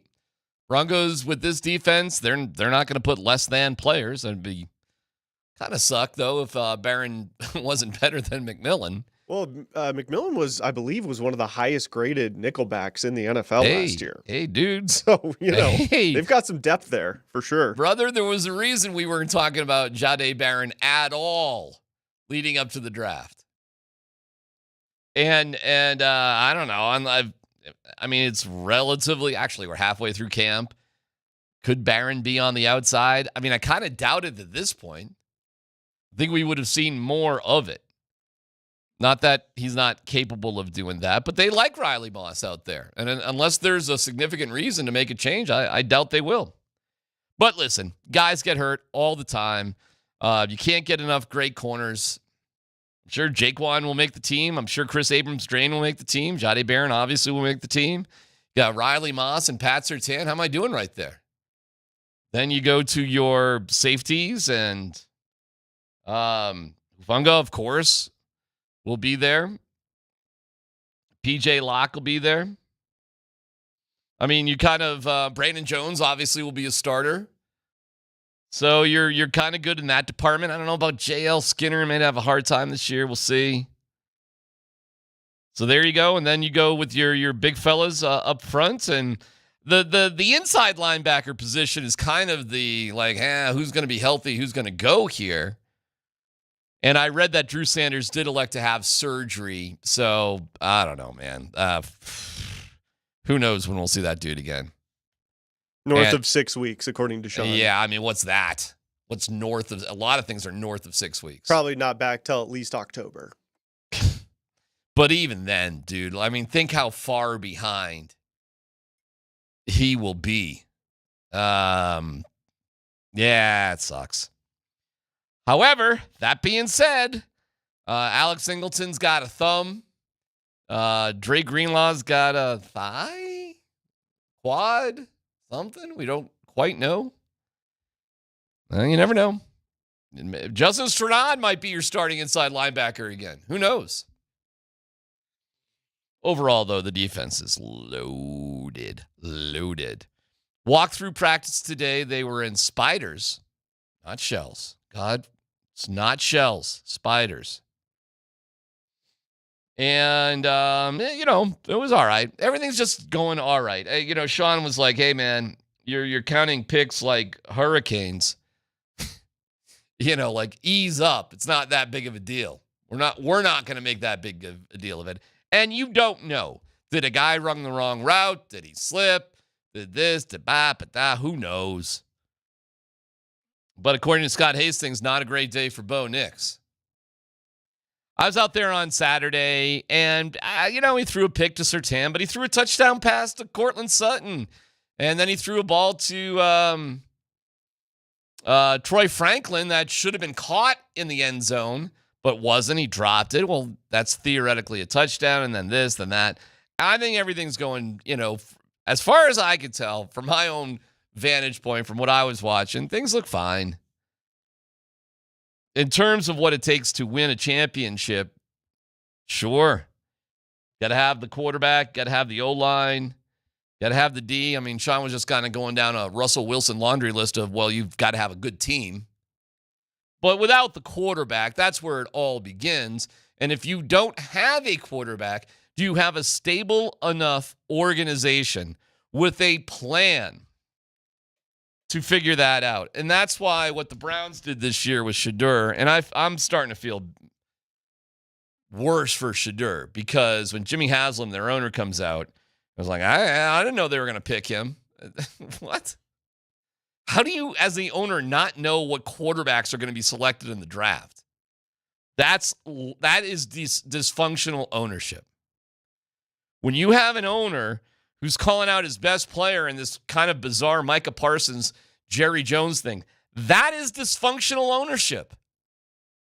When the players cannot trust ownership to do the right thing, you don't have a shot unless you are so extraordinarily talented you can sort of overcome it, which seems to be the case in Kansas City.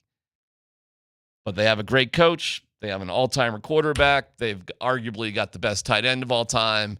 They've had Chris Jones. They've had incredible defensive players, a bunch of different stars on offense. I don't know. But it was funny seeing those NFLPA rankings, and the Chiefs players just crapped all over their ownership. But, so there's always exceptions to every rule. But in general, if your ownership sucks, it's gonna filter down. It's gonna be bad.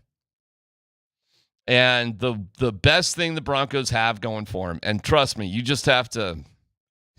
You want just like an amazing reminder, if you're a player, about the commitment to excellence. Sorry, Raiders, that the Broncos have right now. Just go out there and you see the construction going on. It is like, it takes your breath away what's happening out there.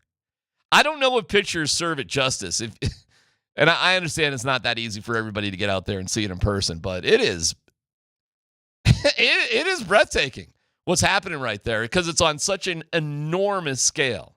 Well, don't forget about the $100 million for stadium renovations. Dude. They spent $400,000 in the middle of the season on a new field.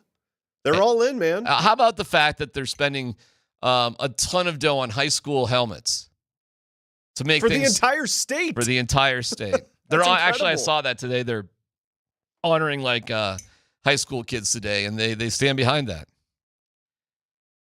Boy, this sounds like I'm blowing smoke, I know, but seriously, what more would you want? And when they decide to build this stadium, wherever they build it, dude, it's going to be awesome. It's going to be awesome no matter where it goes. It'll be just a pinch more awesome if it's in Lone Tree. For me, DMac.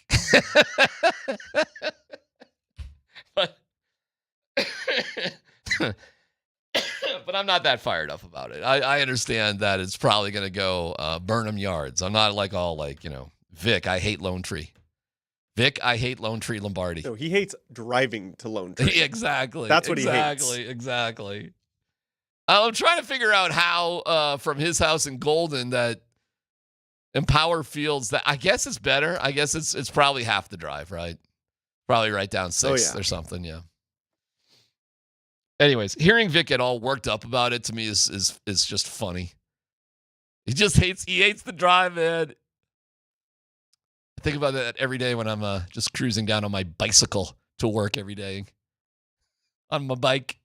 Yeah, if you had to drive to Golden every day for work, you probably wouldn't like Golden. I'd probably be smart enough to move to Golden if I had a choice then. Yeah, I don't know. Telling Vic to move? Do whatever you want. Stop bitching. No, I'm not telling Vic. Golden's a wonderful place. I don't blame him at all. Golden's a great place. Listen, what we have here is a drama-free, trustworthy ownership camp where there's a couple of guys getting dinged up, nothing crazy, and it was funny because somebody asked me, hey, are there any fights out there? I think Kevin threw it. Are they seeing any fights? No. But that's not a bad thing. In fact, what you want is a high level of competitiveness without the disruption of fights. Fights are fun to a certain degree, but they're relatively short, and they kind of slow everything down. There's just not a lot to. I mean, it's always fun to see guys, wailing away on each other just a little bit, but no NFL fight goes for more than a few seconds. You want to talk about dysfunctional, and I think he was out there over the weekend when Cortland Sutton was fighting Emmanuel Sanders in practice. That was like the most bonkers thing I had ever seen in my life. And the reason why was, from what I understand, Sanders was getting on Garrett Bowles a little bit, and Sutton was sticking up for Bowlesy. And it was like, well, what have you ever done? That sort of thing. To Cortland Sutton from Sanders, who was a Super Bowl champion. Fair point. And they started throwing. These are your top 2 receivers on your team throwing hands at each other with Joe Flacco sipping a cup of coffee next door. Just not doing anything. I'll never forget that. Flacco just cools a cucumber like, look at my top 2 receivers trying to beat the crap out of each other. That's a dysfunctional team, y'all. Who was the head coach then? Do you remember? Was it Fangio or VJ? Who was the head coach with Flacco? He was only here for 8 games, I think dude. that was... what year? Whatever year that was. Fangio. He was only here 1 year. Look it up. That was dysfunctional, man. That's not... And then the team sucked. Or it wasn't as good as it could have been, and you don't want to see your 2 top guys beating the crap out of each other. That wasn't VJ's first year, was it? You got to give me... I'm sorry. I'm terrible on, years and things like that. I know for a fact it was Joe Flacco because I'm standing 10 feet away from it. It was 2019. That was Fangio. That was Fangio's first year. By the way, I'm not saying this to dog on Emmanuel Sanders. Emmanuel Sanders was a high-level alpha dog competitor. Emmanuel Sanders had a very old-school mentality of how things should work. And Sutton and Bowles are part of a kind of a different class of players. Little soft. What can I tell you? But that was what, 2019? Is that what you said? 2019. I mean, we're talking 6 years ago. I mean, it's a long time ago. Well, that was wild to watch. There's also the young guy coming in, maybe taking a little shine off the vet. Well, it was Bowlesy had a rough run, bro, for a long time, and even his teammates felt it, and they didn't like guys picking on him. But how'd you like to be Bowlesy? And somebody has to stand up for you. Come on, man, you can fight your own battles. But before Bowlesy was this version of him, it was pretty rough there for a while. And it wasn't just rough in games. He would have bad practices too. Well, the year before COVID, was a COVID year where they decided they weren't going to call holding? COVID year, Bowlesy had the year of his life during COVID. But the year before, he led the NFL in holds. Correct. It was bad. But his time, he's one of the very, very few players to be a first-round draft choice, not have the 5th-year extension handed to him, and the same team re-signs him. In general, when those first-round... That doesn't happen. There's 2 or 3 other guys besides Bowles that has ever happened to. The vast majority of guys who do not get the 5th-year extension, they're just gone. You get your 4 years out of them, because you've sunk so much. Almost all those guys get 4 years, and then you move on. And frankly... But you're also playing a position where there probably isn't 32 great left tackles, and if you're in the middle and better than okay, how do you lose those guys? You just replace them. It's hard. Right? Bowlesy's story with the Broncos is one of the most remarkable journeys of any player ever on the Broncos. And that was part of it. That's Cortland Sutton sticking up for him, fighting Emmanuel Sanders. But this goes to what Sean's saying. If it's dysfunctional from the top. And by 2019, the lack of ownership with the Broncos, I mean, you hired Vic Fangio as your coach. I know you like Vic, but I like Vic as a person. And he was the wrong guy to be the head coach. He was the wrong guy at that time, and if anything, I like him as a defensive coordinator. Philadelphia says they like him, right? Of course, but 30 years he didn't own a suit. Right. He didn't want the job. He liked the money. Vic liked his coin, as we found out. And he liked going to Nuggets games. And he liked basketball. Hated hockey. So when he was forced to wear a Gabe Landeskog shirt, and I go to him, what's your favorite player on the Avs? He goes, I don't know. All he had to do was say this guy. Yeah. But But then he's afraid somebody's going to, who is that guy? He's going Why I didn't even look. Why have that phony moment where you're wearing the guys? It was all crap like that. He was a hamburger and a steakhouse sort of guy. And you want your coach to be in charge of the restaurant. And when he came in there, was it Schumer was his first OC? Shermer? Yeah, Schumer. I forget. Amy Schumer, I think, was the first OC. The 3 years of Vic Fangio. No, it wasn't Shermer. It was Scangarello was his first. Oh, Scangarello. Who was the first time also. You remember the whole story. And he didn't give him a whole lot of rope. It was supposed to be Gary. But Gary wanted to bring in his guys, and John said no to it. So Gary said, pound sand. That is another true story, and that's how he got Scangarello. But Vic Fangio wasn't hiring guys. He had no idea. No. He had no offensive philosophy whatsoever. I was told when he was here, he really didn't even look in on the offense. Right. And all right, anyways, I'm going down a wormhole. I'm so happy with the way things are now. There's no reason to look back other to say that Sean Payton says, I like this team. I like Sean. I like the ownership. I like where it's going. And we'll give you more details from today's practice when we come back. It's PhD on 92.5.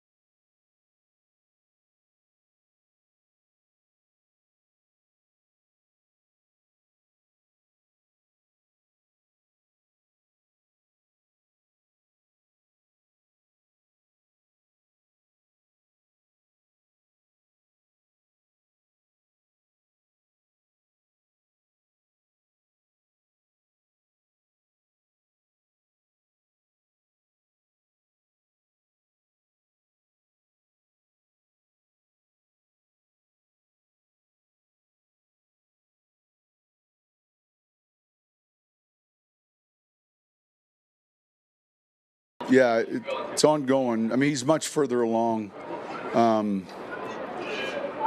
What it allows him to do is message more to other players in the huddle. You know, you're when you first get started, you get the play and you're calling it, and when you're further along, you're able to talk maybe about a split real quick. You know, if you look at it, you got like these 12 seconds. You get the play, the cadence, the snap count, and then, you know, can you remind the back, hey, you might be the little reminders. He's he's light years further along. He's doing well. Sean Payton told Charles Robinson Bo Nix will be a top 4 or 5 quarterback in the NFL in the next 2 years. Quote, he's going to be one of the top 4 or 5 quarterbacks in the league. That's what we're seeing right now. He doesn't take sacks. He's got exceptional arm strength. He threw the longest ball, 67 air yards against Cincinnati. He can run. He can throw in funny body angles. You guys agree or disagree with Sean Payton's assessment of the future track for Bo Nix? Top 4? 4 or 5. Yeah, I mean, listen, as it sits today, he's not top 4 or 5 in the AFC West. He's not even, he's not even top 2 in the. I'm sorry, in the AFC. He's not even top 2 in the AFC West. Well, Sean says in the next couple of years, hey, top 4. He's got 2 years. He's got the intangibles. He's got a lot of physical attributes that you look at that fits the modern game, and he's got the athleticism that there's no denying. The game has evolved, sometimes in a manner that I don't even like, but the game's evolved, and your quarterback's got to be able to move. I don't know that you got to be a running back, but you got to move. So he's got a fighting chance. Look, Sean's on a roll right now. He also said that he's coached 6 teams in the past that he felt like a chance of winning a Super Bowl, and this is his 7th. This is the 7th team. That's how good this team is. He's putting some expectations on these boys. I love it. And he's putting them on himself. Why not? That's putting your own pressure on. But listen, I told you before, I went 8 seasons, is that right? 7 seasons that I played on teams that never mentioned the word championship. And the first day I walked in, I mean the first meeting that you walk in with the Detroit Pistons, that's all that was talked about. And for the next 2 years, it was all that was talked about. And so there's something I think, and I don't believe putting it out in the world and all that goof like that, but when you put it out within a team and an organization, and you just said this something a while ago for that last break about ownership, we had great ownership. And guess what the ownership was about? Championship. Guess what the coaches were about? Championship. Leaders on the team, championship. Mm-hmm. The role guys, championship. And they end up winning 2 in a row and played in 5 or 6 straight Western or Eastern Conference championships. So I like that he's putting it out there. I will never dog a coach. I don't think they have a championship team, but I will never dog a coach talking about we're playing for a championship. Never in my life will I dog a coach for saying that. My biggest gripe for the first 20 years I called the Nuggets games, no one used to mention with the Nuggets. And I don't know if it was when the Cronkies finally bought it, all of a sudden they said, we want to build a championship team. I'm like, what? I'd already been working like 15, 16 years, and I'm like, okay, here we go. And it took them a while, but guess what they finally did? They won a championship. And now what's the standard for the Denver Nuggets? The end. There's one standard. That's right. it. What's the standard for the Avalanche? Same thing.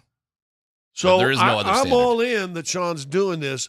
Now, if we're breaking down, Tyler, put your analyst hat on, and you're just, not worried about the orange-colored glasses, I think they'd have a long road to get to that this year. Well, they got the defense, right? So this defense can win a championship. They are capable of winning a championship.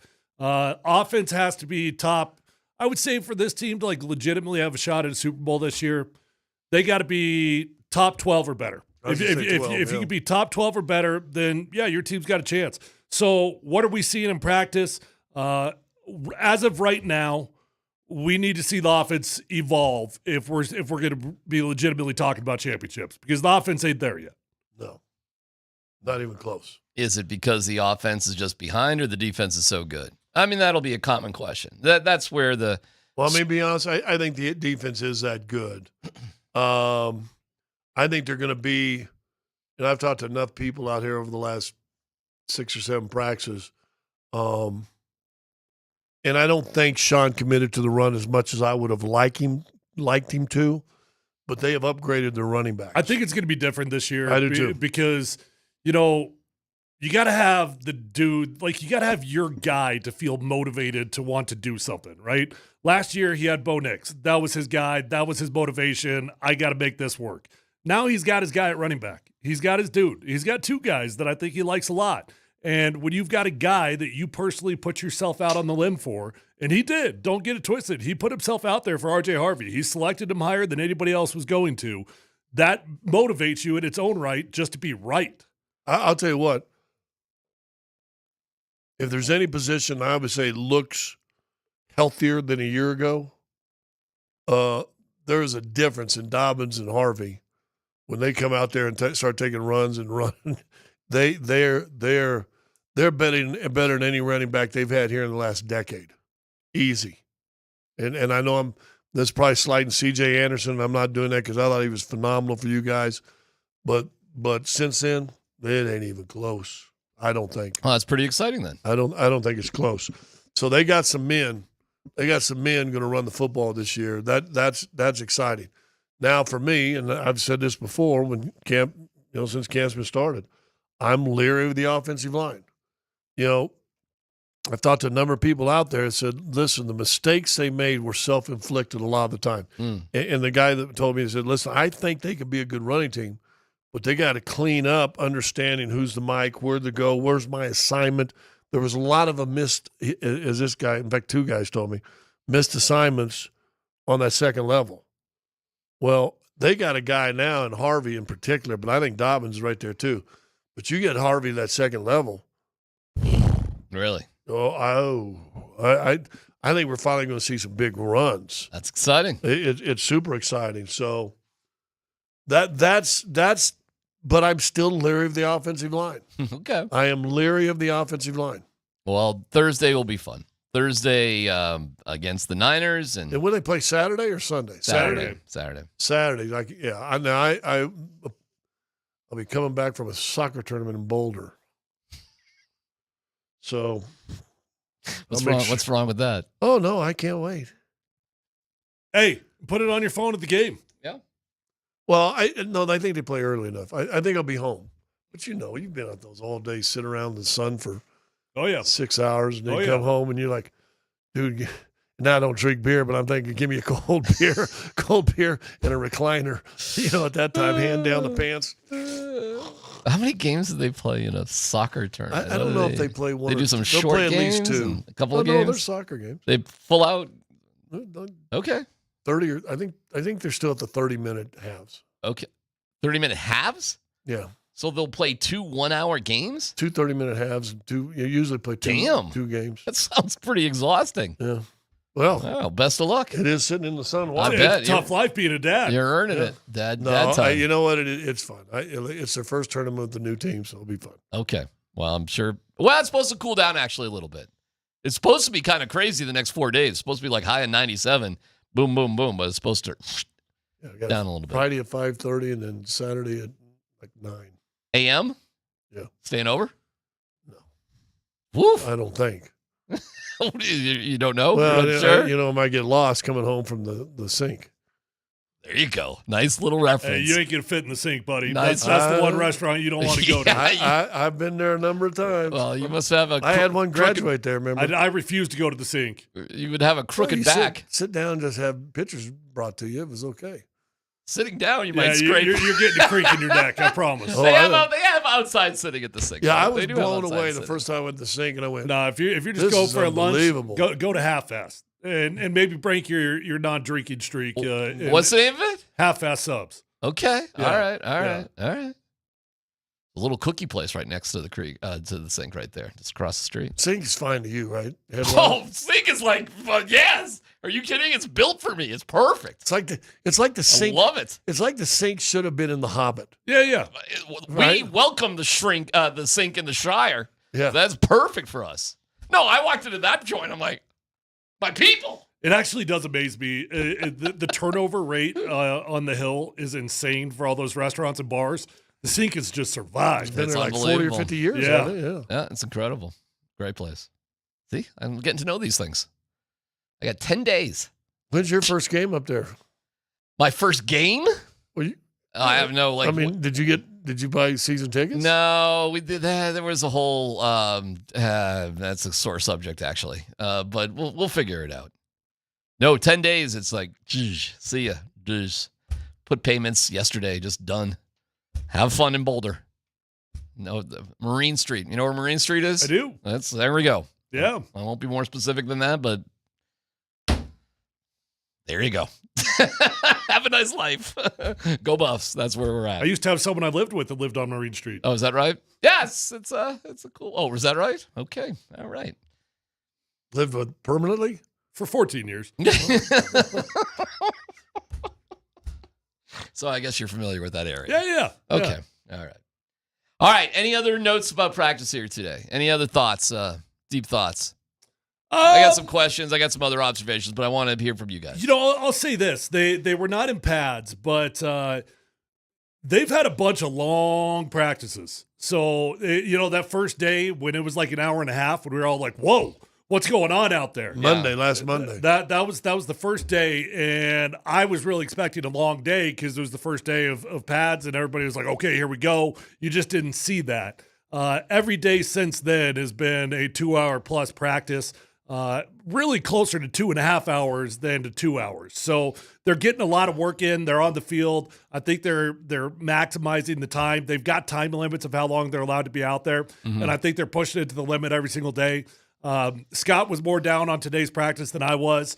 Bo is sloppy right now. There's no getting around it. But he also has good moments. So, which one do you like more? Which do you value more? He's been way too sloppy for about 3 or 4 straight practices. Mm-hmm. I think he's averaging about 2 interceptions per practice for about 3 straight days now.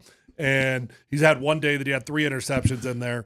The interceptions are coming far too often, but there are redemptive moments on the other side. One on air, he's been fabulous. Well, you got to win those. Yeah, one on air. He had, Stidham doesn't win some of those. You think he's going to play on Saturday? Yes. Yeah, I think Sean told us that the starters are going to go. Okay. Well, that's cool. I mean, he said the guys are going to play. I don't know what that implies other than the starters. We are playing guys in the game. I think we'll see what that means. But why not? I don't know. Why wouldn't you play? I don't know. What are we doing here? Yeah, I mean, look, if you got a hangnail, you're probably not playing. But if you don't have a hangnail, you probably are. You got to toughen up at some point. And I think the joint practice is going to be cool against the Niners. And we'll figure out how to figure it out, on Thursday. And then we go back to where you won a Super Bowl, my friend. Back to Santa Clara. Wonder if they're live streaming the practice anywhere. Well, you know what's crazy? I would guess that's nice. No. The Cowboys did that a few years ago when they were here in Denver. I couldn't believe that they were allowed to do that. Yeah, I remember that because at the time the Broncos were doing something kind of similar because I was working it with them. But they would live stream through individual, through that was the thing with Atwater, right? Up on the hill there. Yeah, basically anything that was not live action, 11-on-11 football, and then they would go dark. Right. But the Cowboys just did the whole dang thing, and the Broncos let them do it. Did you Sean? I thought he was taking a subtle shot at Jerry Jones with Jason Garrett out there today by saying, dysfunctional teams lose basically. I wonder. Well, look at our history for the previous 8 years before he got here, 9 years. Yeah, here, go ahead, Dan. Go ahead, play it, what he said. There's certain things that if they're not on point, it's hard to make a statement like that. But when you look at some of these critical factors, and look, I told him that, and that just means you have a chance. And then I would say most importantly, ownership. Because there's 20 that each year have hope and dreams, and they're dysfunctional at the top. Where'd you get the Cowboys out of that? Jason Garrett was at practice today, and I wonder if there's a little. I mean, listen, the Cowboys are currently dysfunctional, so you very well could be right. I just was curious how you got to the Cowboys. Yeah, just because of Garrett. But who knows? There's a lot of ownership situations that are terrible, including the Broncos, by the way. And it's another nod towards the Walton Penner Group, who's been. See, I would fantastic. take that statement more as a nod to who he's getting to work with now. Exactly. Yeah. That's what I was thinking. Yeah. Yeah, I mean, it's definitely a compliment, too. Yeah, I would take it as that because. What do you think Jason Garrett's relationship is with the Cowboys and Jerry Jones? Well, I'm sure he's not happy. Uh, You ever been happy with somebody that fired you? I thought there was a thing where they sat down a year ago or something like that. But listen, if I'm Jason Garrett, I'm happy now because now he's making a few $1 million and he gets to just talk football. Your life's simple. It didn't have to be wrong. Yeah. I got a question about Jason Garrett. Yeah. Have you ever seen a redhead dye their hair? What color? Red. Oh, like dye Well, it red? I think there's reds that keep it redder. Yeah, I think Jason Garrett dyes that red hair. Yeah, because he doesn't want to go gray. Yeah. I saw him today, and I was like, that just something about that red doesn't look natural to me. You saw somebody the other day that was either dark brown or black, and you kind of commented to me that didn't look natural. Oh, I know who that was, but I'm not going to say it on air. Yeah. All right. That was not natural. The warden said something to me the other day because we saw somebody in the same situation. And she looked at me and she goes, I am so glad you didn't try to go that way and just keep it brown as long as you could or whatever. I was like, yeah. When did you make that? Did you just let it go? You never dyed it? Never. Vic was painting his hair for the longest time. Forever. Yeah, but the only thing I respected about Vic is he didn't hide it. Oh, he talks about it all the time. Yeah, he'd tweet about it. Yeah, no. Then he just was like, screw it. Well, then he had the prostate cancer, and he said one of his doctors said sometimes hair dye can affect that. Ooh. So he completely stopped it. But now I've noticed he's kind of gone back a little bit. Has he? Really? I believe so. Gray is gray though. What are we doing? Really? He doesn't want to be totally gray? Yeah, salt and pepper, I guess. Yeah, all right. Okay. Well, I don't even think. I think I skipped completely over the gray stage. Just went straight to white. Went straight to white because this is white. This ain't gray. I like white though. I think it's okay. Yeah. Oh, you look fantastic. Of course. I'm going to be there at about 50, so I'm not too far behind. Well, I was just at that Cowboys 100th anniversary, so they had pictures of Dave and I. So it was probably 94. Maybe not, and I look like Count Dracula or something, like brown and just streak grays on the temples, just back like that. And I went, oh, I did have brown hair when I started radio. It was never going to go gray. Coobs is committed. Shanahan went gray. Yeah, it was like a light switch. Yeah, you know what? Shanahan went gray. That's when I knew he was done. Yeah. When I saw him at Steve Atwater's Hall of Fame party, and he was just white. I was like, yeah, he's done. He's not coaching. He didn't have to worry about coaching. All right, no dumb questions coming up next.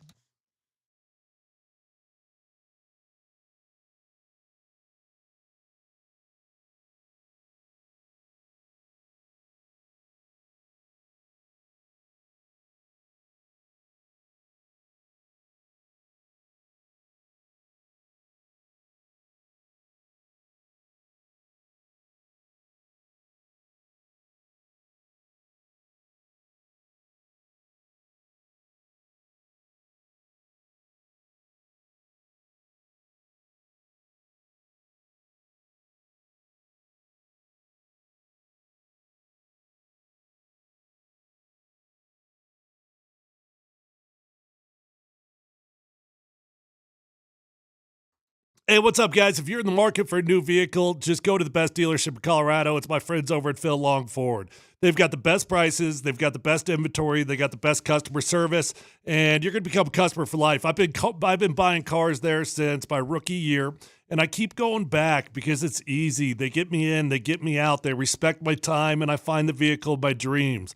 They've got over 8,000 cars, trucks, vans, SUVs, electric vehicles, even commercial fleet vehicles on their lot right this minute. So it doesn't matter what you're looking for. You're looking for a new vehicle. You're looking for a pre-owned vehicle. It's already on the lot at Phil Long Ford. One-stop shopping with the best prices, with the best customer service.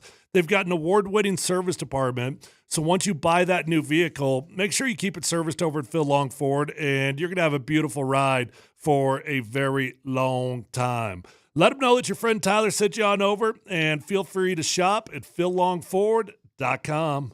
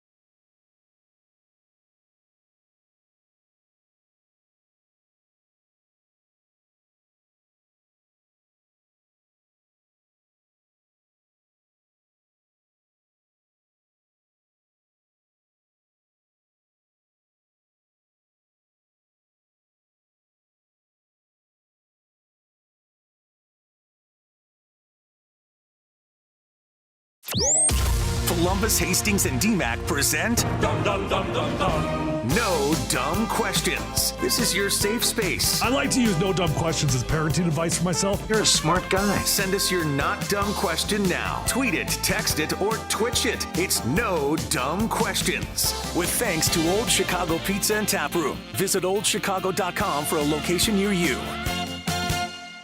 All right, welcome to it. No Dumb Questions, 303-504-0925 on Twitch, on text, on YouTube, whatever you want.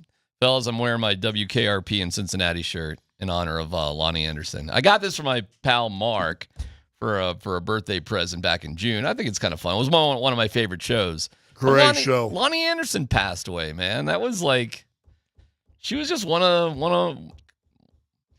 them ladies. I got to sit down with her. What? Yep. For about an hour. When I was working over at the KOA, and we were downtown, so we were at 13th and Lawrence. The Tattered Cover was just right down the road, a couple blocks away, really. And she had wrote an autobiography, or a biography, I don't know what it is, but she was in town to talk about it and sign copies at the Tattered Cover, so they would used to bring people. Charlton Heston, I got to sit down with Charlton Heston.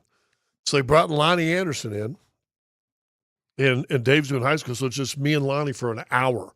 And I was trying to figure it out because she died at 79, wasn't she? 79? 79, yeah. And so this was probably 95, so 30 years ago, so she was probably 49 at the time. Looked fabulous. And I'm like you, I love WKRP. Well, my question was going to be, interesting radio station. Rock and roll with Dr. Johnny Fever in the mornings. Middays, Andy Travis, the program director, I guess was on. He liked country music. Have no idea what they did in afternoons. And nighttime, Venus Flytrap would do like R&B stuff. Right. This is all on an AM radio station with news reports from Les Nessman, which appeared to just happen all the time. Yeah. And if you remember this, Jennifer, her character, was a relationship host named Arlene, and she would take calls from people, so they would stop playing whatever music it was and just, My husband's, cheating on me. What should I do? Sort of things. Fascinating radio station. Good old WKRP in Cincinnati. The question I had is, she was one of them for me. Who was some of your, on TV, one of your first, Jennifer Love Hewitt. What show? Party of Five. That's a good one. Dan, you got one? Ask me again. Lady, he wasn't listening. Who got your attention, when you were a youngin'? Oh, on Jennifer TV? Aniston. On Friends? Yeah. Okay. No question. I mean, Lonnie was probably that one for me, in all honesty. Jessica Alba. What was that? I'm drawing a blank on the show. It was like the sci-fi one that she did. You guys know what I'm talking about? No. Yeah. I think. Dark Angel. Wow. Yeah. Sorry. That was definitely a middle school crush. I would have two. All right. I can go way back to grade school. Linda Evans. Linda Evans? When she was, I believe, on Dynasty? She was in Dynasty when she was older. Okay. And still a very attractive woman. Yeah. But I think it was Big Valley. She was the daughter in Big Valley. Is that in black and white?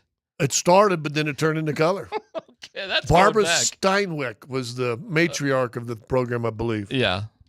And Farrah Fawcett from Charlie's Angels. Oh, well, yeah. I mean, she was. Yeah. That was my high school. By the way, we have some Jessica Biel. Dark Angel. Somebody knew that, Tyler. Linda Carter and Wonder Woman. Yeah, Linda Carter and Wonder Woman is like, really? That's the outfit. How are you getting anything done? No dumb questions on the. I got one real quick. Okay. So I pre-ordered some lunch today, right? And go to pick it up. And they had made the kids' version of the sandwich that I wanted, right? So I asked them to remake it because I'm a big man and I like to eat my full sandwich, right? Okay. I was a little bit worried. I was like, did you screw up on the app or did they? Good question. So I actually looked it up and I had ordered the full one. They actually messed it up, and I was like, I probably messed this up. But so I asked them to reorder it. Is it disturbing that they asked for the sandwich back? Like, what are you doing with that sandwich now? That's interesting. That's a good one.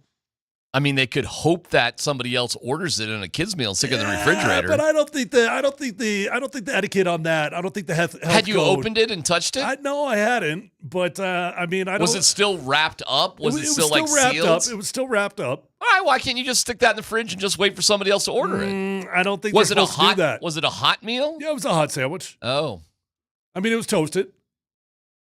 That is some ethical dilemmas right there, man. Is that not a little bit weird? It was probably a younger person. They didn't know any better. Yeah. It was. They didn't know any better. You're not getting two free I sandwiches. mean, I don't think they meant any harm, any foul by it. But No. I handed it back, no problem. But in my head, I was just kind of like, well, what are you going to do with that sandwich? Well, here's another. Were you expecting to get Were you expecting to get a sandwich and a half? Well, at that point, yeah, I thought I was going to eat them both. Well, did you? Here's a no dumb question. You're a little disappointed. Would it have been bad for you to go like, well, what are you going to do with this one now? Yeah, I thought about that, but I just didn't. I didn't have it in me. I didn't have the awkwardness in me. I mean, nobody goes to a restaurant and said, "Oh, I got to send this food back." And by the way, I'm also going to keep it. Right. Like, what do they do with that meal? All right. Into the garbage, I guess. Well, usually they spit on it and just reheat it. My son, my younger son's working like an event center for weddings and stuff. He goes, "You wouldn't believe how much food just gets on the daily, just tossed." Oh, I'm sure. Well, most of them, It's they kinda let the ridiculous. employees come in and pick it through after. Maybe they do. I don't know. I mean, there's probably in America, you probably bring up a bigger point about just the waste of everything, you know. You know what? But I that's think? pretty funny. You were gunning for a sandwich and a half. Yeah, I think the dude went and ate it in the back room. Well, it wouldn't shock me, right? No, that wouldn't surprise me at all. I got the strangest. My parents' 57th wedding anniversary is today. Congratulations! 57. And they watch us Very cool. every day. So, they watch. Peter and Eileen, how you doing? Happy anniversary. They go, we loved Happy Gilmore too. I liked it. Loved it. I go, oh, we haven't seen Happy Gilmore 1. Oh. And I'm like, how is that even possible based on how many jokes in Happy Gilmore 2 were based off Happy Gilmore 1? I'm like, well, but also disappointment for some people they had in Happy Gilmore 2 because they wanted it to live up to the complete standards of 1, which just came out of the blue and shocked everybody. They thought it was a riot. They loved every part of it. They thought it was great. They hadn't even seen the first one. It's funny you said that because he told me he went back and watched some of them and tell him what you said to me. Yeah, I went back and rewatched it last night, and I almost thought it was funnier the second go around. I did not watch the full thing, but I watched, 20, 30 minutes of it. I kind of did the same thing. When I watched the whole thing, I was like, I went back and I watched smaller chunks of it, and I just kind of skipped the parts that I like. The final golf thing to me on the green was like stupid. But I watched a bunch of other parts of it, and I was like, well, that's kind of funny. I like that. That's pretty funny. You watch it in little chunks. I will say I went back and watched the full Happy Gilmore, the first one. That thing stands up, man. That's it does. Really good. I watched, somebody was talking about the making of that. Gosh, and I wish I remembered. Oh, it was the guy that played his nemesis in 1. And he was talking about Bob Barker's scene, which is the iconic, the fight scene with Bob Barker. Yeah, I was talking to Rich Eisen about that. That's exactly, you've seen it. Yeah, I did and see he's it. like, Bob wanted to do his own stunts. Yeah. and I guess he was a boxer in his youth and knew how to throw a punch. Yeah. And he was relatively young in that movie, too. Yeah, like probably 70. Yeah, I mean, but he was in good shape, right? Yeah. But he did his stunts. Yeah, how great was that? I thought it was hilarious. And then there was a scene I guess they didn't have where Happy went and visited him in the hospital, and they had another fight in the hospital. Okay. But they cut that out of the movie, but there was a whole other fight scene from the hospital. There's another fun fact. I saw that same interview. There's a putt that Shooter McGavin made, and he wanted to really make the putt, so they let him do 12 different takes until he finally nailed 7. it. 7? He got 7 cracks at it. He said he made it on his 6th. How about that? Yeah. So that's pretty funny. Well, what about the guy, and I can't remember, now he's grown up, but in 1 where he gets his caddy, why didn't you tell me? And he's shaking the neck. Out. And it turns out they have the kid now, but he's like a real golfer. No, that's Will Zalatoris. It's not really him. No, I know it's not really him. That was in Happy Gilmore 2. That was Will Zalatoris. Yes, but it wasn't. But I like how they said, Zalatoris was the kid. I kind of thought that was fun. Well, because that's the whole running joke. Yeah, I thought it was hilarious. Well, because that's Zalatoris' nickname. That's the thing for him through his whole thing. I thought there was a rumor in the beginning like that was Will Zalatoris, like the that would have been cool thing. if it was, right? No dumb question. So who would win in their prime? Prime Tiger Woods or prime Happy Gilmore? Now you got to understand the big tournament is the gold jacket, and Happy won 6 of them. I think the better question would be like Bryson DeChambeau because like the long driver. Well, but Tiger was long back in his day. Have you seen the video of it was like Rory and DeChambeau? It was like 4 or 5 pros and Tiger, and they're trying to do the Happy Gilmore swing, and there was one duck hook. Well, I think Rory hit it okay, but had a nice little fade to it. And Tiger came up, did it, and just blasted it. You know what I was bummed to find out? Adam Sandler's got a double that does the golf swing. What? Really? Yeah. He's got a golf double that does it. I did not know that. It's an interesting question because if you're going to just accept the premise that Happy Gilmore won 6 of these gold jackets, that they say, which is like the Masters. That's like winning 6 Masters. Right. So DeChambeau hasn't come close to that. Tiger has. So Jack has. So it's not that DeChambeau's not a great player, but if we're just going to accept Happy Gilmore, not only was he the long drive thing, he was doing everything. He was winning these tournaments left and right. He was one of the greatest golfers, theoretically, of all time. Somebody with 6 green jackets? I mean, that's kind of crazy when you think about it. Not that crazy. It's a fictional character. I get it. But what are we doing here? Are we going to accept the premise or not? I mean, you got to roll with it.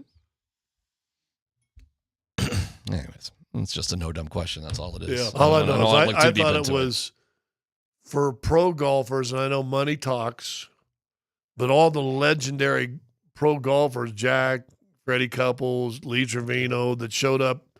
And then Justin Thomas, I think, was in there. And there was another one.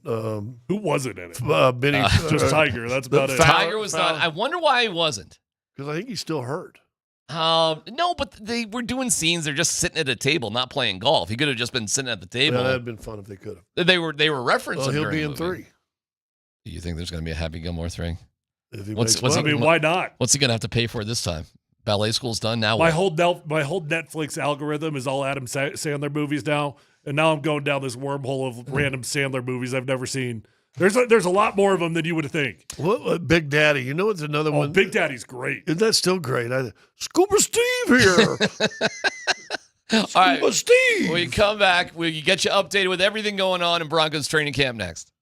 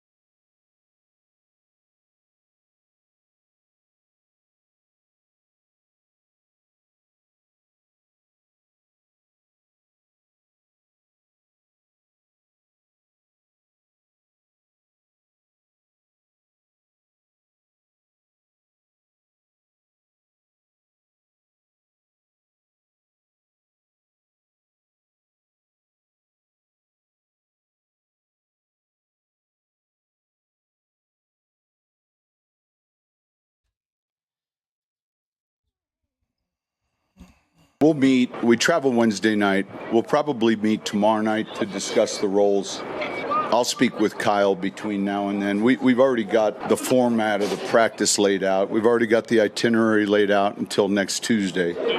So with regards to the game or practice? Well, both, because when doing practice, yeah, not so much. There's this feeling that if I practice him a bunch, then I'm not going to play him in the game. We're playing guys in the game. We're playing guys in the game. It's a little vague, I suppose. I mean, but right before that, he says they're talking, play guys in practice and then don't play them in the game. We're going to play guys in games. So I took it as playing starters. Yeah, me too. Okay. Now, you got a hangnail, you got a quad like Drake Greenlaw, probably not playing, but I do think that means they're going to play. Probably a series or two, max. Yeah. Kind of the old days. All right, we go with that? Feel cool about all that? Yeah, absolutely. No I mean, problems. you only got 3 games now, so how do you go about it? And I don't think there's not as much consistency between the choices of coaches. Like it used to be so uniformed. Every team would play one series in the first game. They'd play a half in the second game. They'd play one series in the second half in the third game, and they wouldn't play it all in the fourth. Right. And that was just like uniform, every team in the NFL. Nowadays, there's a huge variance on how head coaches are utilizing it. How would you do it? That's a good question. I think I'd play him in all of them because now you've got a 2-week break after as well. Mm-hmm. Now, that doesn't mean that I'm going to be stupid about it. It doesn't mean that I need them to play an entire half of football. And it doesn't mean that I'm playing dudes that are hurt. But I do think that if you are healthy and you are available, I would like to see you get at least a couple series. And you know what I might do? I might treat them all like the first week, like maybe 2 series in every game, get in, get out. But I would want him to get a little bit of action. Scott? Yeah, I would go. Yeah, I would try to get them a total of or close to a game in the 3 games. So quarter, 2 quarters, 1 quarter, in the first game and even the second game. You go the first quarter, you put an 8-play drive in, score a touchdown, you're done. Yeah. You go 3 and out, you're coming back out the next time. But you put in 8 or 9 plays, you get a score, get a touchdown, boom, night's over. If you go 3 and out, you come back. Go 3 and out, you're still in there. You might play a whole quarter. So I would do that in 1 and 3, and then the second game I'd play him the half. Statement that's catching a little bit of viral fire. Sean Payton saying that I expect Bo Nix to be a top 4 or 5 quarterback in the next 2 years, and not being afraid to say, we're here to win a Super Bowl, and we think we have the team basically to do it, especially because we have the right ownership group. Well, he gave himself a little bit of wiggle room there in the next 2 years, right? Mm-hmm. So he didn't necessarily put it on him this year. Tom House said the same thing. Tom House was asked about Bo Nix, and he said, listen, there's very little to tell Bo Nix. That's a pretty complete quarterback right now. We worked on small things, ball placement, nuances of the game. But he was very complimentary of Bo Nix. So Bo just continues to get compliments left and right. The problem is, I sound like a hater when I talk about Bo Nix, but I'm realistic about his competition. And for me to sit here and say he's a top 5 quarterback in the NFL, well, he's not a top 5 quarterback in the AFC as it sits right now, and he's probably the 3rd best quarterback in the AFC West as it sits right now. So he's got some progress that he needs to make. So how was Bo today? Because he was all right on Saturday. Do you think he was all right Saturday? I thought he was okay. I thought it was overall better for the offense than it was the day before. Well, they got crushed. Wednesday and Thursday got crushed, but had good finishes. Right? They had the 2-minute drills. They showed some. Friday, they showed nothing all Friday. Here's the thing about Saturday. It was not what a lot of people thought it was going to be. It was labeled as a scrimmage. That wasn't a scrimmage. No. That was as situational football as you're possibly going to get. Yeah. So it's 1st and 10. Okay, it doesn't matter what happens on 1st and 10. We're going to 2nd and 6. Right. 2nd and 6. It doesn't matter what happens on 2nd and 6. We're going to 3rd and 1. They had everything predetermined, so it definitely was not a scrimmage. I totally agree, which kind of was like, I thought this was going to be a little bit more exciting out here. And then it was kind of away from the fans, too. It is hard to see stuff down there, depending on where they're practicing and stuff. It was a bit of a snoozer, I thought, in my book. I thought so. But like Tyler said, they didn't even do like a 2-minute period of like what they did today, where they at least moved the ball and called different plays based on wherever the play ended up. It wasn't even like that.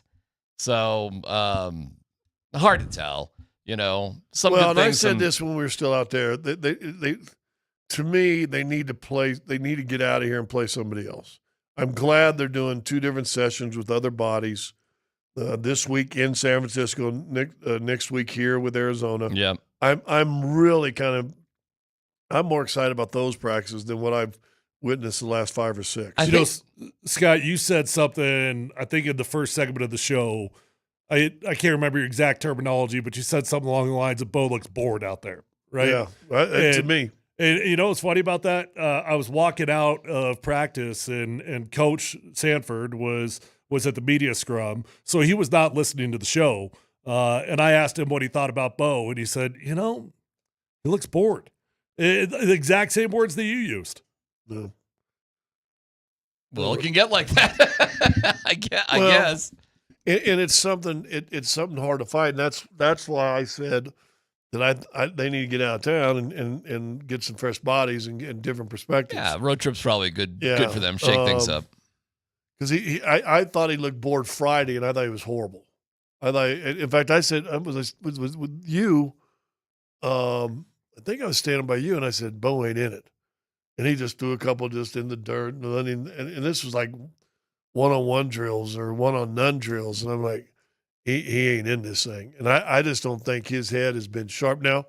No competition. He's not having to go from running with the first team to the second team to the third team to the first team. It's his team. But he looks bored, and that scares me. He's not – because you know what? He ain't good enough to be bored yet. Well, let me ask you this. If we had to watch the Nuggets practice for 3 straight weeks without playing a game, how would they look? Absolutely bored. Right? Yeah. No difference, right? But then, yeah, and it's different. Listen, you know how you liven things up usually in the NFL? People get hit in the mouth. Yep. But you can't do that anymore. You cannot do that. You don't do that like that's why my favorite day of training camp was the day that we had Malcolm Roach that wouldn't shut up and J.K. Dobbins wouldn't shut up. Mm-hmm. Because sometimes you need some people that just got some freaking energy out there. Well, give me some energy and somebody get this thing going. I heard Malcolm say something like, I was happy J.K. was talking back. I just want somebody on offense to talk back. That was July 30th. That was the day Sean Payton talked to you. That was the circle the day practice of all training camp. So far. Yeah. It's not even close. Yeah. And it may be one of those practices that you're hearing a lot of other good things happen since that practice. And I wonder if that's Sean feeling that energy. Like that's what Sean needed to say, okay, I really do like this team. I believe in these guys. And the rest of it is just kind of like, hey, we'll just hang on and hopefully nobody gets hurt until we can. Bad thing is if you practice board, you can digress. And I think the first 6 games of the year, if they can find a way to get out of the first 6 games of the year 4-2, 5-1, dude, they can win the AFC West. I think Kansas City's ripe to be picked this year. Did you see what the Colts, which are the second game for the Broncos, they did the or thing for their quarterback? On the depth chart? Daniel Jones or Anthony Richardson. Yeah. So they have a quarterback competition going on. And all we've heard from different guys is thank God we're not doing that again. Well, that's what Indianapolis is going through. That's week 2. Tennessee's in week 1, which, hey, I know. I'd be stunned if they're not 2-0 going to the Chargers in week 3. I do like their new quarterback. I'm kind of cheering for him. I don't know. Cam Ward? Yeah, I don't know if it was you sent the video of him or I saw a video of him and where he is and what his perspective. And I was like, whoa, he's got a head on his shoulders. So I'm kind of find myself cheering for him. Dude, I kind of feel the same way, but I couldn't help but laugh. Did you see what he said when Will Levis got hurt? No. Will Levis decides I'm going to get this surgery, which – gosh, that drives me insane. These choices that these guys make. You go the entire offseason and you don't get the surgery done. That's why I always say I'm an advocate of surgery. If you need surgery, get it as soon as you possibly can. Don't hide from it. But anyways, I digress. Will Levis is out for the season. Next day, they ask Cam Ward his thoughts on it. They say, hey, what are your thoughts on Will Levis being hurt out for the year? And he said, yeah, I'm not worried about Will Levis. I'm just worried about Cam Ward. He went third person. He did. Oh, third person as a rookie. Jaquan McMillan went third person today, talking about his competition with Jade Barron. DMac can only do what DMac can do, or something along those lines. Oh, that's good. Yeah, I'm telling you, he had an unbelievable play today in 11-on-11. at the end of the day, the Broncos are just going to play the best players, whether that's Barron or not. Who knows? They are so deep when it comes to corner. And secondary. It's kind of crazy. Was it last year or the year before that it got shallow real quick? Sure. I mean, Riley Moss was blamed for the downfall of the team for a little bit, which was always kind of a roll your eyes sort of moment. And even when he got back, it wasn't great. No, they definitely had a slide. The defense had a slide late in the year last year. No doubt about it. So they're looking to not do that. We'll have Dan Bud Squin Tanner with Let's Football Go. We'll get back to it in a second. Did you guys see what happened with the Rockies on Friday? Ooh, the baseball team? Listen, I'm only pointing out for its historical context. They look beautiful. It's blue skies from my porch. Yeah. When the old guy pitched, 17-16 win? 17-16 win. It's the first team ever in Major League Baseball history to be down by 9 runs in the first inning, allow 15-plus runs, and win the game. It's never happened before. Has a team been that bad that early in a game, given up that many runs, and still won? First time ever. End up having a walk-off at the end of it. Brenton Doyle hit a 2-run walk-off home. It didn't even go to extra innings. They scored a ton. They needed to score a ton. What's the update on the chase to be the worst team of all time? They have 30 wins. They have 51 games left. They need 12 out of 51. And the next day, they were going against Paul Skeens. They got to win 1 out of 3? They got to win 1 out of 3. I don't know about that, Scott. I think they got it. You think this team's winning 1 out of every 3? It's going to be damn close. They're 8-7 since the All-Star break. This is the walk-off. Now, I mean, it's an insane game. I actually like these unis. I don't know what they have to do with Colorado. They look like they should be. What do you mean? They look like Taco Bell. They look like they should be Florida Marlins. They look like a 90s Taco Bell. But they're cool looking. That's Friday night at Coors Field. Now, who was the old guy that came in and pitched and actually like his major league debut in the middle of the game and pitched great? 2 complete innings. Hell of a story. It says it's his first time playing in Major League Baseball. Yeah. Division III, independent ball, finally signed by the Rockies as just an undrafted dude, like 26, 27 years old, whatever. 28. 28 might be. I'm not Durham, Durham, something. I don't even know. But he came and pitched 2 scoreless innings. He did. He got the win. He got that win right there. He got the win, hey, too. That would have been a fun game, though. Oh, it's Bananas game. And the next day... Well, I'm going to the Bananas next week. Are you really? That's going to be a great game. I see what they're doing now at all these ballparks. They'll definitely bring back some older Rockies or fun guys. Who knows? They'll, I wouldn't be surprised if Larry Walker shows up or something, or Galarraga, or Vinny Castilla would be easy because he's still with the team, the organization. It's going to be sold out. It's going to be fun. They're doing bonkers business all over the place, everywhere they go. There's like 4 or 5 different teams. I think they got maybe 2 more years to this, and then they're going to be non-relevant. Well, I mean, it's like the Globetrotters. Like, how long does that stay hot? Don't they have like 4 or 5 teams doing the same thing now? Like there's a team down in Texas doing one it. called the I forget the Pickles name of it. Yeah. But they're doing the exact same dances and everything. Well, there's a team. Check this out. And we're going off a little sideways, but there's a team, Portland Pickles, which is probably an independent team. Summer team only. They pull a guy out of the stands to pinch hit for one of their batters in the game. Like, this counts. This is not an exhibition. This counts. And the guy hits a home run. Blast It's unbelievable. I mean, obviously the guy had played baseball before because you can just tell with his stance and his swing that, he's obviously. That swing was legit. Yeah, but still, to hit a home run, I don't care who you are. That is unbelievable. And we're claiming this wasn't staged, like they didn't just happen to pick out some dude that played baseball. I don't know how they picked him out. Even if they did do that, care. He hit a home run. Yeah, I mean, I don't care who it is. The guy had to jack a home run on a 3-2 count off a pitcher. On a curveball that was going down, he went down and got it. Yeah, I mean, pick out your favorite major league player, and there's no guarantee he's going to hit a home run. No, it was really kind of... It's the Savannah Banana. Do you see what's going on with the Phillies? They got a closer, Durant. He comes in like he's in WWE. I mean, with the lights and it's all that. Baseball needs more of that. Got to watch for you guys real quick. Netflix, Untamed, Tamed, or the WWE show that Peyton Manning produced, just like quarterback. Oh, I guess it's just like quarterback, but it's about the WWE. Oh, that's cool. 5 episodes. And I watched the Vince McMahon one, and I'm not even a big wrestling guy, but I love that. Vince is on the outs for sure, so he ain't in this one.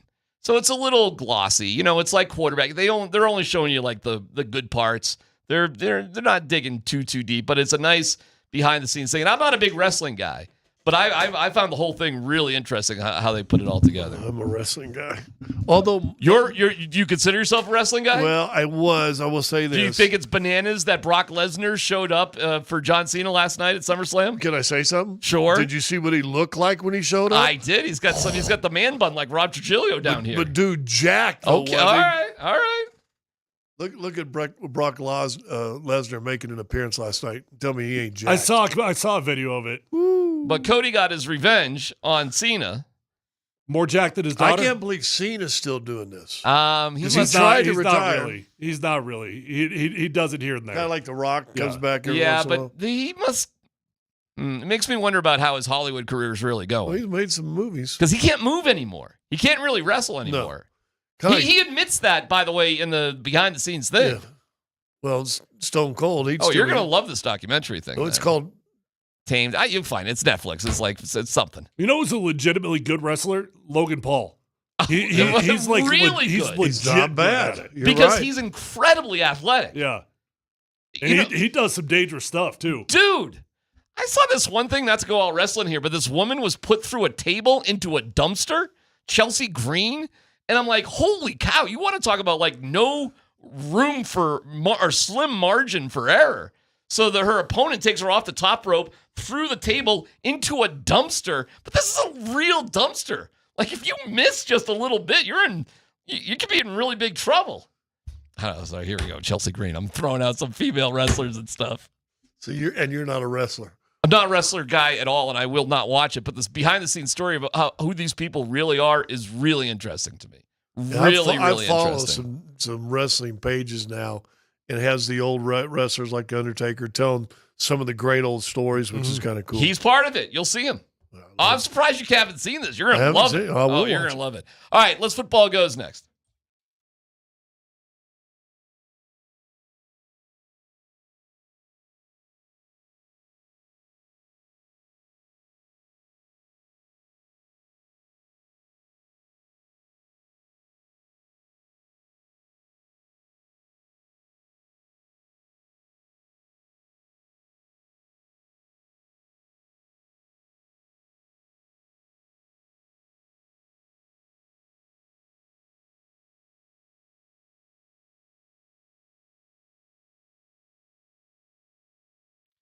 Hey, what's going on? It's DMac for the Rocky Mountain Men's Clinic. Low testosterone causes all sorts of problems, and summertime is here. Temperatures getting heated. You want to be outside. You want to have a ton of energy. You don't want brain fog. You want to go. And if you're just not, the Rocky Mountain Men's Clinic can get you there. Promise you. Guys, you start losing testosterone production in your mid-30s, and then it goes down. Rocky Mountain Men's Clinic, they get you going again. Just go to the RockyMountainMen'sClinic.com. Take the low T quiz, 10 questions, yes or no. Just takes a couple of minutes, and they'll draw your blood and have your result within 30 minutes. Cost of the appointment is only $99. You get the consult, the T and PSA test. If you sign up for testosterone treatment the day of your appointment, your visit is free. Call today, 720-440-7900. There's 5 locations up and down I-25. They're there to serve you. 720-440-7900, RockyMountainMen'sClinic.com.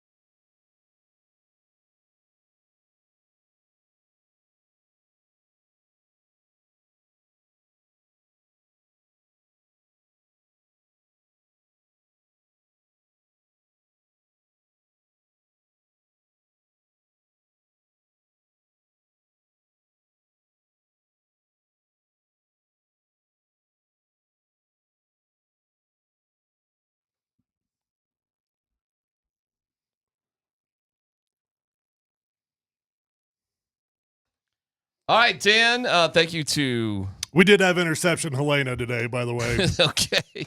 Thank you to Mountain High Appliance. Find them at mountainhighappliance.com. They're the best. Dan, let's football go. All right, just real quick before I get into my stories here. Sean did talk on Saturday, guys. I don't know if you heard, but he was asked, are the picks that Bo is throwing, are they sort of just in the experimental phase of training camp where he's trying stuff? I would just be curious from what you guys have seen out there. Does it look like these picks are experimental throws, or is he just throwing picks? To me, I would say, look, let me try to real quickly do the math here in my head. We had 3 one day, 2 another, 2 today. So we've probably had about 8 or 9 interceptions. 3 today if you count the Hail Mary. No, I'm not counting the Hail Mary. We've probably had about 8, maybe 9, somewhere give or take in that ballpark, and almost every single one of them have come within the last 3 practices. To me, it's looked like the far majority of those have been a cross your fingers, hope and pray, just toss it up to Cortland Sutton and see if something happens. I would say the majority of Sutton's in the vicinity. Yeah. I would agree with that. The 2 today base, both of them. One of them was today, was something I've seen before, but he's basically got Cortland here, and he has no idea what's going on this side of the field, the right side of the field defensively.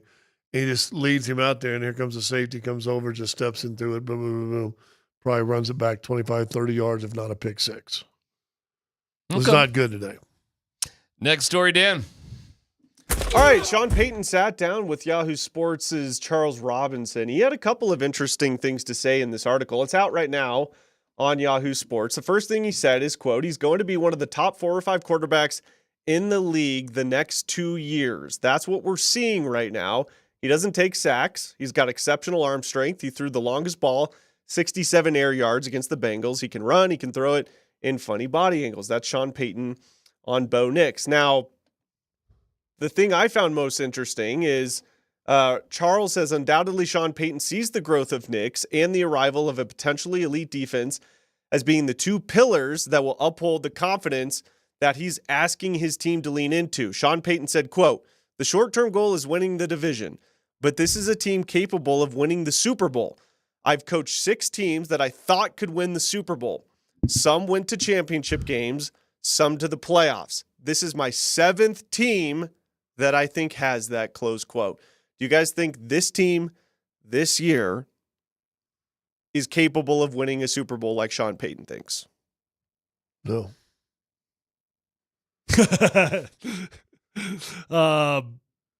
No. DMac? I do not. I guess I'll keep it simple like Scott. No. I do not. However, I could see them winning a road playoff wildcard game against the Texans or a team like that.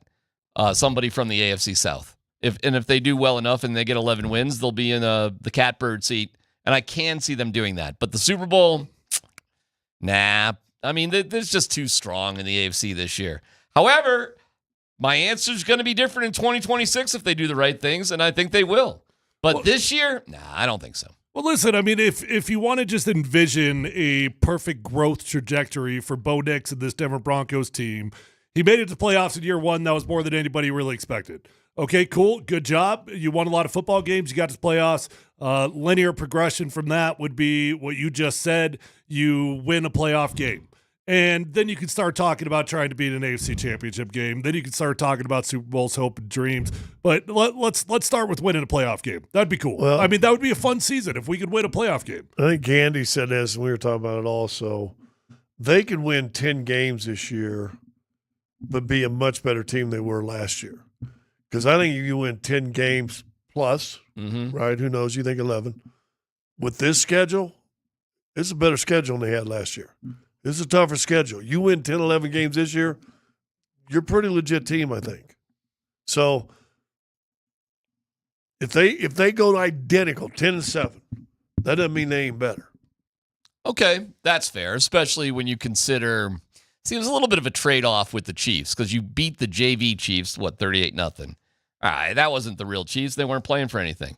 However, you should have got the win against the Chiefs. That was a loss because Forsythe couldn't hold his block and all that garbage happened too.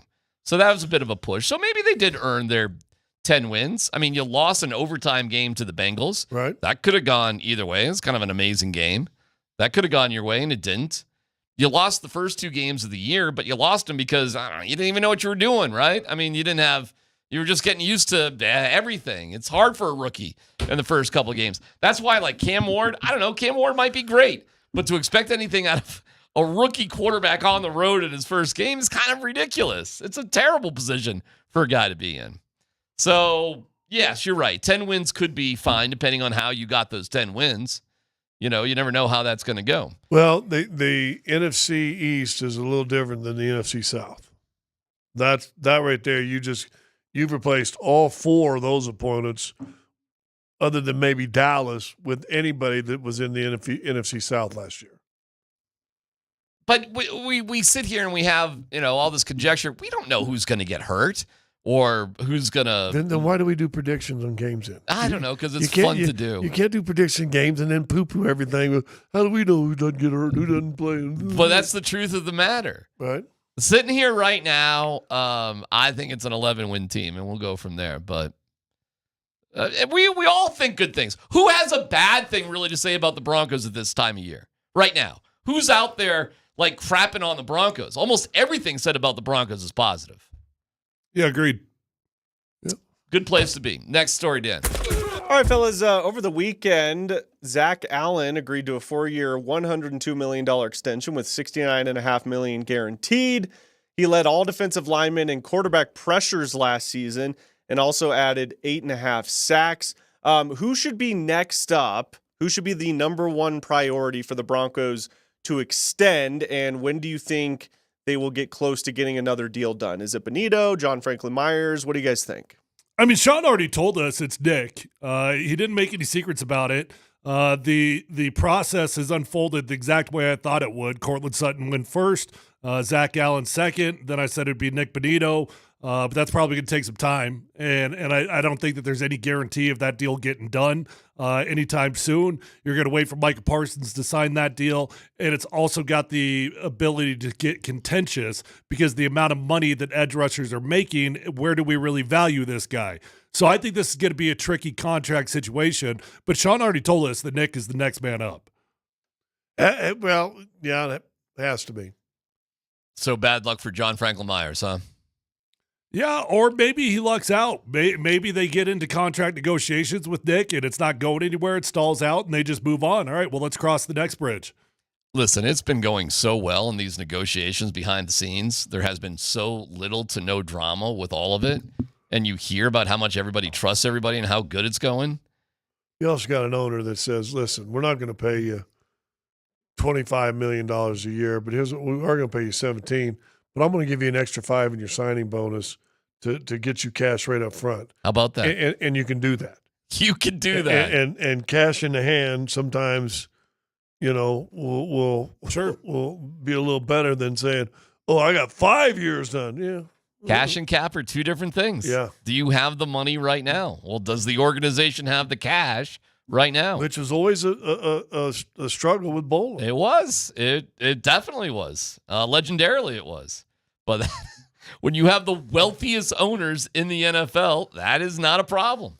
And they are the wealthiest by a long stretch. All right, you got anything else, Dan, or is that a wrap-up? Yeah, last one. Let's hear from Shadur Sanders. We've talked a little bit about this over the last couple of weeks, but here is Shadur on why he doesn't want his dad, Deion Sanders, to come to Browns camp. Because, I mean, like I look at it at my own point of view. Like, I don't want him coming to see me right now because I want to get to where I want to go then for him to see me. I don't want him to come and see me, get a couple reps and, he's cheering like a good dad. Like, nah, you can't be proud of me right now. I got to get to where I'm going, and I know it's a lot I got to do to get there. So it's kind of like I just want everything that I'm doing is just, like, focus on this time, and I don't want no distractions. Do you guys think this is the best thing for hold on. Shadur? Do you have the rest of that, though? Because this is the most important part. Yeah, I can play the end here. Time, and I don't want no distractions because we know – out of media, we know how everybody would take it and take away from the team just from him being my own dad showing up. So, it's a gift and a curse at the same time.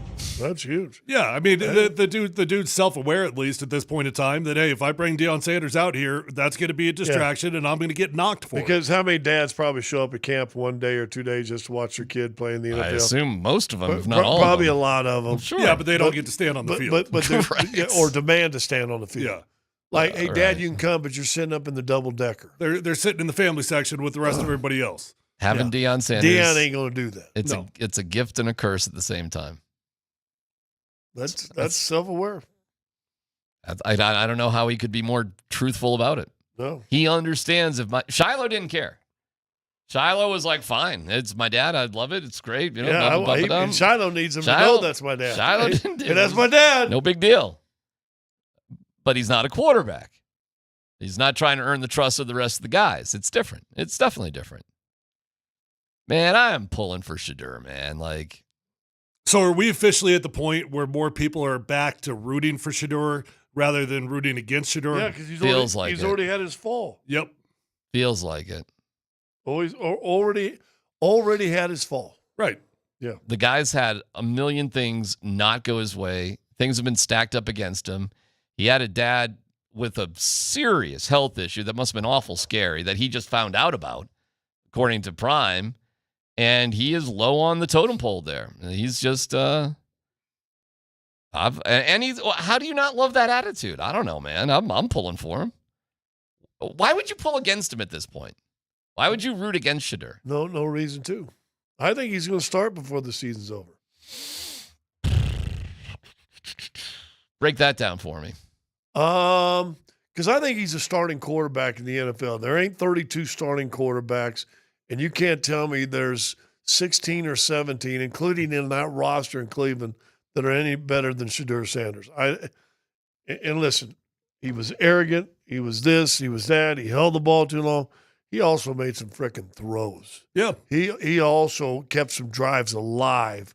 That guy, I know he's just 13 and 12 as a starter, but that guy's a winner. All right. And you can't tell me that all those guys they've got right now, Pickens or Gabriel or Flacco, are that much better than him. And I think he's got a chance to be a future for them more than all them other guys. Is Watson out for the year? Yes. Okay. I mean, that's not official, but yes, he'll be out for the year. Okay. Watson. Deshaun Watson. Oh, Deshaun Watson. So who's starting for them on game one?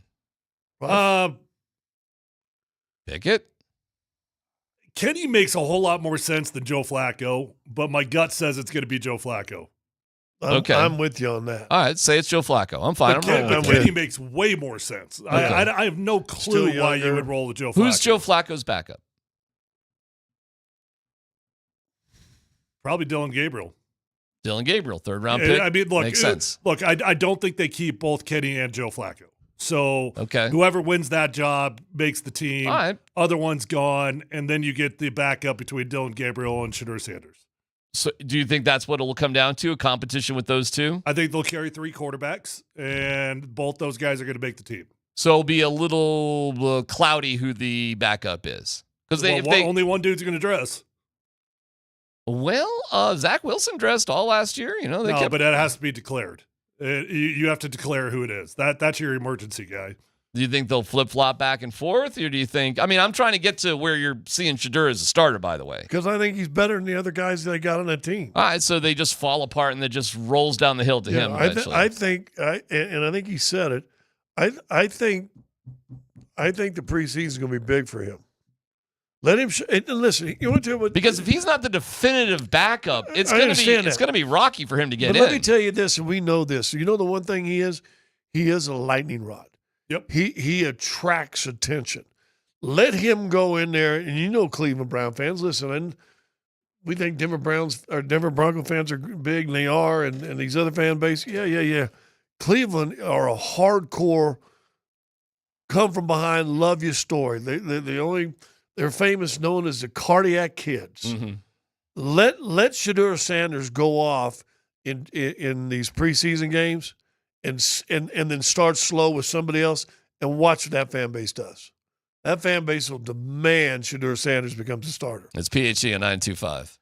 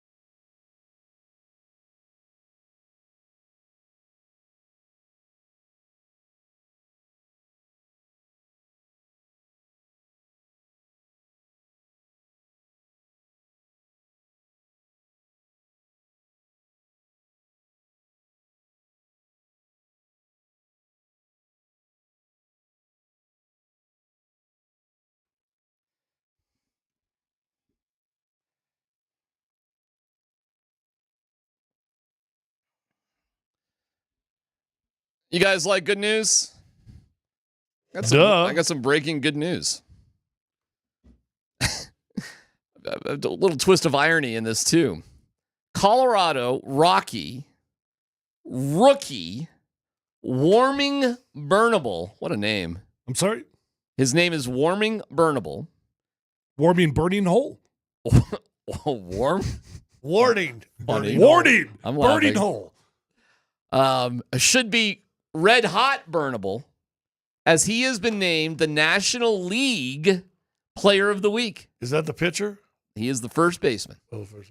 Who has more extra base hits. I got some crazy numbers on this cat for you. He's had a incredible start. He won Player of the Week in his first week as a Major League Baseball player. That's good awesome start. I mean, that's pretty good.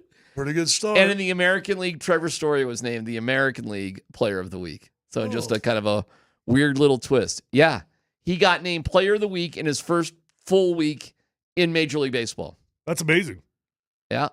He's 23, hit 462, 12 for 26, 2 homers, 7 ribbies, 4 doubles, a triple, 5 runs scored, a .923 slugging percentage, 462 on-base percentage in 6 games.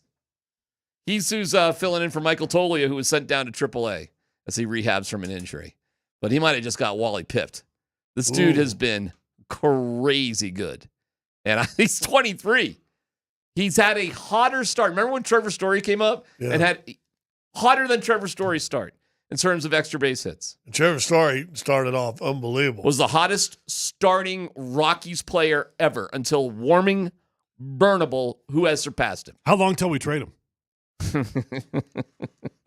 Well, we'll wait till his second week as a Major League Baseball player. We'll see. Do you think, here's no dumb question, if he ever has a son, is there any chance his son's name will be Warning Bernabel II? First of all, warming, not warming. Warming. I've said so many variations, I can't even remember the dude's name. Yes. Warming Bernabel Jr. It's a hell of a name. He's from the Dominican. I have no idea where they get the name Warming from, but that's who he is. You know, you guys, I know you're not following the Rockies, and I get why. I understand. But let me tell you, of all the bad Rockies teams, and we followed a lot of them. This is the least bad? This is the most fun to follow. Yeah. I think they're by far the most likable team of a lot of bad Rockies teams in the past to follow. Seriously. So this is a bad news bear type of bunch. It's hard to not really, really like these guys and get into their stories. Because there's not a lot of, like, old guys just hanging on because Chris Bryant ain't around. Well, that's good. I mean, that's the way it should be. Yeah, we won't see Chris Bryant until next year. I don't ever want to see Chris Bryant again for any reason. We'll see him in Arizona. You can't send him for assignment? I'm actually being serious. Get him out of here. They owe him $27 million. I don't care. Well, I never want to see him again. Between what they have, listen, Mickey Moniak has really been great. Jordan Beck has been. Do you know the Rockies went back-to-back-to-back home runs? They were down by 7 runs, and they almost came all the way back. They had 3 home runs in a row to make it interesting yesterday. All right, I'm not going to bore you with Rocky stuff. I'm just telling you, I'm enjoying this Rockies team as much as any other bad Rockies. More than. And they got 12 wins. Can they win 12 games, guys, to not be the worst of all time? Or at this point, are you pulling for them to be that bad? Oh, I'm absolutely pulling them to be the worst. Yeah, I haven't changed on that. It's hard to do it when you like the guys, though. When you like the team, it's hard to root for them to lose. What are the White Sox doing right now? They suck. They're the second worst team. But how much better than than from last year? Oh, significantly. I mean, they still suck. And they're selling the team. Yeah. Well, that's White Sox fans have been wanting them to do that. I think it's Ishbia's brother or something that's buying it. I think. Know. Well, does the guy that Reinsdorf still own it? I have no idea. You're asking me White Sox questions. No clue. I thought you were a baseball guy. Come on, gee. All right, anyways. Couple of basketball notes real quick before we get to Andy and I believe Sanford. I think Nate's off this week. Luka signed a 3-year deal, Scott, with the Lakers, right? Yeah, just 160-some million. So it's done with him possibly being a free agent, possibly coming to the White Nuggets. Sox already have 42 wins. Yeah, I told you. They still suck, but they're better, yeah. They got 12 more wins than the Rockies. So there you go. I didn't know if I'd see 30, though, for the Rockies. I gotcha. Every win's a little piece of slice of heaven. You got the Blue Jays, who are in first place in the AL East. In the AL East, the Yankees just got swept by the Marlins. How's Jake Bird doing for you? The Blue Jays are a really good team, and they're here in town for the next 3 days. So fun to see them and all those guys. I was getting into basketball, brother. I tossed you into softball. Yeah, he's on 3 years, 160. So that's it for the coming to the Nuggets, right? Ain't no way that's going to happen. No, somebody else's contract ends in 2 years. Oh, that'd be him going there. Okay. Right. No, I did read an interesting article that and it hit me, and I went, oh, here's why. Here's why. But the whole article was, this is Luka's team, and supposedly the Lakers have told LeBron that's Luka's team.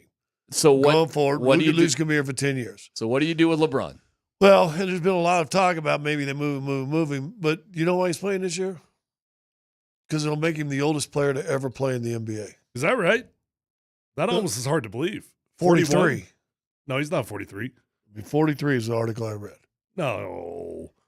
Well, you said he will be 43. Not this year. So let's look it up. We can check that. No.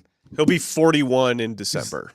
So well, maybe the only reason I know that is because LeBron and I came out of high school the same year. Well, maybe he said he wants to play till he's 43. Right now. Maybe the article said he wants to play till he's 43. There you go. Well, I believe that. Just so he could say I was the oldest player to ever play. Would that really shock you that LeBron would be motivated by stupid, petty stuff like that? It is year 23, which that might be a record. Okay. So does he finish that accomplishment with the Lakers? You know what it is? I think it is. This year is his 23rd year, which is the most ever played. He'll play for one more organization, I bet. I bet he will too. I think the Lakers got to move on from him. If not this year, this has got to be his last year. Because you can't center the whole team around Luka and still have LeBron on the team. There's no way. Would you trade Payton Watson for LeBron James? And go the second apron?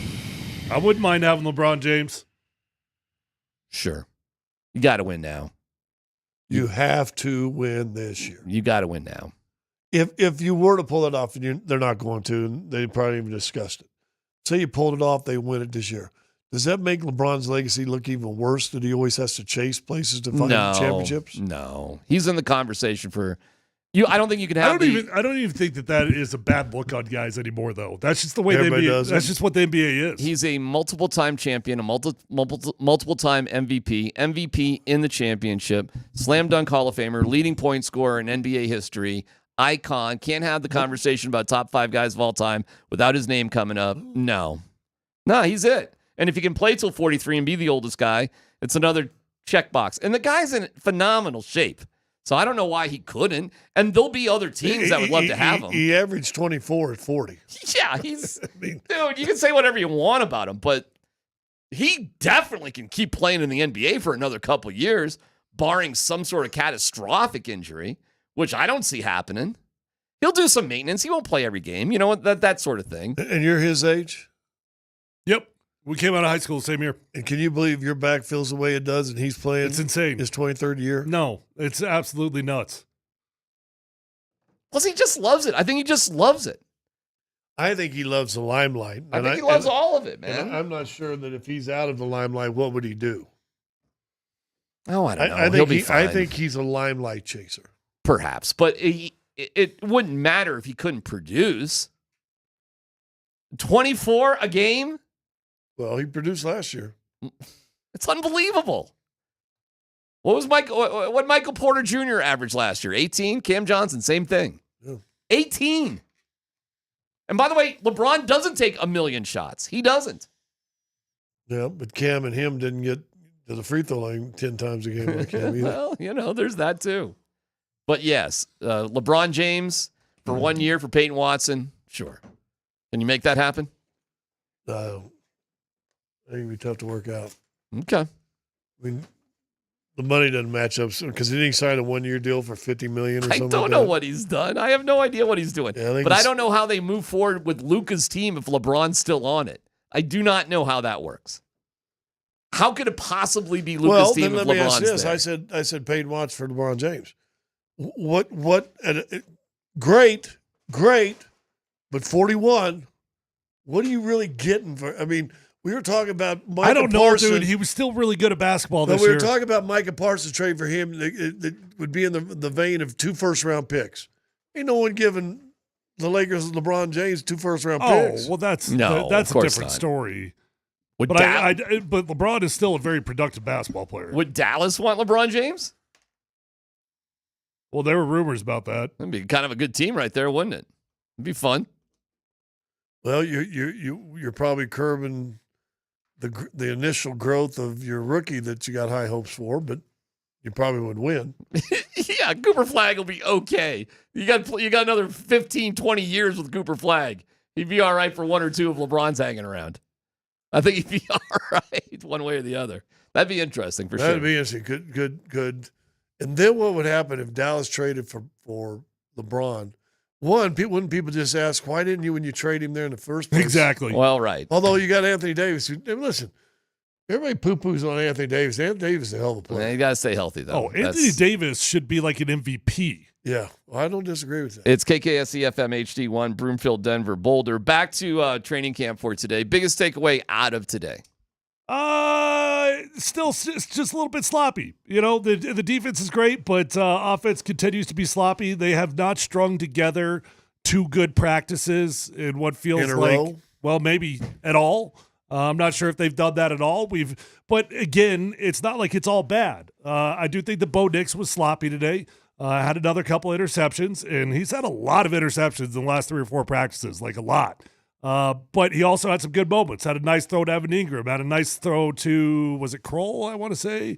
I think. Yeah. Yeah. A little behind him, but they a were good- back-to-back but a good passes. catch. Yeah. So, you know, he's got good moments, but for whatever reason, we've now had multiple people use the term he looks bored, including Scott Hastings. No, and Coach is coming in here. Coach coming in for an hour or for the whole show? An hour, I believe.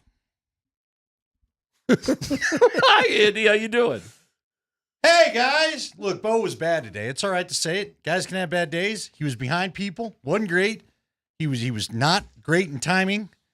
It's fine. I'm not, after last year, let's just see what happens. It looks like regular season. Tyler, are you surprised that they're playing the starters on Thursday or whatever they're doing No, on I'm Saturday? not. I'm not. I think that there's never going to be a bigger variance of opinion on how to handle this than it is going to be right now. Head coaches are still figuring it out. You know, previously it was so uniform. The first game, every team would go 1 series. Second game, you'd go the first half. Third game, you'd play 1 series into the second half. Fourth game, you didn't play at all. And now it really is different team from team. So my assumption when he says the guys will play, if you got a hangnail, you're probably not playing. Sure. Dre Greenlaw isn't playing. I know would that. be shocked. I'd say that Pat Surtain the 2nd has a pretty solid hangnail. Yeah. For all of us, Maybe. we agree the best thing is for Pat Surtain's hangnail to be, and actually his shoelaces don't work. Something. We don't need to see Dre Greenlaw. I don't want to see Talanoa Hufanga.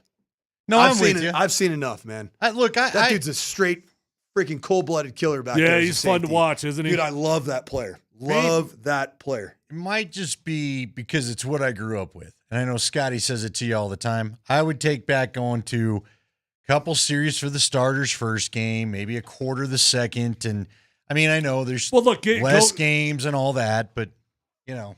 Go out, have 1 good drive, and be done. Call it a night. Yeah. Call it a night. Well, that's the great thing about this year. There's not this made up, unnecessary quarterback competition that we're having to endure. You know, remember last year in the Indy game, I think it was the last time Jared Stidham thought he had a chance of winning that job. I don't think he ever thought he did, but we all were told that he did. Let me ask you this. Do you think there's a little – is Jared Stidham – first off, I've grown to like Stidham's personality, just listening to him out there and the chatter and all that. And your boy Scotty hates his guts. I don't know why, but you know, he's just mad at him that he makes the money that he makes to never have to play. Probably because I think honestly, if something were to happen to Bo Nix, I wouldn't be surprised if ultimately just Sam Ehlinger somehow ends up being your starting quarterback. Well, that's what I was going to ask. I mean, again, look, I don't know.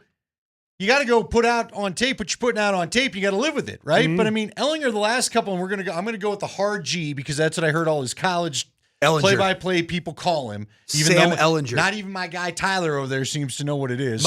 I'll tell you what, my guy Parker Gabriel from the Denver Post He calls him Elinger. That is not right. Or it might be Elinger. Yeah, that ain't right. It wasn't good, and I could tell Sean was really close to Sean splaining the mispronunciation of Ellinger's last name. I loved over the weekend when Sean got mad at you. Isn't it good? Sean got what are you mad at you for? Sean got testy with you. He doesn't realize that, I actually do research because I know that in the back of his mind he just put you in the same group as the rest of us slappies. No, This guy ain't no jack about ball, and little does he know, you are a high school football coach. He can't mess with me. Sean, I coach 5A football in high school. I know as much as you, I promise. That's right. Okay, what did he get mad at you about? He got mad at me because ultimately he didn't have an answer. He didn't get mad, but he definitely gave you attitude. I don't know if Spring might have the cut, but it's me asking him the question, is there a comp for Zack Allen in his career? And the way I prefaced it was Zack Allen, while he is certainly a defensive and defensive tackle, a 3-4 defensive end, right? When you say it, 4 technique with some flexibility. I would say his primary home is a 4-eye. Yep. Sean took offense to the fact that I said that he's essentially played everywhere in the front. That morning when he signed his contract, I went back and watched every snap and exactly where Zack Allen was lined up. He ended up lined up as a rush and a defensive end, isolated on the other side. You ever remember those fronts where they overload one side and they go center? Yeah, the center's covered. And they put Albert Hainsworth over me. Correct. Yes, I remember and you very essentially get no help because you know you got to slide the guard to the 3-man side. It's like an extreme. Vance Joseph did that with Zack Allen as the singled up guy because he knows that Zack Allen can bull rush lighter tackles, right? Because he's a different entity. So I asked the question to Sean Spring. I don't know if you have the clip or not. Was that today? It was on Saturday. It'd be the cut sheet from Saturday, just about comps for Zack Allen. And I asked him. Spring's still got my ties in him. Shoot, Spring had a great day. Great time. Yeah. Where'd you go, Spring? San Diego. Paradise, bro. What's the weirdest thing you got into, Spring, in San Diego? Be honest, my God. too. I got wasted on Monday night. Okay, good. It sounds like wasted. Go to his Twitter. He gave us a whole play-by-play. Yeah. Rundown. Oh, that was only a small snippet. Yeah. But still, there's stories you can tell, stories that you can't. Spring tried to go find the ones that you can't. Yeah, buddy. Anyway. So back to it. Sean did not like the fact that I said that he's lined up everywhere. And he also, he couldn't recite a comp. So Sean's answer. Well, and he also improperly said that he's primarily a 3 technique, which is not true. I'm like, have you watched the film? I know, right? Like, he does line up at nose at times. He does line up at 3 sometimes, but his home is a 4 technique. Yeah. A 4 technique is lined up directly over an offensive tackle, and then you can kick it and be a 4-eye if you have a rush outside of you. Yep. Right? And that'd be an inside shade over a tackle, right? So he said let's just make it clear that his home is the 3 technique. Like, I'm not so sure about that. I don't know about that. All right. I'm going to ask you. I asked you the question on the way out. We all had a little chuckle because I think after last year, and I will tell you, I think one of the greatest things to influence my mind of what we're watching is you saying last week, I've seen some of these practices before, and me remembering last year, oh, yeah, a lot of this stuff didn't look great in camp, and then they found a way to get it great. So is it just part of Sean's process? You know what I mean? Is it just part of them getting used to each other? Because if we're going to be honest, the 2 weeks, the 10 days, whatever it's been that we've all watched, they've been pedestrian at best. You put it right when you said Bo had a few plays, a few throws today. And again, what I hate is we always blame Bo. There is not a lot of protection on most of the plays he takes a snap from when they face that first team defense. It is a hell of a secondary that they're going against. So I'm trying to give him credit because now we know this is legitimately a great defense. But at some point, I'd like to see the offense get a little flow and get a little win here or there. So to properly answer your question, like context, right? The history of the NFL, history of college, it doesn't matter. History of any football training camp is that the first 5-6 days, the defense is normally going to dominate. Look, it's no secret. They're a bunch of big dumb animals. You got the A gap, okay? You got the B gap. How tough is this thing going to be, okay? We're running cover 2 today. That's what we got. It's not the most difficult thing in the world, and so they come out, and they don't have to think as much as an offense is thinking. They don't have to put people in motion. They don't have to worry about who's on the ball, who's off the ball, all the different things that offenses is thinking of. And so they come out, and they usually kick your ass in the first 5 or 6 days of training camp. But we are past that point, and there is a cutoff point that you say, okay, when does the offense need to catch up?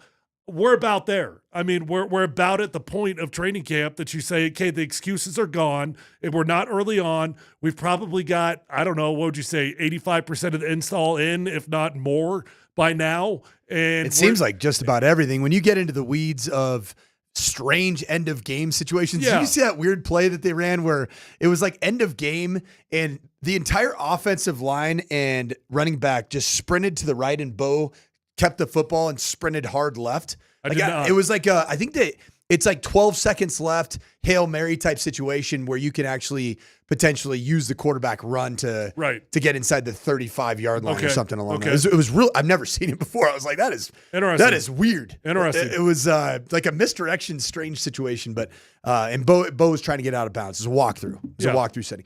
When you start getting into those type of situations, you're pretty much done. You're done, man. Yeah. Like you have 100% of your install in. You were talking about the walkthrough Hail Mary. All right. You know what I'm seeing, though? I'll be honest with you. What I'm seeing, though, and I don't know that it's going to change. Don't lie to me. Well, part of it is, and I will admit, maybe it's just part of my bias or whatever you come into the season with. This team does need a playmaker. This team does need a tackle breaker. This team needs someone that once the ball's out of Bo's hand can do a little something with it. And again, I'm hoping. Sorry to interrupt, but go ahead. I'm hoping that's going to be Troy Franklin. And I've seen enough glimpses that I feel like I've got fair. I feel like it's a fair hope. A tackle breaker, though. Well, I'm talking about the guy where I mean, you're right that he's getting. I think he can run past everybody. He gets behind everybody. I'm seeing the plays. But he just still doesn't finish. He doesn't finish catches consistently, and it's frustrating. Like even on Saturday, he had an opportunity. Bo probably had his throw of the day, and it's a red zone. Bang post, a glance post, and just perfect back line ball. Troy just drops it again, like perfect throw. He did it again today. I saw one in red zone. He has a great over-the-shoulder fade ball, back corner of the end zone. He gets the separation, and the ball just goes right through his hands. I don't know what it is. He just is like a day late, dollar short type of receiver, even though he keeps getting behind everybody. He's just got different speed. He does, is man. What I'm getting at. He's big too. It's different than even Marvin Mims to me. It's different. Well, here's what I'm hoping we see when we go live. Evan Ingram is a guy that catches the ball. Evan and dropped it's tough two to today. get down. I know. That's why I say Bo had it. The offense, first offense, did not have a great day today. I just don't know how else to put it. He seemed out of sync. The timing wasn't there. I had a conversation with somebody, friend of the program, real good friend of the program as it relates to Kreckman and Lindahl. And he's saying, like, I think about one period of the entire training camp has been won by the offense. Yep. And I don't think that I would. And it was that 3rd and 10 period when the defense had dominated 3 straight weeks or 3 straight practices, gets out there and Bo completes, I think it was 3 out of 5 on 3rd and 10 plus, which is a great period for the offense. And again, just to tip a cap to the young quarterback, a lot of times when they do get something done, it's because he escaped the pocket and made something happen. Mm-hmm. At some point, again, it is wild. This is why these camps are so tough to watch. We used to see more live action, and for dum-dums like me, at least I could say, all right, the blocking truly held up there. With the way they do it nowadays, where you're never really in full pads much, if at all, you do kind of wonder, would that have been a real rush? Or if the offensive line felt like they could have unloaded, would that maybe not have been the pass rush that we thought? But either way, Bo's not getting a lot of time. Let me ask you this as a coach, because this is what I thought I sensed today. And it was kind of the murmurs in the Mediaville, so take it for what you will. All of us morons. Yeah. Us that have internet shows. But Sean, you and your internet show, Hot Mike, you internet show guy. Oh yeah, well it's little too. It's got a little following, and it's only on an hour, so you know it doesn't what though? get much more. What my favorite thing about Hot Mike, I love when you're holding a hot mic. Oh, I've got it. I got no feeling in the hands left. Speaking of which, when that thing goes really long, like if you get on a post playoff win or loss for the Nuggets and Scotty Hastings jumps on, how tired is your hand from holding a mic? Oh yeah, well, it's hey, I'm in a chair. I'm okay. Scotty, You know, we Scotty's need to, he's laying down sometimes. He is. We need to get what we need to do is get the old game show mics that look like they weigh about 2 ounces. Okay, so I got two things. I got a question for you about Sean today, but you also brought up the old. I don't know why you brought it up, but your hand hurt and all that. I saw Alex Singleton today. Okay, and I just stopped him. He was walking by, he's saying hello, he's being courteous. I probably wasn't supposed to, so maybe I shouldn't be saying this, but I just go, hey, can I ask you a question? Because I saw his thumb unwrapped. And I was like, he goes, yeah, what's up? And I go, your thumb looks awful. I said, you like when a bunch of schlubs like me are saying, we'll just throw a club on it and you'll get back out there? And he kept giving me the tough guy. You know, I was standing with Rome and he's giving us the tough guy stuff. He's like, well, I mean, you know, it really is fine. He goes, they could totally wrap it up. Could you and see just the numb that entire thing open wound? Yeah, no, it was so swollen. Oh, gotcha.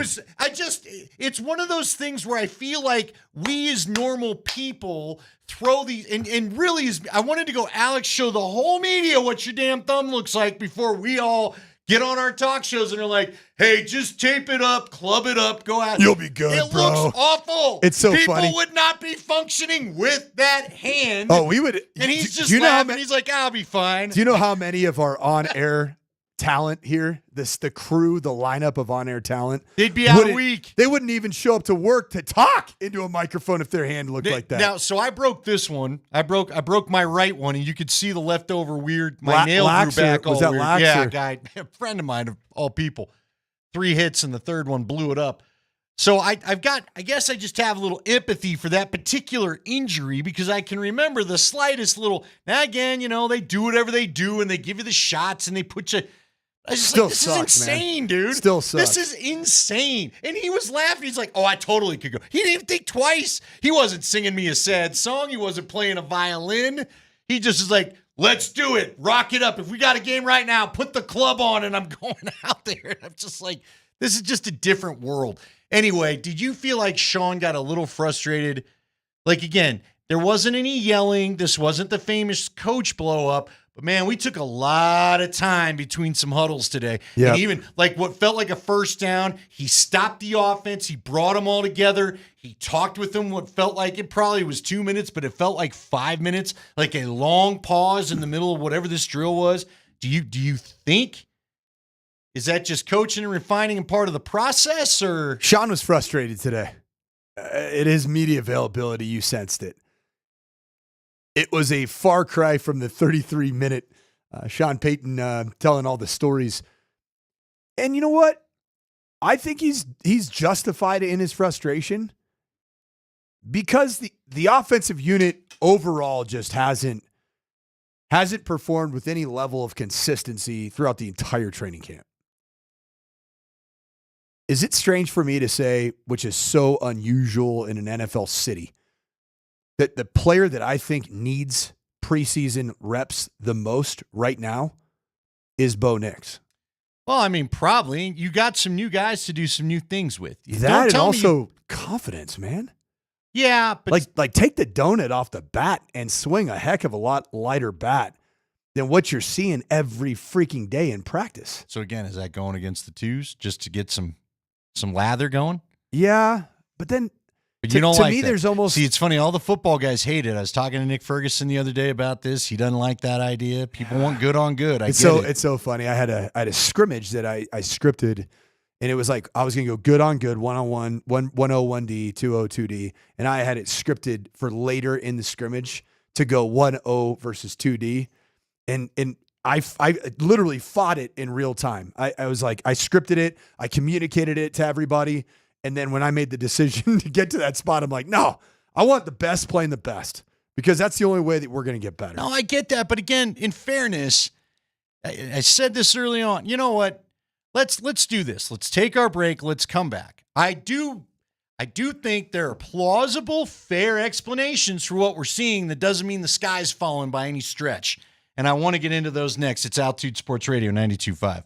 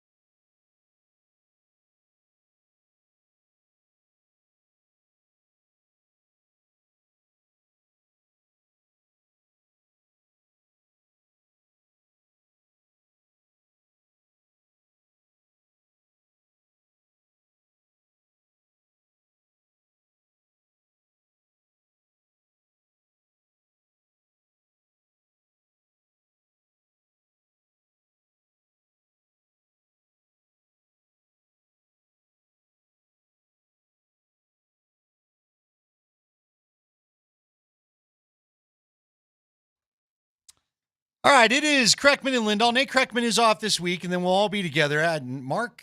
Nate and I have not been together for 3 weeks. Mark and I both went to San Diego. Nate wasn't cool enough to do that.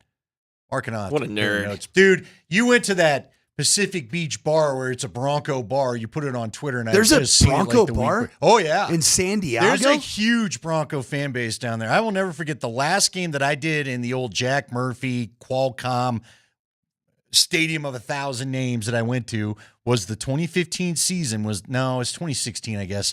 But both games had massive Bronco fan. Matter of fact, in 2015, when Brock Osweiler was in the middle of his run, leading them to the Super Bowl and going 5-2 in his 7-game stint, they actually had so much noise, Phillip Rivers could not function in his own end zone, in his own stadium, because that's how many Bronco fans were there and making it a problem for them.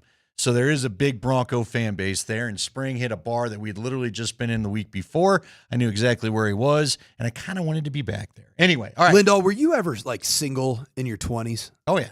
I was never. I basically met Anne Marie in college, and then I got engaged going into my 5th year of playing ball, married a week after graduation. Well, good for you. So I missed Pacific Beach bars. I missed all of that world that exists out there.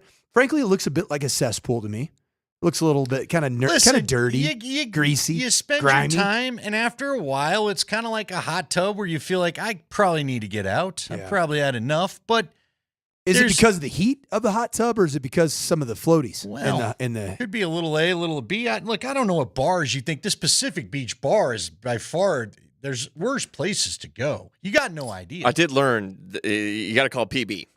PB. Yeah. You're a locals, it's loser. PB. You're a loser out of town if you call it Pacific Beach. Yeah, I PB. wasn't looking to interact with any of them, It's so PB. it's cool. Did you? Would you see, like, overall, you've kind of been on a pretty neat little fitness journey, Spring. I'm real proud of you, by the way. You look I'm great. jacked. Oh, he put some I'm shots ready. up today. We're I'm gaining. toned. He's got the body full view on the beach. Spring, would it be appropriate for you to go tarps off for the rest of this segment? He could. Wouldn't be appropriate for this, but he could. Oh man, he's done it. He just did it on X. Are you the kind of guy that right? X? Do you manscape?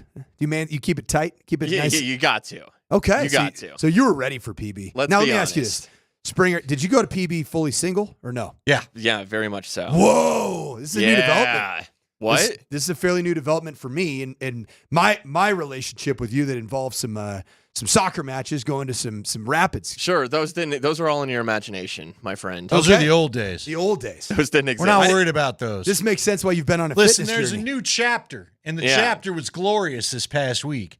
So let me bring it back to football. Yeah, hey, I got a question for him. Bring it on back to football. Because Andy, you mentioned there's a good Broncos fan base in San Diego, and I got them starting 4-0 week 3 in LA against the Chargers, and I failed to mention this, but it had been on my mind. It's gonna be Bronco heavy crowd at SoFi Stadium. Yeah, I'm telling you, there's a huge. Well, I don't know about LA, but yeah, the Broncos. I mean, LA's they don't have Charger fans there. They love going out there. Bronco fans love going out there.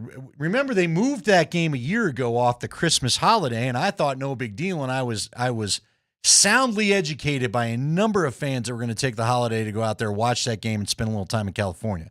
So I was wrong. All right.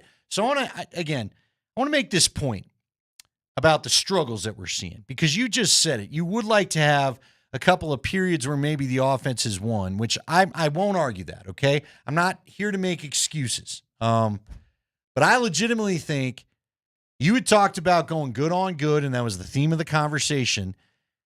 But we have to accept this Broncos offense, though I think it's good. It's not as good as the Broncos defense, nor necessarily should we expect it to be. Last year was the beginning of this version of the Broncos offense, period. The Russell Wilson year, throw it out the door. It might as well not ever have existed. So last year was the first year of the build. This is going to be the second year of the build. They added a couple more pieces.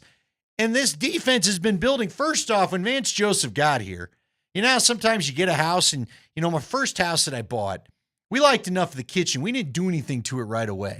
Lived in that house for 3 years, kind of the way we bought it. Changed a couple of things, but I kind of liked what they did with the place. That was probably one of the things that attracted me to buy it in the first place. As long as the carpet matches the drapes, right? It's a huge piece We of eventually puzzle. did switch that up. But my point being, Vance Joseph got to move into a house that had a lot of players that fit more his style of what he wanted to do. He and Vic Fangio weren't so far off. So not only are they a year ahead on the build, they had more people here to kind of try to help do the build with what they were doing. I guess it was technically Ejiro Evero, but Ejiro Evero, Vic Fangio, it's all, they've stayed a 3-4. They've had that personnel in the building. You know, I've seen it where you've had to do the old school from the 3-4 to the 4-3 flip. Like that was a big deal in the early 2000s. The VJ change was about more multiplicity in your front. Sure. And utilizing your front players, namely guys like certainly Zack Allen and Jonathan Cooper, Nick Benito, as just multiple guys, and then utilizing Jaquan McMillan multiple ways, utilizing all of your personnel in various ways. But then the number one thing that I see, Ejiro Evero and Vic Fangio, that tree that's also the Robert Saleh tree, it's a lot more zone coverage.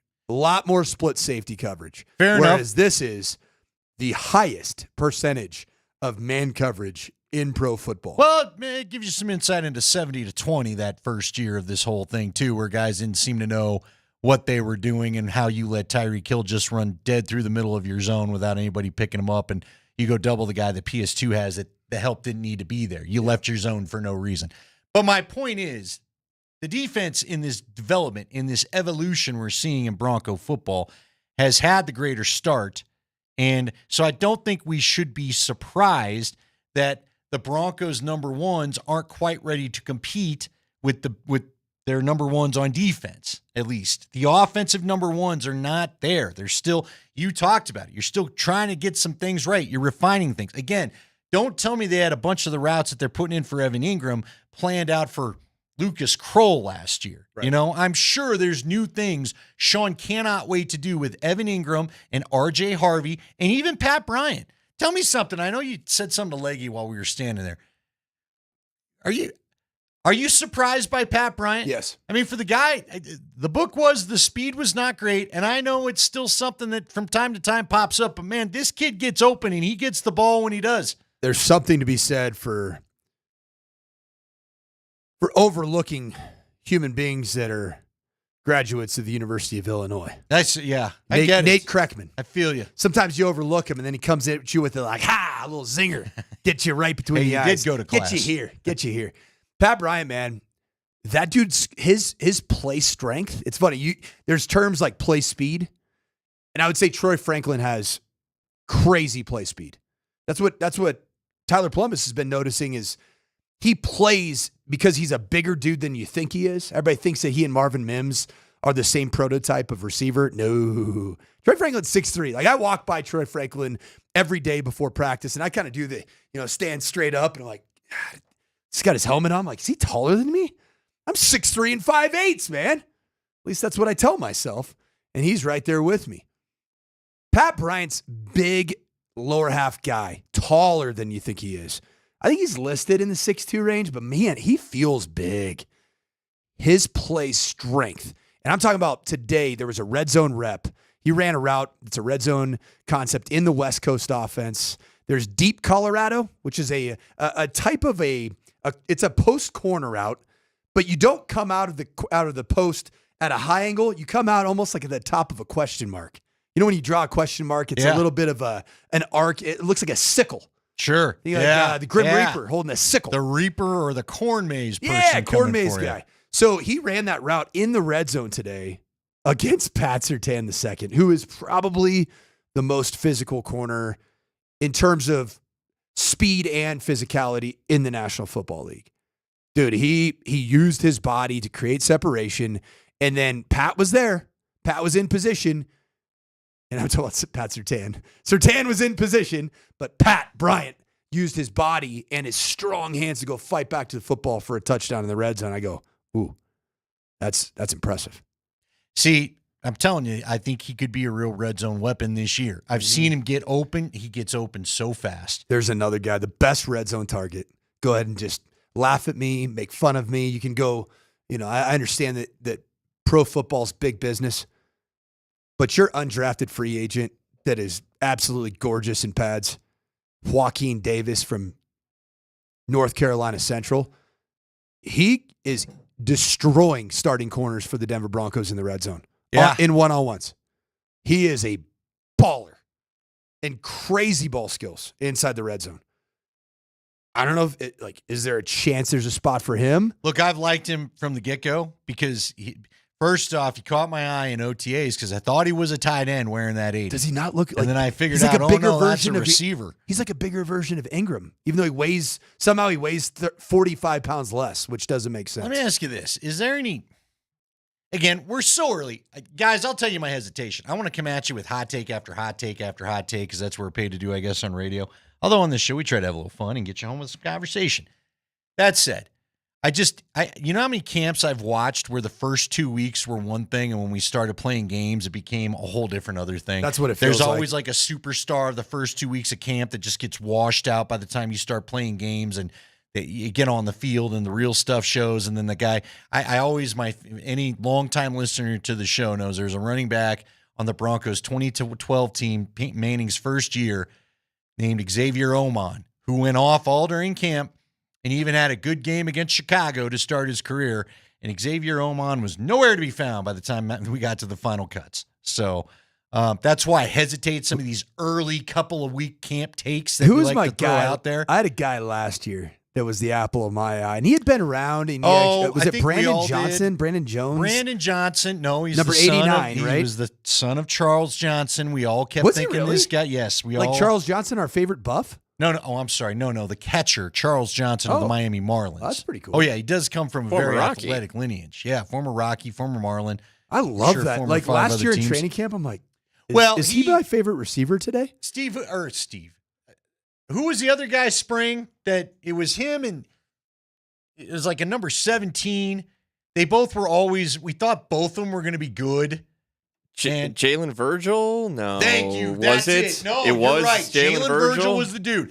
It was Brandon Johnson and Jalen Virgil, and they caught everything in camp, and they Michael ran Bandy. fast. And Michael Bandy again this Michael year? Bandy, but does Michael Bandy not Michael look like he Bandy could play? is camp guy. he is camp guy. But does he not look like he could play for you? Probably, but they're the guy. I mean, again, to where I look at it from what I've been doing is it shows you why this league is so damn hard to even just break into. Has Sean Payton ever really had the Brandon Stokely type? It's a great play for question. him? I don't know. I can't think because Colston the was Hunter big. Renfro Right. type. Name some more. Who's my What are you getting Brandon at here? Stokely, Wes Danny Welker. Amendola? Hey, you know what he's trying to Amendola. tell you that? Telling you he's looking for the white slot receiver that's shifty. Spring, he's shifty. Oh, I wasn't picking up on Julian that. Edelman. Who was it? Who was the guy that was even smaller that went to the Patriots? Danny Oh my Woodhead. Oh, Woodhead, yeah. Yeah. He was a Shadron State guy. Yeah. Shadron. Yeah. No, I don't know. that Shadron, he has. Meshach, and Abednego. I mean, he was going through all the former players he had before that were his joker the other day in our long soliloquy about football. That actually was quite fun. Dude, I almost asked him a question. Again? I was getting Last week? So he was going through the definition of a joker, and I almost asked him because his definition of the joker is a tight end or a running back that is plus in the receiving category, like above and beyond that. You feel like you should line him up as a standalone receiver. And I was going to ask him, Deebo Samuel, do you see him as a modern day joker, which is a receiver that can become a true running back in the backfield? Yeah. So Cody says Sean had Brandon Cooks. Would you call him what we're talking about? He was a smaller receiver, but he was to me, he's more Troy Franklin of the I'm going to outrun everybody. And we're Brandon gonna put Cooks it up. had serious top Oh, he end was speed. 6 speed. He was ridiculous. 6 speed, But 6 again, acceleration. Didn't they have a problem at the end of his career where kind of Drew Brees had lost a little of the fastball and couldn't get it deep enough to him Yeah, sometimes? and Brandon Cooks had something about him that was a bit different than that category that we were just defining. The Wes The slot guy, Welkers yeah. and Your classic slot Renfro receiver. and Griff. Remember Griff Whalen? Yeah. Who was Andrew Luck's guy, both at Hey, Stanford. man, Eddie Royal was fantastic at it. How about Eddie Trent? Royal How about was a Trent stud. Irwin? Trent Irwin Okay. for the Cincinnati Bengals. Ryan Whalen for the Bengals. Who was the Bucks guy that Tom Scotty Miller? Scotty Miller. Scotty There Mills. it is. Yeah. I don't know that Sean's ever had one of those. Yeah, they're receivers that His inside guys are the basketball body types. Yes. Yeah, Devon Vele is a slot receiver for Sean Payton. Right. I mean, make no mistake about it. That He guy wants is, the slant route, and you got no chance getting around my dude to make a play.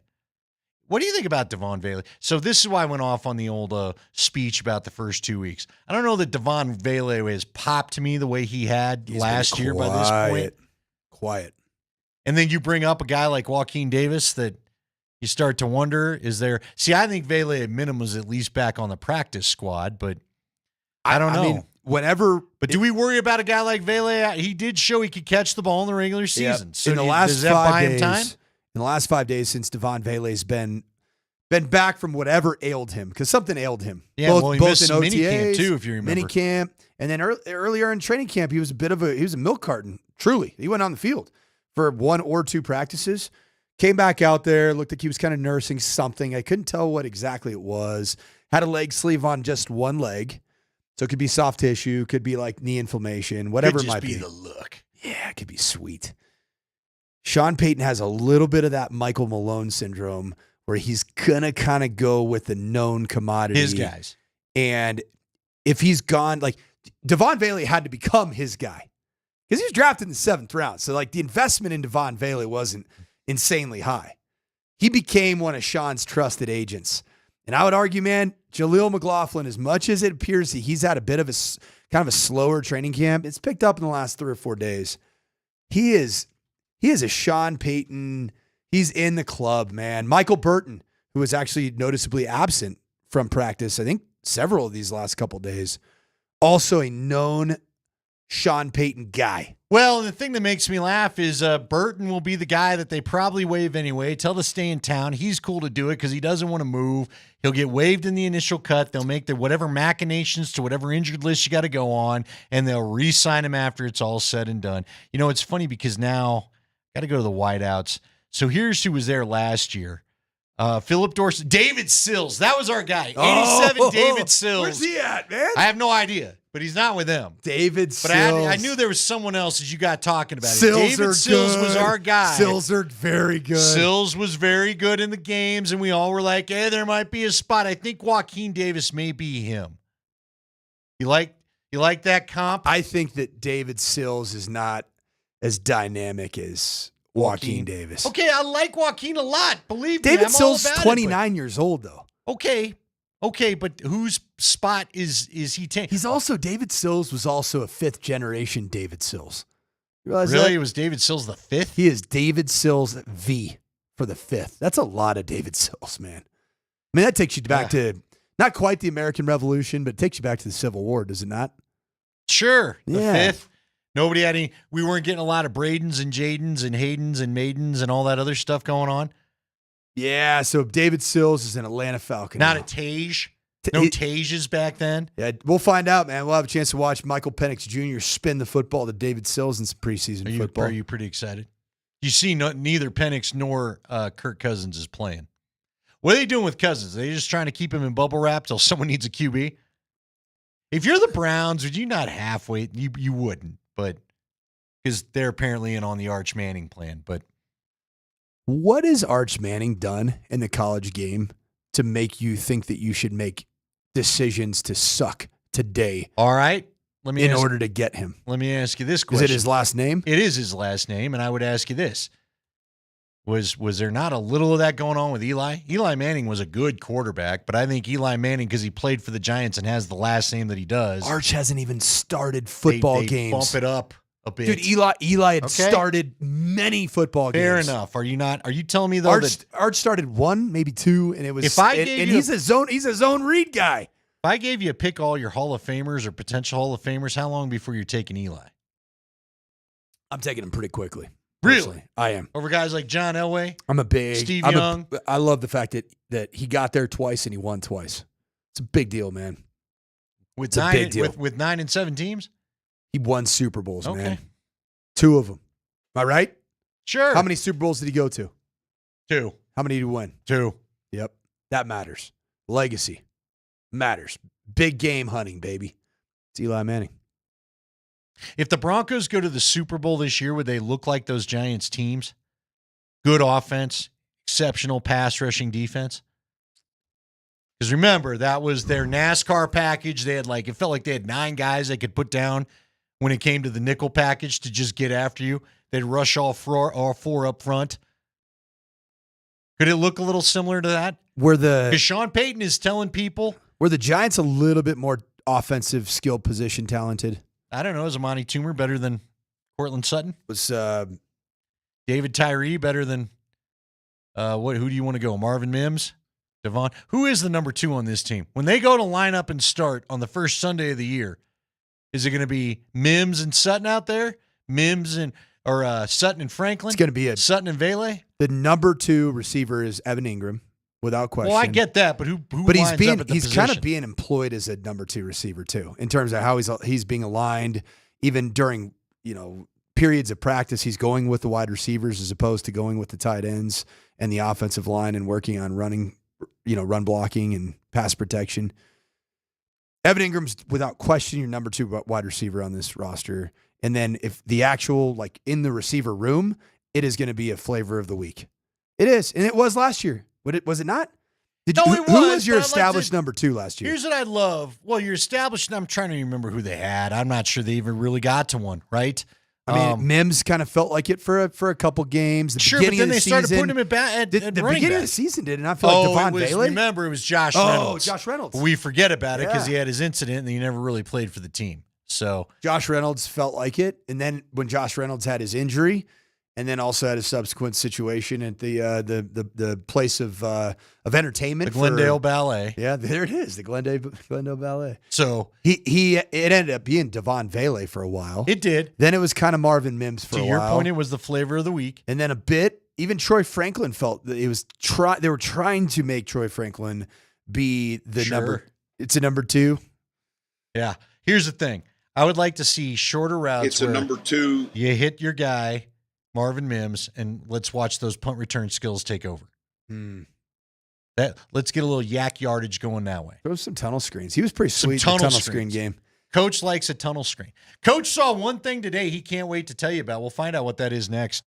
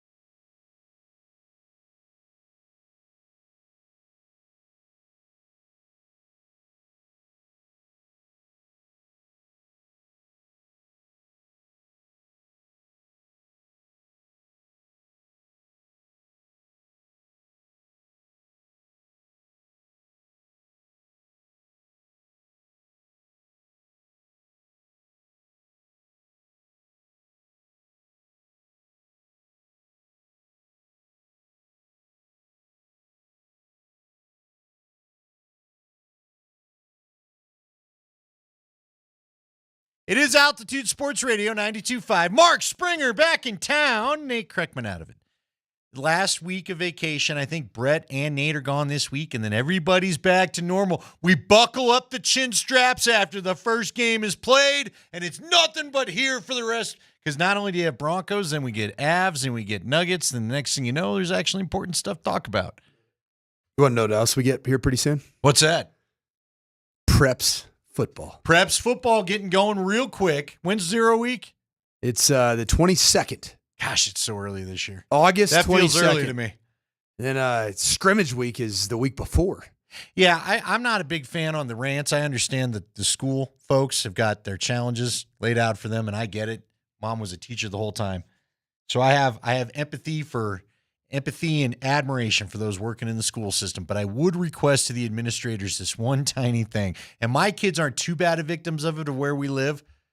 Why can't we just start school in September and keep them in school a little bit longer in June? It just feels like you get a lot more hot weather in August than you do in June. When's the last time you had an 8 and a 10-year-old in your house at the same time?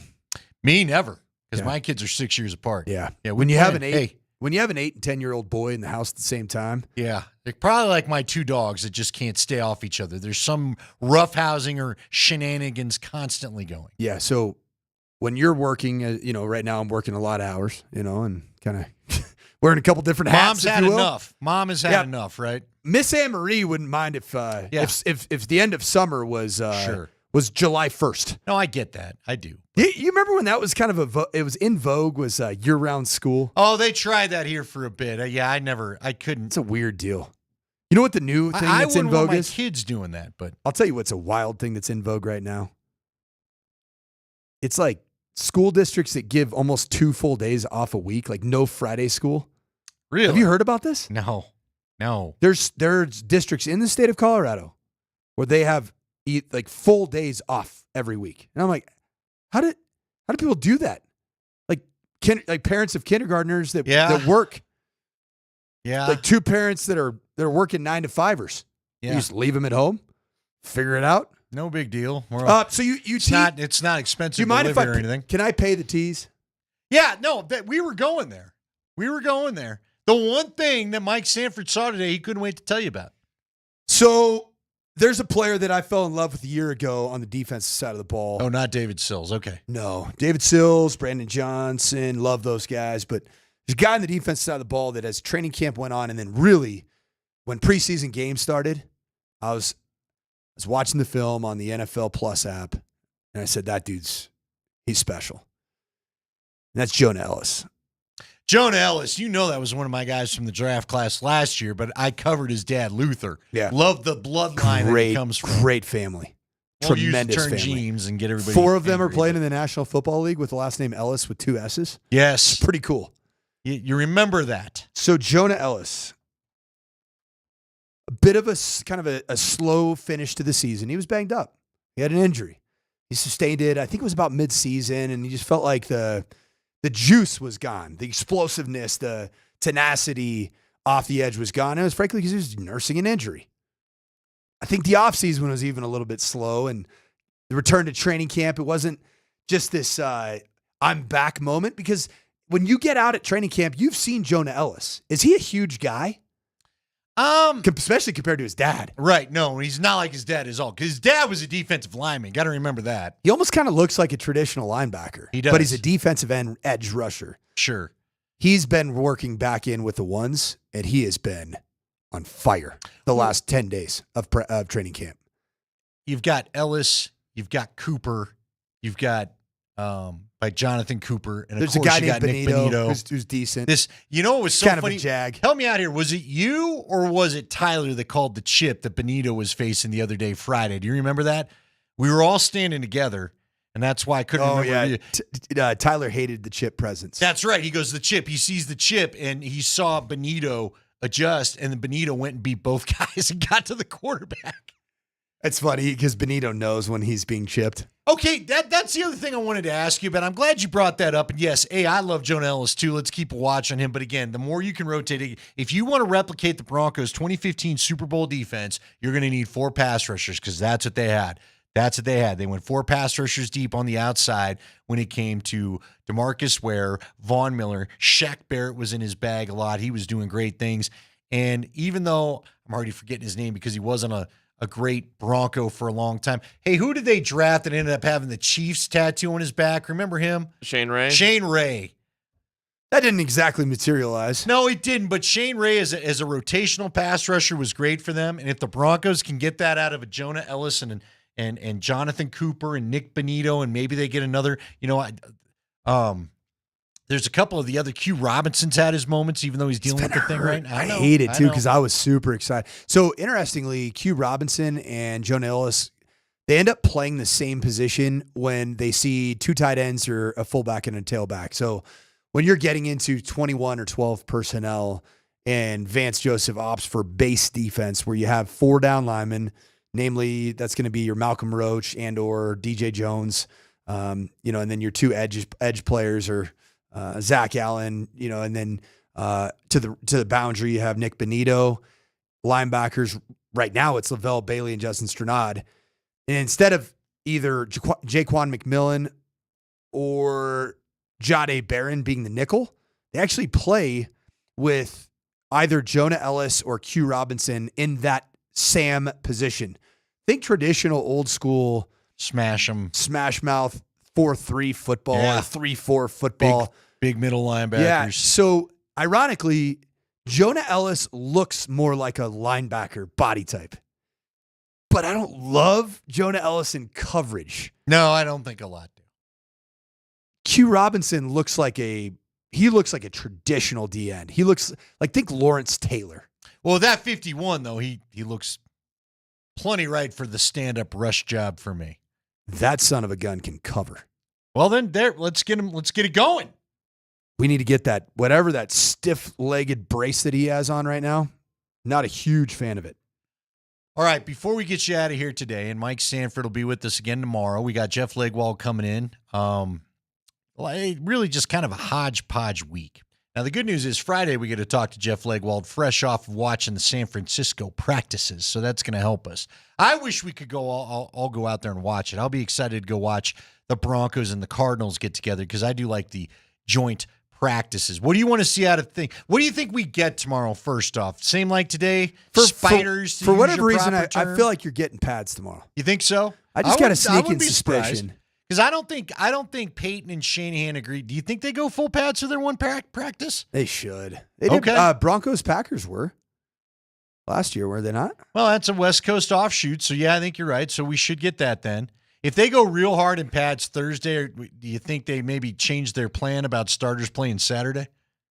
If we get a good 2-hour lather in pads for joint practice, who should you definitely not see in the preseason game? PS2. Nick Benito. Zack Allen. Sure. Hufanga. Yep. Talanoa Hufanga. And Drake we won't see no Greenlaw. chance. Alex Singleton, no chance. Man, I'm so torn on Bo Nix because I wouldn't mind him getting a chance to get some looks against a lesser defense, which I think the Niners will bring, but I don't want Bo Nix hurt. Crazy as it sounds, you have to play Bo Nix in the preseason. Is Ellinger going to sneaky surprise Stidham? That's what I was going to ask. I'll tell you what, man. Ellinger had it kind of going on today. You want to go ahead and steal some money and laugh all the way to the bank? You download that Circus Sports Colorado app and you put some serious heat on some 3-legged parlays all surrounding Ellinger. I got him. Oh, when we get to game day, you'll probably still see a majority of the action. Yeah, he's not playing around. He likes going deep. Today we were all there. He was having a little bit of fun. Today. He ran out and decided, well, nobody's coming, so he ran down the sideline, and then he directed the rookie, that number 39, the rookie tryout guy. Right, Kyrie. So he goes, bump him, so he could go and jump into the end zone. Jumped into the end zone, gave a little Cam Newton style. He was actually having some fun, though, whereas the other two guys seemed a little frustrated. He was actually just out there having a little bit of fun. Could you imagine how that Sam Ellinger 0.5 over-under touchdown pass is going to pay off? I'm hitting the over all day if that's what it is. I mean, you imagine that 1.5 combined touchdowns for Ellinger? Yeah. Between rushing and throwing. I can see a couple TDs for him. 79.5 yards, Spring. You going to hammer that for Sam Ellinger? Spring is so back to be – he's back in time to hit a little football. Oh, just in time. I was going to say preseason football is when we cook. Sam Ellinger That's right. The parlays are going to feed Did you have any families. good times with the Hall of Fame game? No, dude. See, one downside of California is Can't no do apps. it there. Yeah, they're geo-tracking you. Yep. You know what I see in the horizon, and it's more of the 8 Mile horizon. Sure. The boats seeing You're each other. seeing the Sean Payton horizon, not the Zack Allen horizon. So my Sean Payton 8 Mile horizon, I see myself the man, the myth, the legend, Jeff Legwold. Well, he's coming in next, and we'll get to it after this on Altitude Sports Radio.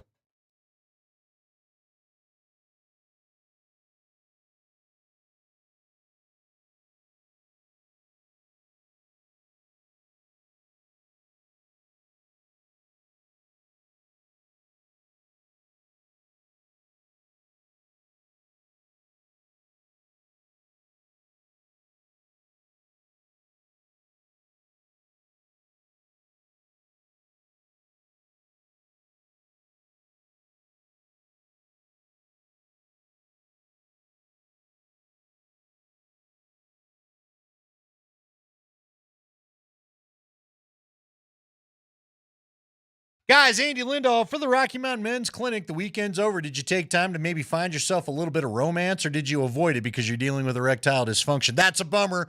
Don't do any more of that. No more summer Saturdays or Sundays passing you by without being able to get out there and maybe have a little fun for yourself. So if this is what you're dealing with, the solution lies at the Rocky Mountain Men's Clinic. Go and talk to these folks. They've been around a long, long time. They've successfully treated tens of thousands of men because they've served the Front Range of Colorado for nearly a decade. And they've got treatments that work when the pills and herbals fail. It's not just a one-size-fits-all approach for them. Over at the Rocky Mountain Men's Clinic, they're going to figure out what you're dealing with and find the right solution for you so you can get back to the outstanding experience that hopefully this all once was for you. You can schedule a consult today at the Rocky Mountain Men's Clinic. Your initial visit is $99 and includes a medical consult with a Colorado licensed medical provider, a T and a PSA test, and if you're medically advised, you'll be given a test dose. And if the test dose isn't working in the office, well, then your visit is free, so nothing to lose. They have an expert staff, and if you're like a lot of men, you could be back to feeling a little bit more normal or just feeling like yourself the day after the appointment. They have 5 locations in Colorado to serve you, including Fort Collins and the Springs. Give them a call today, 720-440-7900 or RockyMountainMen'sClinic.com.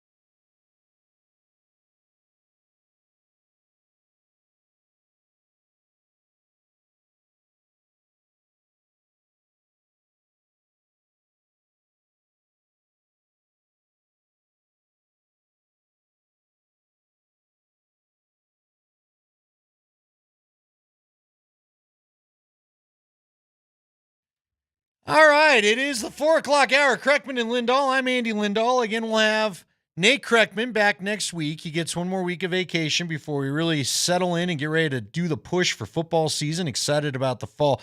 And for some reason on our Twitch chat line, we have Send Me an Angel lyrics being quoted. Wow. Of all the songs I thought I'd see quoted on there, Send Me an Angel. Again, Welcome back to the 80s. I guess it's because of my rad shirt, but that song sucks. I'm sorry.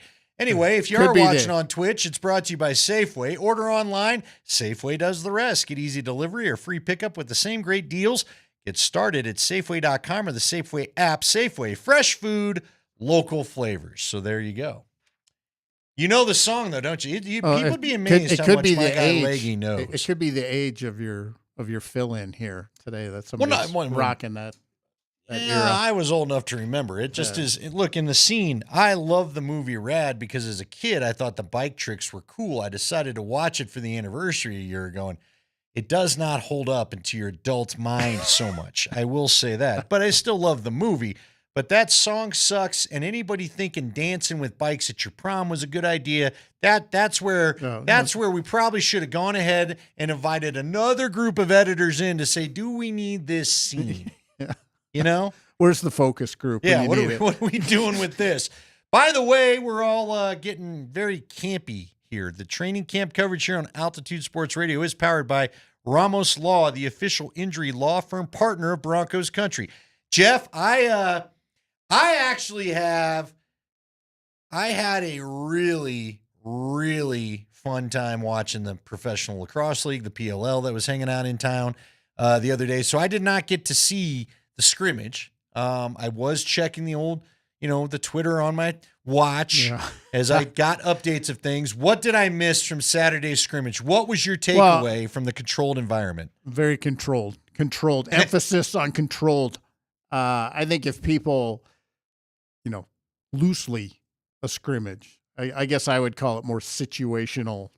It's a modern scrimmage, right? I feel it's like a modern the day word scrimmage. It is not that. They're all like that. It's like a spring game. But it even, the difference between what happened Saturday and usual days is, they started drives with special teams plays.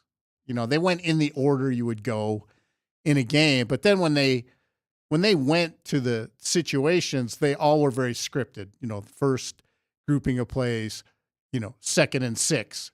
They didn't go like first down, second down, third down. If the defense held them, they started over. They didn't do any of that. It was all situational, but it was, it was all good 1s-on-1s, 2s-on-2s. That's what I think from my perspective, that's what you pay attention to this time of camp. They've been in OTAs, they've been in mini camp. I'm looking for groupings because, we're starting to see what they think of the depth chart by how they practice, whether they admit it or not. They make a second team offense and a second team defense, and you see where guys are. And I think to me that was the real information there. And the defense, the one defense is a problem. There not much is happening against them. The offense, to me, has the ebb and flow Sean Payton has talked about has leaned way to the defense, the number one defense so far, and I thought it showed up again in the scrimmage. Okay, but I'd ask this to the fellas before Sanford and Tyler left here. We shouldn't really be surprised. No. Should we? No. I mean, again, I want to remind everybody that keeps hearing these reports, the offense is in their second year of development and building. I don't count the first year because you didn't like what you were doing with Russ, and you scrapped some of those players anyway. And this defense has been building now. This is their third year under Vance Joseph. They've had a lot of repeat players from year to year to year with him. So I don't think we should be shocked it's No, and again, where were the all-pros? Sure. That were picked? Mims was a special team all-pro, but Bonito, second team All-Pro. Zack Allen, second team All-Pro. The corner is the defensive player of the year in the league. So, the elite talent on the team is on defense. So I think it's going to show up, in this environment. I think the run game would look a lot different if they could really go at it and, carve out some things. I think we would have seen probably a few more good play action things and those types of things. But the 2015 defense dominated an offense with a Hall of Famer, granted battling his health issues at that point, Peyton Manning, but the defense dominated that camp, and they had a lot of talent on offense. So I think, if they don't move the ball in the preseason, if the starting offense doesn't put together a couple of nice drives in the first 2 preseason games, because I don't think we'll see them in the third one, but how did the joint practice Thursday against the Niners look? Do the same issues we've seen on offense show up against the Niners that they've had against their own guys? Then I think you start raising your eyebrow a little bit, and they have to adjust some things. What? Help me out. What the issues we're talking about? For me, a lot of it is protection. Man, they just don't seem to give Bo a lot of time to do much. Well, no one's going to give anybody a lot of time against this group. Right. If they're healthy and can attack this way, they're going to be a problem. What issue do they need? How about this? Give me the first issue that's most important they saw before regular season that you're seeing right now. I think I'd like to see them do better in the 2-minute situation. Like today, there was a 2-minute drill that the first team offense really struggled against the first team defense. So, and then the second team offense comes in, moves the ball better. Third team offense moves the ball better. So it really was today a very specific first team offense thing. And I think, Bo Nix probably had his toughest day of camp so far, which, look, you're going to have a tough day in camp at some point. They're installing, they're all up in your face about everything. You're going hour after hour after hour. This is probably their 12th day out of 14 practicing. I mean, this is really the malaise time. Can we please have a game or something period of camp? So, but I think if you see this stuff Thursday, for example, like if you're Sean Payton, you want to see him move the ball Thursday against the Niners. However they structure practice, whatever they're doing, you want to see him have some success. Yeah, it's kind of funny because these guys, I feel like Sean's not really just ever let them go live. You know what I mean? That's the one thing I've really seen. Look at the Colts the other day. They go live for like a 5-play period in practice and lose a guy for the year because of a hip drop tackle. Yeah, I guess how about I rephrase it? I feel like nobody's going to go crank it up anymore. I'll take the word live back, but I feel like we're not even just watching him just move the ball. Let's see what happens and react to the situation. Everything feels structured. He believes, and look, he's been at it a while. But he believes situational work is everything. Now, how do you handle yourself in these given, he's got a list of the things that are going to come up, and they attack it that way rather than, just move the ball period after move the ball period. They just do it differently. And I think some of that is, the quarterback's in his second year. He's still very much trying to get him, he likes what he's doing and everything, but I think he's very much really prepping the runway for him because he thinks his team's pretty good. So he's trying to cover, I believe he's trying to cover all the bases now to be ready. Okay. Is there anything, because the guy that I'd like to see unlock a little bit more of what is going on, and I think there's more in there, which is why I then say it, is Marvin Mims.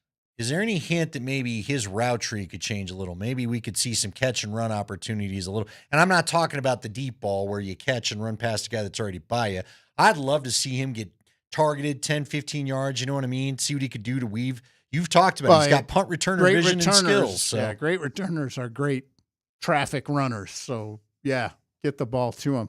I think people better be prepared. Evan Ingram's getting a pile of targets in this offense. So is that your fantasy draft? If you're doing that kind of I thing? don't do that stuff, but if I was, I would tell people, you want to know who WR2 for the Broncos is? It's Evan Ingram. I don't care what the position says on the, like every morning I watch the wide receivers jog over to do the individual drills, and there's Evan Ingram with the wide receivers in the individual drills. There aren't any other tight ends on the roster in the group. It's just Evan Ingram. So he's, but I think Mims has a chance to be the next guy. You know, Sutton, Ingram, Mims, to me, if they end the year 1, 2, 3 in whatever order, 1, 2, 3 in targets, 1, 2, 3 in catches, then they've had a good year on offense. Okay, I guess the reason why I bring up Mims is because, to me, I'd like to see, I feel like right now, in Sean's mind, as best as I can get there, don't know the man at all, but it just feels like to me he sees Mims and Franklin sometimes as redundant players, as the same type of guy that do the same type of things. Could we finally see it where, again, maybe Franklin gets more of the home run ball like we saw in the playoffs, and Mims does more of what we just talked about? Sometimes we wonder, what does a coaching staff have invested in a player who were there when they got there? But I think he sees Mims as more, and moving him to running back last year is sort of my version of the proof that he looked at it and said, all right, we got to figure something out to get it done. I think after Sutton and Ingram, I think everybody else is going to be scrapping for plays and targets, and because they really like Pat Bryant, the rookie, in some situations. They really like Franklin in some situations. They really like Mims in some situations. But, when they've had a chance to just line up in the offense, Mims, Sutton, and Ingram have been with the ones most of the time. Okay. Let's take our break. We'll come back. We got to get back more into this. All right, now that we've finally got the Zack Allen deal done, finally, it's not like it was some saga out there. Do you think Benito is a this year? Again, we'll go back to the horizon question as to what's really on the horizon. Yeah, how far is it? And what other players do they have to talk about there? And plus, Jeff's got to give us a little take. I mean, if Spring comes back, it's like Mark Springer comes back, the Cowboys knew, and boom, it's nothing but drama all over the weekend. So Spring and his favorite guy, Jerry Jones, can talk. We'll get your take on what the heck is Jerry doing. I've eaten a lot of raccoon. Yeah, well, he might be better off doing that, not doing press conferences right now. It's Altitude Sports Radio 92.5.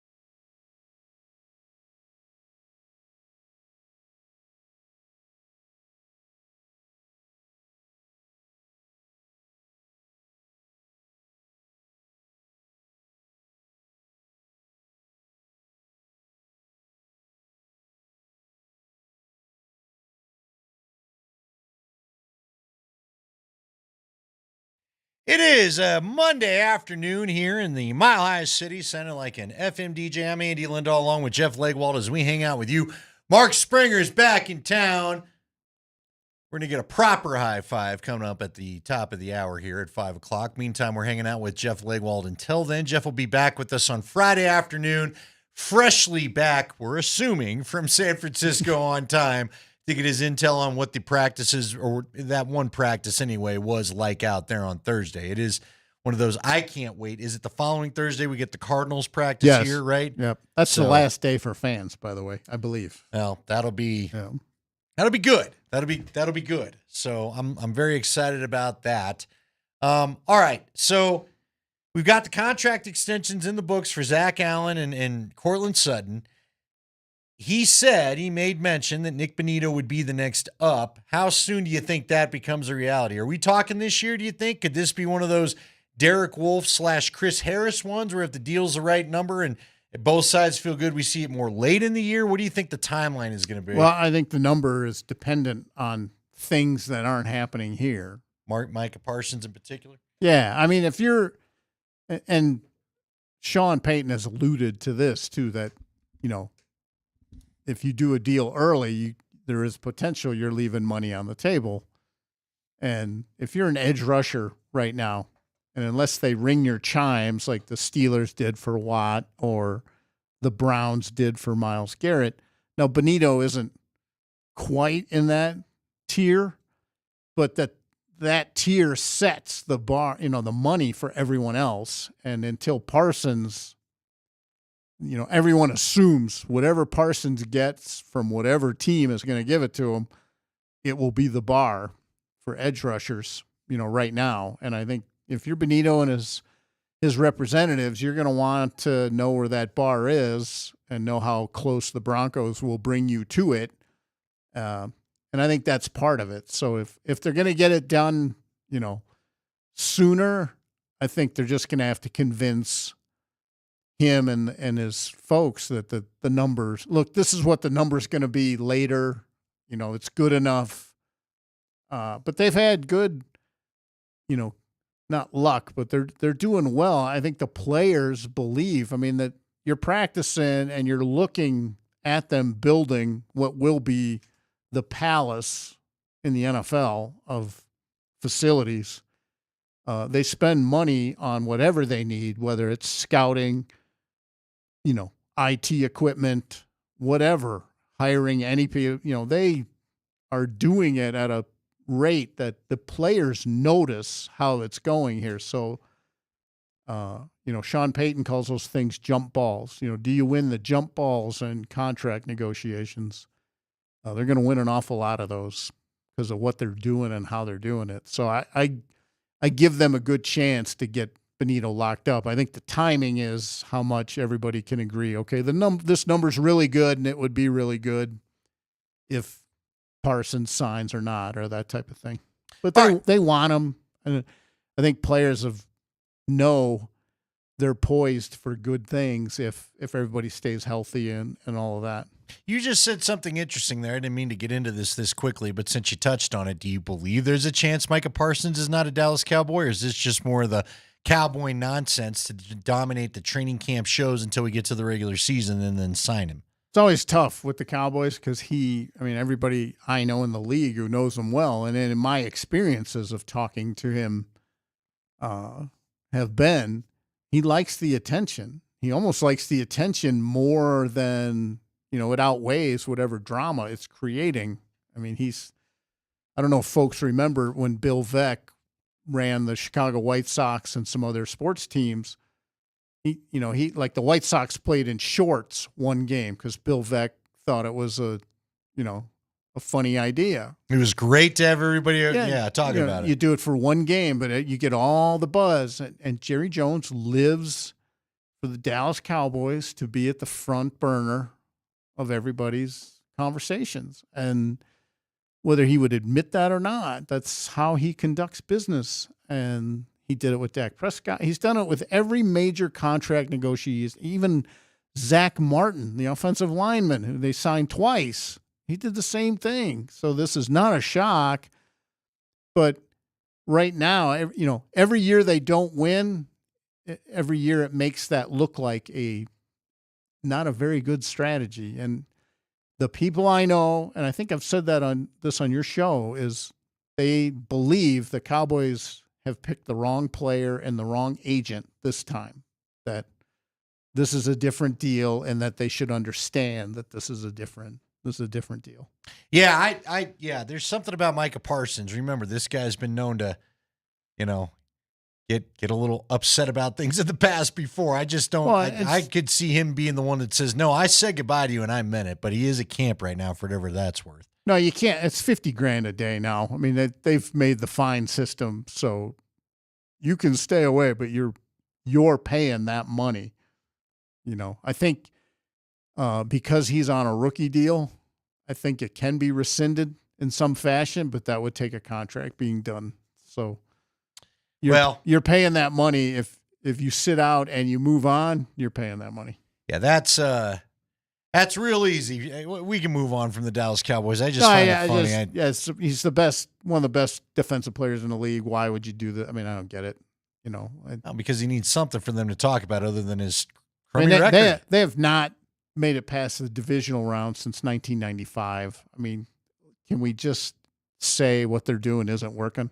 Well, not only that, you fired the coach that got you there. It was almost like one of those college things, right, where he was lucky to get Switzer in there, and Switzer rode his last good crew, basically assembled by Jimmy Johnson and the brain trust there, and you let Switzer coach that group to one more championship, so I guess good for you. But we wouldn't tolerate it or elevate that team if we just covered up the team name and you said this team hasn't made it past the divisional round since 1995, and they've missed the playoffs in over half the season since then. Would you say that's a good franchise? Nope. You would say you need to get a new GM. You would say franchise X is not a good franchise, and then you'd uncover the name, and you'd say, oh, it's the Dallas Cowboys. Well, What a shock, right? What a shock. All right, let's get back to the Denver Broncos. I did want to ask you about the run game. I think it's been fun to watch.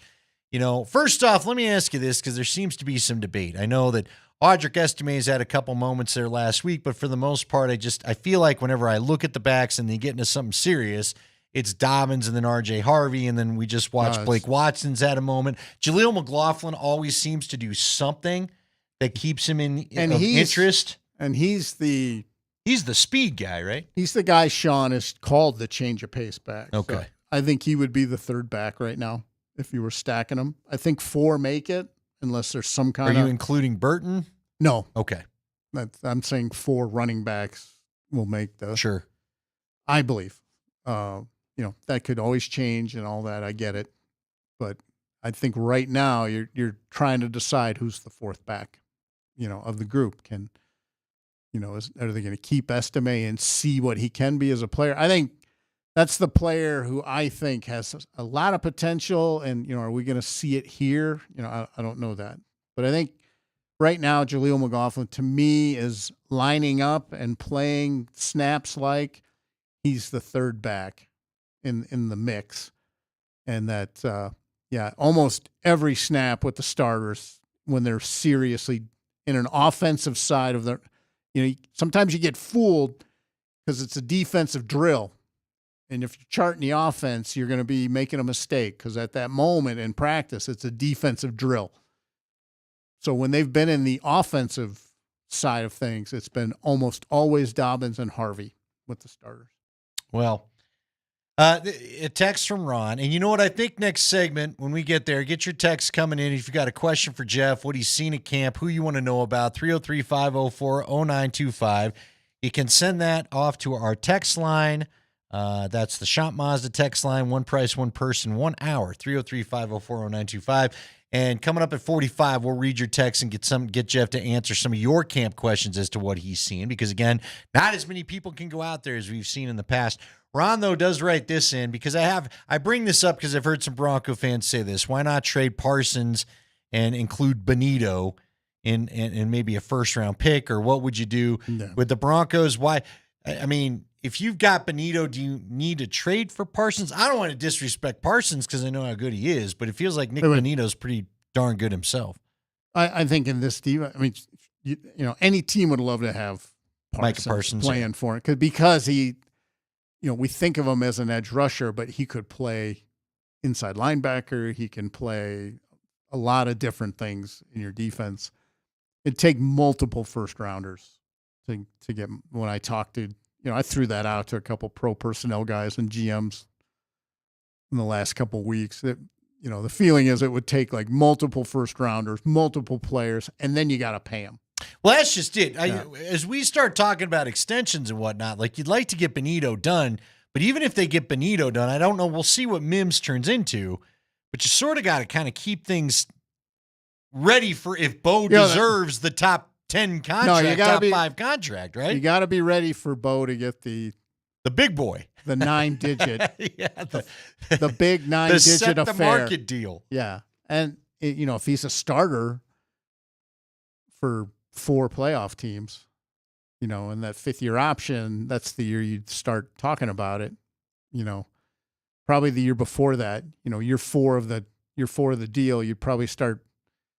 If they're still succeeding and he's still playing well, that's kind of the year. But that's going to be the 9-digit jumbo one. That's why I think Sean Payton is so intent on talking about this team as being Super Bowl worthy, because when you have a starting quarterback on a rookie deal, there is no better window in the league to win a Super Bowl than that time.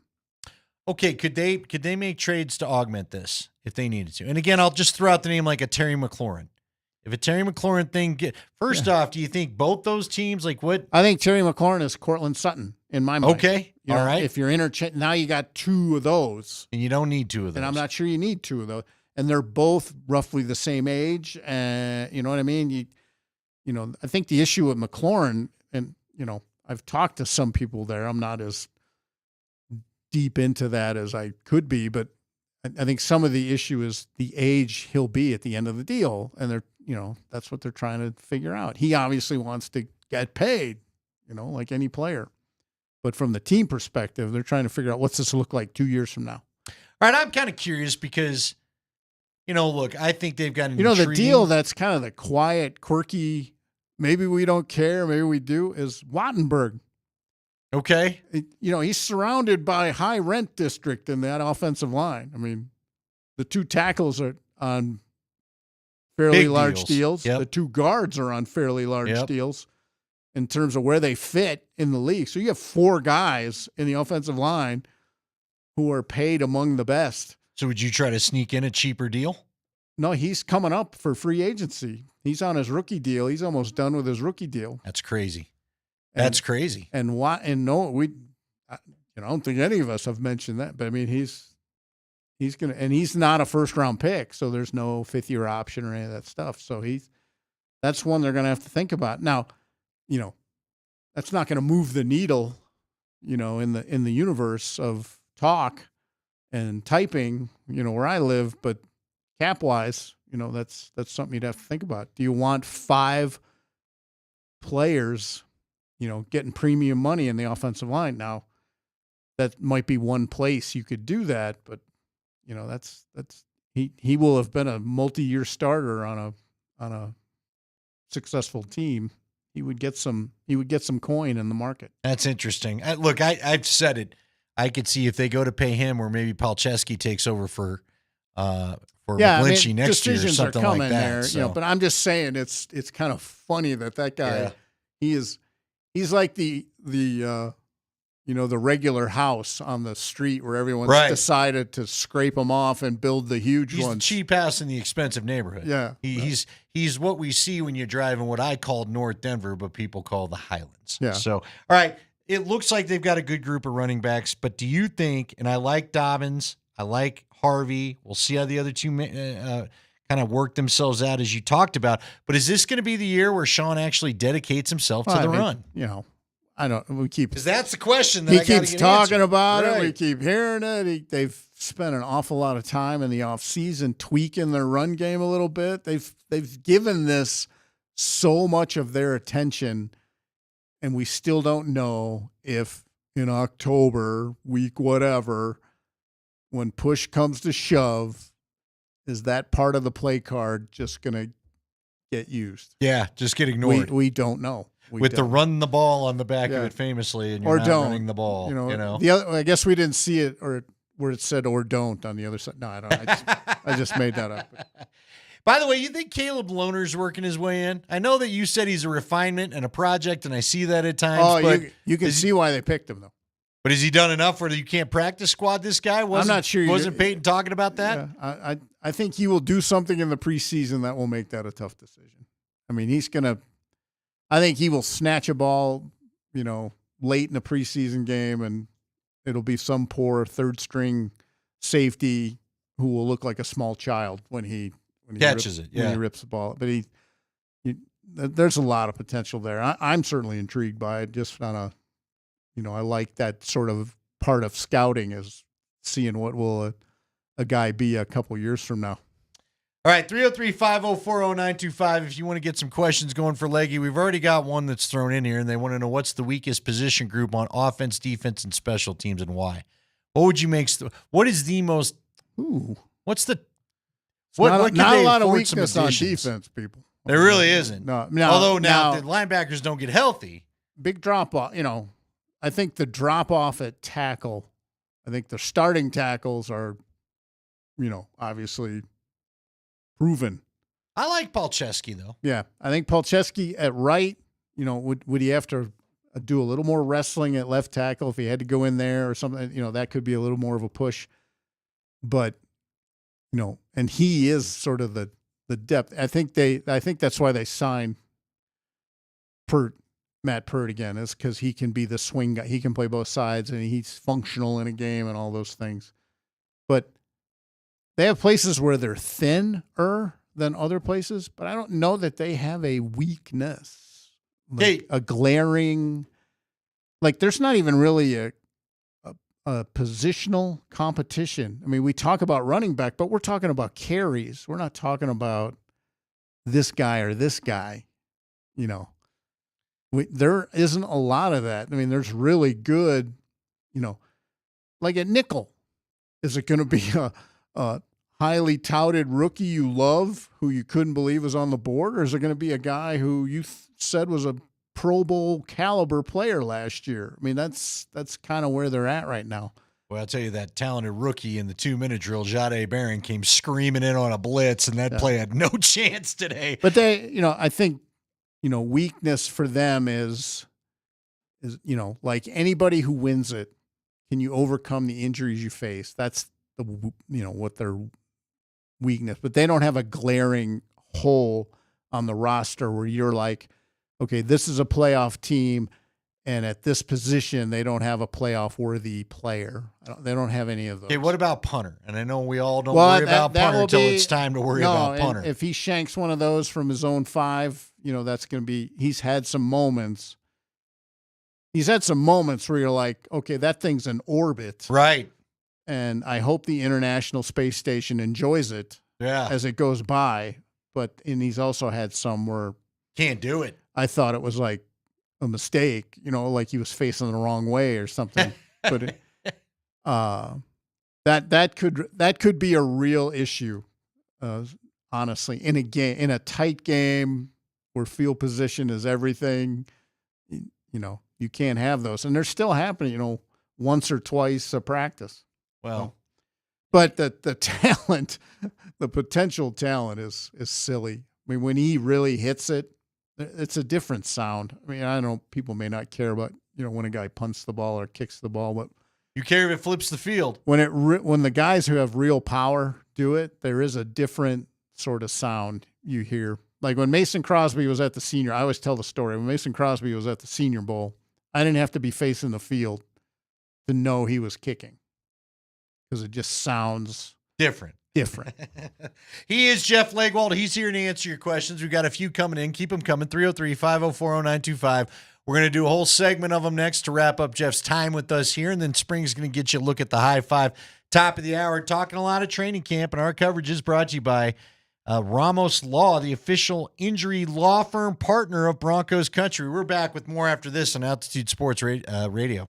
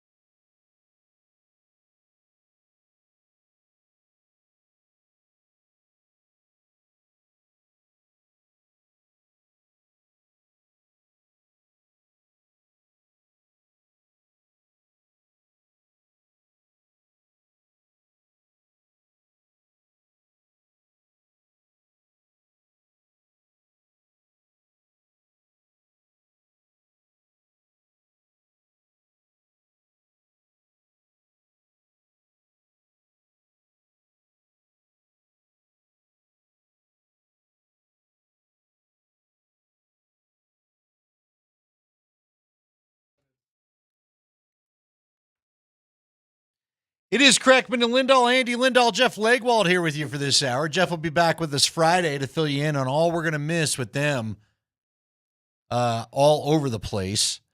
So they're going to be in San Francisco. We won't all be there, but we'll watch the practices from afar. Well, I guess we'll get Twitter updates as best we can. Not sure what the policies out there are going to be, but Jeff's going to give us the intel when he returns on Friday. By the way, I do like this question from a texter. Best food city in the NFL.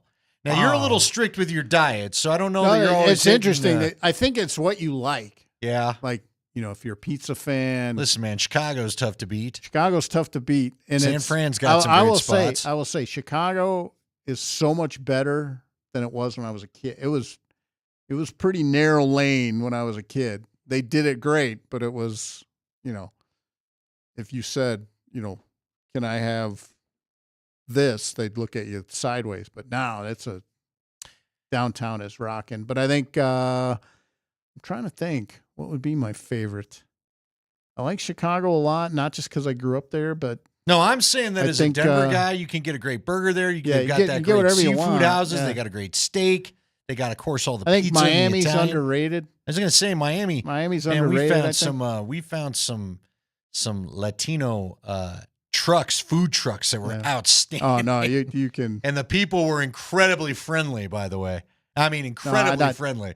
That would probably be my 1-2 in my experiences. Yeah, like Dallas, you go to Texas, you're going to find a good steak. No, if you like the right, or if you go to Seattle's got some of those restaurants off the pier right from the Pacific. That can be fun. I dig Seattle too. Seattle's a good spot. Seattle can be a lot of fun. What I like, to your point, is the places that have variety and not just like you go to Philly, you got to get a cheesesteak, whatever. Yeah, but there's these other cities. There's a great variety. So anyway, I'm real big on finding the family-run places. Yeah, I'm with you. That's where the real action is. I'm telling you, we did that in San Diego. I think Spring went to a couple of them too. There's a place called City Tacos that was amazing. I'd like to get them here and put them up against some of our true folk. You know who the true food connoisseurs are in the football world are scouts. Well, there you go. So I will always text my scout friends and say, hey, I'm going to be, whatever city I'm going to. I always say, give me your podium, gold, silver, bronze. Give me your podium, and they'll send me 3 choices, and more often than not, one of them will be awesome. We got a lot of texts, so I'm going to get to them. Yeah, I'm sorry. I get all fired last up. point on the food. AJ and I, Alan Jackson, who produced the Bronco games when I was across the street, we stumbled into a sandwich shop in Seattle, which you would have thought was like the total book nerd shop. You know what I mean? Oh, and it turns out they had a bunch of sandwiches named for some of the Seattle players, including one of the defensive tackles. So it was fun. It's fun when you find little places like that. All right. Yeah. I'm going to try. We've had about 3 texts, and I understand it because I like this player too. What do you think the situation with Chris Abrams' drain is? I just caught in the crowd. He's a much better player this camp than he was. I mean, you can see the progress he's made. He's too good to let go. I see him as sort of being the final corner. If they keep 5 corners, I think he's the 5th corner.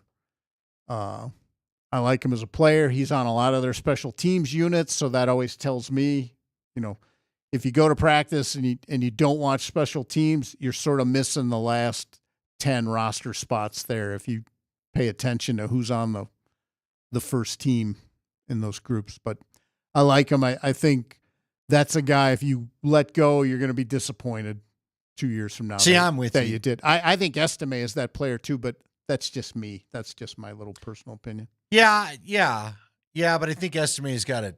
I like him as a player. I think there's so much there that we haven't seen yet. Part of me just wonders, he just got to get his confidence and do his thing.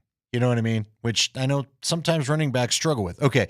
Texter says this is from Chris and Arvada. A lot of talk about Sutton, Mims, Bryant, but not much about Franklin. Does he fit anywhere in the offense? Honestly, I'm not a fan, so good if not. Thanks. Well, the head coach is a fan. That's one thing. And the quarterback, who's a former college teammate as well, so he's comfortable throwing him the ball. I think what he's missing is the diversity in his game. The things he does pretty well. And he's been more physical off the line of scrimmage. And if he's going to have a bigger role in the offense, that has to keep advancing. Because right now, unlike these other guys. Bryant is physical at the line of scrimmage, can get the release against anybody. Sutton, one of the most physical guys in the league, can get the release against anybody.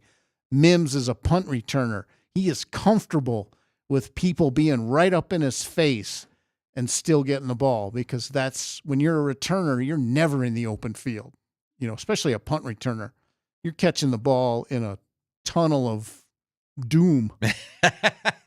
But that's the part of Franklin's game. He's much better this year than he was last year coming into the league, because corners are tough and big and physical. And, when they put their hands on him, he got frustrated and couldn't get into the route. And he's one of the fastest guys on the team, but it doesn't matter if you can't get into the space to use your speed. So that'll be the determining factor of if he is more than just the deep ball guy in the offense, is how he advances that. All right, here's another texter. Don't have the name on this one. Add the name if you feel free, if you'd like to. We'd like to know who we're talking to. But it says, what are the chances the Broncos overtake the Chiefs in the regular season this year and somehow end up with home field for the playoffs? And that scenario, can you see the Broncos perhaps making it to the Super Bowl? I just can't see this happening unless the Chiefs are beaten by the Broncos. Well, you're going to have to beat the Chiefs if you want home field. I mean, you're not in the running for home field if you haven't won your division, and I think for the Broncos to even be in the running for home field. But look at what I keep saying it, that the AFC is a cat fight, unlike, how much better is it to be in the NFC right now? And I know that stuff goes in cycles, but I just look at the quality of quarterbacking for the good teams in the AFC. Joe Burrow had we don't talk about it, but he had one of the historical seasons last year in terms of production, and he did not play a playoff game. I'm not sure a quarterback can play any better than Joe Burrow did, other than Manning in 13, which is another level of quarterback, and Brady some of those years. But in the league right now, I'm not sure anybody could play any better than Joe Burrow did last year. He didn't make the playoffs in the AFC. So that's the Broncos' problem. It's why home field is going to be so important. But we all keep talking about the Chiefs are going to slide back. And then what does it look like at the end of the year? Last year's the ultimate. There was almost no metric on offense where the Chiefs finished good. Yards per play, air yard. Everything statistically, mathematically looked just bleh. Except for the 15-2 record. And then you look at the standings, and there they are, because their guy is as close to Brady. Like, keep me in the game until the 2 minutes, and then I'll just get the score, and we'll all go home and talk about what an ugly win it was. All right, Matt in Dayton wants to know, has anyone in camp surprised you by far? Anyone, just period? The guy and this is my little scouting nerd hat when I put it on, and you've seen it many times. But there's a receiver I hope they keep, and just look, Joaquin Davis. Yeah, that's my dude. That guy isn't because when I looked at him coming into the draft, I was like, man, that is an NFL something. But the route tree wasn't awesome, and the offense wasn't, there was just a lot to do there. But from a pure scouting perspective, I want to see what that guy looks like 2 years from now. Yeah. Because he's big and fast and sudden and just wiry, and in traffic, he's got body control. It's just really, really raw. All right, I got to ask you this. But that would be my guy. I like him too, and I noticed him. Like, he stood out to me for but the he's day. A big dude. He's got to be 6'4" and change. And well, the first OTA I saw 80, and I'm like, golly, is that a tight end? Who's the tight end? Wait a minute, that's a receiver. But there's no room for him. I get it. There's not going to be a surprise. But then don't play him and stuff him on practice squad. Young man will still get a nice paycheck. I would be very stunned if he's getting very significant snaps in that third preseason game. They're not. All right, this is a fair text. There's been a lot of Kool-Aid and rainbows and general optimism sunshine oozing out rainbows. of the media reports. Are the Broncos actually going to be good, or are we getting gaslit and overhyped? it's hard not to get overhyped in camp. I mean, look at Twitter. Ball against air. What a great throw. I hate that stuff. I hate it. Stop listening to it. But we do believe there's a good team here, right? What I would tell this texter. The defense has the potential to be really, really good if you got to handle your business, because it's hard to play defense in today's NFL. The rule book is stacked against you. The quarterback play, top to bottom, has never been more efficient. I don't know. It's not more talented, but people are more efficient than they've ever been, getting completions and first downs and 8 yards, and it's never been more efficient in the league. So it's hard to play defense and be great at it. Well, but this group, Greenlaw and Hufanga, if they play 14, 15, 16 games, anywhere from 14 to 17 games in a regular season, if they have their 11 on the field, it's hard for me to believe that they have any blips like Cleveland or Baltimore. I mean, they're going to be a problem for people. All right. What I would also tell this texter is... And defense travels. Defense travels, but I would also say this, and I'm going to keep saying it.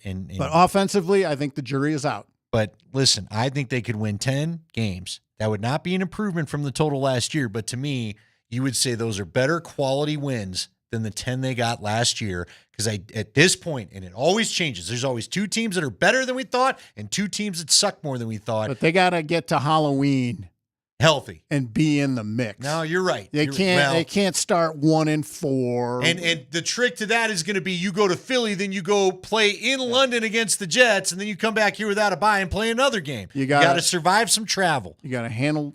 They got to get to Halloween. No, say it. Got to handle your business. They got to be beefy by Halloween. All right, there we go. By the way, worst NFL city for food? People threw out New Orleans for a good one, and I agree. Worst NFL city? To me, it's got to be Cincinnati. Cincinnati sucks. I went to Cincinnati. I was like, man, what do you have here that's worth That's a tough one. Because they put that, spaghetti on the... Yeah, that doesn't look appetizing to me. I realize it's just more of a savory versus sweet, but the it chili just or isn't. whatever. Yeah, I don't care about your chili. I don't want your dog. I don't want any of that. Screw you, Cincinnati. I love your football team, frankly. I love your quarterback. Sign Trey Hendrickson. Yeah, but I Give don't him love some your spaghetti chili. money. So, all right, Jeff, thank you. He'll be back Friday. Spring's bringing you the high five next.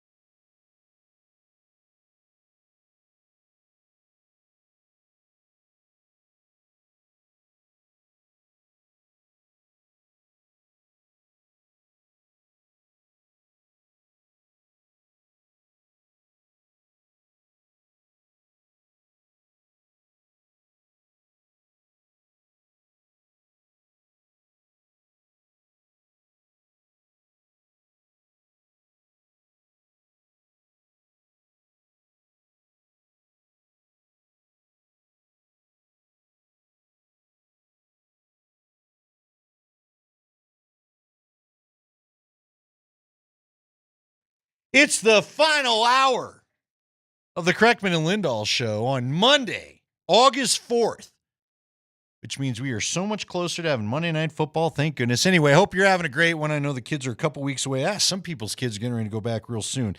Either way, I hope you soak up the rest of summer and enjoy it. It is the high five. Our man Mark Springer's back in the house. Let's do this thing. It was interesting because Jesse kind of liked the high five. I'm not sure Alan Baca loved the high five because Mark told me perfectly how this was going to go. Mark said before he left, he goes, I know you haven't worked with Baca before, but here's what's going to happen. He's going to put a bunch of cool stuff up on the screen behind you, and he's going to try not to talk. And that's exactly what happened till the high five. I just, Baca's a cool dude. He's a funny dude. Oh, he did a fantastic job. He's very good at his work. Yeah, no, he's great. But he's one of the few radio people that does not want to be on mic. He doesn't talk on air much. We had fun with both of them. That's great. Thanks to both those But we dudes. always love when the OGs roll come on. back I'm the best at this. I'm day one. That's right. You are day one. You might have created the segment that created 1,000 segments, to be honest with you. All right, let's do that high five. Andy, so I was out last week, but I would check Twitter, and I saw people tweeting, oh, Bo's throwing some picks finally. Oh, no, Bo Nix is throwing some interceptions, and I guess he threw another one or two today. You were out there, Andy. He did. I mean, listen, I want to see the guy. I want to see the guy try some things. I really do, and some of it's going to work into the answer you're about to play. I'm not angry. About it. That's how it goes. Yeah. Look, you don't want to see him repeated necessarily. I'll give you that, but you don't want a hurricane of interceptions. No. Here's Sean Payton being asked about Bo throwing some picks today. Picks today? Did you just? Yeah. Look, we're charting picks here like hurricanes. So he's doing fine. What is this, a Category 1 to a Category 5 on the hurricane scale? Well, see, here was the thing, and I thought, I think people got a little too fired up about the fact that, so you missed it last week, he had not thrown any picks, and that's all people started talking about. Sure, I did see that. But they were in controlled settings, as Jeff talked about, Bo made the right decisions, and look, Bo's scrambled out. He's made plays happen when it looked like nothing was there. He's found receivers over the middle. He's been quick to try to get something out of a play instead of just chucking the ball out of bounds. I haven't really had a major problem with Bo's camp. Now, the reality is the offense is not doing great against that first-team defense. That's just a fact, but there's a lineage. There's just all sorts of reasons, a bushel of reasons as to why this happens, including the D being head of the O. And now Bo's tried a couple throws that he's probably going to, you know what? Here's what Bo's got to avoid. Here's what I would say the message to Bo probably should be is these picks have come when you've tried to kind of force it to Sutton. So let's not do that come regular season. End of day. But this is when you try things. Right. This is when you dabble. This is when you take chances because it doesn't matter. These aren't games. You kind of alluded to it right there. When I was hosting with Nate recently, I asked him before camp started, I said, and you know me, and I'm very high on the Broncos. Was before training camp started. That has not changed despite a handful of Bo Nix interceptions, okay? But I asked Nate, I was like, do you think because this Broncos defense is top 3, if not the best defense in the NFL, and with this offense going up against that in camp, that if Bo struggles, if the offense struggles, people will overreact, but forget that they're going up against a top 3, if not the best defense in the NFL. So I view this as some sort of iron sharpening iron. When Bo and this offense goes up against the Tennessee Titans in week 1, they're going to be like, oh, that was a good, crash course that we got against our own defense. This is a cakewalk compared to that. Yeah, I mean, look, you need these things figured out by the time you face Philadelphia that has a great defense. Sure. Going into Washington, those are 2 road games. Houston's got a pretty good defense. These are the games that you need to get this stuff figured out for, right? I would like at some point towards the end of camp or, whatever, whenever we see it, maybe camp. Technically, camp's done in another week. By the time we get to the end of the preseason, I'd like to see them have a little bit of success against the ones, more than they're having now. But again, you laid it out. We've talked about it on the show. The offense is not as far along in its evolution as the defense is from where they were when Sean Payton took over. That's just how it is. I think they're a playmaker short somewhere. I'd love to see a true playmaker that requires double coverage emerge. And who knows, maybe Evan Ingram will be that guy, But I think until they get that, I don't think this offense will be on the level of the defense, who has the Defensive Player of the Year and a whole slew of pass rushers. So it just is what it is, right? Like you said, hopefully this is going to make them better. High five. Let's talk about Jaquan McMillan. Andy, I'm a huge Jaquan McMillan fan. Let's hear from both Sean Payton and DMac. Is that what he called himself? We'll hear it in a second, actually. Yeah, DMac. Sean Payton on how Jaquan is doing with the slot cornerback battle with Jahdae Barron. How's Jaquan been looking in camp, and how's the competition going between him and He's doing well. Yeah, Jaquan. He's doing well. Well, you got him on the podium. He's doing well. Reporter called him Jaquan. Yeah, it's Jaquan. He's about to come up. Let's get his name right. And he's doing well. All right. Thanks for asking. Jaquan McMillan himself. Does competition drive him to be better? I'm always competing. That's every year with me. DMac gonna be DMac. I'm the same guy I was back in 2022 when I first got here. I just come out here and compete each and every day and try to get better. And I think we're trying to do that as a group. And everybody's getting better by it. DMac gonna be DMac. I love that. Kind of reminded me, there's those memes or those little funny cartoons that walk around. The guy yells, "What is it, Leroy Jenkins?" Yeah, I've seen those. That's what that kind of reminded me of. So I like the confidence. Jaquan McMillan, I think, is going to be a big part of this thing. I really do. And Agreed. I think people, the DMac's got a little of it going on, but not totally. But again, I think people think that, Jahdae Barron's here to replace people. He's here to strengthen the position. I don't think Jaquan McMillan's going anywhere. Now, you get to the trade deadline, you may need something else. Jaquan might be the guy that they're asking for. And ultimately, I don't know if they can pay him and keep him there. It depends. But I'm going to tell you right now, I love how deep this. I'd said it last week, Spring. People can't forget the no-fly zone went as deep as Kayvon Webster, their dime back. Sure. I remember how good that guy was for what he was asked to do. He wasn't going to be your starter, but you start getting him going against fourth and fifth receivers, that's been a problem, man. So it's great how much depth they've had, period. I wouldn't sacrifice the depth unless injuries Require really, it. build up elsewhere. But, the depth allows them to rotate guys and keep them fresher. So fresher legs, and not only game to game, but as the season goes along, you'll be even fresher if you're getting spelled more down to down, if there's more rotation going on. And Jaquan he's a freaking baller, dude. That interception he had to ice the Browns game on Thursday night. I mean, the depth at this cornerback position is insane. I love it. It is, and it's good because you're going to need it. Corners, safeties, linebackers, what if someone gets hurt? backs. What if one of the corners gets hurt? Like we saw Riley Moss get hurt. Now you can just boom. Jahdae goes to the outside. McMillan's firmly in the slot. Obviously, I'm not wishing injury on Riley Moss or Pat Surtain, but if that were to happen, or an injury to Barron or McMillan himself, that's where the depth comes in handy as well. No, I'm with you. I'm with you 1,000%, Spring. That's the bottom line is you're going to lose guys. And listen to me, I'm not afraid to hear people have Super Bowl talk about the Broncos. I'm not sure I'm fully on board yet, but you know why I could see it surprising us? Because this defense could be good enough to get them there. I asked this to Nate last week. Don't tell me if this defense is on the level of 2015, and they've got a long way to go to prove that. But if they prove that they are, don't tell me this offense isn't at least as good as what 2015 had. Zombie Peyton Manning, as Nate refers to him as, and Brock was good, but he wasn't great. Right. Bo Nix can be that. Well, not just all of them. I don't have DT and Emmanuel, but... Well, but you got Sutton, and you know what? I mean, again, if we don't know what Evan Ingram is. More capable. Do we over-glorify Brock Osweiler? I think Bo's...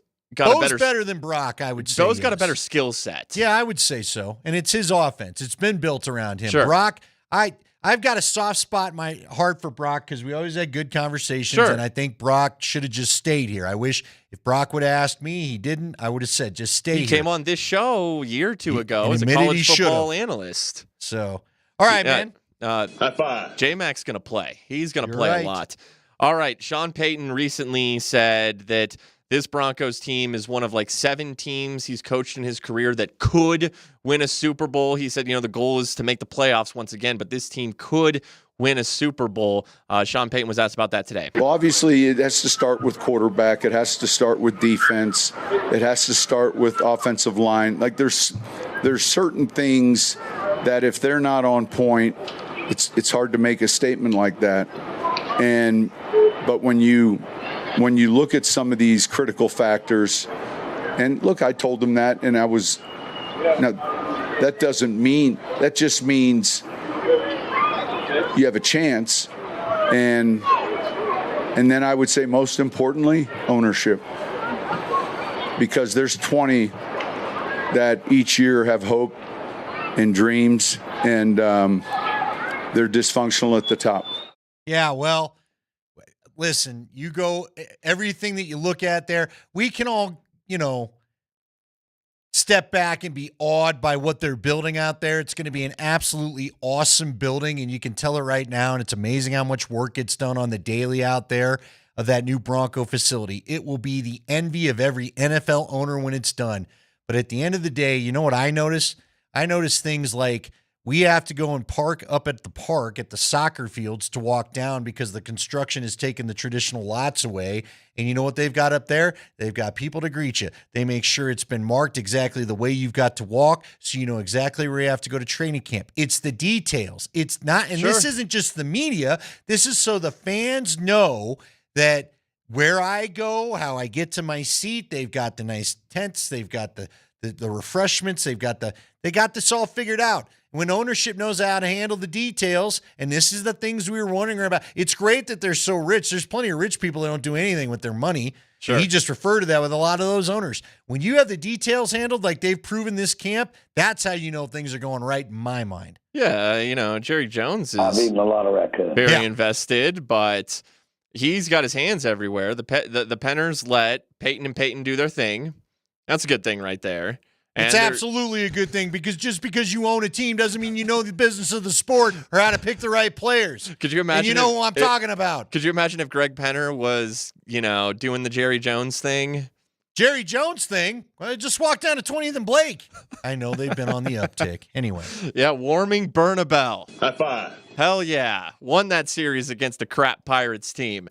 Let's hear from Shadur Sanders out at Browns training camp. So he missed a practice recently with arm soreness, and he pulled himself out of practice. He reported his own soreness, even though he's in the middle of a 4-way quarterback competition. He was back practicing today. He was asked about his father, Deion Sanders, wanting to come to Browns training camp, but Shadur saying, no, don't come. Yeah, I told him don't come. And why did you say that? Because, like I look at it at my own point of view. Like, I don't want him coming to see me right now because I want to get to where I want to go then for him to see me. I don't want him to come and see me, get a couple reps and he's cheering like a good dad. Like, nah, you can't be proud of me right now. I got to get to where I'm going, and I know it's a lot I got to do to get there. So it's kind of like I just want everything that I'm doing is just like focus on this time, and I don't want no distractions because we know how the media, we know how everybody will take it and take away from the team just from him being my own dad showing up. So, it's a gift and a curse at the same time. There you go. You know what? The right answer, Spring. We'll I like kill that it answer. there. That's a very good answer. What else are you going to say? Speeding tickets aside, that's a good answer. Well, that's a great point. I forgot about those. Yeah. No, right? Don't speed anymore and don't have your dad out of camp because you got a job to win. But, it's a lot of people's dads probably go see their kids, especially rookies, at camp for one. But if his dad goes, it's a problem. It's a circus. It is. And with fair or not, but guess what? Heavy's the crown. You get to drive a Bugatti before anybody got to their pro camp, so there's good things of being Deion's son too. Browns are at the Panthers Friday night, 5 p.m. That's the Browns' first preseason game. I mean, Shadur's playing in that thing, and I don't know how much. I don't know when.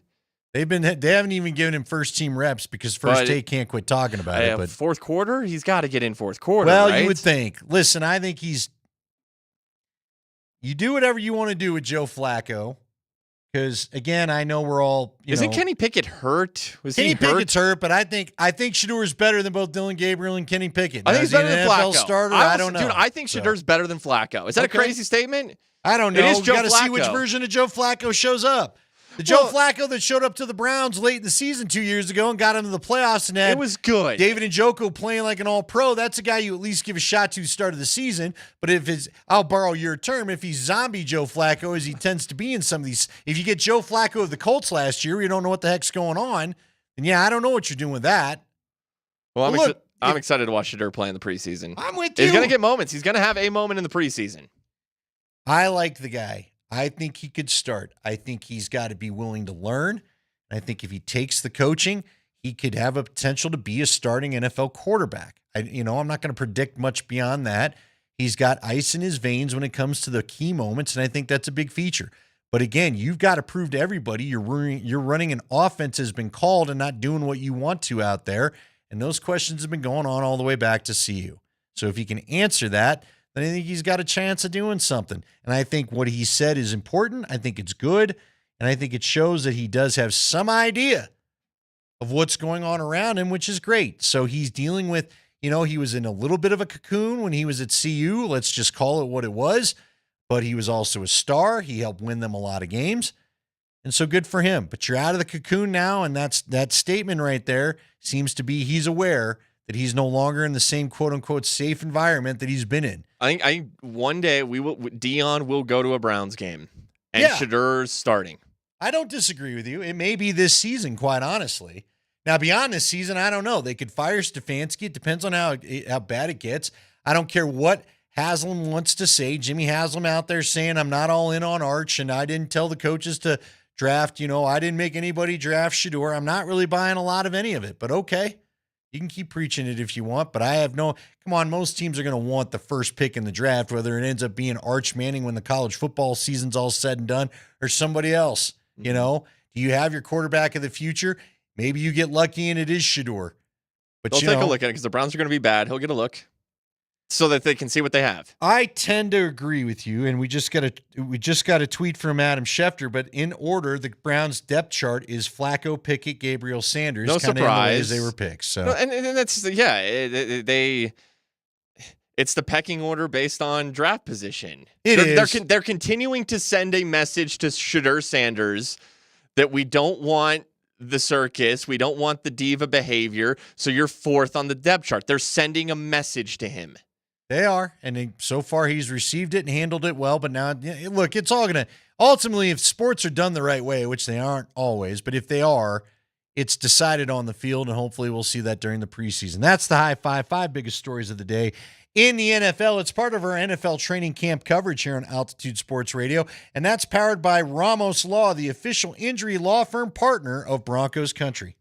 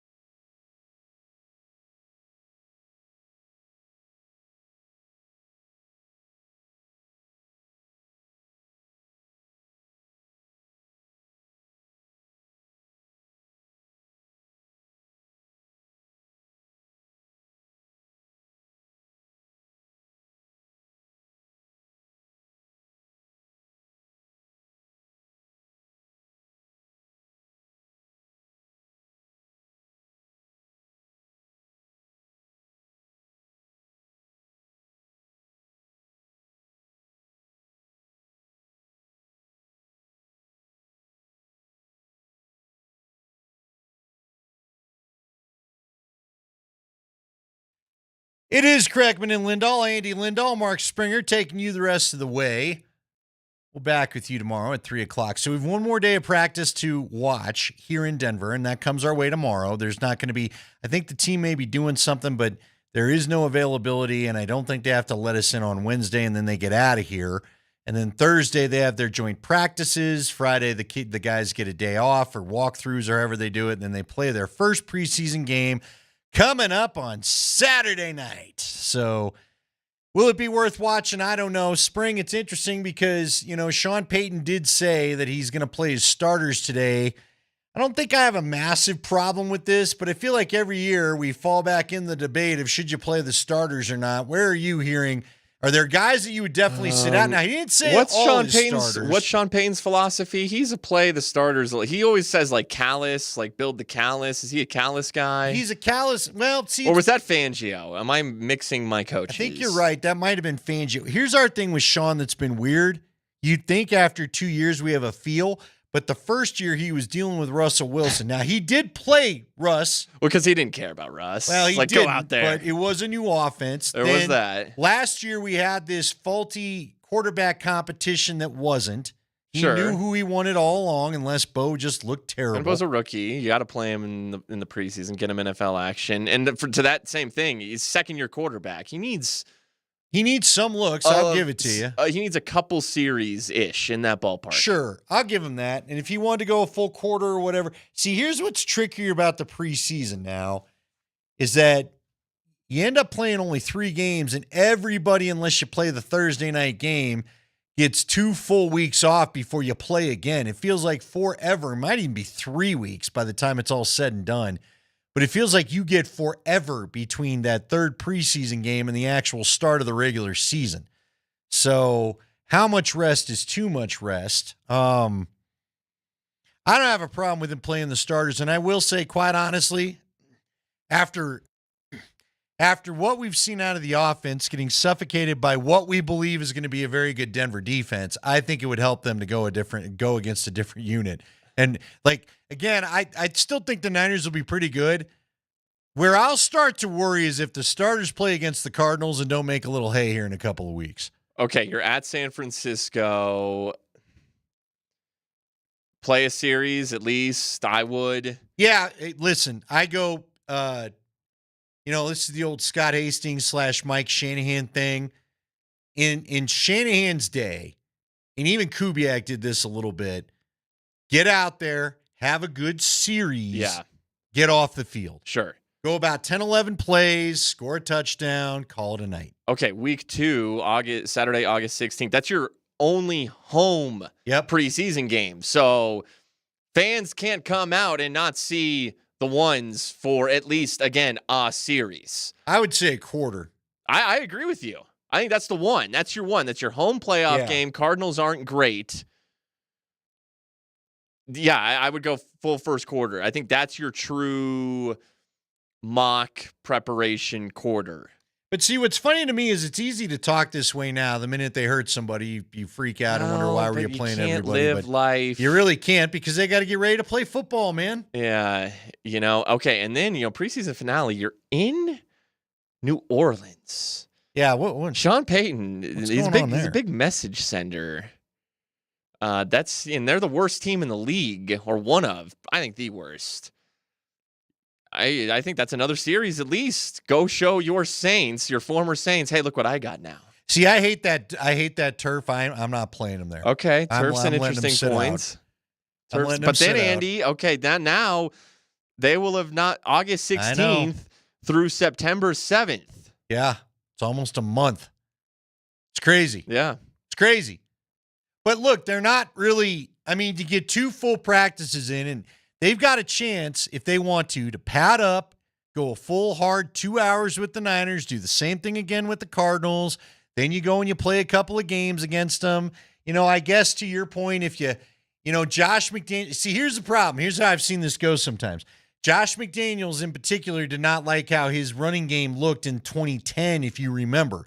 And they decided after signing Lindell White that they would run him in that game. They also decided to play Ryan Harris to try to prove a point. I'm sure Ryan's told the story either here or on air, about how he had to go play because, they wanted to prove a point that the running game didn't stink, and both guys got hurt, and you got off to a terrible start that year. So yeah, well, sometimes it's just Josh McDaniels' energy can create that. No, you're right. I think the football gods hate him, and they aren't going to allow him to succeed because of how when he you're goes doing about it his for business. petty reasons like that. Whereas I think it's just keep them in rhythm. A series. I just want a series. Except I agree. Cardinals first quarter. Yeah. Niners Saints first series. I guess one series probably doesn't hurt, although I remember talking to Derek Wolfe about this one year. I don't know if Tyler's ever talked about it. I don't know how the O-linemen feel about this, but remember Derek Wolfe joined the show a couple years ago, the midday show with Scotty and Ryan and Josh, and he was talking about how much he hates the preseason where you get ready to get into that play-a-game mentality, and then you're in there for literally a series, and it just, he was like, what, because guys, a lot of guys, especially when you do what Derek did, got to go to a different place mentally to go do that on the field and all that. Yeah. Possibly other things. Well, you're being angry. I don't think you want to be in a great mood, if you will. At least I don't imagine it. It's funny how many offensive linemen, though, that I've talked to that they don't attack it that way. They're not so worried about getting in the anger. They want to be more in the mental, just kind of the chill bro vibe. Because as an offensive lineman, when you're pass protecting, you're working backwards. Well, and you got to think. You're zen. Yeah. When you're the defensive lineman, the pass rusher, you're pushing forward. You got to go. You know where the target is. The target has the ball, and you got to get there as soon as you can. Slapping your helmet, giving yourself your own concussion. You know what always threw me off? Were you ever, I don't know what sports you played, but were you ever a pregame music guy? No. I mean, to each their own, but. I get it, though. I get it. Yeah, but when Jim Tracy dropped on us years ago, he was listening to Celine Dion on his way to the... Well, he's the manager. I know, and I get it. It's a cerebral man's game, I guess, if you're thinking with baseball, but still, you're going to be hitting me with the Celine Dion on your way to the whatever park. Puts you in the zone. Whatever you need to do to get Celine yourself... Dion? What zone are you looking to get into? I don't know, man. Maybe that's the thing. Maybe that's the ticket for you. That feels like date night music. That doesn't feel like we're going to a baseball game. I get it. Look, if you want to be chill, that's fine. You want some smooth 70s jazz? Okay. What do you think Aaron Rodgers is listening to? I mean, he's listening to, the flutes and you think so? With that tribal music. What's that intro? The didgeridoo is what I'm thinking of. What about the Monks? Remember when the Monks were real big? Are you too young for that? Because now I think about it, it was probably late 90s, early 2000s. No, they had they had these monks. yeah, that's Aaron Rodgers. And then they try to, that's what he's listening to. I'm telling you, everyone's different, man. Set it to a club beat. Mm-hmm. All right, you mentioned Jim Tracy there. I do want to, one Rockies thing real quick, Andy. Because I was on vacation last week. Oh, you went to a couple Padres games. I noticed that. I did. Pods, traded one of their best prospects for Mason Miller and JP Sears from the West Sacramento Athletics. They're going all in, baby. But I get back, I land at DIA like 3 p.m.-ish, and you get on the train and you hear Alan Roach's voice. But then, there's usually a player, maybe a local athlete welcoming you to Denver. Sure. Who should be welcoming me to Denver but Brenton Doyle? Okay. And I'm like, Brenton Doyle. And he's like, hi, this is 2-time Gold Glove winner Brenton Doyle. Welcome to Denver. And he says something about go Rockies or enjoy Rockies baseball. Well, in fairness, he had a walk-off. He had the huge walk-off Friday. So I chuckle, I scoff. I'm like, Brenton Doyle. And then Doyle, he hits the walk-off home run. That's insane. I still can't believe they did that. Down 9-0. Oh, I walked in. It was 9-0. Like you said, bottom half of the first, they're down, and I'm just laughing. And Huson's doing the old, well, you got it. And you could tell he's chewing glass. You got to just start chipping away at this thing somehow. And sure enough, they found a way to do it. Now, I think the rain delay certainly helped. But which athlete's next? Is Bo Nix? Bo Nix is up for the train soon, right? Oh, for sure. Bo for sure. Or do you go Pat Surtain because of his And I don't know if awards? some of these guys have already gotten that honor. Like Pat, I don't know if Bo has yet. I mean, he was just a rookie last year. He might not have had that honor yet. But it's coming. It's coming. Smooth Southern drawl. Dude, right? I saw Monday Night Padres game. Great game. Padres down 5-1. Mark Vientos hits a grand slam to put the Pods up 5-1. Earlier, Vientos was robbed in the same spot by Tatis. It's great freaking game. Pods come back and win. Electric energy. I'm leaving Petco. Met some dudes. We're going out. What do I see right as I'm leaving Petco Park? I see a dude in a Bo Nix jersey. It was meant to be. Serendipitous destiny. But the fact that Bo Nix, his presence was felt in San Diego on a late July night, Broncos country's back. Oh, it's back. It's going national again. It may go international after we get done with this game over in London.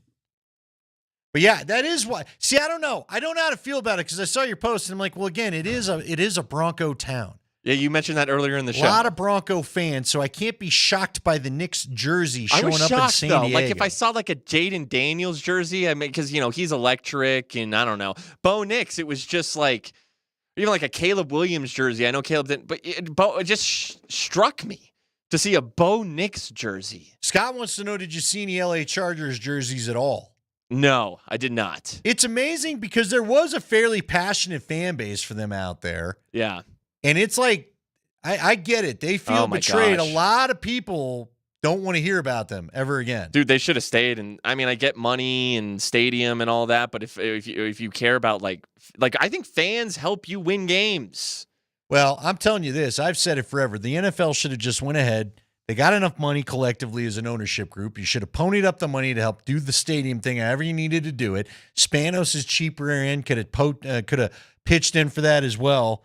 But you should have built the building there because that is a Super Bowl city, is it not? There's that That too. is yeah, a it's great a great Super Bowl city. It's not as to have a Super Bowl. congested as like LA or other California cities. Not as congested. No, and they've got plenty of great things to go and do. Sure. I mean, again, and as Scott pointed out, Broncos won their first Super Bowl there, so that doesn't hurt the fact that we're affectionate to it. But seriously, that is a great place to go and have the Super Bowl. By the way, what was the best and worst spot you ended up in San Diego as far as eating? Oh man, best spot. Man, everywhere I went was good. You and Eric Rabbers, one of our listeners, recommended Mitch's Seafood, which is right on like a dock of one of these bays. Very good. It was very good. Yeah, I couldn't tell if you liked it or not by your review. No, I really liked it. Just the coleslaw was a little dry. Okay. All right. So I couldn't give it full points on a scale of 69. That's my sliding scale. Nice. I gave it a 68. Yeah. But the seafood was great. The fries were good. But I can't just give everyone 5 stars. No, I'm with you. Did you have a bad spot, though? No. We went to a pizza place that we were out there near the beach called Surfside Pizza, I think it was. We made sure we did not go back there this time. Well, you were only there a few days. Oh, last time you were there. Yeah. So you didn't go back this time. No, this time we found a place called Square Pizza, which was off the charts great for Detroit here's pizza. Another, dude, okay, so like if I go to a new baseball stadium, I got to try their hot dog. Like this is the first, I'll try your hot dog. That's the classic. That's the staple. Okay, to it was a Padre game. dog? What was it called? The Friar Frank. The Friar Frank. Okay. Not good. Yeah. Like, probably the worst ballpark dog I've had. Like so basic, so bland, nothing. Rocky dog's better. I've had the Dodger dog, which isn't great, but that was better. Yeah, Friar Frank, no good. I've been to D-backs games. Their dog was better. Friar Frank, no good. Yeah. Friar Frank kind of. Not a great name. Yeah, I don't like the name. The name's very off-putting. Dude, here's another thing. You got to be careful with that. Here's another Denver-related thing. So, and I had seen this going back a couple-ish years that the Padres, for like I said, a couple-ish years, have been playing all the small things at their games. Well, and Tom DeLonge is a resident and a huge fan of the team. But the Avs did it first. I agree. But when Tom DeLonge is a regular season ticket holder, like off the first base line, I think he's going to get a. That's fair. But they stole that from the Avs. No, I agree. I feel like, all right. And, dude, I would like to see the Avs bring it back. I don't know. Am I going We against... got enough out-of-towners out here. Tell us if we're wrong. I feel like the Avs in general started the sing-along. Well, I guess I can't say that because of the Red Sox and Sweet Caroline. I think there's a few others that have, taken place elsewhere. Is it a coincidence? Like, the Avs got away from it, and they have not won a cup since. Well, but again, DJ Triple T is the year that it was the staple, the cup year, you were whooping a lot of teams. You didn't have results in doubt late in the game. We've unfortunately had a little more nip and tuck situations down the stretch than what we'd like to deal with. You don't want him playing the song and then you blow the goal, which has happened a little too often. Let's be honest. No, but you put it always on him. 2+ goal lead, probably even 3. 5 minutes to go. Should have never gone away. I want it back. Well, tweeted him. He listens to the show. Tweeted him. All right, I will. It'll be noted. We'll come back, wrap this thing up.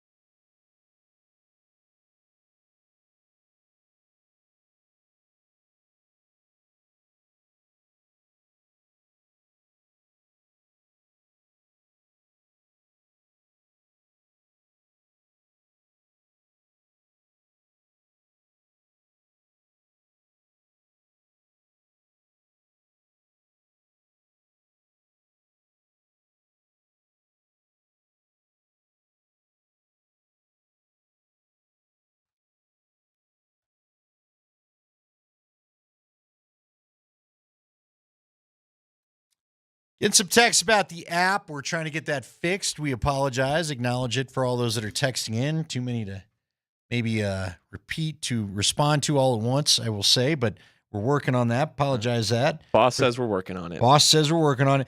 By the way, I need the breaking news, Sounder Spring. I wonder how this is going to hit you. Doesn't affect the Broncos, but it does affect some Colorado football fans. The Browns have decided they're going to make a move, and they're listen to this signing, and of course I got to get it off Wi-Fi. Browns are signing QB Tyler Snoop Huntley. With Kenny Pickett and Dylan Gabriel nursing hamstring injuries and Shadur Sanders with a sore shoulder, Browns need another arm, according to Adam Schefter. This is interesting, though. I forgot that Tyler Huntley wanted to start going by Snoop. I forgot about that. All right, what do you make of this? Because Shadur did return to practice today. Wasn't there somebody else who wanted to go by Snoop? Either way. All right, I don't know. They just need a body. They just need a body. You cannot tell me that Snoop Huntley, that Tyler Huntley, who we've seen with the Ravens, good quarterback, when Lamar would get hurt, he'd come in and win him some games. I think he had a stint with the Browns recently. But no, that's not an answer. It's just because guys are hurt. They gotta look at Shadur. They gotta look at Dylan Gabriel. All right. I don't know, man. I guess you gotta have 3 quarterbacks for this preseason game, I suppose. But that may tell you that whenever I'm sure I don't know who's open and when. This is the week where you start getting Thursday, Friday, Saturday night preseason games. I love it because I watch them all, and that's just how I pass my time in August on the weekends. But because they'll just have weekends full of games. But seriously, I don't know. I just cannot get a vibe how they feel about Shadur out there in Cleveland. I really can't, Well, okay. I mentioned, we talked about it in the high five. He's 4th on the depth chart. Is he 5th now? That's a great question. Now, because did you say Snoop Huntley was with them before? If he knows the offense, that might put him ahead of Shadur. I think after he left the Ravens, I think his stop was the Browns. And it was. Okay. Well, as just practice, he did not make the team, though. But either way. But if he knows the offense and he can go in, and this may be a situation where they don't want to play Flacco in the first preseason game, so Snoop Huntley gets the start. I mean, sure, I guess these hamstrings aren't going to be healed in time for the other two to play or be a factor, or why would you sign this guy? I would think so. Yeah, this means that Kenny Pickett and Dylan Gabriel are not playing Friday night in Carolina against the Panthers. And I mentioned that, I think the Browns are sending a message to Shadur. I think, and I thought about it after the segment. I was like, I think a better word would be humbling him. Okay, let me ask you this. They're just trying to humble this man. Do I think he needs a lot of humbling? Actually, no. But the league seems to think so. I don't, I see why. I understand their perspective. But real quick before your point, Andy, okay, 3 quarterbacks. It'll be interesting to see who gets in first, Snoop Huntley or Shadur Sanders. Who gets the reps after Flacco? And I don't think Flacco will play long. So who comes in next, Snoop or Shadur?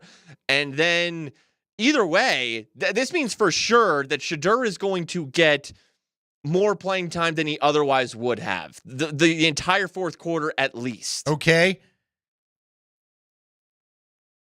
Yeah, I'm not positive. Part of me wonders, so I related this to, now it's a little bit different situation, but I was talking to a friend about what's going on in Cleveland out there. And so, look, are they trying to manage the hype train? Are they trying to manage the fan expectation? This felt like a little Tebow-ish to me early on, because there are fans out there that are going to want him to play because of who he is no matter what, right? No matter what the depth chart says, no matter what the practice reports say, they want to see Shadur Sanders. Is the team trying to stop the inevitable? I don't think they can control it, so don't hear me that way, but it feels to me like a team that's trying to control the hype train from getting on the tracks by playing Shadur less for the public. Maybe not. But you've already got 4 quarterbacks in camp, and now it's 5. This is an interesting point from this texter because we talked about this in the high five, how Shadur missed a practice with a sore arm.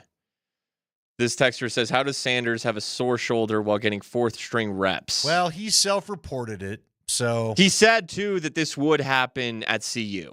He did say today that this would happen playing for the Buffs. He would get a sore arm from time to time. All right. I mean, look, it's a fair question. It doesn't eliminate the texter's question because trust me, if you tune into ESPN every morning for either Get Up or First Take, they let you know every day what Shadur Sanders did in practice one way or another. I mean, it is amazing. I knew there'd be hype around the kid. I didn't expect this. Like Dave already pointed out, he's had no first-team reps so far, which is a little bit surprising that this early in camp he doesn't get a run with some ones. I'm just telling you, either Cleveland doesn't like it and doesn't want to cut him, which I'd be surprised by because you drafted him in the 5th round, or they don't want the hype train to get going. I don't know what it is. So. The hype train could affect. Now, it would just be noise. It depends on how loud the noise would get. But NFL teams, they don't want the distraction. It would be a distraction. But in an ideal world, you let him marinate, you let him develop. There's no noise. There's no hype train. Right. You teach him the offense. Yes, behind the scenes, and I do like him as a prospect. I'm with you. But again, he has to show he can run pro-style offenses and pro plays the way they're called and not just bail out of the pocket, hold on to the ball, and try to look for something deep, right? Sure. I do think his upside is more than any other quarterback on their depth chart. But that's also a reflection of their quarterback room. It's a lot of mid. It's a ton of, it's mid. Shadur has a higher ceiling than the rest of the room.